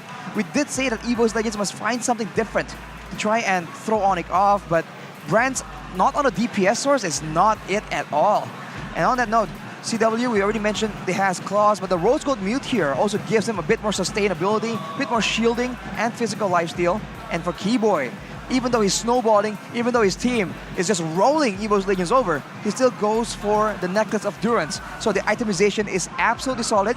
The Dominance Isis as well as the Necklace of Durance to ensure that on the worst case scenario, if EVOS are able to pull off a miracle play, it's still not going to amount to anything. And that is what preemptive itemization grants you, right? If you go full glass cannon damage, right, maybe it's great. Maybe you can just have huge damage numbers. But when you can ensure that the best play of your opponents can be countered by your items, that's already such a huge step in the right direction.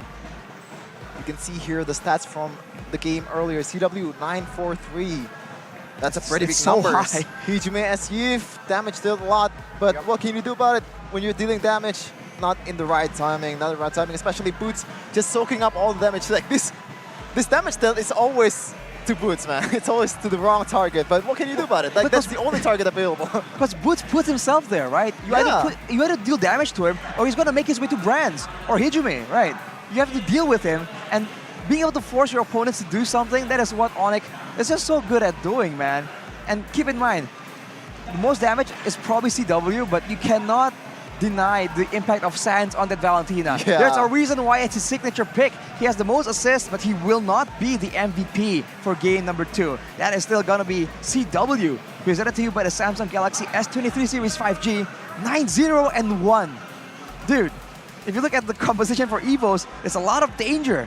Like there's the Brody, there's the Yve, there's the Joy, but he is still on 0 deaths without a fully defensive item.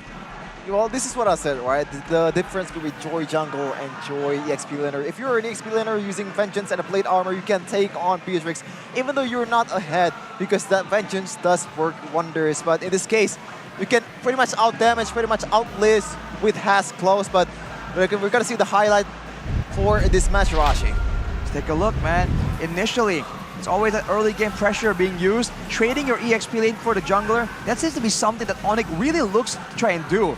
Dreams here, he's trying to be aggressive, he's trying to be proactive, but on an Estes, you just don't have the same kind of impact. So EVOS fall to the same issue of having a very limited amount of approaches to big fights. Whereas for ONIC, sure, it's not the same like in game number 1, but they can poke from far away, they can go for all-in engagements, right? They can flank, they can go front to back, they can do so many things, and you can see that EVOS is completely bewildered. They have no idea how they should be approaching this because nothing seems to be working out for them. And being so gold deficient in the end game, it's just so tough, man. You get a feel for the rest of the team of EVOS trying to survive, trying to clear the waves, but ONIC just take it slow and steady. And if you're Taz, we've been talking about Taz being so solid with the retributions, but he is not allowed to even contest. And even when you think you're safe, that snipe, man. The runner's apathy keeps coming in again and again. Taz here makes the final desperate play, trying to finally get one leg up over Sans, but he does not allow it to happen. He just knows the limits of the Valentina, and the sustain allows him to just outplay one of the best mechanical players in the MPL right now. So all the cards has been shown by EVOS, and ONIC at every single turn says, we know what to do, we got you. You know what, yeah, I mean, their performances, right, these two games. Sans played the Kadira first game, and then it was Keyboy playing the Kadira second game. Both players give the same impact, that killing pressure, the macro, the micro as well, the mechanics that they can provide is just a nuisance, right? So that is, I don't know. In the regular season, usually when you go up against ONIC, you usually ban the Kadira out, remember? But it seems like in this current match, EVOS Legends, they're convinced that they are able to defeat the Kadira. But so far, not looking too good. A 2-0 for the Yellow Porcupines now. Match point, right? Will this be the first sweep of the playoffs? Or will EVOS Legends have a say and grabbing a point or even repeating what they did yesterday? It's still up in the air, ladies and gentlemen, but it is still ONIC here in full control of the game. You mentioned how, yeah, it is ONIC always having an answer. It is always ONIC when the opponents, well, EVOS Legends in particular, trying to find a fight, they back off. Why? They are always in control. They dictate their pacing, they dictate the when to fight, when to not fight, and perhaps that, again, can be repeated in Game 3 from the drafts, right? It's still, again, EVOS Legends, I feel like the one thing that they need to change is they should secure a hero for bronze in that first phase. Because remember, in the first phase, in the first game, didn't happen. Brands was forced in on a hero that is also very hard. We're very unfamiliar with, but in the second game, same approach here. Second phase, it's just a ban for that marksman. And it made the option for brands a little bit limited here. So again, I expect perhaps with that in mind, EVOS Legends should just draft brands in the first phase, like CW. ONIC always drafts CW in that first phase, securing a hero, and that is perhaps should be the adjustment. What do you think, Rashi? I think that's definitely something they have to try and attempt at this point, because brands on the Brody in both games just hasn't been it, man. The king of the marksman, not doing marksman things, that's painful to see, especially for his own teammates, right? Like, dang, the guy we can usually count on just isn't outputting the kind of damage. That's just so difficult. But what you can count on is the fact that you always have data if you take advantage of this promo right here. Yeah, Dunia Games is an app where you can buy in-game items and get a quota, a data out of it. 3 GB free for your purchase. So what are you waiting for? Just scan the QR code that in the bottom of my... I'm doing it now. I'm doing in the Dunia Games right now. Here, this thing. Okay, so I've been using this. I actually tried Dunia Games and it does work. So we're not capping. What did you? How have you been using it, bro? Well, you know how value it is? 3 GB per purchase. I get it, but I do have you know, spare diamonds. That's why I only buy diamonds every now and then. Why you gonna flex on us like that, bro? Like, whoa. I did. I topped up and get extra 3 GB. Every time. It's not a single time thing. I just bought it's multiple applications, bro. So there you go, ladies and gentlemen. That is confirmed. Check it out. Again, just scan the QR code below. Well, on that note, by the way, Goni, you touched on the fact that the Kadira was on different hands in game number 1 and 2. Honestly, imagine this, right? You're playing, and for the whole first game, wow, the mid lane is a Kadira, mid lane Kadira. And now in game number 2, you're walking in the jungle, you see a Kadira. Part of that mid lane Kadira image is still there, and that has to be something that's so annoying to deal with. The fact that it's so similar, but yet different, right? It's the same Kadira, but a different playstyle and a different targeting system compared to, you know, the other players. So this is the confusion that ONIC can bring. Again, not only with the picks, right? With the players as well. They still have the option of switching some members out if they really want to. It's like, wow. And this time around, man, Keyboy actually didn't rely on a lot of setups, right? He has to find something of his own, and especially there's been a lot of flanks, which I'm pretty disappointed to EVOS. They didn't read it. Like 3 times or 2 times, Brand's getting caught up in the rough waves with the same flanks from the side. That's the Keyboy special right there. But of course, Sans also performed on that mid lane, even though Kadira is already in the hands of Keyboy. So both of these guys are very, very independent, and they might be the choice for Zay's in SEA Games representative. You know, and also here, remember, Dreams, right? Dreams was the X Factor yesterday, going up against GEEK. But this time, two different heroes, two different utility as well, right? The Estes as the healer lose, right? They lost. Yep. The Kaja, first game, as an initiator, as a cover as well, lost as well. What is the answer here? Dreams is like back to a corner. Initiator or cover, because it seems like for ONIC, it's GG, but oh my god, here's a VMix call here with two champions.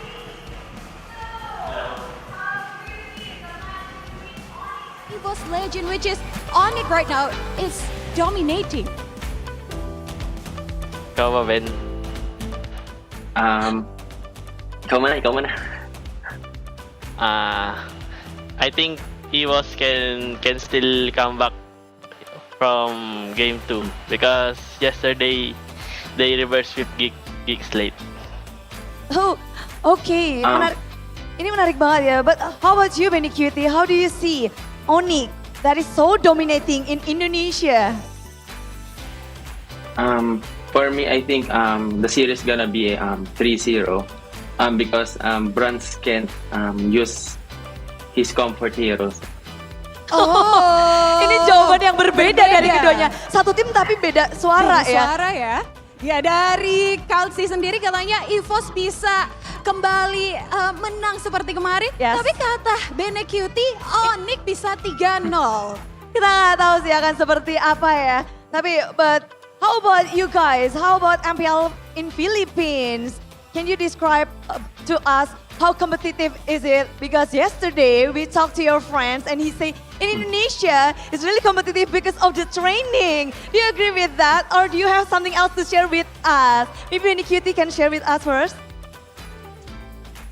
Yes, I believe MPL Indonesia was very competitive, and also the Philippines, because as you can see, even the top 8 team managed to beat top 1 team like Brain and us Echo, which is top 2. Oh, how about Kalsi? The same question. Yeah, I also believe because in scrims when we fight against Indonesian teams, they're really serious. And sometimes we're just trolling, but they're playing really good in scrims. Jadi katanya memang kompetitif. Teman-teman di Indonesia, player-player di Indonesia katanya tim-timnya bermain dengan sangat serius ya. Betul banget. Dan yes. Memang mereka juga bilang kalau seperti itu. Tapi mungkin semua orang juga penasaran about the MSC because you guys are fighting for the MSC slot out there.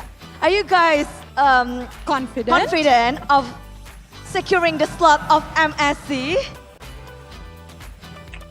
We need to be confident because that's what we need to win. Oh, jadi katanya confident karena harus menang.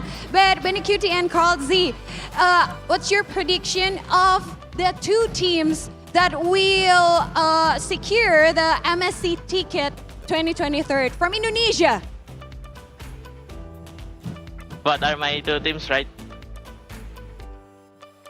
Sorry, Yeah, so Can what's you your prediction of the two teams from Indonesia that will secure the tickets to MSC 2023?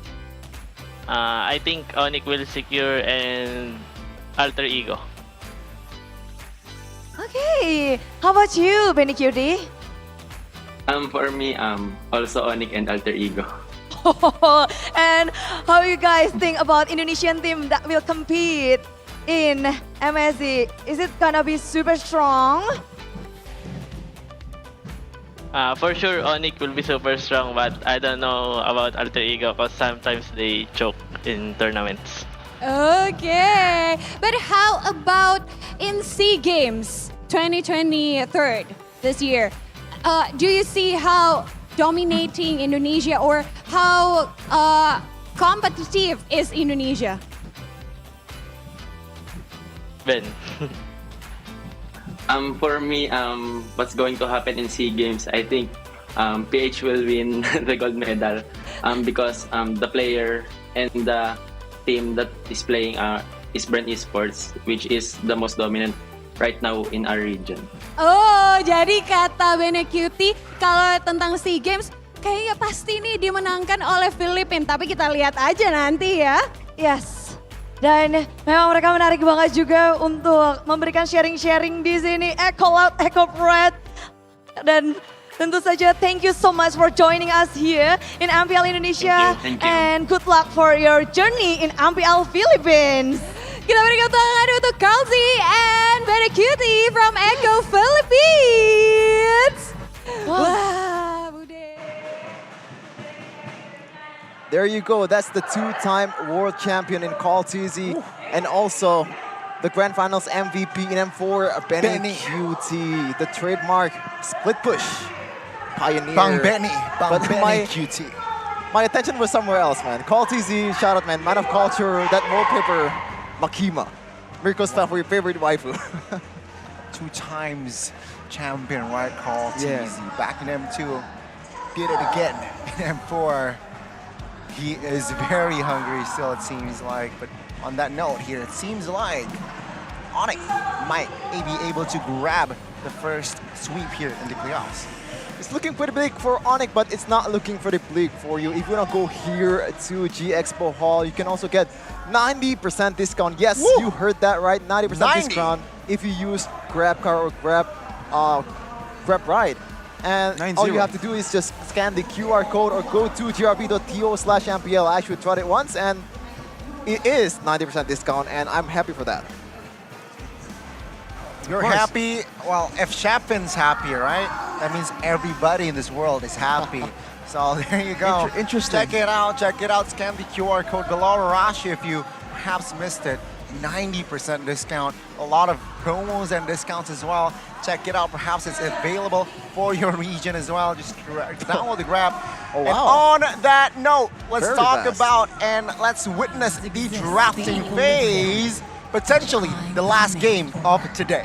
Last game for today, potentially. But ONIC, though, the ban is very, very dynamic. He actually go for the Yeef ban very early on. I kind of forgot what's the ban in the earlier phase, but I believe there's no Yeef. So ONIC, it's always different game plan they're trying to execute, and I believe they can execute it also in the same way, getting the dub in the game 3. Maybe premature, but it's looking like that, Rashi. Well, in game number 1, EVOS were the ones who actually banned out the Yeef despite it being a very signature pick for Hijime.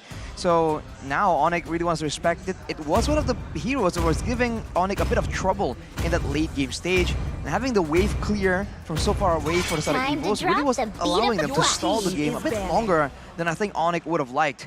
Now you can see that EVOS, they are not gonna mess around with that joy. Banning it away directly, so it's looking more like the bans we've seen all the way since the beginning of Season 11. It seems like they have learned from their mistakes here, right? Game 1, letting it out. Doesn't really do well. Game 2.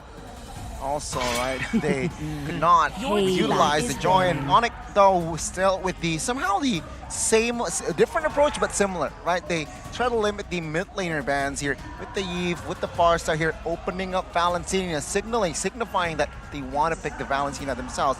Asking again, EVOS Legends, the question, what do you want to ban here, Kadita or that Valentina? It's gonna be very, very funny if ONIC ended up setting a pick for EVOS, setting them up for failure, just like game 2 earlier. Brands forced to pick off the Brody, and they know the answer right away. But this time around, Valentina's probably gonna pick again, as you said, Connie, is the power hero of this guy, Gila Sans, and another marksman ban. So on this series, it's always mid lane and gold lane. What's that about, Martian? What's all that about? Well, it's the 2 lanes that are so beneficial, and especially the 2 lanes that transition to being a carry role in the late game. But by the way, Shevin, are you saying Gila or Gilang? Gila. You see value in me? Wow. You should. It translates to Sans is crazy or crazy Sans or his name is what's Gilang, the best right? one? Yeah, yes. It's only Gilang, nothing else. Kind of funny. Well, We'll see, man, because now the first pick is actually the Fredrin, so maybe EVOS will be taking that Valentina away from him. He was able to use that Valentina so Valentina well, Beatrix. stealing a multitude of ultimates. Like the final slash, for example, that was very unexpected coming in from Sans, but that is the man of 5 phones, right? The 5-phone technique from Sans. Gila himself. 5 phones, 5G, whatever you don't call it, but it's art of very, very 5 phones. interesting, right? I think even if you're EVOS, you gotta expect the Valentina to go through, and instead it's gonna be another flex pick for EF in that Fredrin, and Valentina's gonna be picked here. And as you said, Gani, if they want to win, just set up a pick for Brands, just set up for him to carry. This time around, Age knows that picking a marksman, picking a gold laner in the first phase, and wow! Okay, so they're not afraid of the pseudo cult altar here from Hijume, believing in Sans that he can do it better. Is it gonna be a roam or no, mid no way lane? roam, man. Well, Really? Vin goes with the roam Faramis, so we'll have to see, man. I feel like in the roam position it's a bit weak, exactly. So in the mid lane though, it means that you're a bit more active. You have more responsibilities as a damage dealer that also allows your opposing Valentina to try and steal away that cult altar. Whereas in the roam position, you can just hide a bit longer in the bushes because there's no real urgency. If they want to go for that, they have to ensure that at least the EXP lane is also someone equally as beefy as a Fredrin, because otherwise they're going to be severely lacking in the frontline department, which is a big factor in them winning out. Although, do keep in mind that against a carry, right, maybe going for those beefier members is exactly what ONIC is trying to avoid. Perhaps. And remember, man, this is not just any Beatrix, this is CW's Beatrix. Remember, he picked up the MVP earlier with a 9 kill. And his Renner's apathy. Wow, he can't miss literally, right? EVOS Legends now will pick up the Kaja here, a hero that were set up for Dreams in Game 1. It didn't find success though. Perhaps in Game 3 here, they will change their approach. Phase 2, here we go. What will EVOS Legends limit here? It seems like looking at their composition, they should limit the hero for Sans. Well, not Sans, for Keyboy perhaps. Yeah, Franco. for Kufra. Franco might work, Atlas ban, or Kufra ban can also come through. Let's see though, will they commit to a Roamer ban? They also have to be still mindful of the fact that the Fredrin should be flexed around, so they can ban the Kufra away, and if they want to commit one more ban to Keyboy, that means that ONIC have a lot more options on their table. And compared to EVOS, they can really be a bit more linear in how they want to ban away, right? If they want to put Taz in a difficult spot, they can ban away the more utilitarian junglers and use Fredrin as the power tool here, and that is exactly what they do, banning away that Akai. We have a comment here from Jonathan Lian, the Emperor. Sans is extremely skilled right now and can be considered as an above average mid laner. Wow. Okay, so, I don't know if that's a compliment or well, it is a good thing to be an above average mid laner, but he's low-key contradicting himself, right? Yeah. He said that he's extremely skilled, but then he's just said like he is an above average mid laner. Maybe what he meant was he's above average of it. Well, hopefully Kadida ban it finally comes through there. So yeah, I mean with this in mind, ONIC, they should be mindful here. I feel like EVOS, what they will do here, they will leave the hero for Dreams last. I think they're gonna be kindness. Yeah. Okay, so it's gonna be Yuzhong. So I like that. A hero that can counter that Martis comp, just clump up, and you're gonna get punished by that Yuzhong, by that Black Dragon form, and Petrify, Furious Dive. But in this case, I was expecting a Martis ban, and ONIC might be getting a Chow for themselves. But let's see if Keyboy will pick it. We have to see, man. Honestly, with all the utility, the playmaking heroes banned away, and especially the Yuzhong taken away from Psychots as well, Boots really has a lot more options to play around with right here. So, honestly, their banning so far makes a bit of sense. They want to make sure that Brands doesn't get jumped on, but the Charisma is still in the picture. And for EVOS, they go for a Lancelot. An assassin, when there's a cult altar, usually doesn't really make a lot of sense. He can get caught in by the taunt of the Fredrin as well. For ONIC, I think there's going to be a bit of dashes, a bit of stun to ensure that this carry does not get to play a free game. You can see here, Trizda has not been picked just yet. It's a good pick for EVOS. Let's see if ONIC want to deny that pick to pick it for themselves. kind of makes sense for ONIC too, but not as good as EVOS. In this case, ONIC still needs EXP laner or a jungler. It's gonna be Ruby, countering the Lancelot pick presumably, and also Carry is not really a long-range damage dealer for marksman, so that go. What's the ult called? I'm offended. I'm offended. It's gonna be. Will come in real handy, and we're gonna see here the signature. Haya Kyrie. Interesting, man. I thought it was definitely going to be something like a Terizla, just to ensure that Brands doesn't really get a say in the game. But no, they go for two very solid frontliners, having a roamer as well, having a Faramis for an extra bit of HP. But now with an assassin in the picture, maybe they're going to try and shut the game down all the way in the beginning by making sure that Brands keeps getting assassinated. Looking at it now, you know what? Looking at their composition here, one hero might work actually. Mincetar. But no, it's gonna be the Masha for the side of the EXP. No Mincetar again here this time. No Outlet as well. So already a different change here. I thought only Boots that likes the Masha, but it seems like now Psychots is able to somehow replicate his game style.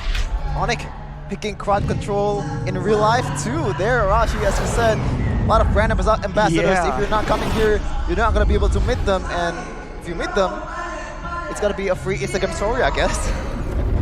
And right now we're gonna see if ONIC will try to end the match, try to end the series with a convincing 3-0 first ever sweep in MPL ID Season 11, or will EVOS recreate the comeback once again? As we enter the portal in the Land of Dawn, we're gonna wait here for a second. What are your predictions, Arashi? I think I gotta go with ONIC for this one, man. They have a lot more options available, and for EVOS, it's a bit all over the place. They want some dive in, they have some damage, but if they go all in like that, they're also opening themselves up to a big crowd control ultimate combo, right? Getting everyone caught in, for example, a taunt to a Nibiru's Passion will just completely decimate everyone. So I think if they really want to do this, they gotta be smart about it, and then to ensure that the limited amount of dive they have gets utilized in the early game. If they want to try and match Kyrie's aggression, maybe try and put that pressure into the gold lane, right? If CW gets shut down here, maybe that's exactly what EVOS Legends need. But check this out, right? I mean, Keyboy there poking Psychots down. Zoning it out. Keyboy finding it, forcing the retribution there. Keyboy very, very annoying here with this Ruby using tenacity, not concussive blast. So again, he wants extra sustainability. And that's basically the case for a lot of more stars here, man. It's just the survivability is much more, valuable compared to the minimum amount of damage that the concussive blast gives you. And in this case, Kyrie goes for that extra damage in that jungle department. But the laning phase earlier, Rashi, you can see that Dreams actually goes for the XP lane, and Psychos is going in, trying to harass Kyrie, which is, he's not there. He's going for the red buff instead, but Kyrie trying to make something happen to France. Oh, bot side, Taz manages to force CW on the flicker. Now Taz and Keyboy here, quite isolated. Keyboy trying to deny the mobility from Taz. Random execution there, put out. But both members will survive. Kyrie using the retribution now on the Master Assassin emblem here. No longer the high-end try is called, but oh my god, he will not commit the shadow kill just yet. Happy feed for Kyrie, but now you can see that they already placed around the gold lane, so knowing that Brands is going to be a bigger threat in the late game, they want to make sure that adequate attention is given to him, and they can't ignore him and go for the turtle like they usually do. Now you can see they started to move towards that direction, right? Trying to get some control right here. And even though the Fredrin isn't in the jungle, if they clump up in on the way to the turtle pit, Boots can definitely set up for a huge play right here. Even if Kyrie wasn't there, it's always ONIC just guarding the turtle pit, trying to deny any kind of engage from Taz, trying to deny any turtle attempt, because this is a tank slot. It's gonna have a bit of advantage towards Kyrie with an assassin, but let's see how things will fare up here as Taz going for the turtle. See, Taz is already in the area. Kyrie now not far behind. We'll take the gold crab first. It seems like has 4,000 HP left. Taz now taking a lot of damage, stunned up. And let's see the resurrection battle. Taz wins it this time. Silence down though, but take a look at the Cold Altar now popped here by the side of EVOS Legends. TJ taking a lot of damage now. Bronze is in the fight. 5v4. This limit might be too much as Boots gets taken out. First blood for Bronze. That's a good trade and the Divine Judgment on towards San. Still survive though. Kyrie will not force anything more as it's just to provide cover. As now Keyboy, take a look at this guy trying to find and soak in the damage. Take a look at bot side. Oh, CW taking a lot of damage here, but it's still survive. Again, EVOS Legends with the winning trade. Apulong on the Indonesian desk, the only talent prediction for EVOS yet again. Loyal till the end, potentially right here. But already a great start for EVOS Legends, getting a bit more success, getting a first blood for Brands on a very solid late game hero as well. Able to get the turtle over ONIC, who has been very solid, especially in that first turtle. So you can see that adjustments have been made and they are paying dividends. For ONIC, this means they have to change their approach a bit. They really can't rely on getting those pickoffs because in the early game, they don't really have the same amount of damage and utility. It's a bit tricky, right? Because even in the objective department, they're gonna lose out because Taz is just... He has the jungle emblem, he has the tank slot, so he can sustain a bit more damage than Kyrie. He has to be much more vigilant, but Dreams, CW! I'm offended though, Fall Altar now forced. Dreams taken down by the hands of Kyrie. Take a look at Taz now entering the fight. CW will be assisted by that Cold Altar, but it seems like both teams will not engage more. Bronze does still want business. But ONIC still with the dictation and they will not force another fight. A trade now for ONIC. Looking at the emblems right here, like you mentioned, Kevin, having the high-end dry will means that Kyrie can go for a really solid 1v1, and he has a lot more split push potential compared to Taz, who is by all means an assassin, but still a bit more utility. Sanjiro gets jumped on, might not have the survivability to survive. Kyrie now jumps in, nothing more. Yeah, CW getting that Blade of Despair, that's a big power spike as right now.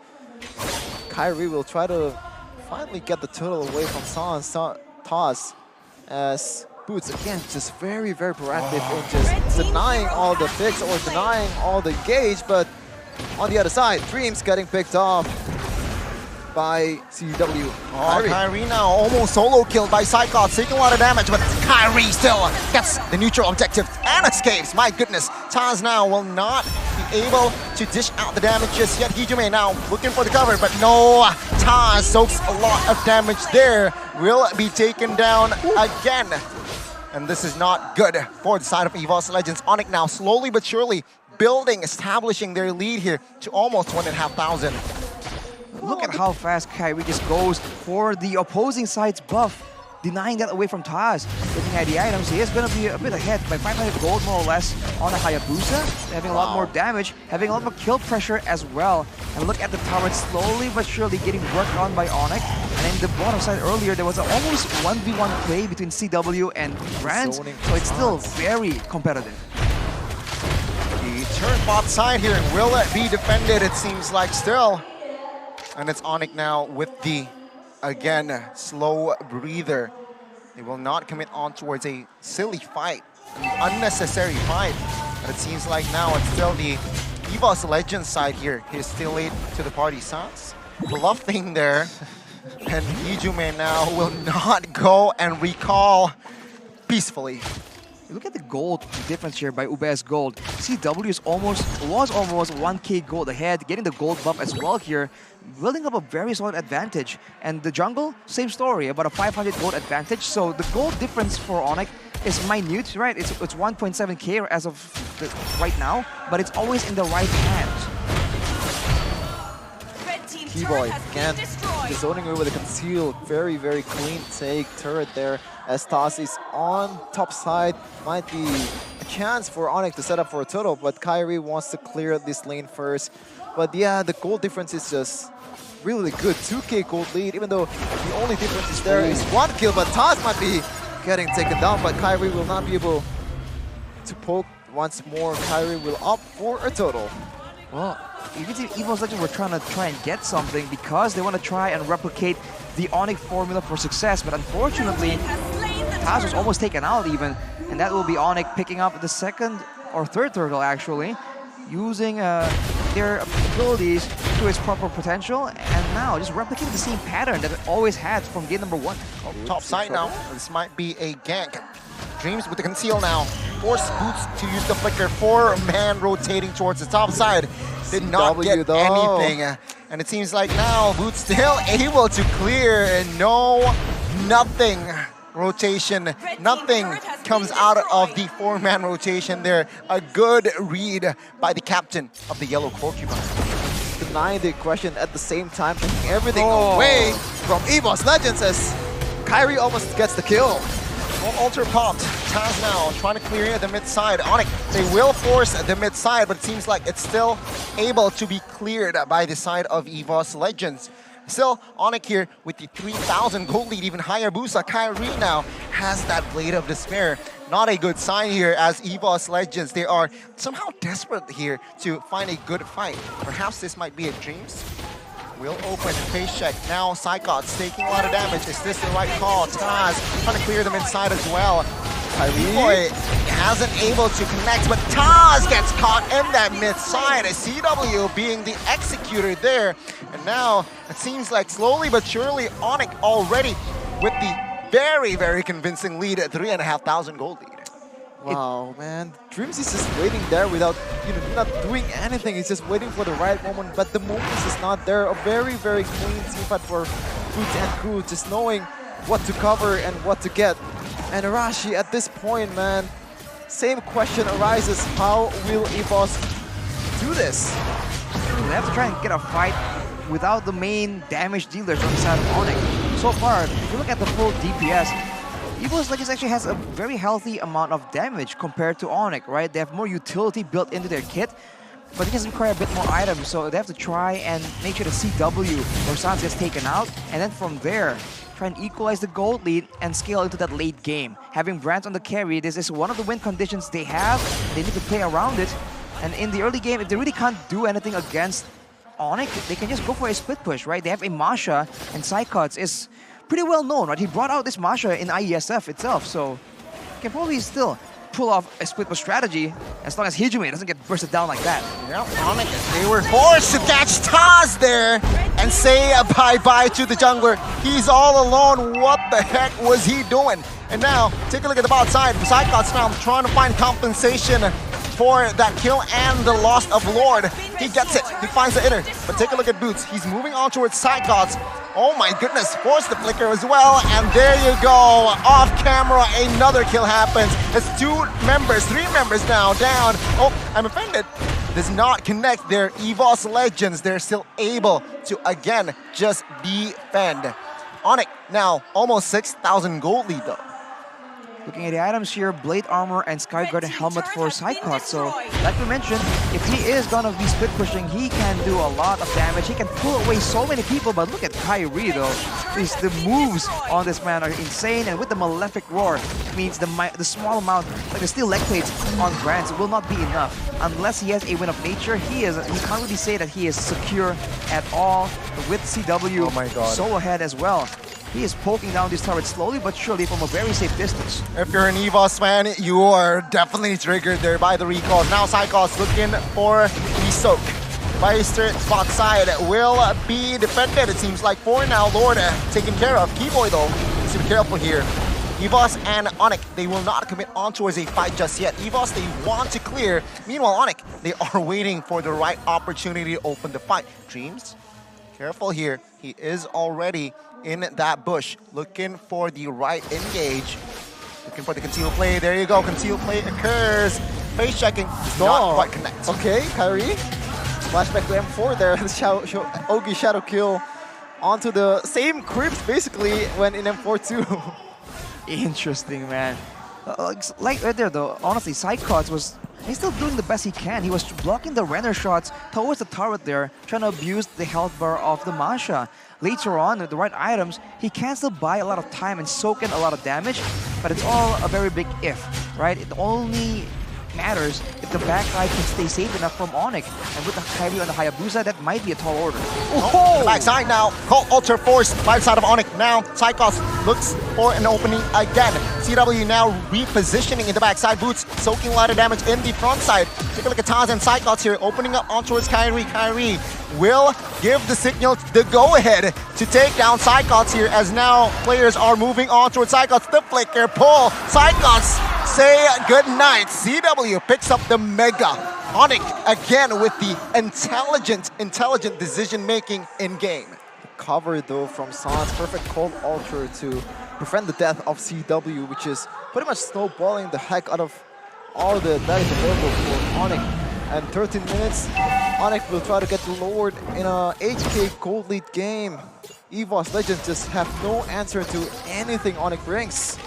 With one member down right here, without any pressure on the other side of the map, it's going to be very difficult as Taz tries to go for his orange buff. Even that might be denied by the members of ONIC right here.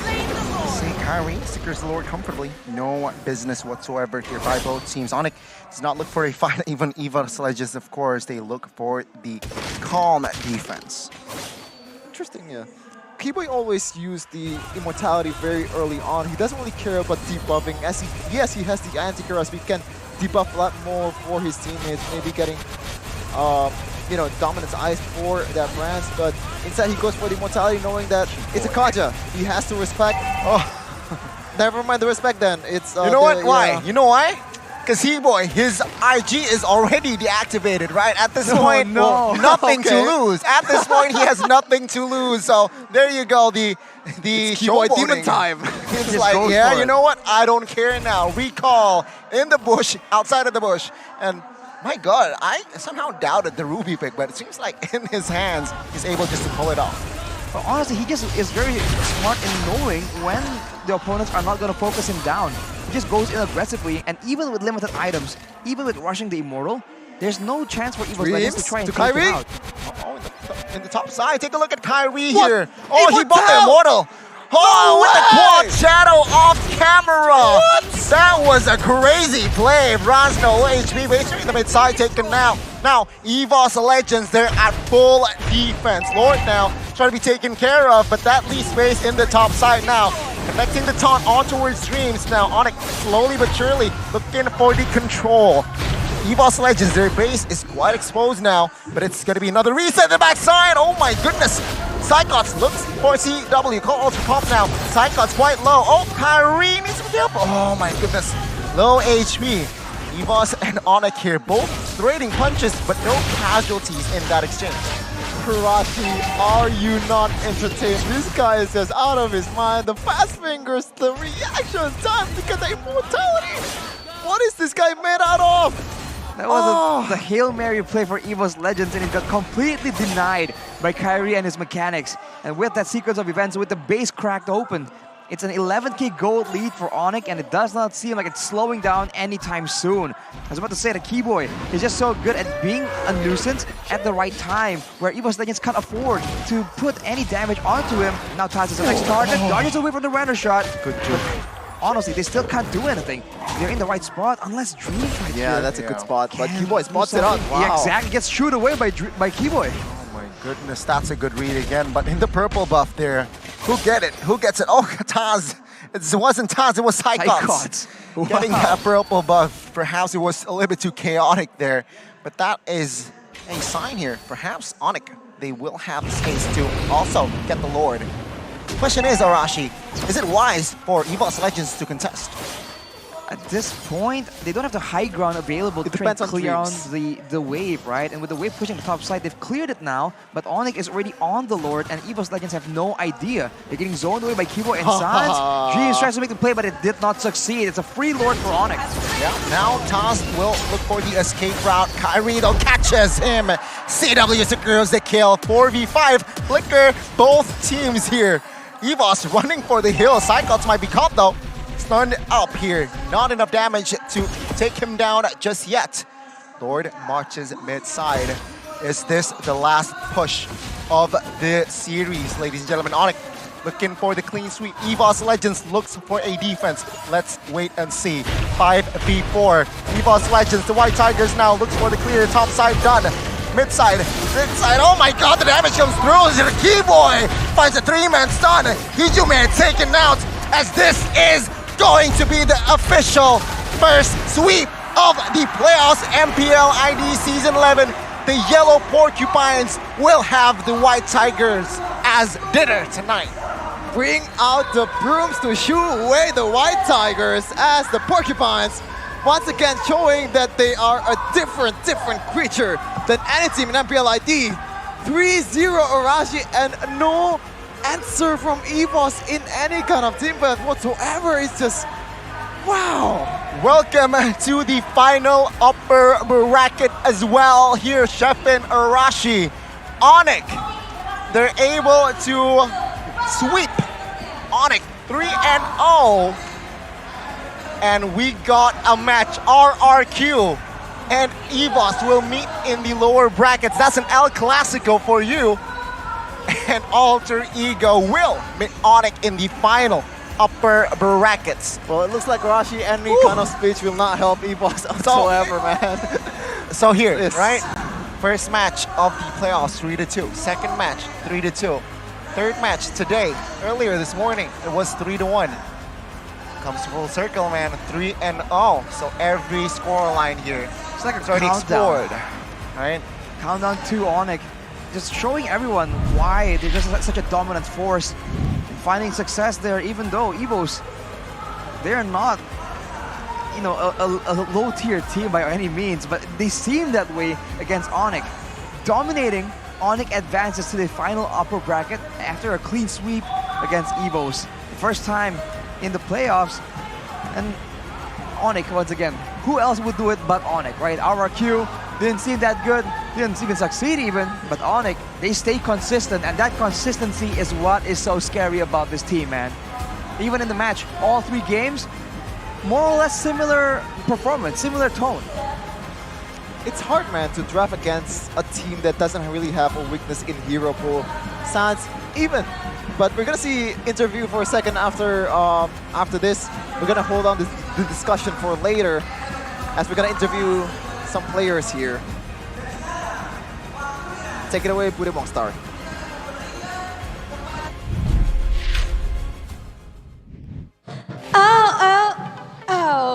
Ini begitu luar biasa ya. Begitu cepat sampai kita harus berlari ke sini untuk mengejar ONIC. 3-0, Sobat ONIC. Mana suaranya? Wah, di babak habis 3-0. Kita sampai kejar-kejaran ya, saking ONIC-nya ini cepet banget. Keren banget. Ini menarik sih, bagaimana kalian bisa sih datang ke playoff ini sebagai tim terakhir yang bermain, apakah itu sebuah keuntungan untuk kalian? Tim terakhir yang datang ke babak playoff ini dan bisa menyapu bersih untuk kali pertama di playoff 3-0. Ada ngaruhnya nggak? Kalian kan tim terakhir yang main nih. Ada advantage nggak sih untuk kalian melihat tim-tim duluan dan mendapatkan kemenangan 3-0? Nggak ada sih. Justru lebih bagus, soalnya kita nggak terlalu duluan datang. Oh, tapi kan kalian udah pernah ketemu EVOS juga pas regular season. Ada bedanya nggak sih kalian ngadepin EVOS sekarang? Apakah semakin ganas?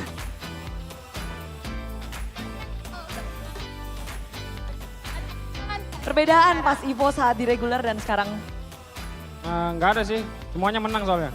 Wih, gila Sans, jago banget. Sobat ONIC. Tapi Sans ya, ngomong-ngomong kan besok kamu akan menghadapi nih ya, idolamu. Masih jadi idola nggak ya, Udil? Masih nggak? Udah nggak. Udah nggak jadi idola, tapi kamu akan menghadapi Udil esok. Akankah gila Sans, jago banget, masih akan bisa kamu lakukan untuk esok Sans? Ya kasih yang terbaik aja kayak hari ini. Kasih yang terbaik aja buat besok lagi. Kasih yang terbaik buat besok. Tapi ya, kalian besok bakalan ngadepin Alter Ego. Ini ditunggu-tunggu nggak ya? Soalnya dari tadi kayaknya ngeliat pas in-game juga Kiboy emot stikernya Alter Ego, Alter Ego. Itu kenapa Kiboy? Panas nih mau dikodata ya katanya ya. Buat besok paling lebih excited sih. Ada apa ini? Kenapa? Ya enggak, excited aja, pengen banget lawan. Karena, apakah karena kudetanya Udil atau ada hal lain? Enggak, biasa aja. Enggak, biasa aja. Ini menarik untuk dari tim ONIC sendiri ngelihat bagaimana performa, mungkin kita ngelihat ya di babak playoff banyak banget tim mungkin out of prediction yang masuk ke babak selanjutnya. Buat kalian sendiri, gimana sih ngelihat tim-tim yang beradu di babak playoff ini? Cewek mungkin out of prediction nih. Ya bagus aja sih, soalnya mereka lolos playoff, ya bagus. Kalau misalnya kita kan melihat banyak banget prediksi yang bener-bener beda gitu. Ini sesuai prediksi kalian gak sih? RRQ turun ke lower bracket, Alter Ego ada di atas lawan kalian, dan EVOS juga turun. Ya kalau dari gua sih, kalau playoff tuh udah gak ada kayak data dari regular season. Mereka emang beda kan. Jadi ya playoff, regular season yang regular season. Oke, jadi beda ya katanya Bude. Mereka sama ya, Monek? Sama, bersih menangnya. Iya ya, tapi ya kalau ngomongin katanya beda regular season sama playoff. Tapi kalau di playoff ini tim yang paling mungkin sulit nih. Boots. Tim yang paling sulit di playoff ini. Katanya beda nih sama regular season. Walaupun hari ini dibabat habis juga ya. Mungkin improvementnya atau gameplaynya atau apa yang tiba-tiba berbeda. Paling gak sabar sih ngelawan buat AE besok, kayaknya seru kayak. Oh kayaknya ditunggu-tunggu banget Bude ya Alter Ego besok nih sama ONIC. Apa Bud? Mau ada yang kamu sampaikan kah untuk Alter Ego? Tadi mereka juga menyampaikan sesuatu, kalian juga dong. Pai, good luck Pai. Pai, good luck Pai, baik banget ya, good luck ya. Kiboy, say something. Untuk esok melawan Alter Ego. Siapkan sesuatu. Ya siap-siap lah, hati-hati. Oh hati-hati ya. Hati-hati. Ada satu hal juga, ini spesial untuk Kyrie. Karena Kyrie, Kai, is your girlfriend here now? Yeah, but I don't know where she is.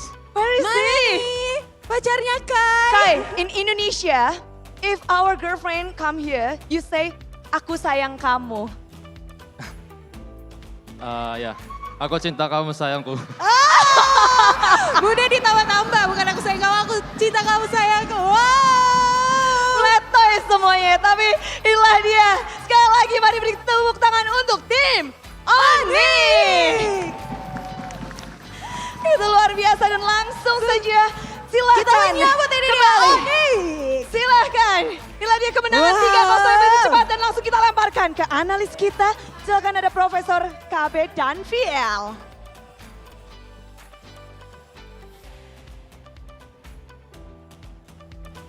And with that, ONIC is one match win away from securing another MSC ticket in Cambodia.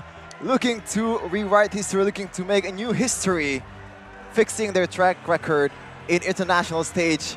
M4 fell short to ONIC, to RRQ. In M3, they got knocked up very, very early against Blacklist International. In MSC, they got knocked out by Todak, I believe, early on. Yeah, is that right? Todak, right? I guess. You know what? Let's stop talking about history, right? Let's talk about now. It's in the past. Now, ONIC just beat EVOS Legends 3-0. The team that beat GEEK SLATE yesterday. So it's like Kyrie and Ep saying, hey, Beloy, I got you. Jana, Got you, bro. don't worry. It's a revenge story. I'll avenge you, all right? And there you go. Sending down Merciless 3-0, putting RRQ, humbling EVOS Legends to the lower brackets. Honestly, the most surprising part is the fact that it made it look so easy. At every point, not a single play was attempted, was successful from the side of EVOS Legends, and we've seen them go up against a team, a top 3, right? GEEK SLATE. And yet, the match against GEEK SLATE was sort of close. You know, even when GEEK SLATE didn't actually make it to the end, they were still able to make it competitive. This is just a different story, man. Well, there you go. If you asked like earlier, the lower seeds always wins, but this case is different. It's ONIC. It's a different team to rewatch, but we're gonna see after this what's next, Rashi. The highlights, man. Let's take a look at the key moments that are gonna be shown to us from this particular game, right? There's just so many things happening all the way from the beginning.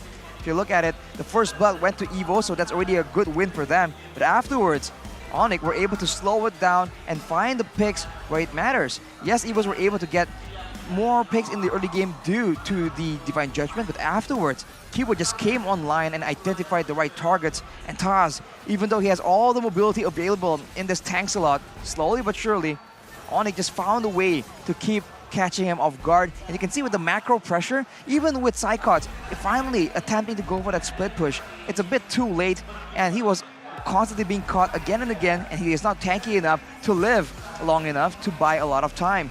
So the main two quote-unquote tank staller heroes like Lance, the Tank-Slot and the Masha just kept getting taken out again and again, and that's what a 13,000 gold lead gives you. At one point it's that high, even higher I think. Well, it's insane. Not We're 16,000 high though, not to that point, right? But it was still very high. It was 13. Almost like 16? It yeah, was 16? Like 12.7 or something at the end of the game. So it's like, Wow. yeah.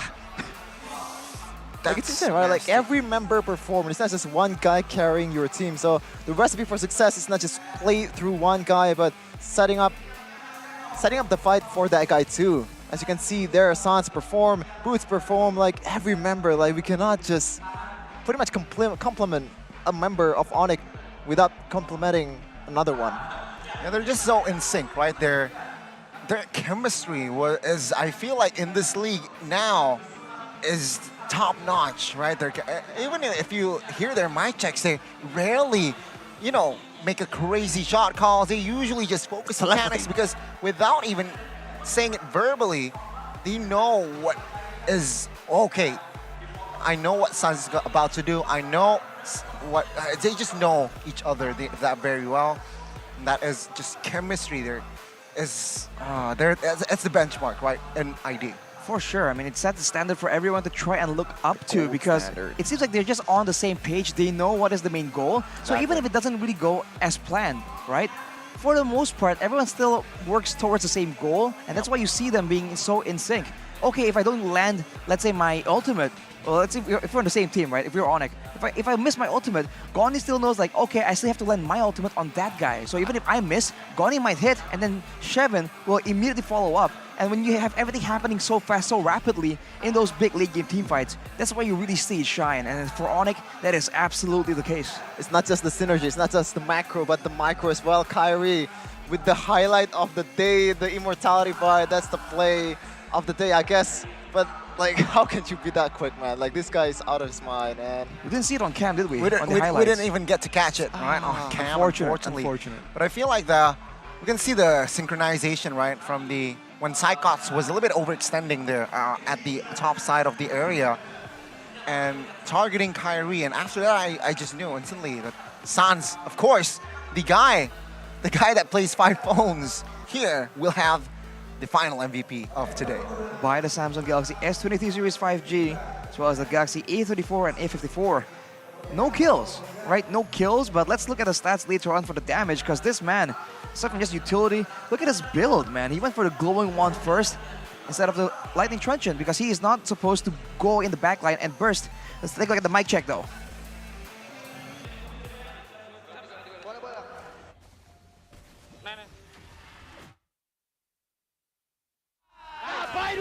Santai, ada tar. Tawar dulu ya. Tarik gua. Gas. Berhenti. Mati tas. Jangan. Tas.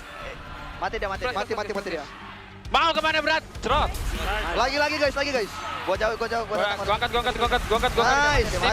TP. Gak bisa guys. Mati. Nice. Kaja di mid guys. Ambil. Kotor guys. Majuin guys. Kaca lo. Lihat cewek. Depan aja. Ya. Gua tapi. Nice banget. Bunuh dulu. Ada lot. Nice. Boleh end guys, boleh end. Nice. Mati deh. Ngapain adik? Estes kayak main Kadita dia, boy. Iya. Kayaknya kasih buy one guys. Flicker lu. 57. Pas banget lu, bro. Ganyang. Oke. Itu ada but. Boleh lu, boy. Gas, boy. Nih, Pak. Siapa? Nice. Itu dia. Satu, dapat.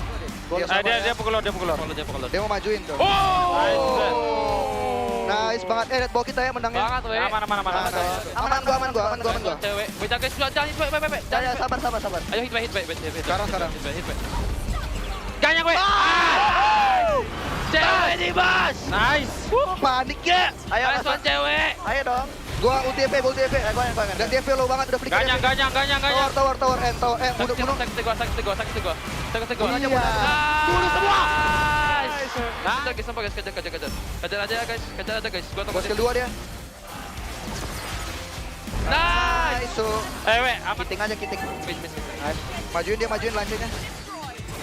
Gua skill 2. Mana dia kayak tuh. Guys. Mau kemana, Brody? Let's go. Tarik dia. Gampus! Nice lah. Ada gua lagi guys. Kajak. No. Sabar ya. Mau burst. Dia flicker. Mau masuk dia. Dia flicker. Udah depan. Ayo, lancar. Kejar dia. Ganyang, kejar terus. Lagi. Ready gak? Gas. Jangan keluar guys. Let's go nih 3 orang nih. Lihat sini guys. Ratain. Let's go nih. Flicker dia depan. Ganyang. Ganyang dulu. Lihat dulu Marsha guys. Marsha dulu. Ganyang. Terus. Ganyang.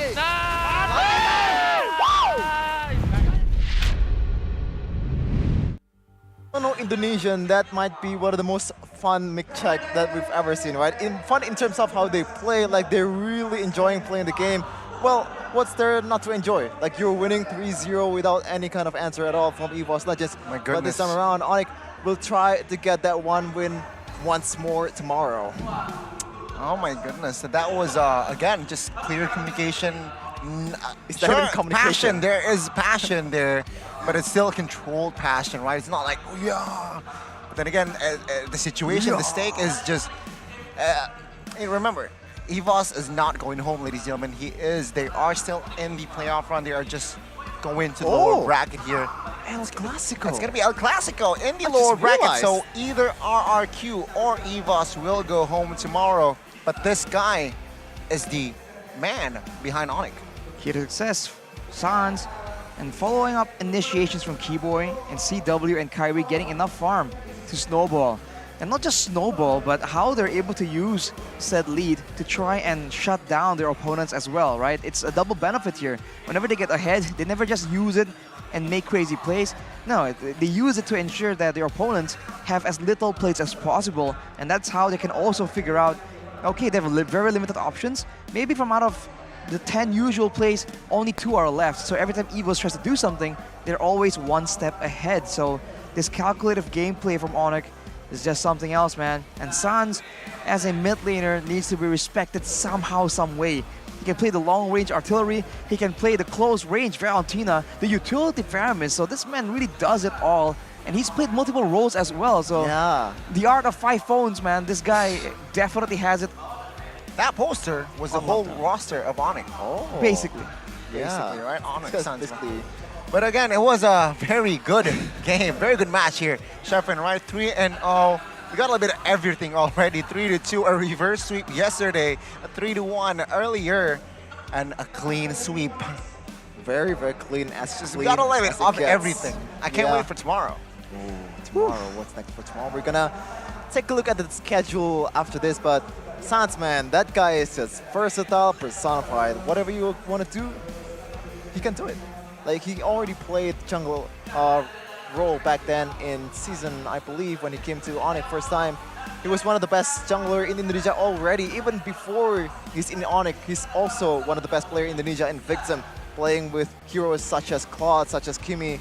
And right now, he's still class as it usually said, Connie. What was the saying? Like, class is eternal? No, it was class is eternal? Form is temporary, but class is permanent. Class is permanent. There you go. That's Sans personified. Well, crazy man himself, man. Sans Gila, as Shevin likes to say again and again. Like, this guy's just insane. I mean, we talked to his ex-coach, you know, not gonna name him right now, but he always says that the issue with Sans right here, thanks God, but he is just so instinctive, right? Now you mix his instinctive nature along with the calculative playstyle of ONIC, and it's just such a devastating combo. At one point you're like, okay, there's no way to take this risk, and then Sans just goes at it, and you're like, why? How? What motivates him to do such a crazy play? You don't know. That's the problem. You just don't understand. He's built different.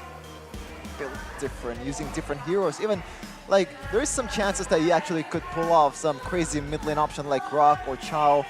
He pulled it off back then, but unfortunately didn't manage to get it done in today or there's no opportunity just yet. Maybe we can see it tomorrow. Let's see if he actually pull it off. But another player I want to mention is Boots Connie. Game 1, very, very vital in those setup. Every game, right? Game 2, he's using the Masha, just split putting, offlaner being the one guy that pretty much EVOS cannot kill. And the third game, pretty overlooked, but we're gonna see the bracket, the updated bracket after this day is done.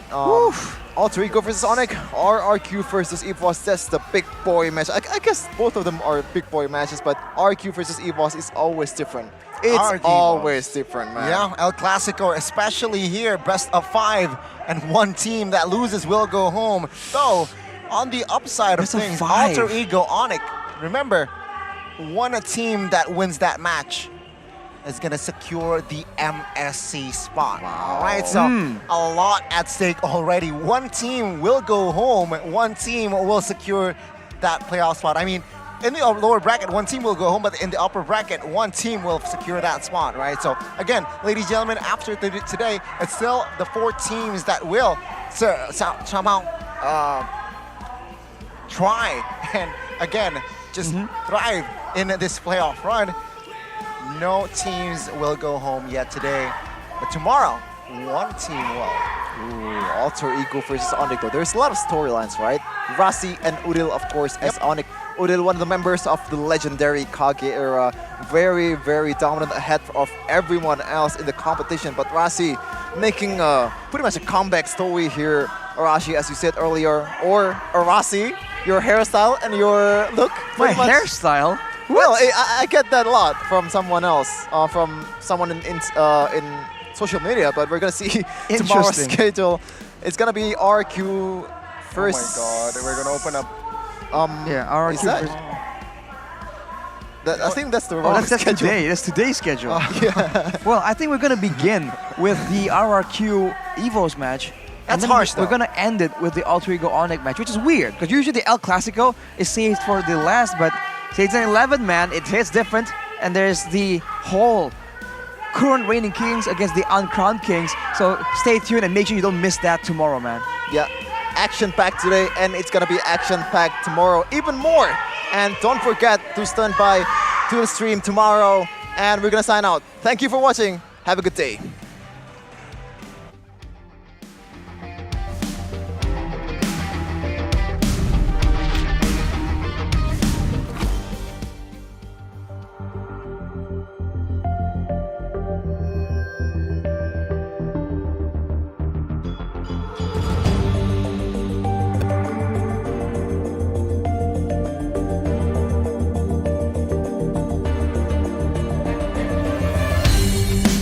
Kan berdiri dan terus berlari, terus ke arah puncak tertinggi.